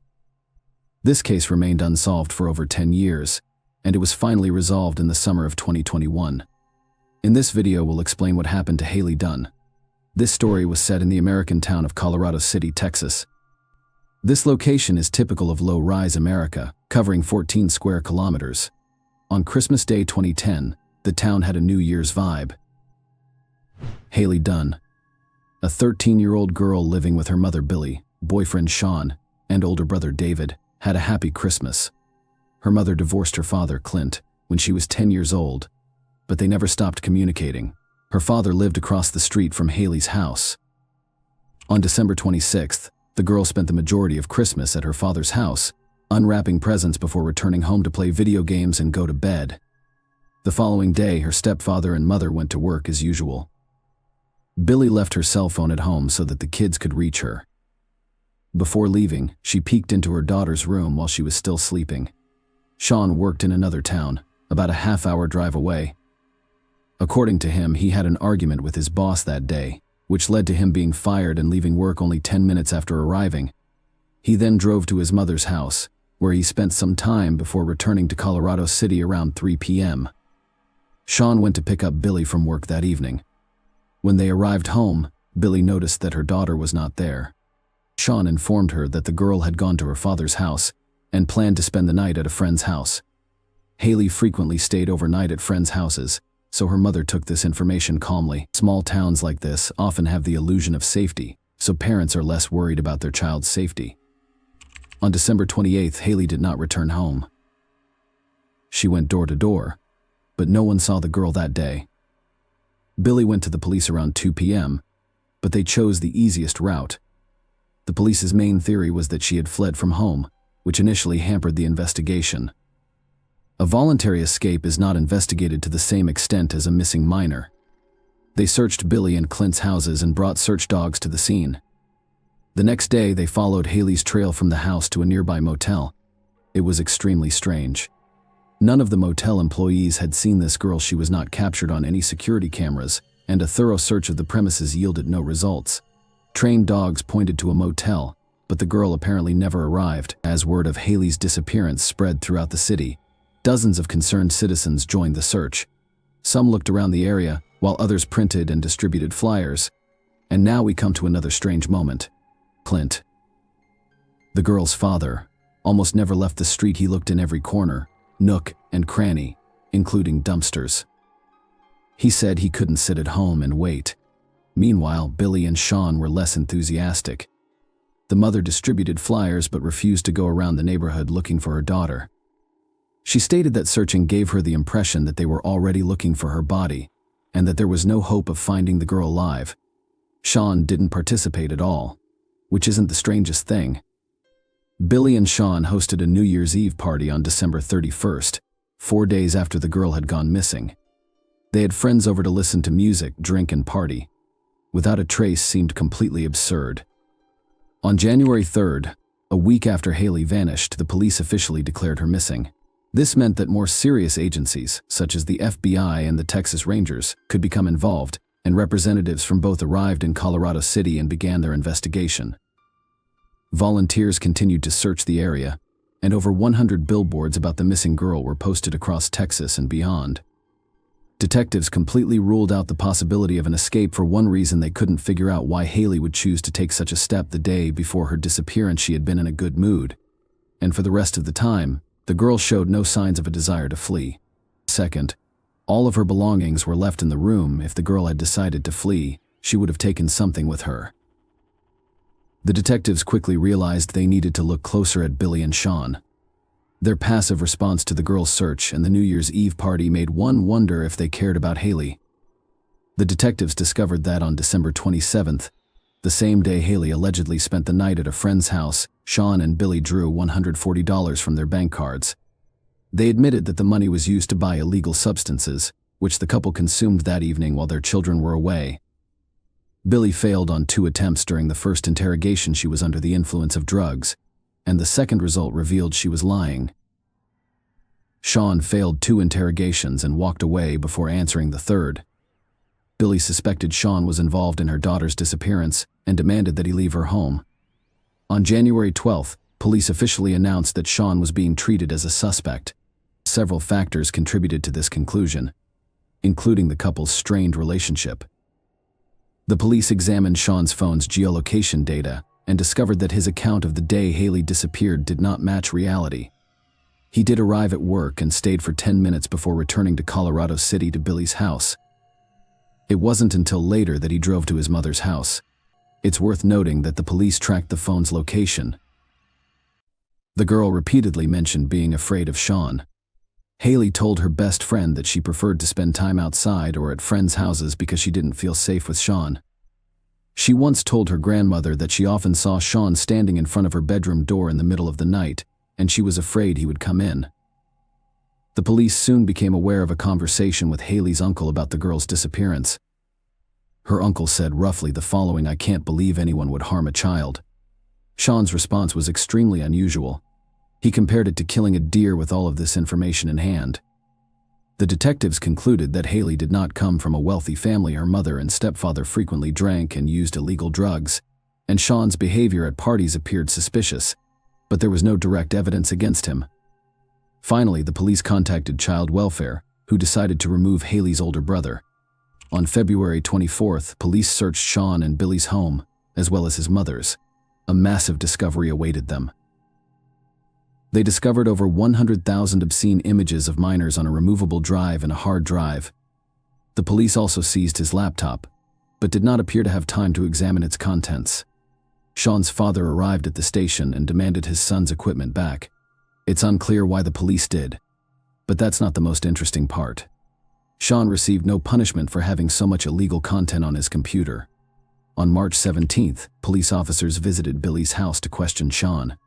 A woman opened the door and said he wasn't home, but the officer showed her a pre-arranged warrant and entered the house, discovering Sean hiding there for concealing a suspect.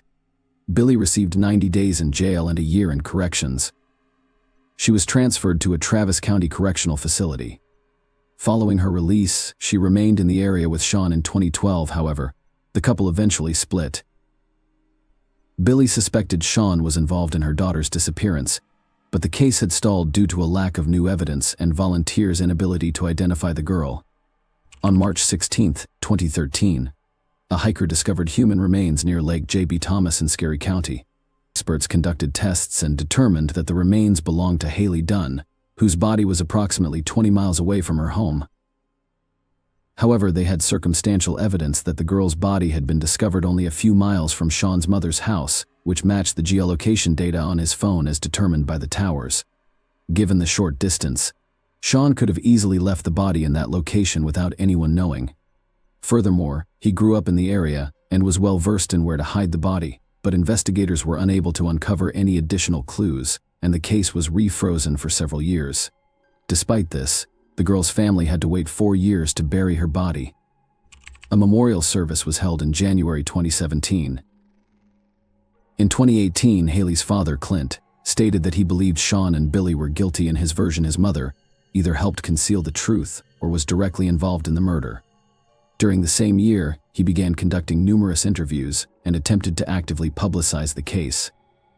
The man stated that in the early years of the investigation, he tried not to bother the police with constant questions, but his patience had run out. The detectives did little to investigate, and his last hope was to spread the word widely in an attempt to bring the perpetrators to justice, which paid off. In 2019, an unknown person wrote to Clint, informing him that in 2011, he discovered several items that could have belonged to Haley. This person was in high school at the time and had not heard about the missing girl, so he did not consider reporting his find to the police. True information about the items has yet to be revealed, and the police have not stated what they are. Clint only mentioned that they were discovered in an area that had been thoroughly searched by volunteers and police. Later, new information emerged. Private investigator Erica Moore, who was handling the Haley case and kept in touch with Clint, revealed some disturbing information about Sean. In October 2019, she began receiving messages from various women in Texas, all of whom claimed they were being aggressively harassed online by a man named Casey. Not only was he harassing them with lewd messages, but he was also sending them explicit photos and videos of himself, as Sean shared a middle name. Erica asked the women to send her photos and videos of the man sending the girls, and her theory was confirmed to be correct. She persuaded one woman to go to the police station and report Sean, but they refused to press charges and even accused her of falsifying the facts. Erica believed Sean was responsible for Haley's death and planned to arrest him for stalking women on the internet. However, the case remained quiet until May 2021 when Erica and Clint were summoned to the district attorney's office for an urgent meeting. Police arrested Sean and charged him with Haley's murder. He is currently in Vail, awaiting trial on $20 million bail, but police have yet to reveal what new evidence led them to make this arrest. Apparently, this information will be kept secret until the trial.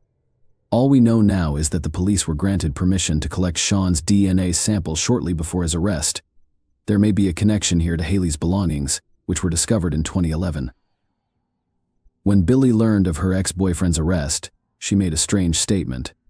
She said she wasn't surprised Sean was involved in the murder, and she wanted to believe in his innocence until the very end. She also thanked God that the man would now be punished for his actions, which Billy had actively obstructed during the initial investigation while defending Sean. A date for the trial will be announced soon. At this point, it is difficult to predict whether a conviction will be obtained. It will be determined solely by the significance of the evidence, which police are now withholding in any case. Sean remained at large for over 10 years, despite the fact that all evidence pointed to his involvement in the murder. Haley's complaints to friends and relatives, the use of forbidden materials with children, and the man's constant lies during interrogations raised suspicions on all sides, as did Billy. She initially expressed no desire for justice for her daughter, Clint, but, unlike her, he worked hard and got his way. In one interview, Erica Moore hinted that the case would not have been solved without his participation. She did not provide any details, but we can recall the story of Haley's found objects. The person who discovered them only learned about the entire story through Clint's social media posts. More information about this case, including a court decision, will undoubtedly be released in the near future. Right now, All indications are that Sean will be convicted, and in Texas, that means only one thing: he will face the death penalty for his actions against the child. Unfortunately, there is no way this will help Haley Dunn live a long and happy life anymore. Please share your thoughts on this story in the comments section, and thank you for watching.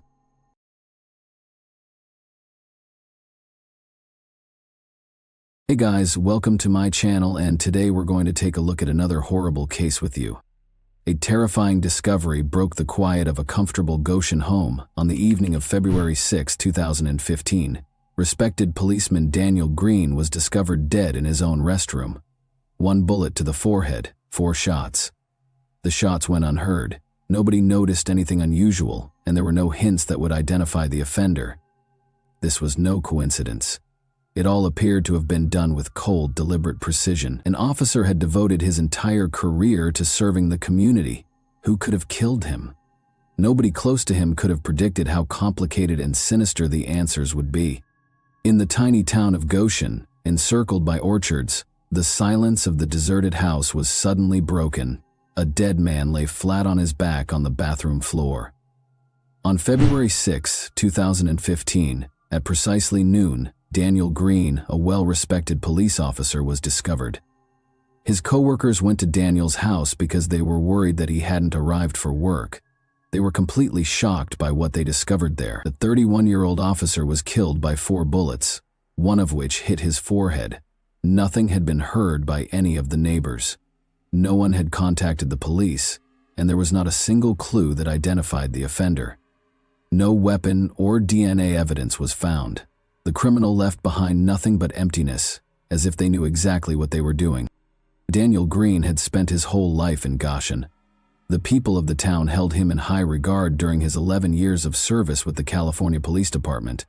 He always sought to make a positive impact on the community and loved his work. His life ended so suddenly and brutally in this place, which was like a fortress in a quiet corner where everyone knew and trusted one another. As soon as the police started their investigation, they turned their attention to Daniel's private life. Following his divorce from 27-year-old Erica Sandoval, he had been living alone. It was not an easy relationship with her. Daniel's friends and co-workers were aware that Erica had not let him go and was still meddling in his affairs, even after they had split up. Despite their formal separation, she frequently attempted to manipulate him. Almost instantly after receiving a message from a friend, Erica showed up at the scene on February 6, 2015. In front of the officers, she sobbed uncontrollably as she entered the house, claiming she had nothing to do with what had happened and that she hadn't seen Daniel that day. But the investigators were suspicious of her actions. There were too many unresolved questions, she reacted too emotionally, and she got to the scene too soon. The Tulare County Sheriff's Department was rocked by Officer Green's death. His co-workers started to question whether his untimely death had anything to do with his work or if it was a personal matter. One thing was certain: despite the growing number of questions, these mysteries needed to be resolved as quickly as possible. Motives, relationships, personal disputes. Investigators put in endless effort, step by step, to find the truth, looking everywhere. Daniel's twin brother and sister, Matthew and Misty, were devastated by his passing. The twin brothers had grown up together in Porterville, a small Californian town, where they had known early on that they wanted to work in law enforcement. Matthew chose to pursue a career in law after starting out in the police force. In contrast, Daniel remained in the force, becoming an officer and taking pride in his career choice. Their sister was proud of her brothers and was always there for them. Daniel Green was well known for his love of motorcycles, in addition to his work as a police officer. He enjoyed the feeling of speed and freedom while he was a member of a motorcycle club. Daniel had a special bond with James Bonds Downey, one of his closest friends. Both of them loved riding their bikes through the countryside, relishing the freedom they felt on the road. Daniel had a busy personal life. He was rarely by himself and loved going on dates. For a while, he would bring a new girlfriend to family get-togethers every month. This went on until he met 22-year-old nurse Erica Sandoval in late 2009. Everything changed for him when he met Erica. He made the decision to settle down after falling deeply in love. He was still single at that point, but his sister and brother were already married. But things were different with Erica. She captured Daniel's heart.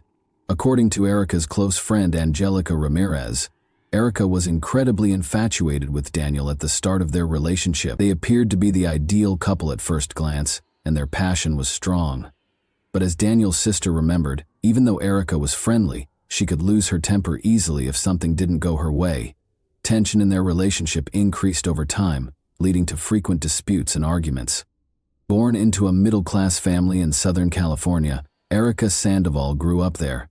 David Sandoval, her brother, recalled how Erica always felt special as the only daughter. Her parents tried to give her the best of everything and spoiled her. She grew up expecting her wishes to be granted without question, and never faced hardship or mistreatment. Due to her parents' and brother's unwavering support and attention, Erica developed a sense of entitlement and the conviction that she should be given preferential treatment. Everyone close to Daniel Green and Erica Sandoval was caught off guard when they learned of their covert Las Vegas wedding. When they made the decision to get married without telling anyone beforehand, Daniel was 26 and Erica was 23. When Daniel's brother and sister got a late-night message with a picture of the marriage certificate, they were astounded. A few weeks later, Daniel wore a black suit and Erica wore a white dress, and the newlyweds threw a small wedding celebration for their loved ones. But even though they seemed content, Daniel and Erica's relationship was anything but ideal.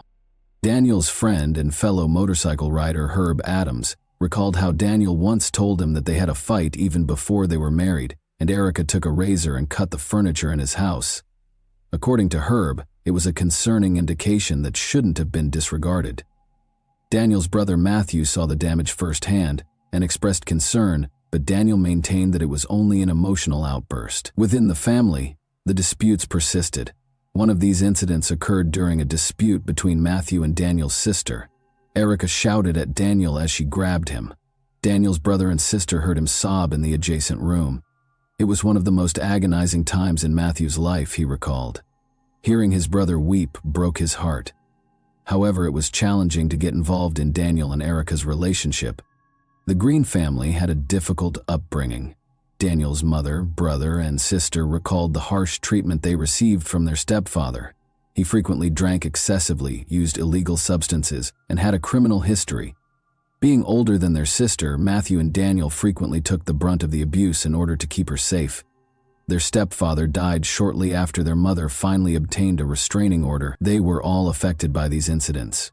There were concerning similarities between Daniel's relationship with Erica and his early years. Family members observed that Erica verbally denigrated her husband, kept him away from friends and family, and controlled him. Even though Daniel works as a police officer and regularly deals with victims of domestic abuse, he was unable to acknowledge that he had experienced a similar circumstance. He was aware that he was turning into a victim, but there was nothing he could do about it. He was hampered by his fear, shame, and unwillingness to admit his vulnerability.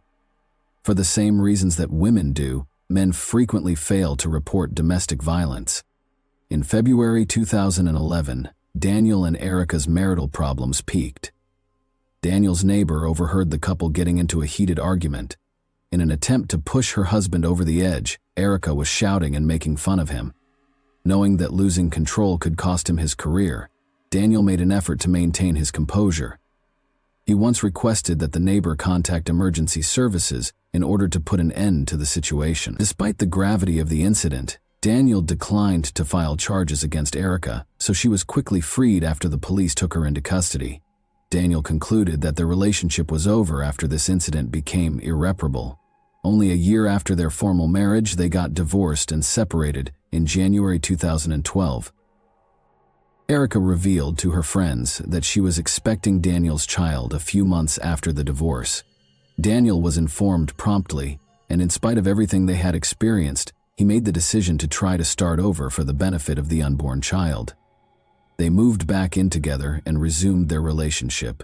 The family of Daniel hoped that this time would be different and that their arguments would no longer be a problem. Daniel eagerly awaited the baby's birth and did everything he could to keep the peace at home. Nevertheless, the issues persisted. Erica frequently bemoaned Daniel's severe demeanor to her friend Angelica Ramirez. She said she was unhappy in the relationship with Daniel and that he could be cold and uncaring. Angelica remembered that Erica used to claim that Daniel had tried to strangle her by grabbing her by the neck. One day, she feared it might end tragically. Although she was aware of her limited influence, Angelica made an effort to assist Erica.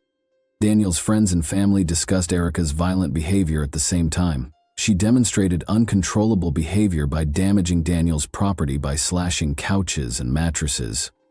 Month after month, the disputes intensified, but neither side asked for assistance. Tension only increased and their relationship remained precarious. Despite their best efforts to keep the family together, Daniel and Erica were always at odds. Friends and family saw that their relationship was becoming more and more like a vicious cycle, where both parties suffered but neither dared to break free. Their story turned into a string of accusations and suffering because neither of them wanted to ask for help. Erica gave birth to a son on January 5, 2013, and they named him Aiden. Their relationship appeared to be finally getting better at that point. Daniel felt his life had a new purpose and was overjoyed to become a father. He made the decision to sell his motorcycle for the benefit of his family, realizing that their security and welfare came first. Though it was difficult for him, he made this choice for Aiden's sake and their family's stability. Daniel shared images of himself and his son on social media. These were the happy times in his life. But after only 6 months, tensions began to rise once more. Arguments and ongoing disputes increased in frequency. Erica accepted Daniel's suggestion to move out, but she took Aiden with her and severed all communication with her ex-husband. Daniel became depressed after being unable to see his son. He made the decision to battle for custody of Aiden, which sparked a heated argument between them. These things happened in the context of another incident that had a big impact on Daniel's life. Daniel's brakes abruptly failed while riding a motorcycle with a friend just before Aiden was born. Daniel found that some wires had been cut when they pulled over. He thought Erica might have been the culprit right away. He confronted her head-on when he got home, but Erica denied everything. Never would she do anything that would endanger his life, she insisted. In an effort to deflect attention and prevent future confrontations, Daniel decided not to call the police or tell anyone about the incident. Erica was adamantly against Daniel's love of motorcycles. They were dangerous in her opinion.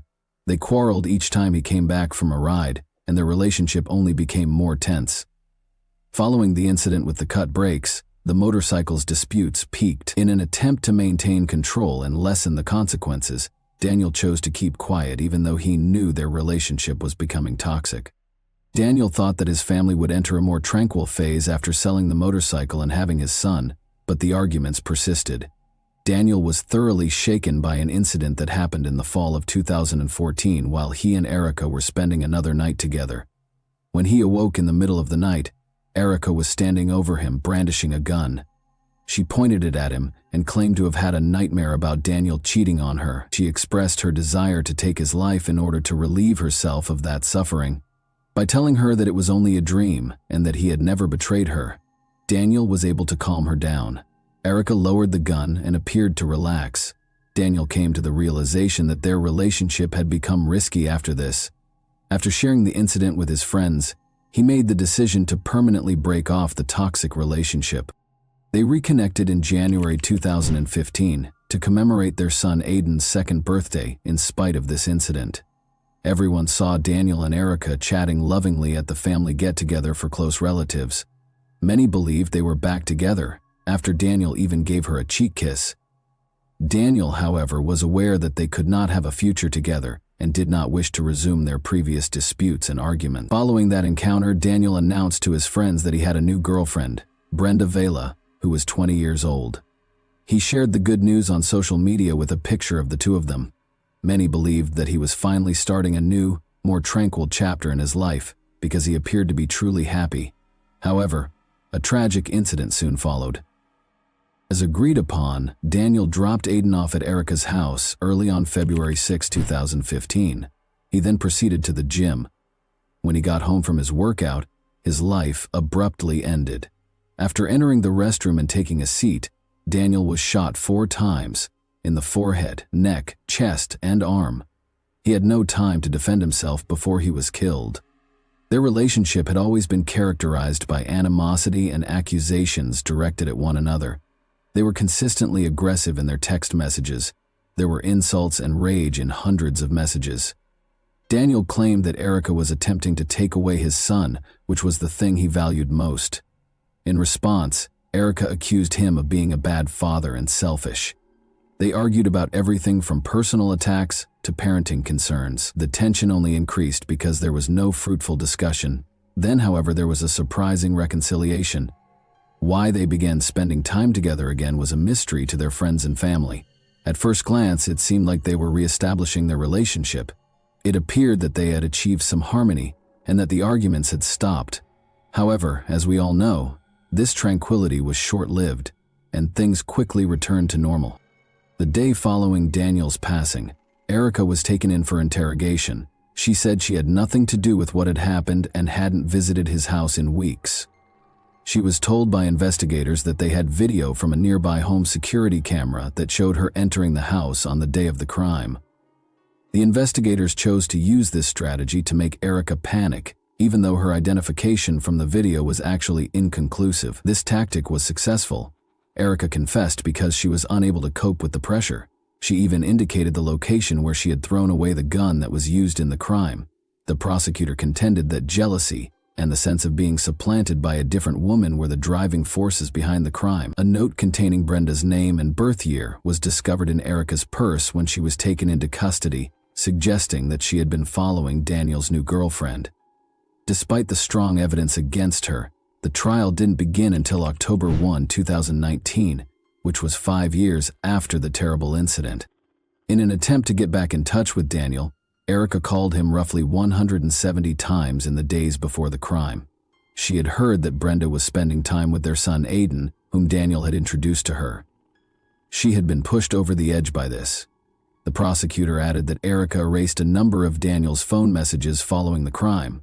She tried to persuade Daniel that she would improve and change in these messages. Daniel, however, had replied that he planned to move on and didn't want to interact with her anymore. Erica's lawyer maintained throughout the trial that Daniel had been an abusive husband who routinely attacked her.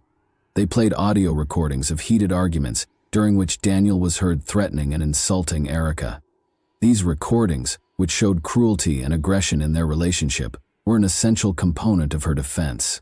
Speaking in court, Erica detailed the various abuse incidents she had experienced over the years. She said Daniel had threatened her, grabbed her by the neck, and physically abused her.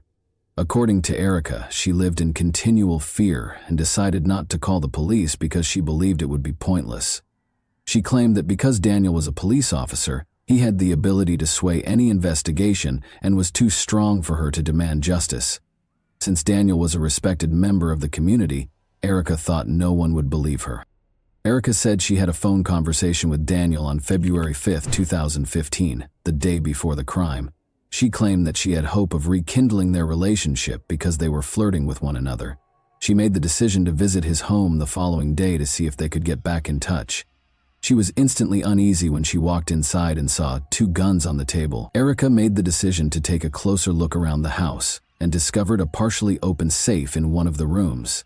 She discovered 2 private images of what she believed to be minors inside. She was taken aback by this and began to worry that Daniel might endanger their son. According to Erica, looking at those pictures altered her opinion of Daniel. She realized that his interests might be far more sinister than she had initially believed when she recalled how he had forced her to wear school uniforms. Erica put the papers back and then heard a car arrive. Daniel was the one. Unsure of what to do, she snatched up both loaded guns in a panic and fled into one of the rooms. Daniel went through the rooms when he first arrived at the house. Erica heard him take the guns in her hands and go to the bathroom. She was so terrified that she followed him.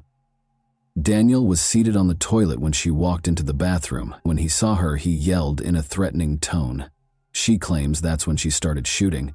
She continued shooting until she thought the threat had passed, though she couldn't recall how many shots she had fired. She then threw the weapons away, ran out of the house, and attempted to escape. In addition, Erica acknowledged that she kept having sex with Daniel in spite of all the abuse because she was afraid of how he would respond to her rejection. She asserted that he would turn hostile if she didn't appease him. She stayed with him in part because of this. She was afraid of what might happen if she tried to resist his demands or refused to comply. She believed that obeying his wishes was directly related to her safety. During the trial, Erica first brought up the pictures she had discovered in Daniel's safe.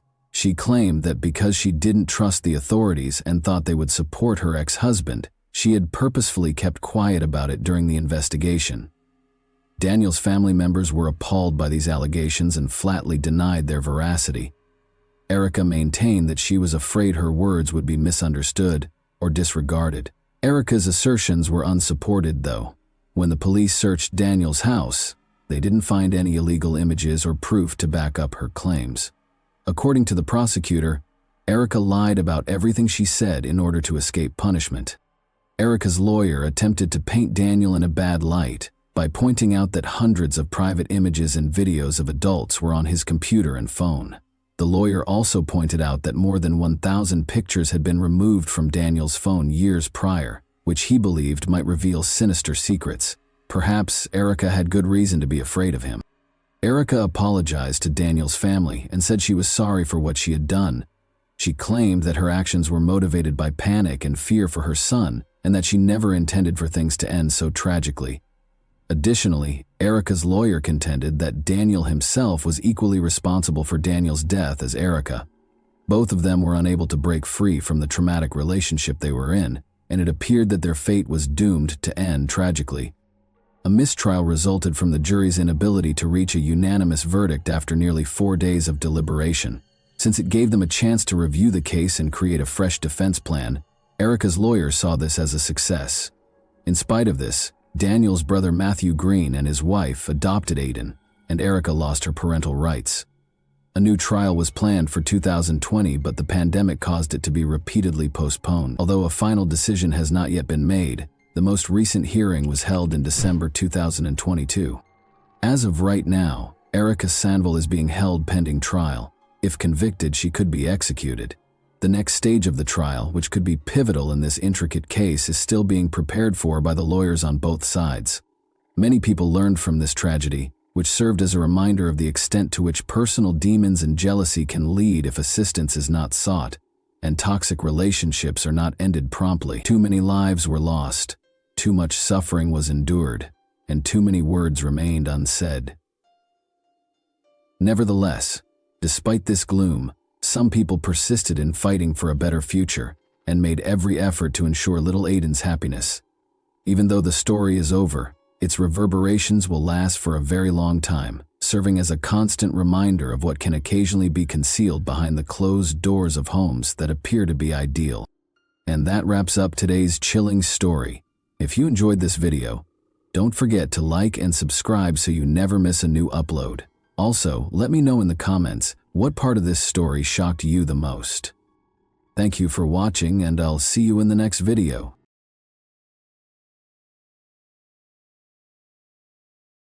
Hey guys, welcome to my channel, and today we're going to take a look at another horrible case with you.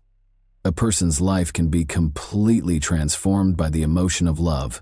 It can be tender and loving, or it can be hurtful and disappointing. Almost everyone has times in their lives when they meet someone who becomes special to them, but occasionally these relationships don't work out as planned. In this tale, a man and a woman fell in love, but their relationship ended because of a well-publicized investigation. What transpired between them? For what reason were their parents against their relationship? This video will teach you the answers to these questions. I want to start by saying that this is one of the most unbelievable stories I have ever posted on my channel. Why do those who are meant to protect and serve act indifferently? And everyone will be shocked by this story's conclusion. We will therefore talk about what happened in Kemerovo, Russia, in 2020. The administrative hub of the Kemerovo Oblast is the sizable Russian city of Kemerovo. It is located in western Siberia's southern region. It is one of the biggest cities in Siberia, with a population of over 500,000. On September 24, 1997, Vera Pekteleva was born in Kiselyovsk, Kemerovo Oblast. She developed into a happy, imaginative adult. She enjoyed singing, and she won several competitions while she was in school.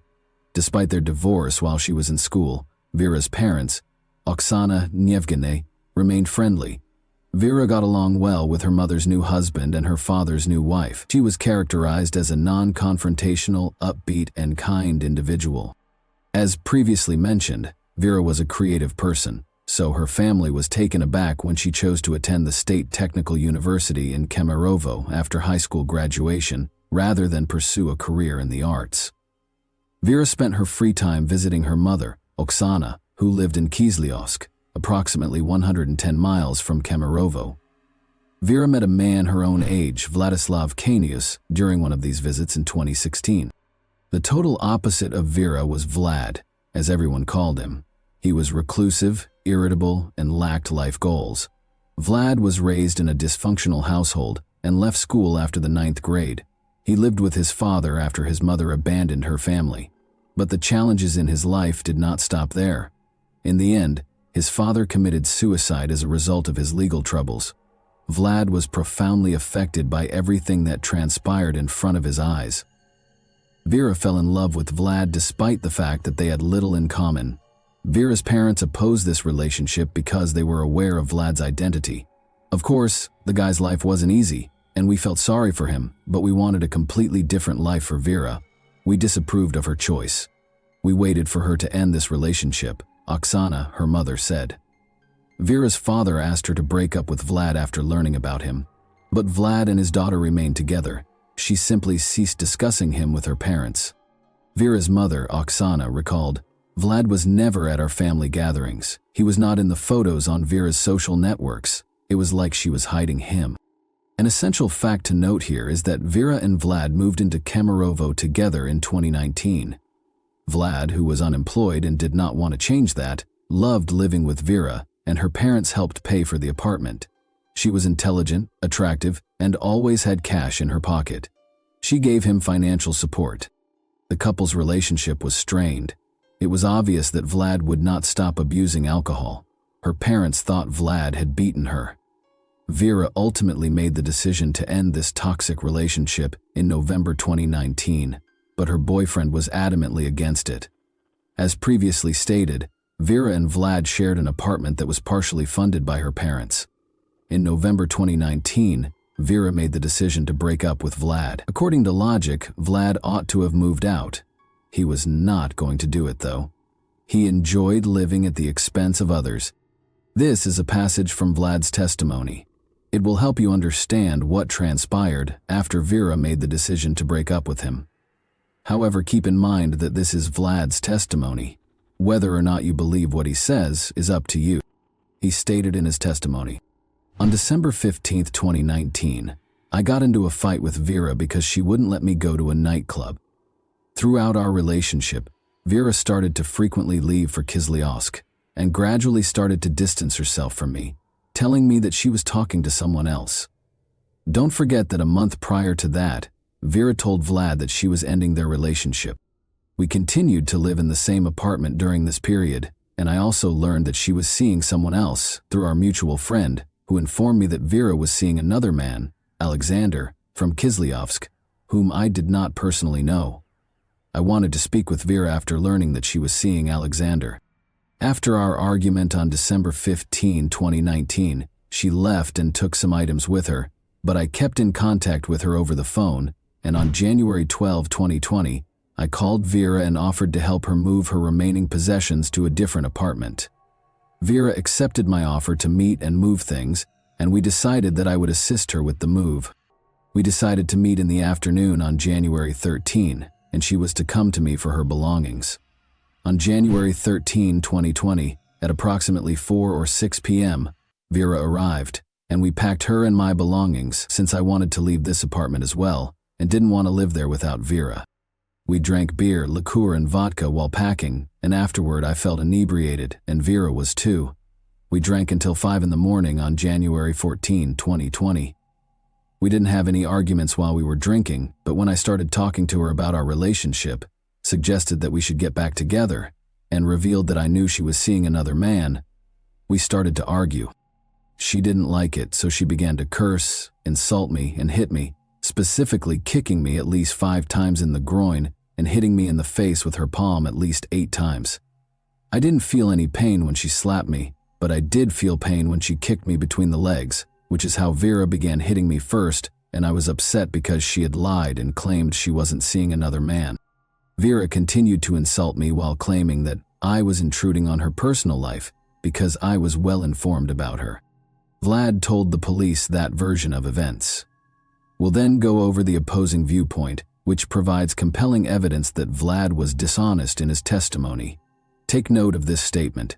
We drank alcohol until 5 a.m. on January 14, 2020. There were no conflicts between us in the process of drinking alcohol. Vera had no intention of sharing the apartment with Vlad, much less partaking in alcohol. She requested a friend's assistance with the move. Vera left her friend a voicemail at 5:08 p.m. She claimed to have already arrived at the apartment and was gathering her belongings. She promised to arrive at her new apartment around 6 o'clock. Vera requested assistance from a friend to move her belongings from the taxi to the apartment. Vera left another voicemail 3 minutes later. She asked her friend to assist her with the move by coming to the apartment where she and Vlad shared. But before Vera could finish, Vlad interrupted, saying, "No one's coming in here." As a result, he opposed Vera's friend visiting the apartment. 4 minutes later, at 5:15 p.m., Vera asked her friend to come in a low voice, suggesting that things had gotten out of hand. This message appears to have been a request for assistance. She purposefully spoke quietly so Vlad wouldn't hear her. Vlad's commanding voice can be heard once more, at 5:25 p.m., when Vera sent another voicemail. He advises Vera's friend to wait for Vera to text her and not to bother them. Vlad recorded the voicemail himself at 7:19 p.m. Vera was unable to use her phone from that point on. The monster and she were left alone. But we must explain what happened next. The dreadful screams emanating from apartment 738 began to wake up the neighbors on the same floor at around 3 in the morning. A witness referred to the events as a massacre. 15 people gathered in the hallway outside the apartment because the screams were so loud. Among them was Vlad's brother. Since his brother had previously threatened to kill Vera, he recalled Vlad's words and understood that they would have to smash down the door. Since the apartment's door was iron, the neighbors began gathering tools to pry it open. Vera's heartbreaking sobs had been coming from the apartment all along. Eventually, the emergency service calls that people made were included in a different investigation. 30 minutes later, the police were still nowhere to be found. The event ended at 6:30 a.m. People called the police during these 3.5 hours, but nobody responded to Vera's call for help. While Vera was fighting for her life, the witnesses called the emergency services 7 times, but no one answered.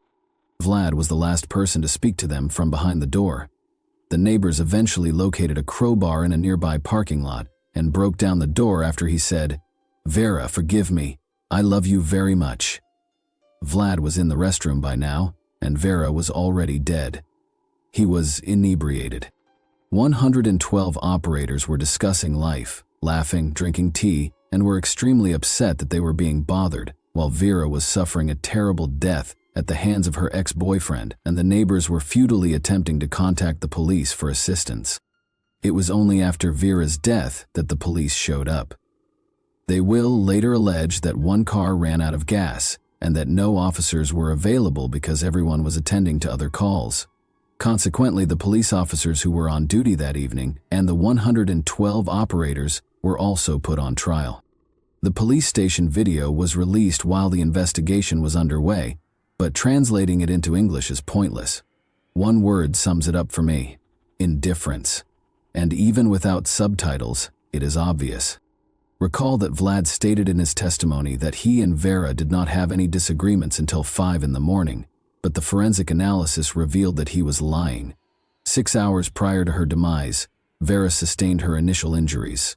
At around midnight, that is, it indicated that she had been beaten and injured by Vlad Knus for 6 hours prior to her passing. She had stab wounds among the approximately 100 injuries on her body. She had broken ribs and a nose. Her neck also had marks from strangulation. And prepare yourself if you were surprised by the police's inaction. You won't be any less surprised by what happened next. At the funeral of Vera Pekulova, over 1,000 people showed up. Not everyone could be accommodated in the church. Vera's mother, Oksana, claims that despite the funeral home's 4-hour makeup attempt, she was still unable to identify her daughter. Her injuries were that severe. Vlad Knus, meanwhile, was providing his version of events to the investigators. Naturally, he made an effort to minimize his involvement in this crime. Regarding that evening, he stated, "She didn't like it when I brought up our relationship, suggested that we get back together, and told her that I knew she was seeing another guy. She then began to curse, insult me, and hit me, specifically kicking me at least 5 times in the groin and hitting me in the face with her palm at least 8 times. When she slapped me, I didn't feel any pain, but when she kicked me between the legs, I felt pain. This is because Vera began hitting me first, which infuriated me because I knew everything about her, and she lied when she said she wasn't seeing anyone else. She kept insulting me during this time, so I became enraged and struck her with my palms several times, hitting her head about 4 times, but with little force. When I struck Vera, she fell to the floor, hitting the closet, and she struck me back, specifically hitting my head with her fists and palms, which hurt. I asked her to stop, but she didn't, and I recall that she scratched my back. I then grabbed her by the neck, and after noticing an iron on the floor, I wrapped the iron cord around Vera's neck, tightened it a little, and squeezed her neck for 1.5 or 2 minutes. I didn't want to kill Vera, and I didn't know at the time that what I was doing could do so. I was tightening the cord around her neck to frighten her, to make her lose consciousness, to put her to sleep. She began coughing and wheezing for 15 minutes after I took the cord off her neck. Vera was in a prone position when I took the cord off her neck, but I later placed her on her back. At that point, she was unconscious, but she was also making noises, i.e. wheezing, and I assumed she was okay.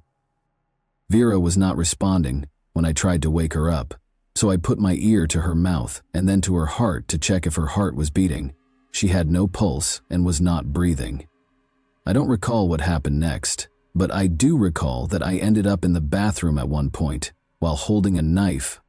After a while, the door to the apartment opened and my brother and a policeman were inside, and then I was told to get dressed and taken to the police station. I had a knife with me because I wanted to hurt myself, and I didn't want to live because I knew Vera was dead. I want to apologize to Vera's family for what I did, and I acknowledge that my actions were the reason behind her death. I didn't intend to kill her. Vlad has a selective memory, as you have observed. He recalled strangling Vera, but he couldn't recall how he hurt her roughly 100 times. Furthermore, it was unclear how Vera, lying on her stomach on the floor, could have scratched his back and punched him in the face. It also became evident during the interrogation how Vlad's brother got to the scene of the crime. He lived in a different city after all. Vlad told the police the following. "I called my brother. I told him about what happened. I told him that Vera wasn't breathing, and my brother told me to call an ambulance and give her CPR. I tried to give her first aid. I tried to give her CPR and cardiac massage. He called his brother around midnight and threatened to kill Vera, according to information uncovered during the investigation.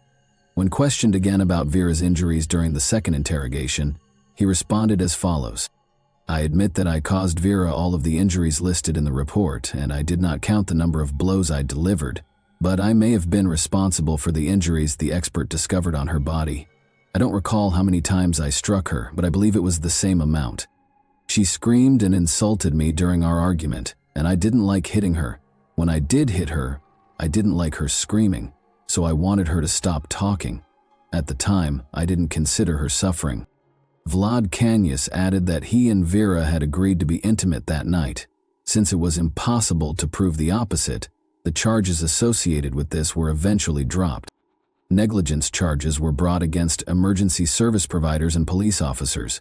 Unbelievably, they were not suspended from their jobs while the investigation was underway. They persisted in providing absurd justifications for their actions. For each of the 5 defendants, the prosecutor sought actual prison sentences. But the judge made a different decision. They were given suspended sentences ranging from 1.5 to 2 years. Additionally, the court mandated that each give the victims roughly $350. The police department also had to pay about $11,000 at the same time. Although the ruble is the currency of Russia, I have converted all amounts to US dollars so that everyone can understand them. According to the indictment, the police officers had gasoline, and even if they hadn't, they still ought to have taken the proper action to address the situation. However, they didn't view arriving at the scene as an urgent matter. Both police officers did not confess to any wrongdoing and refused to assist with the investigation. They claimed that the investigation team was at another address where a man's body had been discovered earlier when witnesses called to report the woman's screams and cries for assistance. It's likely that we will never find out what actually transpired that evening. Vera had no intention of residing in the apartment. She even asked a friend to assist her in moving. Thus, there is every reason to believe that Vlad poured alcohol into Vera's mouth while she was unconscious, or forced her to drink it. He had time to devise a story that would demonstrate that everything that occurred was accidental. Vlad Canius was given a 17-year prison sentence by the court in the summer of 2022. He partially acknowledged his guilt. Additionally, he was mandated to make a compensation payment of roughly $45,000. Vera's parents were shocked by what transpired next.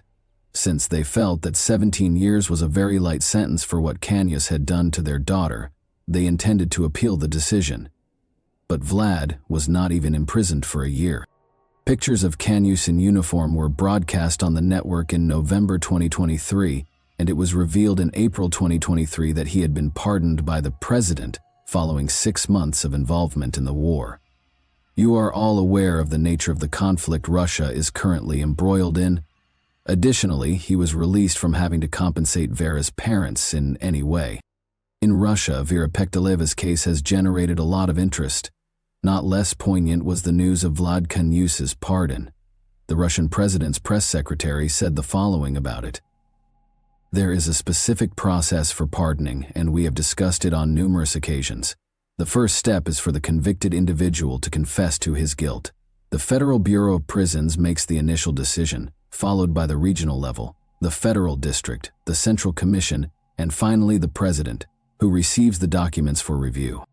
This is one method, and there is another in which prisoners, including those incarcerated for severe offenses, redeem themselves on the battlefield by using blood under shells and bullets. When Vera's parents found out that the person who killed their daughter was free and could start over, it's difficult to imagine how they felt. Such a chance will never come to their daughter. She was not given another chance. And that wraps up today's chilling story. If you enjoyed this video, don't forget to like and subscribe so you never miss a new upload. Also, let me know in the comments what part of this story shocked you the most. Thank you for watching, and I'll see you in the next video.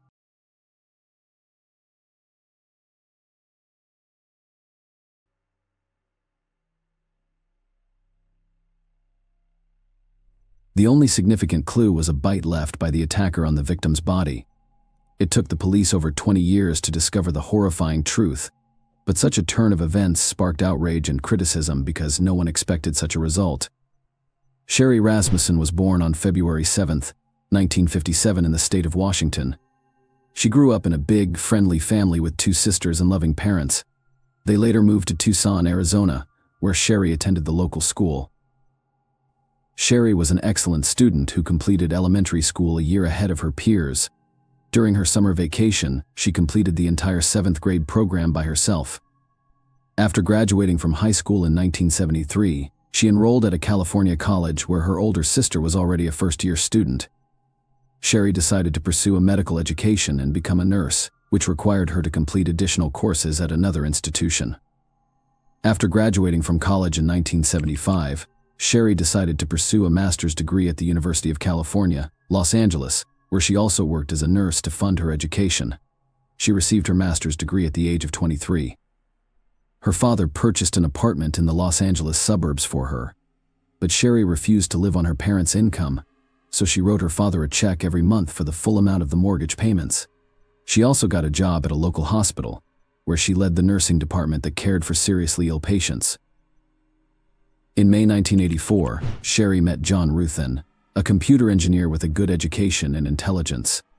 They started dating and married a year later. John moved in to share their apartment. They spent their honeymoon in Jamaica and returned home to celebrate Christmas with Sherry's family. Closer to 10 a.m. John tried to reach her by phone, but she didn't answer. Half an hour later, he tried again, but still no answer, so he called her workplace to check if she had gone to work, but Sherry hadn't shown up at the hospital. Either her sister also tried to reach her, but without success. John returned home from work at around 6 p.m. and immediately noticed something strange. The garage door was open, even though he had closed it in the morning, and Sherry's car was missing. Therefore, he first thought that she had gone somewhere. As he approached the garage, he saw a lot of broken glass and immediately discovered its source. There was a small balcony above the garage with a glass door which had been smashed. He entered the house through the garage and to his horror found Sherry there. She was lying on the floor, her body badly disfigured. John immediately called the police and detectives began to examine the crime scene. In all the rooms there was complete chaos. Broken vases, overturned furniture, and scattered items. A bloody handprint was found on the wall next to the alarm button. Apparently, the victim tried to reach it but failed. In addition to extensive bruises and wounds, experts discovered a human bite mark on Sherry's wrist. Aside from all of the foregoing, the marks on her hands indicated that the attacker had tied the victim before releasing her. The death was caused by 3 close-range gunshot wounds.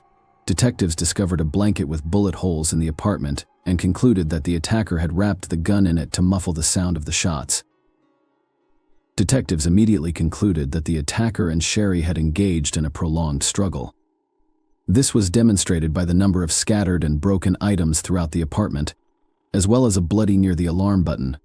The lead investigator quickly stated that they were dealing with a failed robbery. In his opinion, at least 2 criminals broke into Sherry's apartment, but they didn't expect her to be there. A struggle ensued between them, and Sherry fought for her life until the end. Several facts supported the robbery version, the first of which was the disappearance of Sherry's car from the garage. Second, someone had placed the stereo equipment and player near the staircase leading to the second floor. According to police, the robbers intended to take them and leave, but after the scuffle and murder, they fled the scene. However, there were some questionable scenes in this version. First, the police found no evidence of forced entry, implying that either Sherry let the criminals in herself or they had a key. Second, the perpetrators did not touch all of the valuable items, including the jewelry box that was in plain sight. Detectives interviewed all of Sherry's neighbors but found no new leads. Residents reported hearing a struggle but no gunshots, and no one entered the woman's apartment. Experts collected blood samples and fingerprints, but DNA analysis was not possible in 1985. The lead investigator soaked a piece of cotton in the trace of the bite on Sherry's body, hoping that the attacker's saliva could be left behind as a clue to catch the killer. Furthermore, he informed the police about the disappearance of the document. Detectives were unable to find an explanation for this unusual occurrence. After a week and a half, they discovered Sherry's car in a parking lot 4 kilometers from her apartment. It was unlocked, with the keys in the ignition. Forensic experts attempted to locate fingerprints, but were unsuccessful. Either the criminals only touched it while wearing gloves, or they removed all fingerprints. A robbery occurred 2 months after the murder, which took place just a few hundred meters from Sherry's home. Detectives immediately discovered numerous parallels. 2 criminals broke into a stranger's apartment through the garage, threatened the owner with a gun, and took stereo equipment. The lead investigator suspected that these 2 were responsible for the woman's murder, so the police searched for them through witness accounts. They made approximate composite sketches of the suspects and discovered that both men were Latino, but they were never found. However, investigators showed little interest in finding out the truth, which irritated Sherry's parents. Her father visited the police station on a regular basis, inquired about the investigation's status, and requested that the detectives consider various versions. He even asked them to look closer at John's ex-girlfriend Stephanie Lazarus, who was also a police officer. Sharia repeatedly told her father that she was obsessed with John, but the investigators laughed it off and told him to watch fewer detective shows. Stephanie couldn't accept John's departure after learning he was going to marry another woman. Stephanie came to Sherry's workplace and told her that their marriage was doomed and that she and John would get back together sooner or later. In addition, she claimed that John had already slept with her after getting engaged to Sherry. Of course, Sherry was very upset after this visit. When she returned home, she told John what had happened, and he admitted that he had slept with Stephanie. After learning of his engagement, the young woman begged him to come over, spoke of her love, and urged him to return to her. But he refused, saying he loved Sherry and planned to marry her. Stephanie then offered to sleep with him one last time, and John accepted. He apologized to Sherry and admitted it was a huge mistake on his part. The woman eventually forgave him and the incident with Stephanie faded away. However, Stephanie continued to visit their home without warning under various pretexts. One time, she came with a set of skis and announced that John promised to wax them for her the next time she entered their apartment when the man was not present. Sherry was surprised to see Stephanie in her living room when asked what she was doing. Apparently, the woman used her police badge and the security letter to enter Stephanie's apartment otherwise. A duplicate key was required otherwise. She could not have entered without breaking the log. Sherry also noticed that someone was following her while she and John were sitting in a restaurant, and the woman saw someone staring at them intently. When she looked at this person, he immediately left. Sherry couldn't see his face because it was covered with a hood. Unknown calls also frequently arrived on their home phone, and Sherry suspected it could be Stephanie. The victim's father told detectives about all of these incidents, but they ignored his words because they were certain that the murder was committed by the two Mexicans who robbed an apartment near Sherry's house. 3 months after the murder, some documents from Sherry's case disappeared from the police station, including detectives' records of the investigation progress. The police were unable to locate the journals, but there were no significant leads. The case has remained unsolved for years. 7 years later, the lead investigator on the case retired, and the victim's father decided to meet with his replacement, hoping that he would take his job more seriously. Furthermore, it was 1993, and police were already actively using DNA analysis technology to solve crimes. Sherry's father requested a DNA analysis and offered to pay for it, but the detective declined due to the lack of a single suspect to compare the obtained profile to. Meanwhile, John started a new family and reunited with Stephanie. They planned to go to Hawaii together, but something unusual happened before that. The man called the detective and asked if they had any new evidence. Stephanie was a rising star in the police department, earning higher ranks, twice becoming Detective of the Year, and maintaining an impeccable reputation. Despite her marriage to another officer, she continued to sleep with John. In 2001, a separate unit was formed in Los Angeles to work on unsolved murders. They were assigned Sherry's case, along with thousands of similar cases, and the detectives began their investigation, left behind after a bite 2 years later. Detectives took up the case and sent all available evidence to the lab. Due to high demand, they had to wait nearly 2 years for the results, which came in January 2005. The evidence included nail fragments and blood samples from Sherry's apartment. Forensic scientists only needed to study the sample from the bite mark on her body. However, they couldn't find the vial for a day until they discovered it by the wall of a large refrigerator. After studying the sample, experts discovered foreign DNA belonging to an unknown woman. This lasted until February 2009, when a new detective took over Sherry's case and began studying the materials left by previous investigators. He questioned the robbery theory after discovering DNA from another woman near the victim's bite mark. Detectives reasoned that the motives for this crime could be very different, so they compiled a list of all the women who could be linked to Sherry's murder. As a result, they were able to collect 5 names, including Stephanie, the victim's work colleague, and 3 other young women. The detectives initially questioned Stephanie's involvement, citing her reputation and successful police career. For this reason, he decided to investigate the other suspects first. Together with other investigators, they quickly concluded that 3 women on this list had no connection to Sherry's death, they lacked motives, and had alibi. Following that, they began investigating the nurse who worked with Sherry. The file stated that their relationship was tense, and the police obtained a sample of her DNA from the trash she threw away. Experts extracted the profile and discovered that it did not match the saliva found at the bite mark location, leaving the detectives with only one suspect. Stephanie and several colleagues agreed to keep this information secret until they could obtain solid evidence or disprove this theory. None of them wanted to accuse a police officer with an impeccable reputation of murder, and Stephanie could easily ruin their careers using her connections. They began secretly gathering information on her, trying to find any connection to the murder. Interestingly, the woman worked in the same building on the same floor as them. Because of this, the investigators had to take many precautions and not even mention her name in their notes. Soon, the detectives discovered the first interesting fact during the years of the murder. Stephanie owned a .38 caliber revolver, the same type of gun that was used to shoot Sherry. They also learned that the victim had repeatedly complained about strange and even aggressive behavior from Stephanie. The fact that the police officer came to Sherry's workplace in her uniform and said rude things to her seemed suspicious.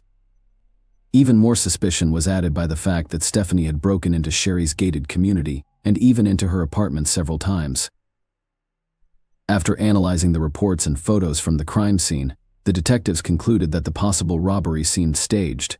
Nothing was taken from the apartment, not even the valuable items that were prominently displayed, but instead only a player and stereo were taken away.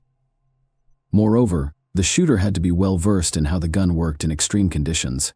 They were able to wrap the gun barrel with a blanket in such a way that the neighbors did not hear a single shot. It is unlikely that a low-level thief of players could possess such skills, but a trained and experienced police officer could. Another fact indicating Stephanie's involvement was a stolen marriage registration certificate found in her apartment. Why would some random burglars look for this document and take it with them, leaving a whole box of jewelry behind? But for Stephanie, it could have had significant symbolic value. Perhaps killing Sherry was not enough for her, or she had planned to break into her apartment only for this document, but the woman caught her in the act. In the end, the detectives learned that 2 weeks after the murder, Stephanie came to the police station and filed a report of theft. According to this information, someone had broken into her car, which was left near the pier, and stolen several items, including a sports bag, clothes, videotapes, and a .38 caliber revolver. Given all the facts presented, the moment with the gun seemed very suspicious. Detectives suspected that she intentionally got rid of the weapon, disguising it as a theft. Furthermore, she filed a report at a different police station where nobody knew her, which seemed very strange since her colleagues would have taken the case with the utmost responsibility. As a result, the detectives decided to obtain a DNA sample from Stephanie. Several officers undercover followed her for a week until they finally had the opportunity to get it. On May 28, 2009, Stephanie and her stepdaughter stopped at a cafe for a snack. As soon as they left, the officers took the glass she drank from and sent it to the lab. The next day, the result was ready a full match. Despite the many factors pointing to Stephanie's involvement, the detectives were still shocked. It was hard for them to believe that a high-ranking and respected police officer was connected to the murder, but the DNA results were indisputable. However, at that moment, they did not have time for these thoughts, and investigators began developing a plan to arrest her. None of them wanted to do this in the middle of the police station in front of hundreds of officers. Moreover, Stephanie had extensive connections, and the detectives decided to lure her away from prying eyes. The chief of the Los Angeles Police Department was unofficially informed that one of his subordinates was suspected of the murder. The chief ordered the detectives not to approach Stephanie while she had her service or personal weapon with her. The detectives considered arresting her in her home, which was risky because she lived with her husband and stepdaughter. They devised a plan to entice the person who outranked them to surrender their weapon. They found holding cells in the basement of the police department designed for temporary detention of criminals, where anyone entering had to surrender their weapon. This led to the creation of a legend saint. Stephanie went with them to the basement where the suspect was supposed to be held. After the woman surrendered her weapon, they went to the interrogation room, but there was no suspect there. The detectives gradually laid out the cards on the table and asked Stephanie questions about Sherry's murder. At first, they simply said that they needed to ask her a few questions about an old case related to her ex-boyfriend over the course. The detectives let her go, but at the end of the corridor, Stephanie was met by several police officers wearing handcuffs. 23 years after the murder, the woman was arrested. Given Stephanie's extensive police experience, all attempts to speak with her during interrogations yielded no results. She had a perfect understanding of the situation. There was DNA evidence against her found near the bite mark on the victim's body, which was extremely difficult to refute. Nevertheless, she denied any involvement and maintained her innocence. As a result, the detectives were forced to prepare documents for transfer to court over the next several years. Stephanie was housed in a women's prison until the first hearings began in 2012. It took the police 3 years to basically rebuild the case from the ground up because their predecessors believed in a failed robbery. It was necessary to redo all of the materials, focusing specifically on Stephanie. Throughout the trial, the woman insisted on her innocence. Stephanie's lawyer questioned the DNA test results and argued that there were no suspicions against her during the initial investigation. However, the prosecution believed that Stephanie entered Sherry's apartment and shot her once. Sherry resisted and a struggle ensued, eventually leading to Stephanie's death. The trial concluded on March 8, 2012, with Stephanie being found guilty of murder by the jury. She received a sentence of 27 years to life in prison, plus an additional 2 years for using a service weapon. The judge reduced her sentence by 1,000 days, citing her good behavior and time spent in custody awaiting trial. Sherry's parents attempted to sue the detectives who first worked on the case, despite the fact that the victim's father had instructed them to look into Stephanie from the start. They ignored his words. This begs the question, were they purposefully concealing their colleague's involvement, or did they truly believe she was not involved? In the first case, it would have been a serious crime, whereas in the second case, it would have been simple negligence and disregard for significant facts. The statute of limitations expired in this case, so the court did not prosecute the police officers. Stephanie filed an appeal after the trial, but it was quickly rejected. She still denies her guilt and can only petition for early release in 2039. Sherry's ex-husband John lost interest in investigating her murder and began a new life. Please share your thoughts on this story in the comments section, and thank you for watching.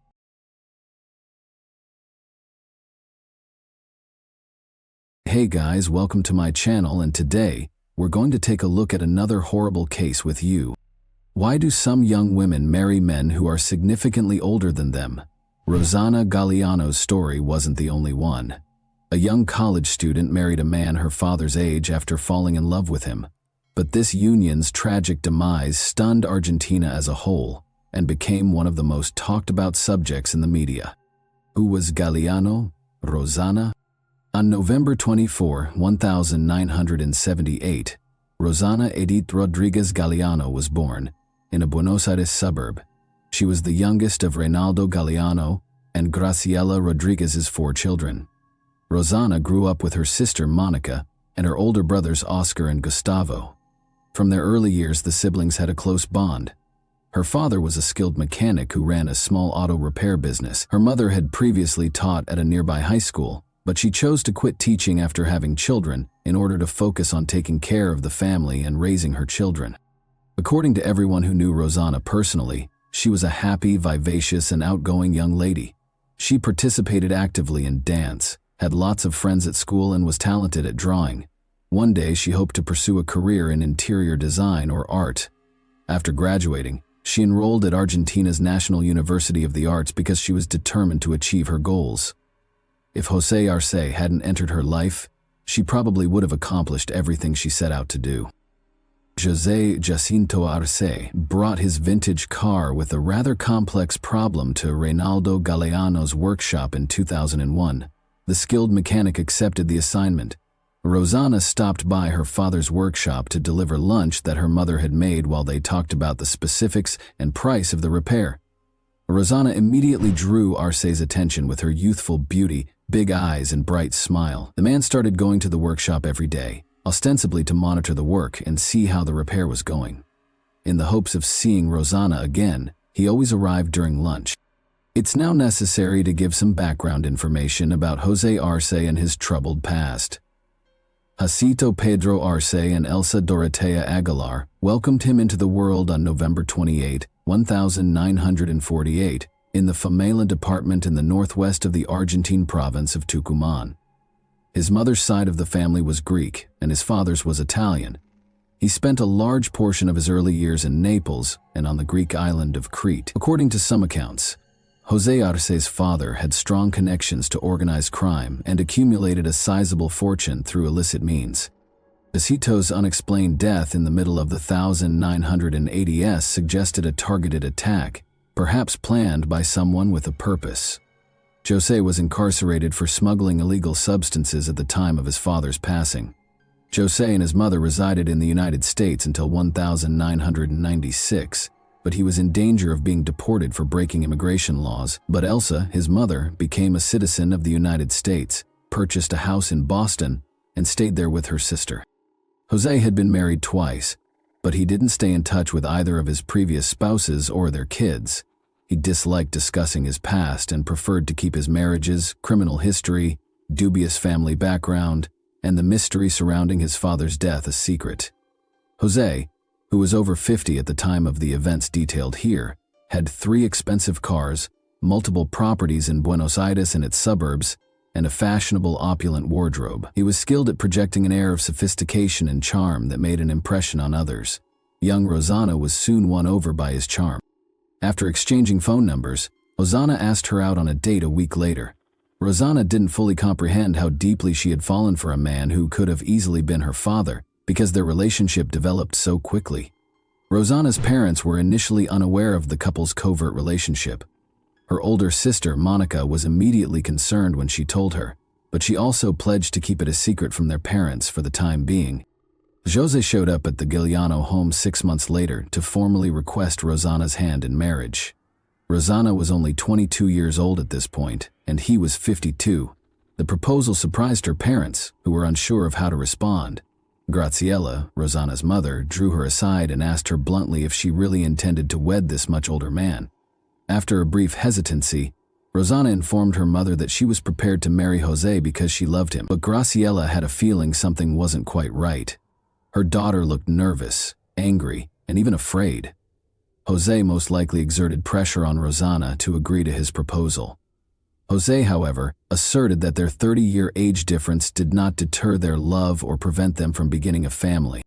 7 months after first meeting, the couple got married at the end of 2001, and Rosanna moved in with Jose.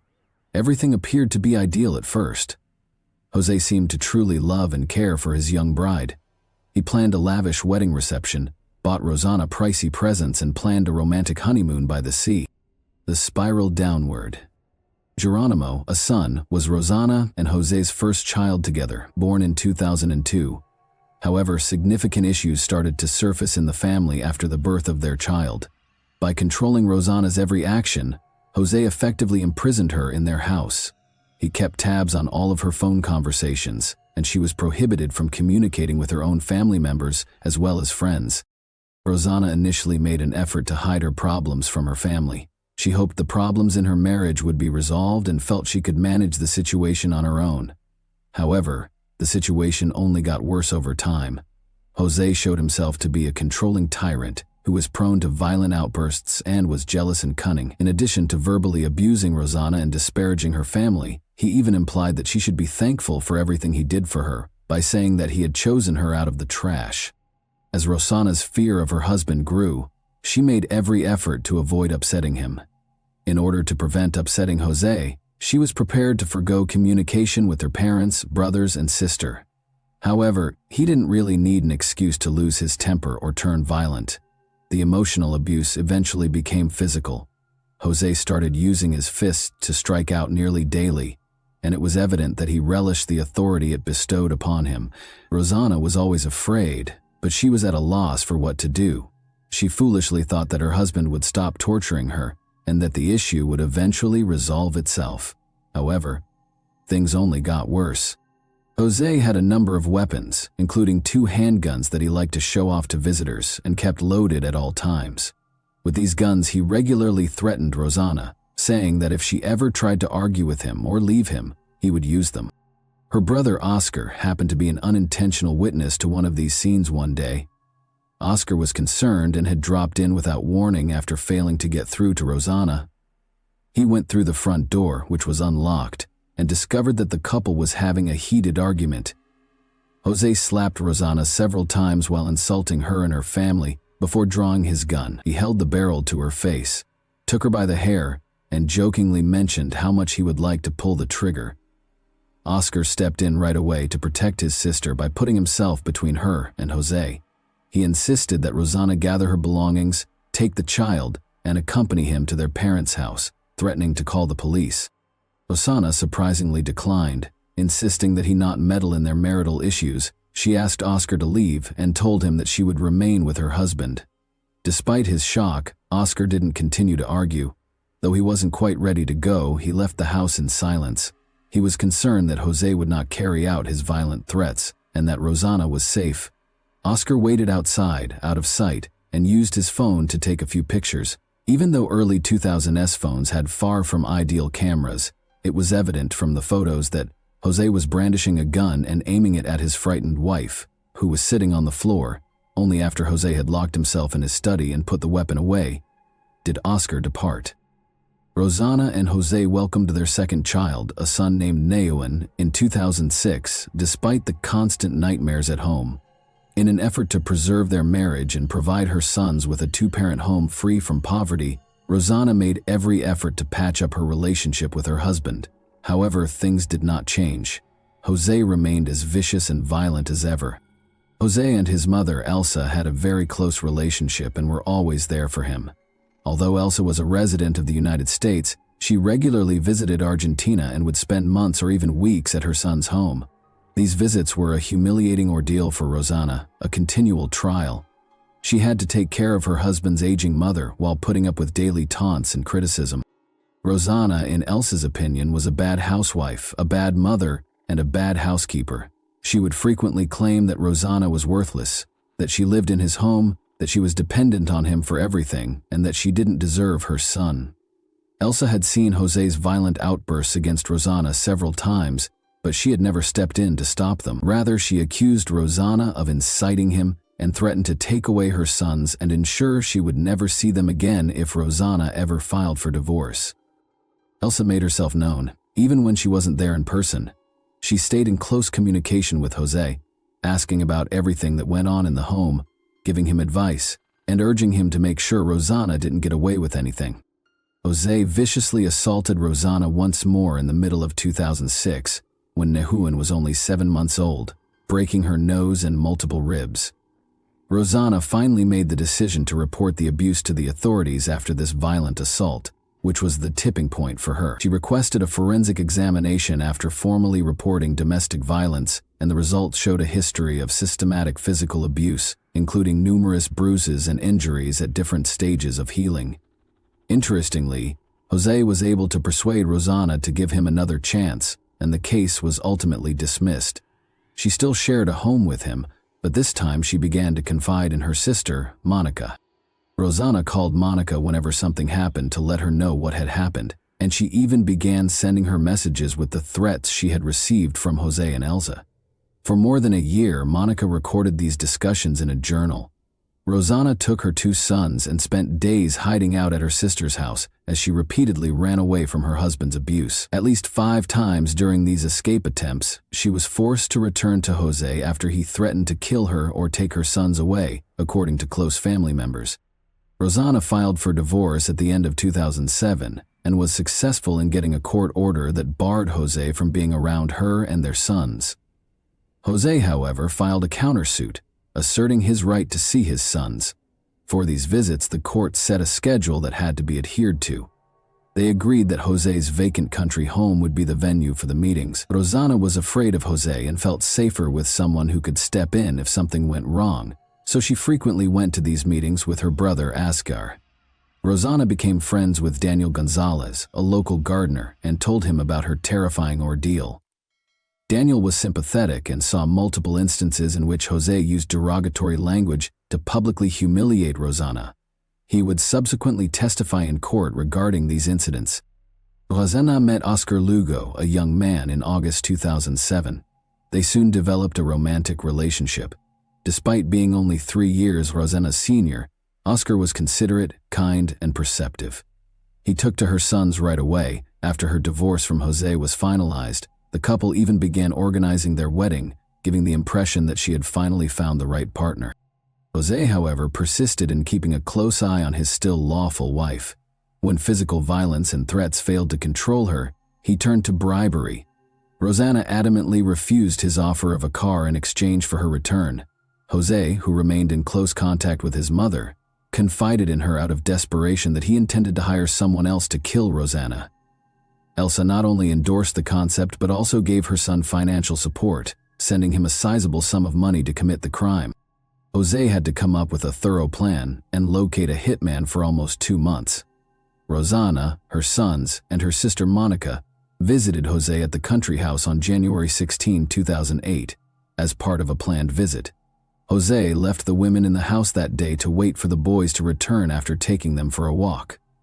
Jose sent a message around 9 p.m. stating that he was taking Geronimo, one of the boys, to the hospital because he was feeling ill and had a fever. Rosanna became worried and texted Jose multiple times in an attempt to find out what was happening, but he didn't pick up. Hosanna gave Rosanna a call at around 10 o'clock. The phone call would prove to be a fatal trap.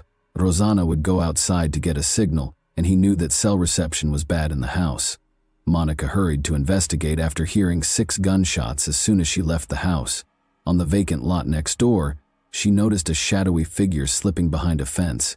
She discovered Rosanna bleeding profusely on the ground a short while later. Monica dashed back inside to retrieve her phone, but she was unable to immediately connect to emergency services. She called her brother in a panic, told him what was happening, and urged him to call the police and emergency services right away. Rosanna had no chance of surviving after 4 of the 6 shots that were fired struck their target, striking her in the neck and chest. She had already stopped exhibiting any signs of life by the time emergency personnel arrived. Doctors were only able to confirm Rosanna's death after she bled out in a matter of minutes. Rosanna's close relatives were all certain of the person responsible for this terrible incident. When Jose was questioned that same night, he pretended to be shocked and denied any role in his wife's passing. He was released pending additional investigation because he had an alibi. Rosanna's family feared that Jose would just pay someone off and get away with it if there was no publicity, so they chose to take the case to the media. The publicity, though, could have backfired. Hosanna actively conducted interviews and engaged prestigious attorneys, damaging Rosanna's and her family's reputations. He asserted that Rosanna had cheated on him by having multiple lovers, all of whom might have desired her death. He even charged Monica with the murder, claiming that she had called their brother instead of helping her dying sister. However, Monica's potential involvement in the shooting was thoroughly investigated. Ballistic tests showed that the shots had been fired from a .45 caliber pistol, which would have been difficult for a thin woman like Monica to handle, and there were no signs of gunpowder residue on her hands or clothing. Hosea went on to enumerate Rosanna's alleged suitors, which included the gardener and a number of other men from their domestic staff. At first, the investigation proceeded slowly, but with the help of multiple witnesses' testimonies, Monica's thorough diary, and images on Oscar's phone, authorities were able to prove that Hosea had been physically abusing his wife for years. Subsequent inquiries turned up multiple instances in which Rosanna had reported domestic abuse to the police, accompanied by medical documentation. Jose's mother Elsa took care of the couple's sons while he was in custody, even though he was the main suspect in his wife's death. The Galliano family was not allowed to see the boys for almost half a year. Graciela and Monica were denied custody, but were given visitation rights only in the fall of 2008. Oscar, who had pictures of Jose pointing a gun at his sister on his phone, was put under witness protection and started getting anonymous threats. He was fitted with a tracking device so that authorities could keep tabs on his movements. When he was abducted by 2 unidentified attackers a few months later, brutally beaten and abandoned to perish in a secluded location outside the city, this gadget saved his life. He was found in time and taken to the hospital with the help of the tracking signal. A year after Rosanna's passing, Jose was taken into custody and accused of assault, abuse, and planning a crime. Despite a lot of work, the hired criminal's identity was never revealed. Paulo and Gabriel, Jose's cousins, were detained as possible accomplices, though. They were released in April 2009 after the charges against them were dropped for lack of evidence. The main suspect's trial was repeatedly postponed, raising suspicions that the case was being purposefully delayed. It was discovered during this period that Jose's mother, Elsa, had sent a sizable amount of money to her son just prior to the catastrophe. The money was allegedly intended to buy Rosanna and her sons a house to live in following the divorce. But the money vanished from the account a few weeks prior to the crime, and the property was never bought. Elsa was also taken into custody as an accomplice, but she and her son were soon freed on bond. More than 5 years after Rosanna's passing, the trial finally started in the spring of 2013. Since the identity of the offender was still a mystery, Jose and Elsa were the only defendants. Jose had a stroke and was admitted to the hospital just 1 week into the trial, and Elsa was put under house arrest. Geronimo and Nehuen stayed with the Arce family during this period. When the trial recommenced 6 months later, Jose and Elsa were both found guilty in spite of the defense team's best efforts. Jose's refusal to divide property and custody of his sons during the divorce was determined to be the main driving force. At least Elsa knew about her son's plans and encouraged him. The defendants tried to damage Rosanna's reputation during the trial by making multiple, later proven false accusations against her. Ajika and Elsa were found guilty on all counts and given a life sentence in prison in November 2013.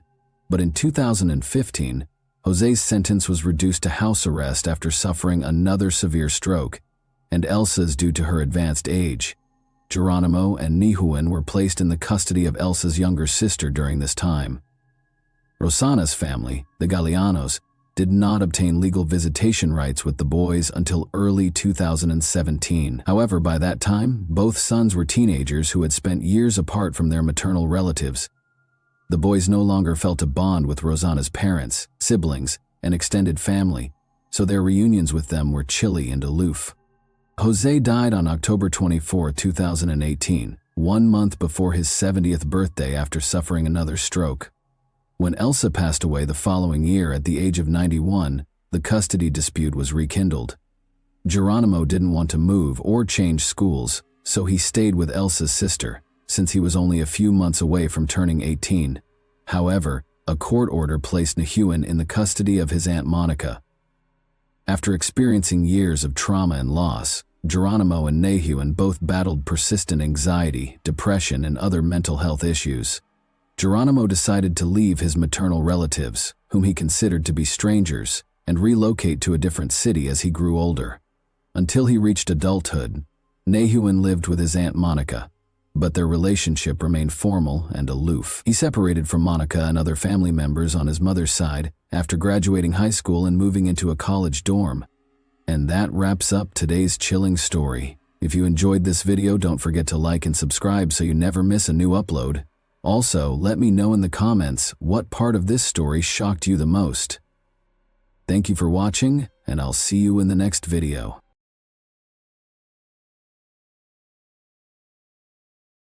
Hey guys, welcome to my channel, and today we're going to take a look at another horrible case with you. 3 8-year-old boys, Steve Branch, Christopher Byers, and Michael Moore, vanished while riding their bikes in West Memphis, Arkansas, on May 5, 1993. The following day, their bodies were discovered.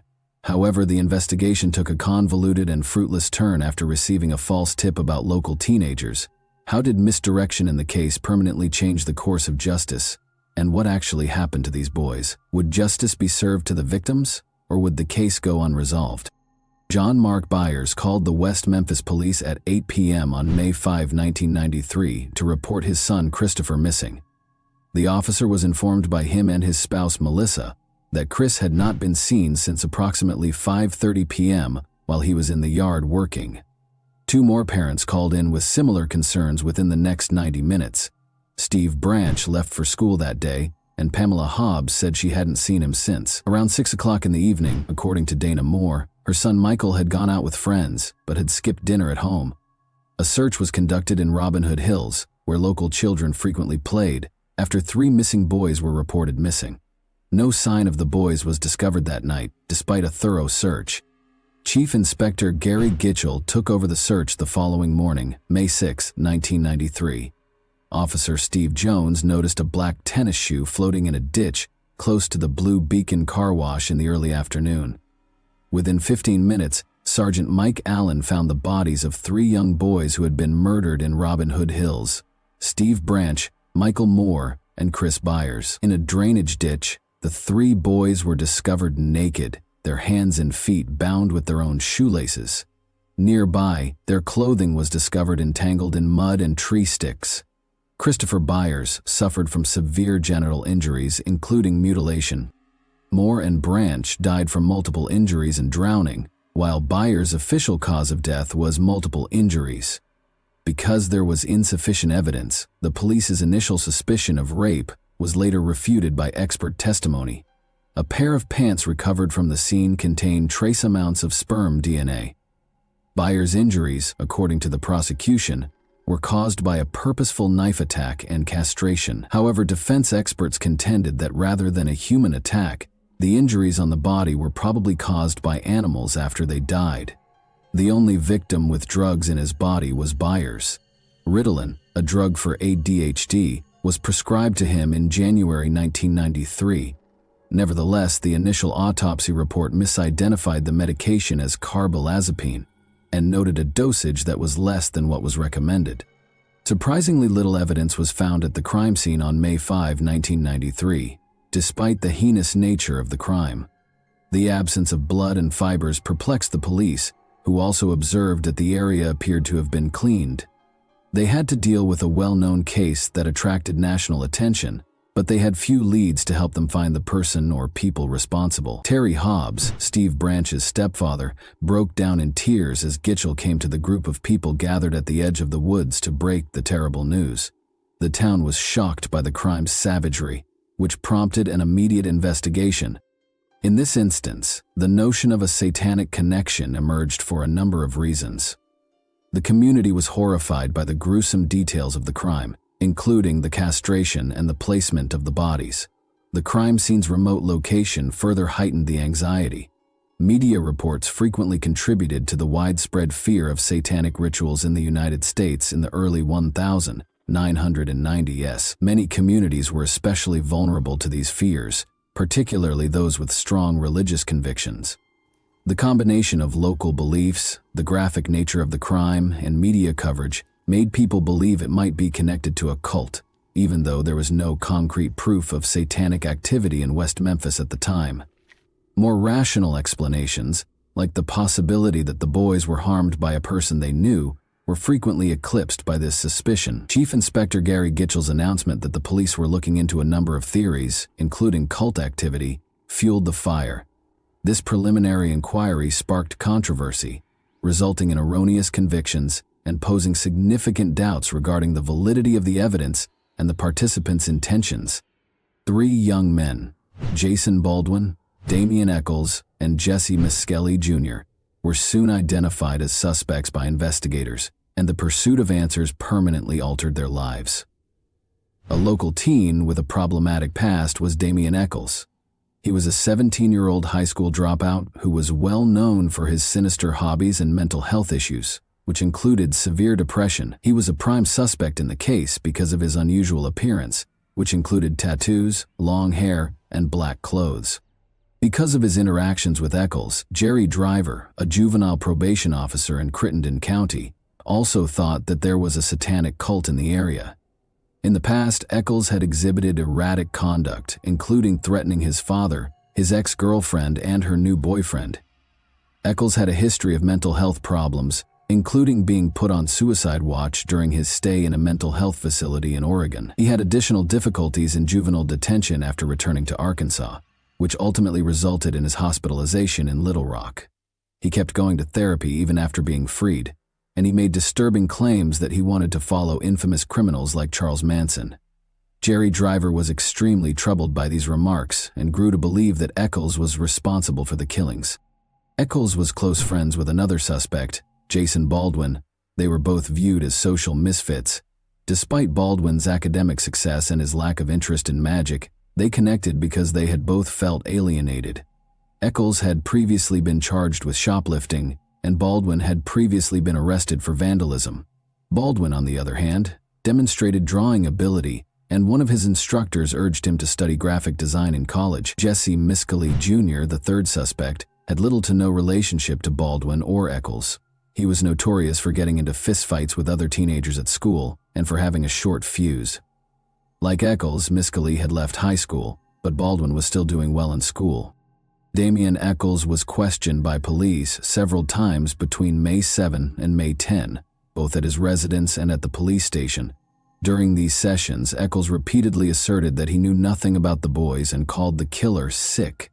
Eccles maintained that on the evening of May 5 he was at home chatting on the phone with friends, but when he implied that the murderer was probably a local, it sparked questions about his personal involvement. Even though Eccles cooperated with the police, the results of his polygraph suggested that he might have been lying or deceiving, which fueled more conjecture. Investigators also focused on Jason Baldwin, who denied any misconduct, but they kept examining both teenagers. When local waitress Vicky Hutchison stated that she thought the killings were connected to a cult, the case took a different turn. She was keen to help the police and advised them that she could make friends with Eccles in order to conduct additional investigation. Miscali got to know Eccles when he worked as a babysitter for Vicky Hutchison. After introducing him to Eccles, Hutchison started questioning Miscali about the case. Miscali reportedly joined Hutchison at an occult event, or sabbat, where she observed strange rituals and sexual activities involving young people. As a result, Miscali was taken to the police station to be questioned. When Aaron, Hutchison's son, stated that he had gone to the woods with the killed boys and said he had witnessed 5 men acting strangely, the matter became more complicated. This added complexity to a story that was already unreliable due to inconsistencies. Her answers to the police's polygraph test showed that she was telling the truth. Chief Inspector Gary Gitchell and his team made the decision to question Jesse Miscali Jr., a suspect in the killings of the 3 young West Memphis boys, on June 3, 1993. About 9 in the morning, they came up to him. The $35,000 reward for information that could result in arrests was highlighted. Jesse denied having anything to do with the killings during the polygraph examination. Detective Bill Durham thought he was lying, though.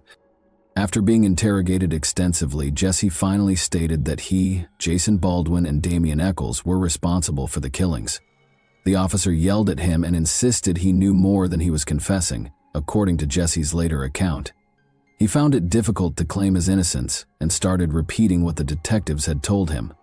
Gitchell corrected him when he wrongly claimed that the boys were bound with rope, stating instead that they were bound with shoelaces. As a result, Jesse altered his account to fit the officer's specifics. Jesse was questioned for hours before her confession was captured on tape.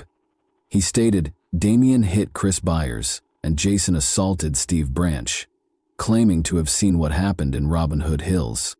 Soon after, Deputy Prosecutor John Fogelmill requested warrants to search Jason, Damian, and Jesse's residences. All 3 were taken into custody and accused of capital murder by 10:30 p.m. At a press conference the following morning, Gitchell affirmed his strong belief in the case. Damian Eccles was 18, Jason Baldwin was 16, and Jesse Miscali Jr. was 17 when they were taken into custody. Judge David Burnett held a pretrial hearing in Marion, Arkansas, on August 4, 1993. He made the decision to try Jesse Miscali apart from Jason Baldwin and Damian Eccles. Additionally, even though the defense claimed Jesse's confession was coerced, the judge permitted it to be used as evidence. The defense brought up a number of coercive strategies that the police employed while questioning Jesse. They pointed out how officers rejected his claims and showed a diagram that implied he might either be a member of the murderer's circle or work with them. A disturbing audio recording of Aaron saying, "Nobody knows what happened but me," was also brought to light. In a landmark decision, the judge determined that all 3 defendants would face adult trials. This ruling raised the stakes in a case that was already garnering national attention and sparking debates about the treatment of young suspects in the legal system. Miscali claimed he tried to cooperate without realizing the repercussions of his remarks because he was perplexed by the police's actions. The 3 boys were still being held while the defense and prosecution got ready for trial. Blood was discovered on a knife that had belonged to Chris Byers' stepfather, John Mark Byers, during the evidence collection process. The blood on this knife matched that of Chris and Mark, and it had been given away soon after the killing. The police did not pursue this lead, though. The night the boys vanished, a local restaurant employee also claimed to have seen a confused man covered in blood and mud. Despite gathering samples, the police never pursued this lead and eventually lost the evidence after the man left blood smears in the restroom. Miscali withdrew his confession and refused to repeat his previous statements, despite the prosecutor's intention for him to testify against Eccles and Baldwin. Baldwin and Eccles' trials began on February 28, 1994. As Judge Burnett, Prosecutor Fogelman, and the defense teams determined what evidence could be presented to the jury, both trials received significant media coverage and encountered legal difficulties. A jury consisting of 5 men and 7 women heard Jesse Miscali Jr.'s trial in Corning, Arkansas, on January 18, 1994. Although Prosecutor John Fogelman acknowledged that Jesse's confession contained inconsistencies, he asserted that these were caused by Jesse's attempt to minimize his involvement in the killings. He maintained that Jesse had relationships with Jason Baldwin and Damian Eccles. Dan Stidham, the defense lawyer, retorted that Jesse was unfairly singled out because of pressure to make arrests. He claimed that the investigation was skewed by what he referred to as the Damien Echols tunnel vision. Stidham maintained that he was afraid while being questioned and that Jesse's confession was coerced. When the mothers of the 3 murdered boys testified about their final moments with their sons on May 5, 1993, the trial became emotional. Because he was concerned that it might annoy judges who felt sorry for the bereaved families, Stidham decided against asking that line of inquiry. The prosecution's version of events was unsettling. Investigators explained how the boys' bodies were painfully found during the search for them.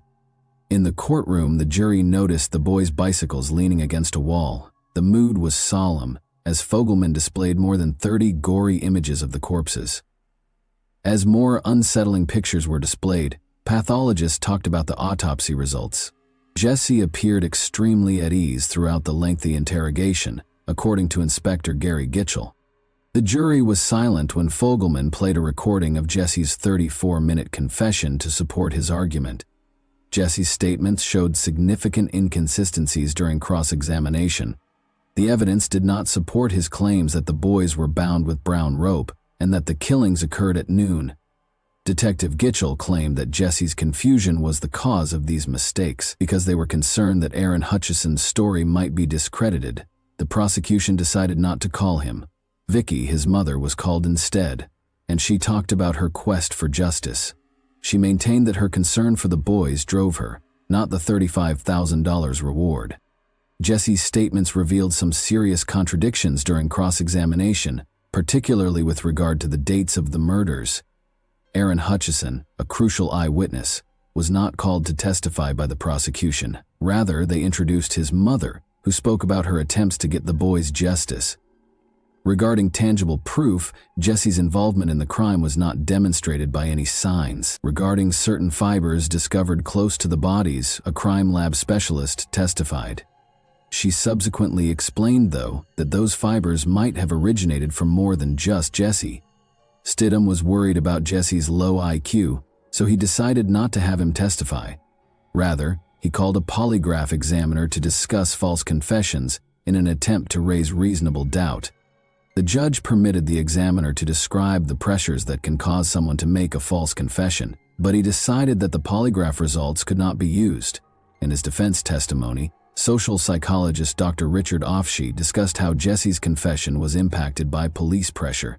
He was permitted to explain, in spite of the prosecution's objections, that Jesse made a false statement as a result of the pressure he was under, particularly because he had low self-esteem. The prosecutor brought up the fact that Jesse had not been physically hurt by the police during cross-examination. This gave Stidham the opportunity to highlight how Jesse's confession was impacted by the type of questioning, and how psychological pressure played a significant role in what transpired. In his closing remarks, Fogelman referred to the defense's arguments as distractions and advised the jury to believe the detectives and disregard allegations of coercion. The prosecutor emphasized that Jesse's confession was unambiguous, but Stidham cautioned that it would be a grave error to execute an innocent person. The following day, Jesse lowered his head as he walked into the courtroom. He was devastated when the jury convicted him of first-degree murder. When the judge asked him if he had anything to say, he simply replied, "No." The trial brought up serious issues with the legal system, with many people thinking that an innocent person was punished. He was given a life sentence without the possibility of parole. The emphasis on coerced confessions sparked calls for improved questioning techniques and fresh data, which prompted a re-examination of Jesse's punishment. In Jonesboro, Arkansas, the trial for Damien Echols and Jason Baldwin started 2 weeks after Jesse Miskelly Jr. was sentenced. Dan Stidham, the defense lawyer, declared that Jesse would not testify, leaving the prosecution with scant evidence. The prosecutors could claim that Echols' apparent interest in witchcraft was connected to his involvement in the case because the judge prevented the two defendants from having separate trials. In essence, they could infer Baldwin's guilt from Echols' background. John Fogelman, the prosecutor, asserted that they would demonstrate the defendant's guilt for killing the 3 boys. Echols' lawyer contended that there was no proof of guilt, while Baldwin's lawyer highlighted his client's good character. To talk about the boys' final moments, the prosecution called the detectives and the victims' parents. The judge rejected the defense's request for a mistrial after detectives brought up Jesse's confession. Ridge further asserted that Damien implied he was engaged in supernatural activities by mentioning demonic forces. To bolster their argument, they displayed objects from Damien's house, including a dog skull and occult books. In his testimony, medical expert Dr. Frank Peretti mentioned a knife discovered close to Damien's home that matched the victim's wound. However, it was later discovered that the victim's stepfather's knife might also match. The defense sought to expose contradictions in the prosecution's claims and emphasize the paucity of credible evidence connecting Eccles and Baldwin to the crime. They stressed that the evidence was only suggestive and called in experts and witnesses to discuss false confessions. The jury found both defendants guilty of capital murder in spite of efforts to provide an alibi and cast doubt on the validity of the police investigation. Jason Baldwin received a life sentence without the possibility of parole after the jury found him guilty. In contrast, Damien Eccles was given the death penalty, more precisely a lethal injection. This result generated a lot of public interest and raised questions about the fairness of the trial. The West Memphis Three's defense teams diligently sought to appeal their sentences shortly after their trials, pointing out mistakes in the trial and introducing fresh evidence. Vicky Hutchison acknowledged lying under duress from the police, and the jury foreman was charged with misconduct during the trial, which might have affected the outcome. A new hearing resulted from new DNA evidence that connected Chris Byers' stepfather, Terry Hobbs, to the crime scene. There was broad support for the case. Devil's Knot, written by Arkansas reporter Mara Leverett, focused on the failure of justice, while Paradise Lost, a documentary directed by Bruce Sinofsky and Joe Berlinger, was released in 1996. Johnny Depp, Natalie Maines, and Eddie Vedder were among the celebrities who expressed their support. Following several unsuccessful appeals, the Arkansas Supreme Court scheduled a hearing for the new evidence on November 4, 2010. After realizing that this evidence might not establish their innocence, Eccles' new attorneys negotiated with the Attorney General to forego the hearing and proceed with new trials. They suggested an Alford plea, which limited the defendants' ability to seek damages for their erroneous convictions, but permitted them to enter guilty pleas to lesser charges while retaining their innocence. Jason Baldwin reluctantly agreed to the plea in order to spare Eccles from being executed. After serving 18 years in prison, all three men were released on August 19, 2011. However, there was no compensation for their time served and no additional investigation into the initial murders, so their case remained unresolved. After it was initially lost, Eccles' lawyers requested access to the crime scene evidence for DNA testing in July 2021. The majority of the evidence was later found to be undamaged. The Arkansas Supreme Court's decision on April 18, 2024, that people who accept an offered plea still have the right to request a new trial under a particular act, and permitted Eccles to undergo new DNA testing, sparked discussions about justice, the validity of eyewitness testimony, and how societal anxieties can influence court rulings. The case serves as a reminder of the issues with the legal system and the continuous fight for people who were wrongfully convicted and imprisoned. And that wraps up today's chilling story. If you enjoyed this video, don't forget to like and subscribe so you never miss a new upload. Also, let me know in the comments what part of this story shocked you the most. Thank you for watching, and I'll see you in the next video.